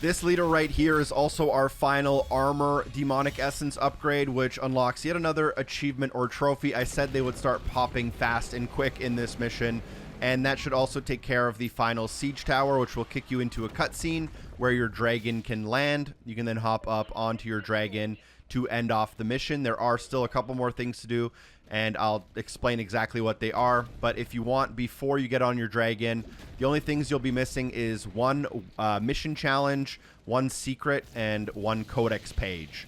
Hop up on the dragon. Let's open up our auto map and then go to mission challenges. We do need to grab the Master Hunter mission challenge for destroying a Hellfighter, which is about to spawn in front of us in about 15 seconds. Once on your dragon, go forward following your objective marker. You'll end up at a tentacle. Take out the tentacle, and just past that, the Hellfighter spawns. And I'm not sure if it's going to just fly around forever. This is the only Hellfighter available in the mission. So if you, for some reason, are unable to take it out, you may want to reload your last checkpoint and try again, or just replay the mission entirely on another play if you prefer. So as soon as we get through this tentacle opening, the Hellfighter spawns. Also, one thing I mentioned before, there's these golden spikes. You can actually fly right through them. They just damage you. I thought they actually block you earlier in the game, but they just make you take damage. So take the Hellfighter and then disable the large ship in front of you.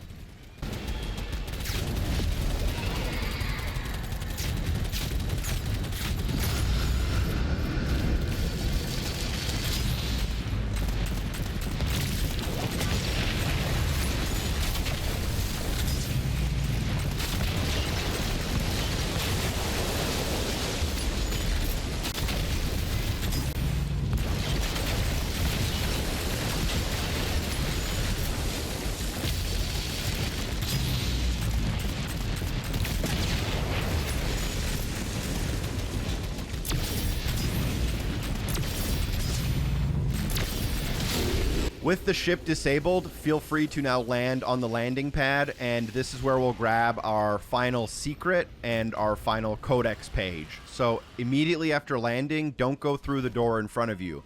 Instead, turn around. Our dragon has magically disappeared very quickly, and you'll find a codex page on the end of the ship. This is your final secret area and your final collectible.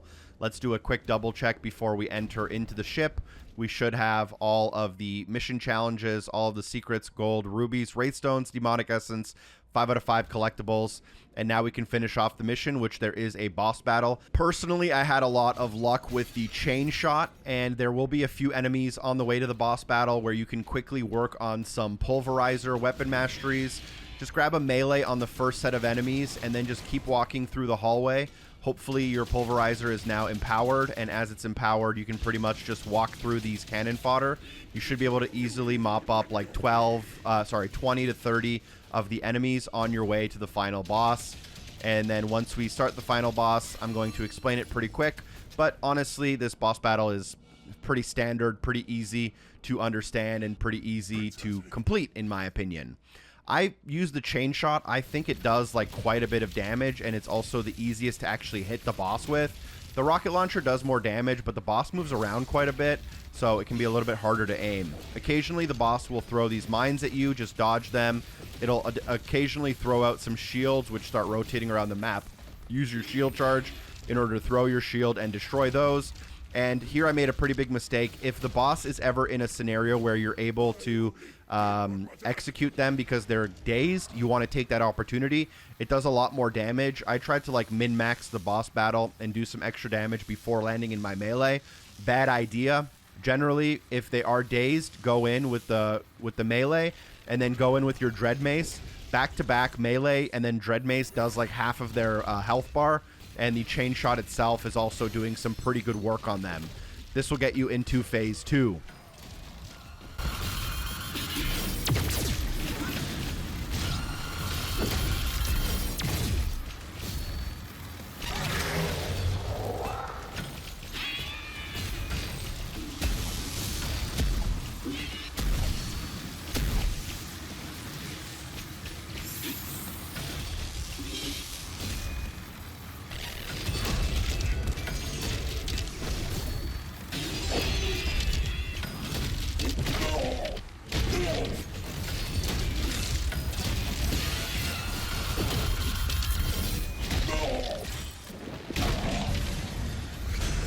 I'd love to say that phase 2 is like a completely different boss with great mechanics. It is essentially more or less the same.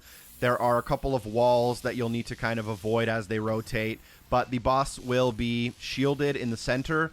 I did try to use the ballistic crossbow on the boss in one of my previous plays, but even though they didn't have a shield, the ballistic crossbow just didn't do any damage at all. I don't know why. Just stay alive, make sure you're parrying the boss when possible. They'll eventually drop the walls and drop the shields, so you'll be able to damage them. And then we're going to repeat the same thing. Do as much damage as possible using the chain shot. Get them into a dazed mode for a quick melee, and then a back-to-back melee with your Dread Mace. And you should be able to make pretty quick work of the boss to finish off this mission.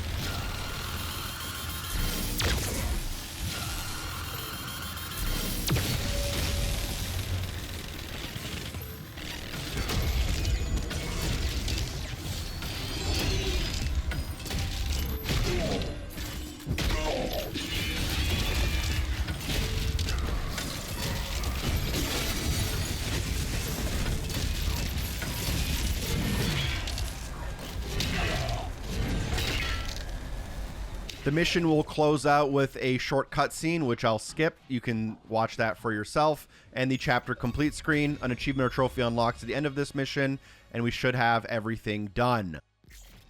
The second to last mission, this is mission 21, and this takes place primarily in the Atlan and a little bit on foot at the end. A pretty straightforward mission, to be honest. You will be heavily rewarded for continuing combos between areas in the Atlan, as at the end of filling up the full ring in the middle, you'll be able to use a gun attack that shoots like a plasma cannon, and that will one-hit kill every single enemy, and you'll be able to then carry that combo into the next enemy. So this is the fastest way to basically take care of all of the enemies. Not to say that if you do get hit a lot, it's completely okay. It'll just take you significantly longer. It's pretty easy to take 2 or 3 times longer if you don't get the combos in. But for now, we're going to be just going from area to area, checkpoint to checkpoint, getting in our combos as best as we can, trying to take out all of the enemies. There are these 3 generators in the area that we'll need to interact with. At each one, there will be a small battle culminating in us getting a quick weapon before we kind of exit out the first section of this mission. No mission challenges to worry about or weapon challenges to worry about for this mission. We're just going to be working our way through until we get out of the Atlan after destroying all 3 of the generators for now.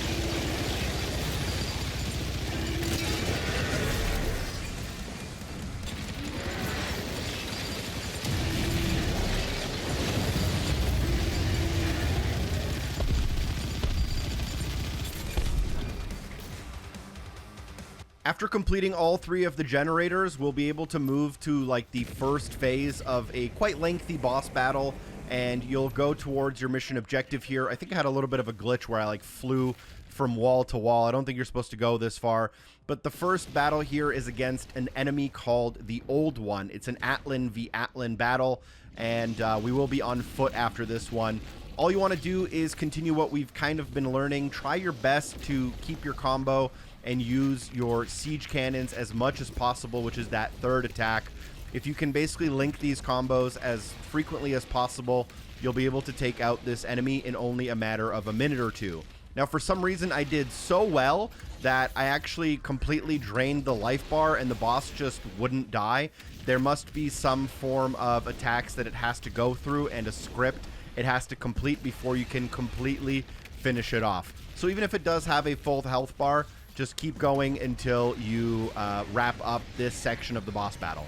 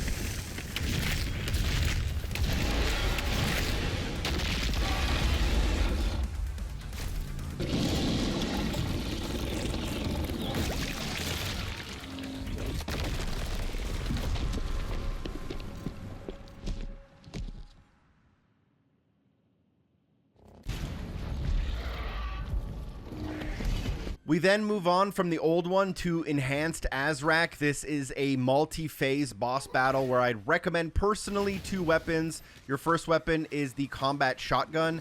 This is a good one to use to just learn the attacks and parry them as often as possible, as you can ignite Azrak and they'll drop health, which will just make it a little bit easier. For the most part, though, personally, I am hitting like a decent fair amount of my parries, and I am working around the outside corners of the map to pick up some extra health and armor.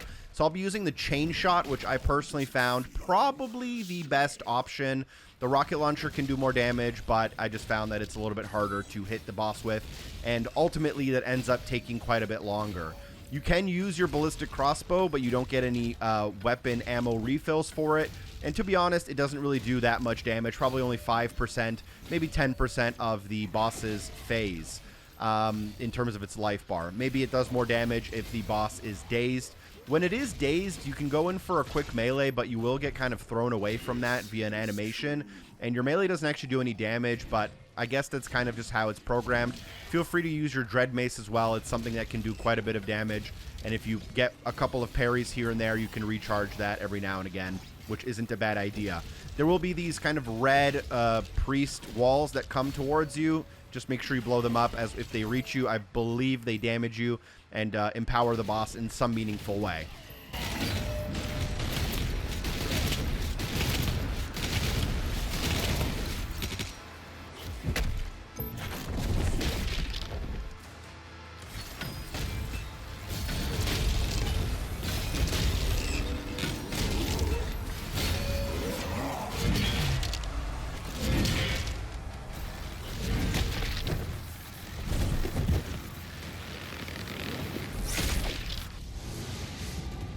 Phase 2 of this Azrak battle has him now with some wings and armor, and sometimes he'll spawn a couple of superheated metal spikes. You want to take them out using your shield throw pretty quick. I believe what happens if you leave them up too long is they explode, cause fire damage. They won't drop ammo or armor, and I believe it may also empower Azrak to basically get a shield, which will just draw out the battle even longer. Do get your parries in when possible. This will just help you sometimes shock the enemy and also just negate the damage that would typically come from it. Use your melees when possible to finish off the 3rd out of 4 phases. I guess if you were desperate and you still needed to do the Impaler weapon mastery, you could probably get a decent amount of progress here, assuming the boss does register headshots, which honestly I'm not even 100% sure it does.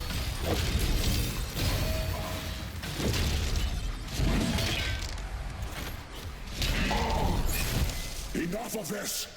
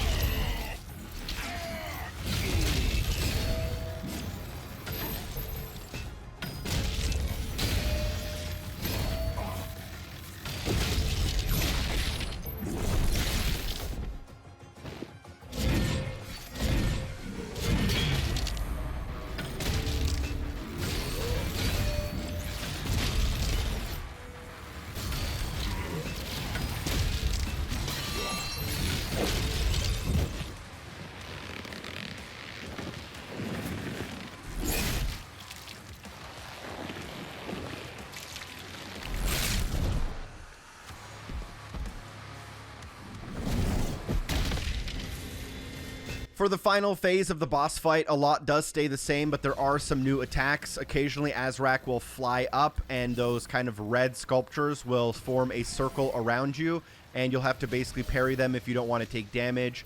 You will get an audio cue and a visual cue if the statue is like behind you. You just want to parry them as much as possible, and immediately after that, he'll land in the middle.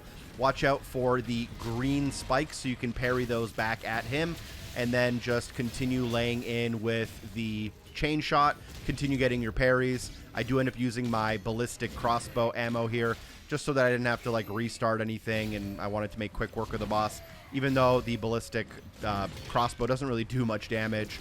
I am going to be mostly using my chain shot, trying to get those parries. I will probably switch to the combat shotgun a little bit, just to generate myself a little bit of health as well.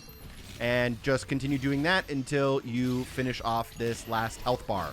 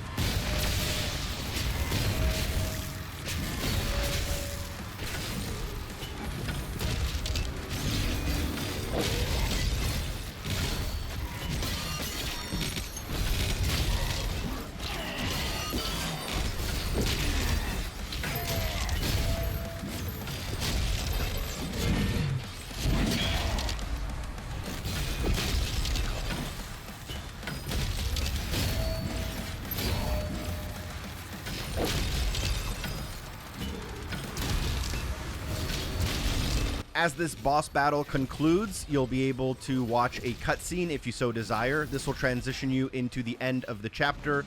You will get the 100% confirmation screen, as there were no mission challenges or any collectibles to grab along the way, and then you can shoot right into mission 22, the final mission of the game.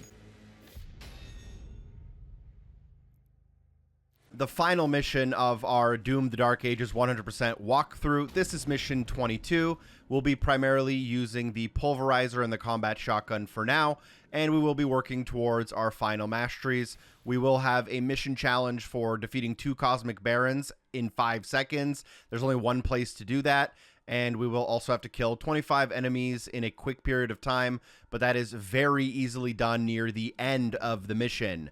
If you have enjoyed this walkthrough thus far, I'd really appreciate if you dropped a like on the video if you think I deserve it, and I have enabled super thanks in the YouTube comments for those who want to go above and beyond. From the beginning, drop down, look to your right, find a Codex page. This is our final Codex page of our entire playthrough here. I will be showing you all of the ruby and gold locations, although we don't actually need any rubies or gold anymore. There is a Wraithstone in this mission we'll need to grab. There is a demonic essence in this mission we'll need to grab. And that should more or less be it with the Codex pages and the 2 toys. Generally speaking, do whatever makes you happy. For me, that is going to be working towards my Pulverizer, which is my second to last weapon mastery. I'll want to finish it during this mission if possible. So I'll be using it quite a bit on pretty much every enemy encounter I can. Even though it's not very effective at clearing those enemy encounters quickly, it will get me the most possible progress. And I do also have a grenade launcher to do later in the mission. You can pretty easily clear that in 1 combat encounter at the end of the mission. Also, if you're very skilled, you may end up getting the mission challenge for killing 25 demons in 10 seconds. However, there's a very easy way to do it at the end of a mission, so don't worry about that one until later.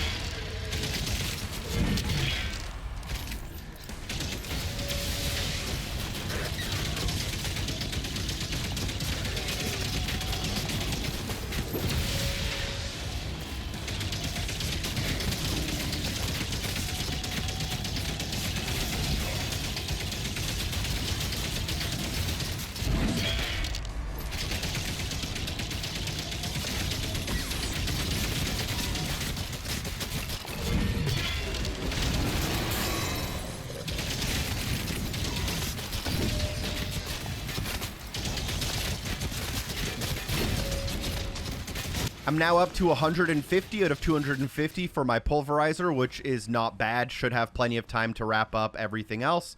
If you take a look back from where we came, you'll find a small cave. There's a secret here with a life sigil. Let's pick that up. Otherwise, I will be focusing primarily on the main objective here for quite a while, as there are a lot of side rooms that require you to have either the blue skull or the secret key. So I figured why not just work towards the secret key as quickly as possible. It is during a somewhat linear section, so we'll have to make some progress through the level to get it, and then we'll kind of backtrack and pick up and mop up everything we can. We'll need a secret key for the Wraithstone, so we're also going to save combat encounters that aren't necessary until the end. You'll be able to climb up the wall, drop a box, get through a hole in the ground. Here you'll be able to pull a lever. This lever will allow you to shield charge into a box from behind. And then this is a climb up to the next area. In the next area, we'll be able to grab our blue skull key card, but there are also a few collectibles to grab while you're here. Drop down, and you'll immediately be able to grab 5 pieces of gold. And then in here, we only have 1 out of 11 secrets so far. You can take out all of the enemies, and then there are a few things to grab, like the ruby, a secret, and a chest of 50 gold.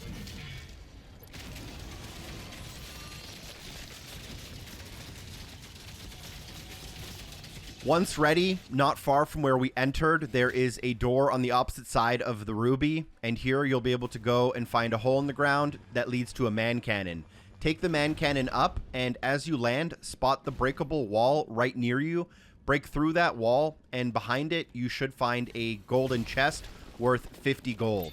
We don't need all the gold, as we have enough to purchase everything if you've been following along, but I want to make sure you have that 100% on your save file. Then you can use the platform above the arena we were just in to drop behind a gate. And here we'll find another collectible that you don't really necessarily need, which is the ruby. But more importantly, you'll find a BFC ammo shot. And that's going to be very, very helpful later. Make sure you save at least 1 crossbow shot for the optional encounter later on if you don't want a huge headache with one of the mission challenges. just save your combat ballista bow for now. Grab the blue skull. This will allow you to circle back into the area we came from earlier. And then again, we're going to temporarily ignore all of the little collectibles as we just want to make progress towards the secret key. Use the blue skull on the door across the little battlefield. And here you'll be able to jump down, take a couple of enemies out, keep working on your pulverizer if that's the same weapon you're working on. And then you'll be able to interact with a button. There are tons of little chests and extra rooms here that you won't be able to access until later.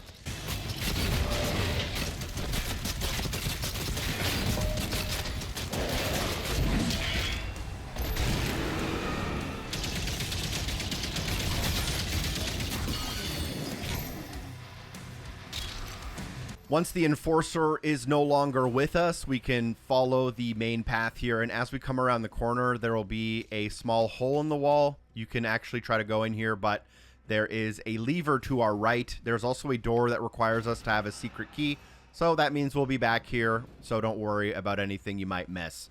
As you come into the next room, just work your best through these enemies. Work on your pulverizer if you're still working on it. I do end up getting the mission challenge here for 25 kills in 10 seconds, but don't worry. Again, I'll mention this. There's a very easy way to get it later on. You'll have a berserker with infinite ballistic ammo, and you can get through like 50 enemies in one shot.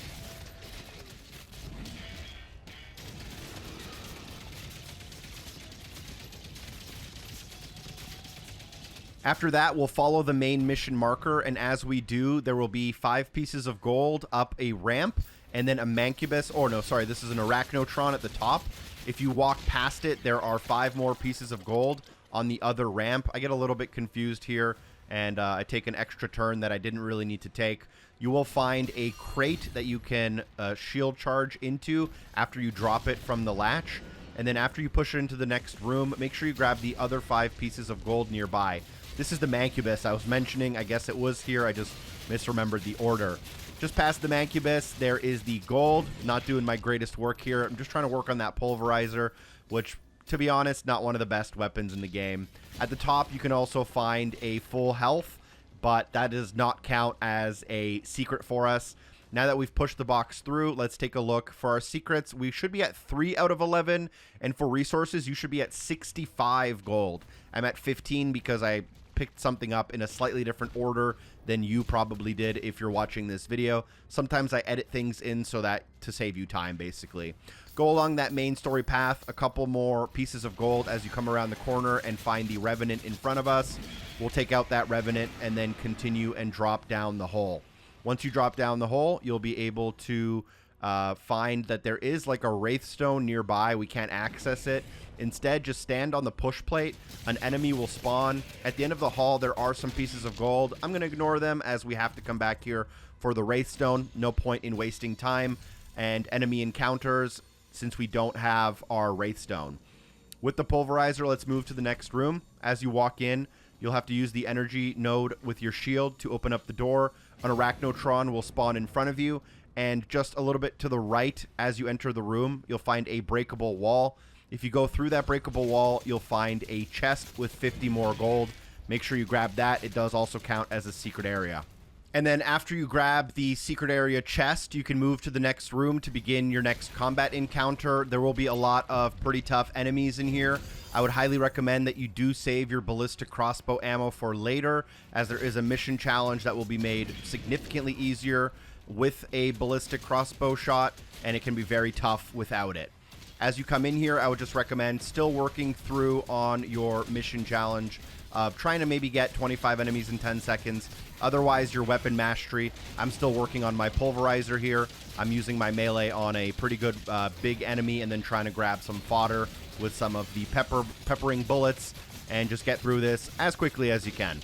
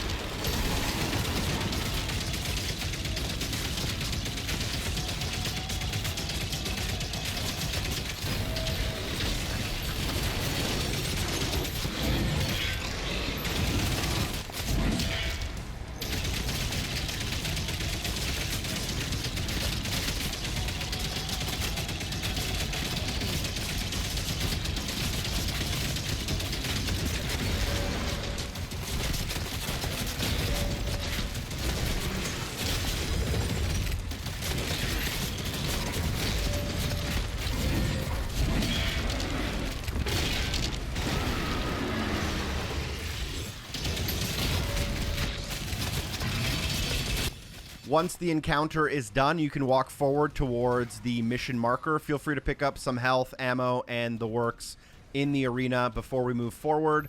There will be a ton of little pieces of gold and secrets we can grab in these next hallways. So you'll pick up 5 pieces of gold immediately as you enter. You really can't miss those. Ignore the shield breakable wall and instead go to the other little alcove. Here, a mancubus will jump through the wall to attack you, and behind it, you'll be able to find more pieces of gold, as well as some ammo, armor, and health. Now, instead of going up the elevator, it's not a point of no return, but getting back here after taking the elevator is not that quick. Break through the wall to reveal an energy node. Use your shield on the energy node to reveal a climbable wall. Climb up that wall and now begin to follow the hallways. This is a secret area immediately as you get here. There is a gold chest to grab once you're here, and then you can continue along this one-way path to the very end. There will be a demon here, and at the very end of these paths, you should be able to locate a ruby. Pick up that ruby. And then after the ruby, you're able to use a teleporter that will spawn just behind the ruby. It'll teleport you back to that elevator room. Just make sure you pick up everything along this path for now.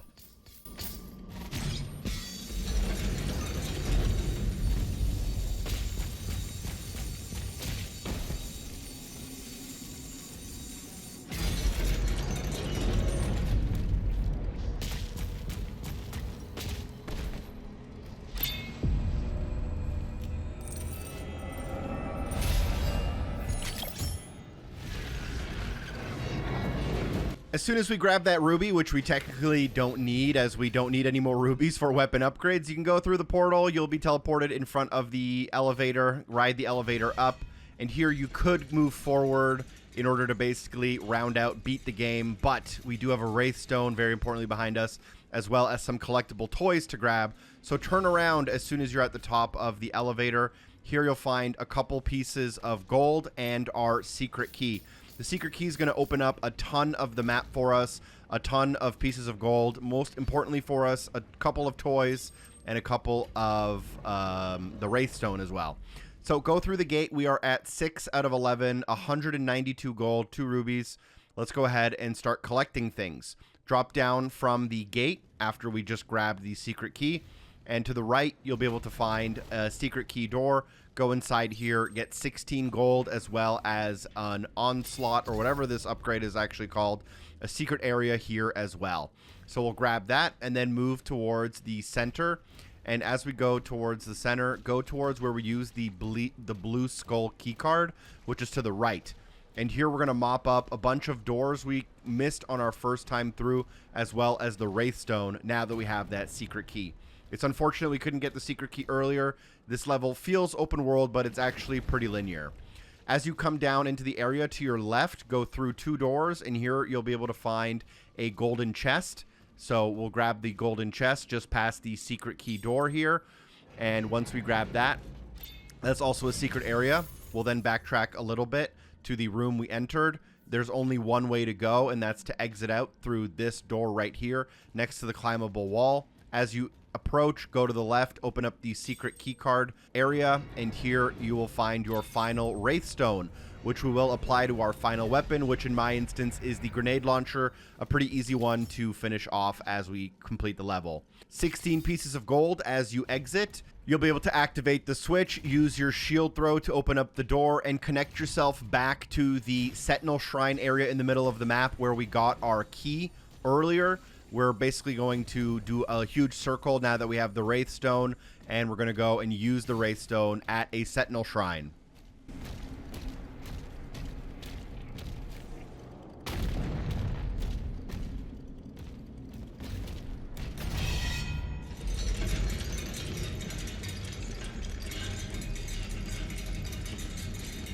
At the top of the elevator, ignore the Sentinel Shrine right next to us. Instead, go back into that center area where the blue skull was earlier. As you come into this area, 274 of your gold, There is another ruby to get, 2 more secrets to get, and a couple of toys.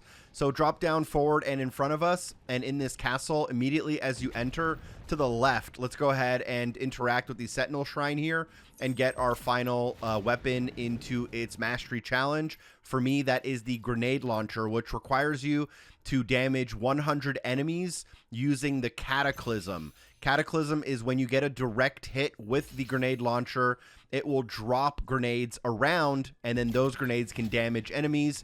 Do that 100 times. It's actually not as hard as it sounds to finish off by the end of the mission. Feel free to mark Cluster Fun as a mission challenge, and I'll also put Death Clock on the screen for you. Across the hall, you'll find another secret area with a ton of pieces of gold, a life sigil as well, and a hole in the ground that will drop down. As we drop down that hole, there is 32 more pieces of gold, as well as a secret pickable, uppable item, and that pickup item is a toy. There is one more toy to go, so your achievement won't quite unlock yet. This toy is for the Azrak, and now that we have the Azrak, you can climb up the wall. I would get your grenade launcher ready, and feel free to finish off any other weapon masteries you have. There is an optional Gornest encounter here. At the very end of this encounter, there are 2 Cosmic Barons that spawn at the same time. They actually spawn a little bit separated, so you have to just survive and wait for both of them. And once both of the Cosmic Barons are alive at the same time, personally, I'm going to recommend that you use your ballistic crossbow to take both of them out. But if you don't have a ballistic crossbow, that means you weren't paying attention to some of the tips I gave earlier, unfortunately. But you can still do it by either just, using a melee attack and hopefully damaging them slowly but surely. I'm also going to be working towards Cluster Fun here. It does take a little bit of time to start getting some progress. Just aim for direct hits with the grenade launcher as much as possible.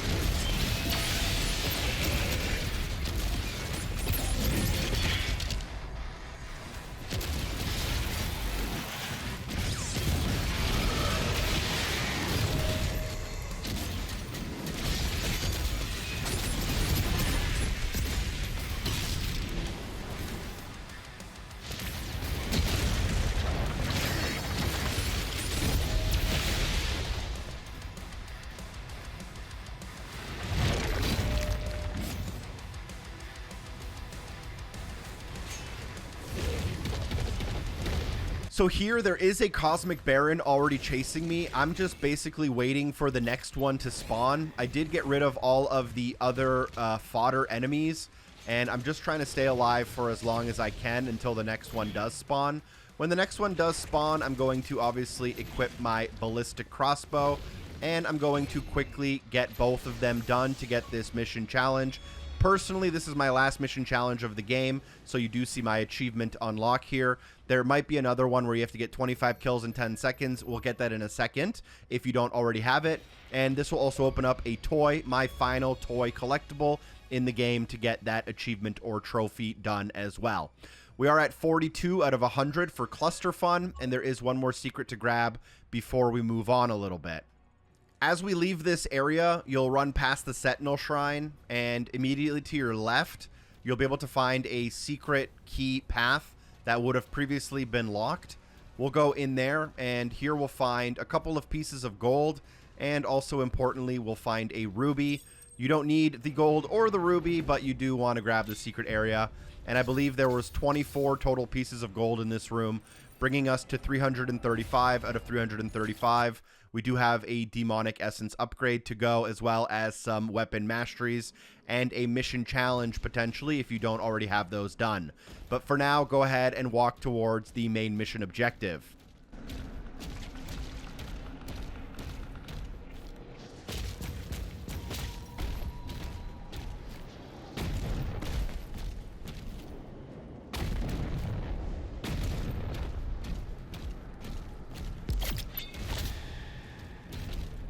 Approaching Azric's hangar. Slayer's getting close!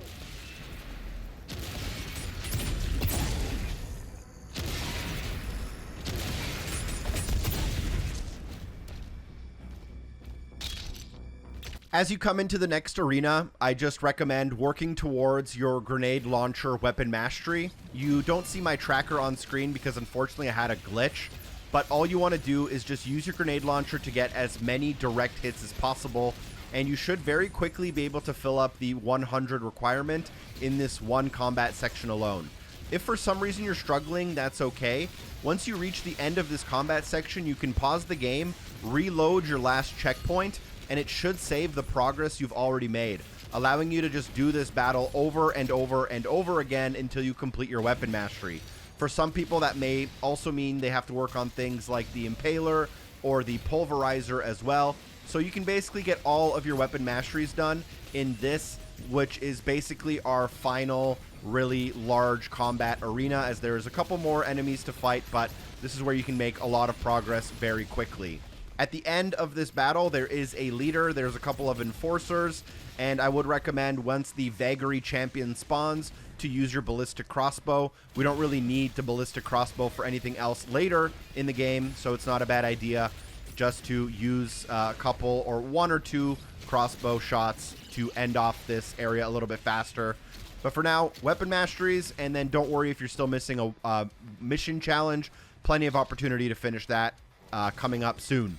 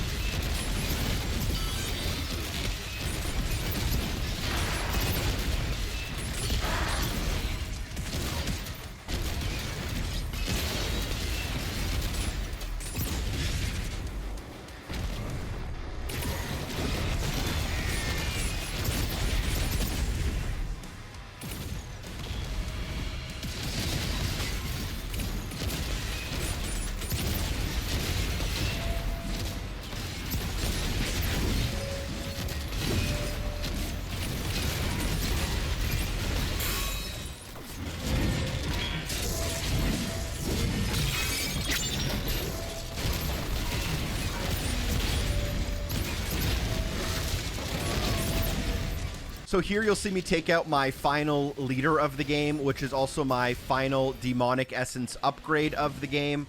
This, I believe, will be a ammo upgrade, and you won't see the achievement or trophy unlock on screen as I did it in a different playthrough, but it will unlock, and then you'll also get an additional achievement or trophy to unlock for having all demonic essence upgrades, so that should be a back-to-back pop right there. The Vagary champion did spawn, and I would recommend just to use one ballistic shot on it. You can save one for later for the final boss if you want. Take out the Vagary champion as quickly as you can. Work on any weapon masteries you have. Reload the checkpoint if you still need some more progress for those weapon masteries, as all we really have left is a hallway and then a final boss battle. You'll have everything you need at this point. You should be maxed out on rubies, gold, collectibles, anything else you need. Walk around the corner to begin the final section of the game. During the final section of the game, you can run forward into the hallway directly in front of us, and you will pick up a Berserker Orb.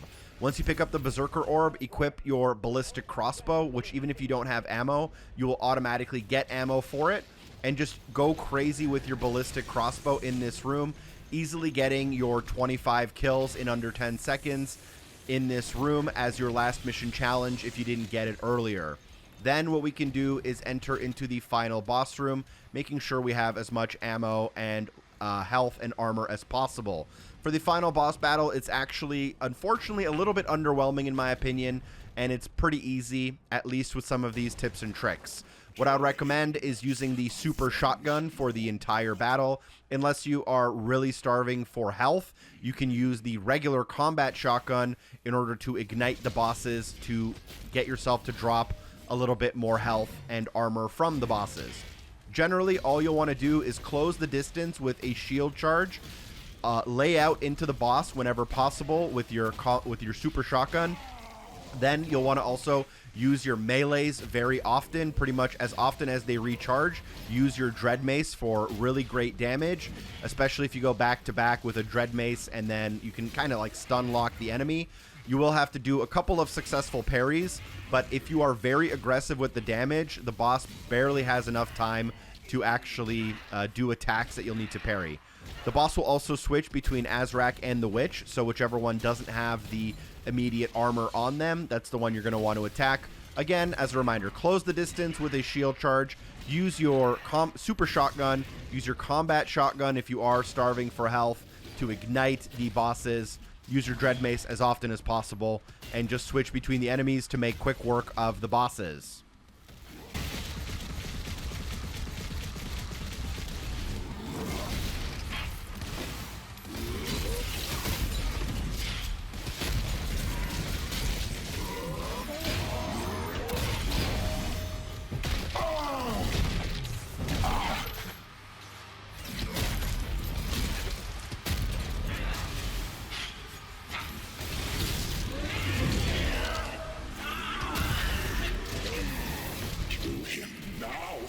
As long as I live, the old one can still be resurrected.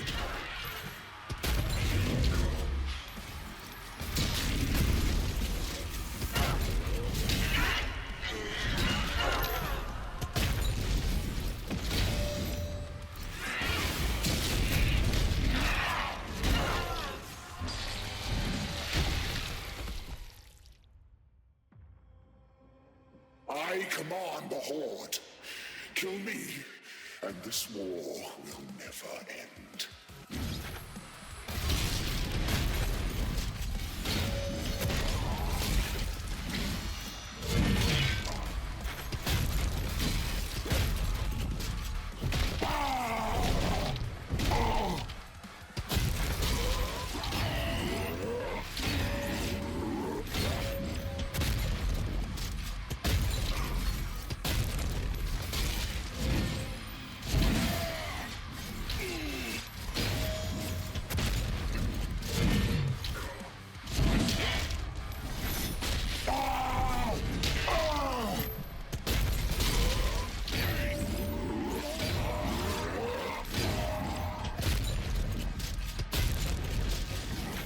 As the final boss comes to a close, there's only one more thing left for you to do, which is to drop a like on this video, tell a friend, and subscribe for future videos. As you complete the boss battle, you will roll the final cutscene of the game. The final cutscene then rolls into the final credits of the game, and you'll also unlock an achievement or trophy for completing the campaign on any difficulty.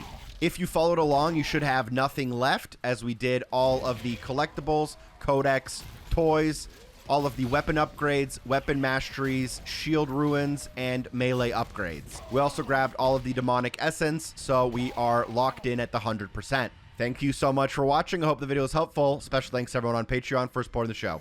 Peace.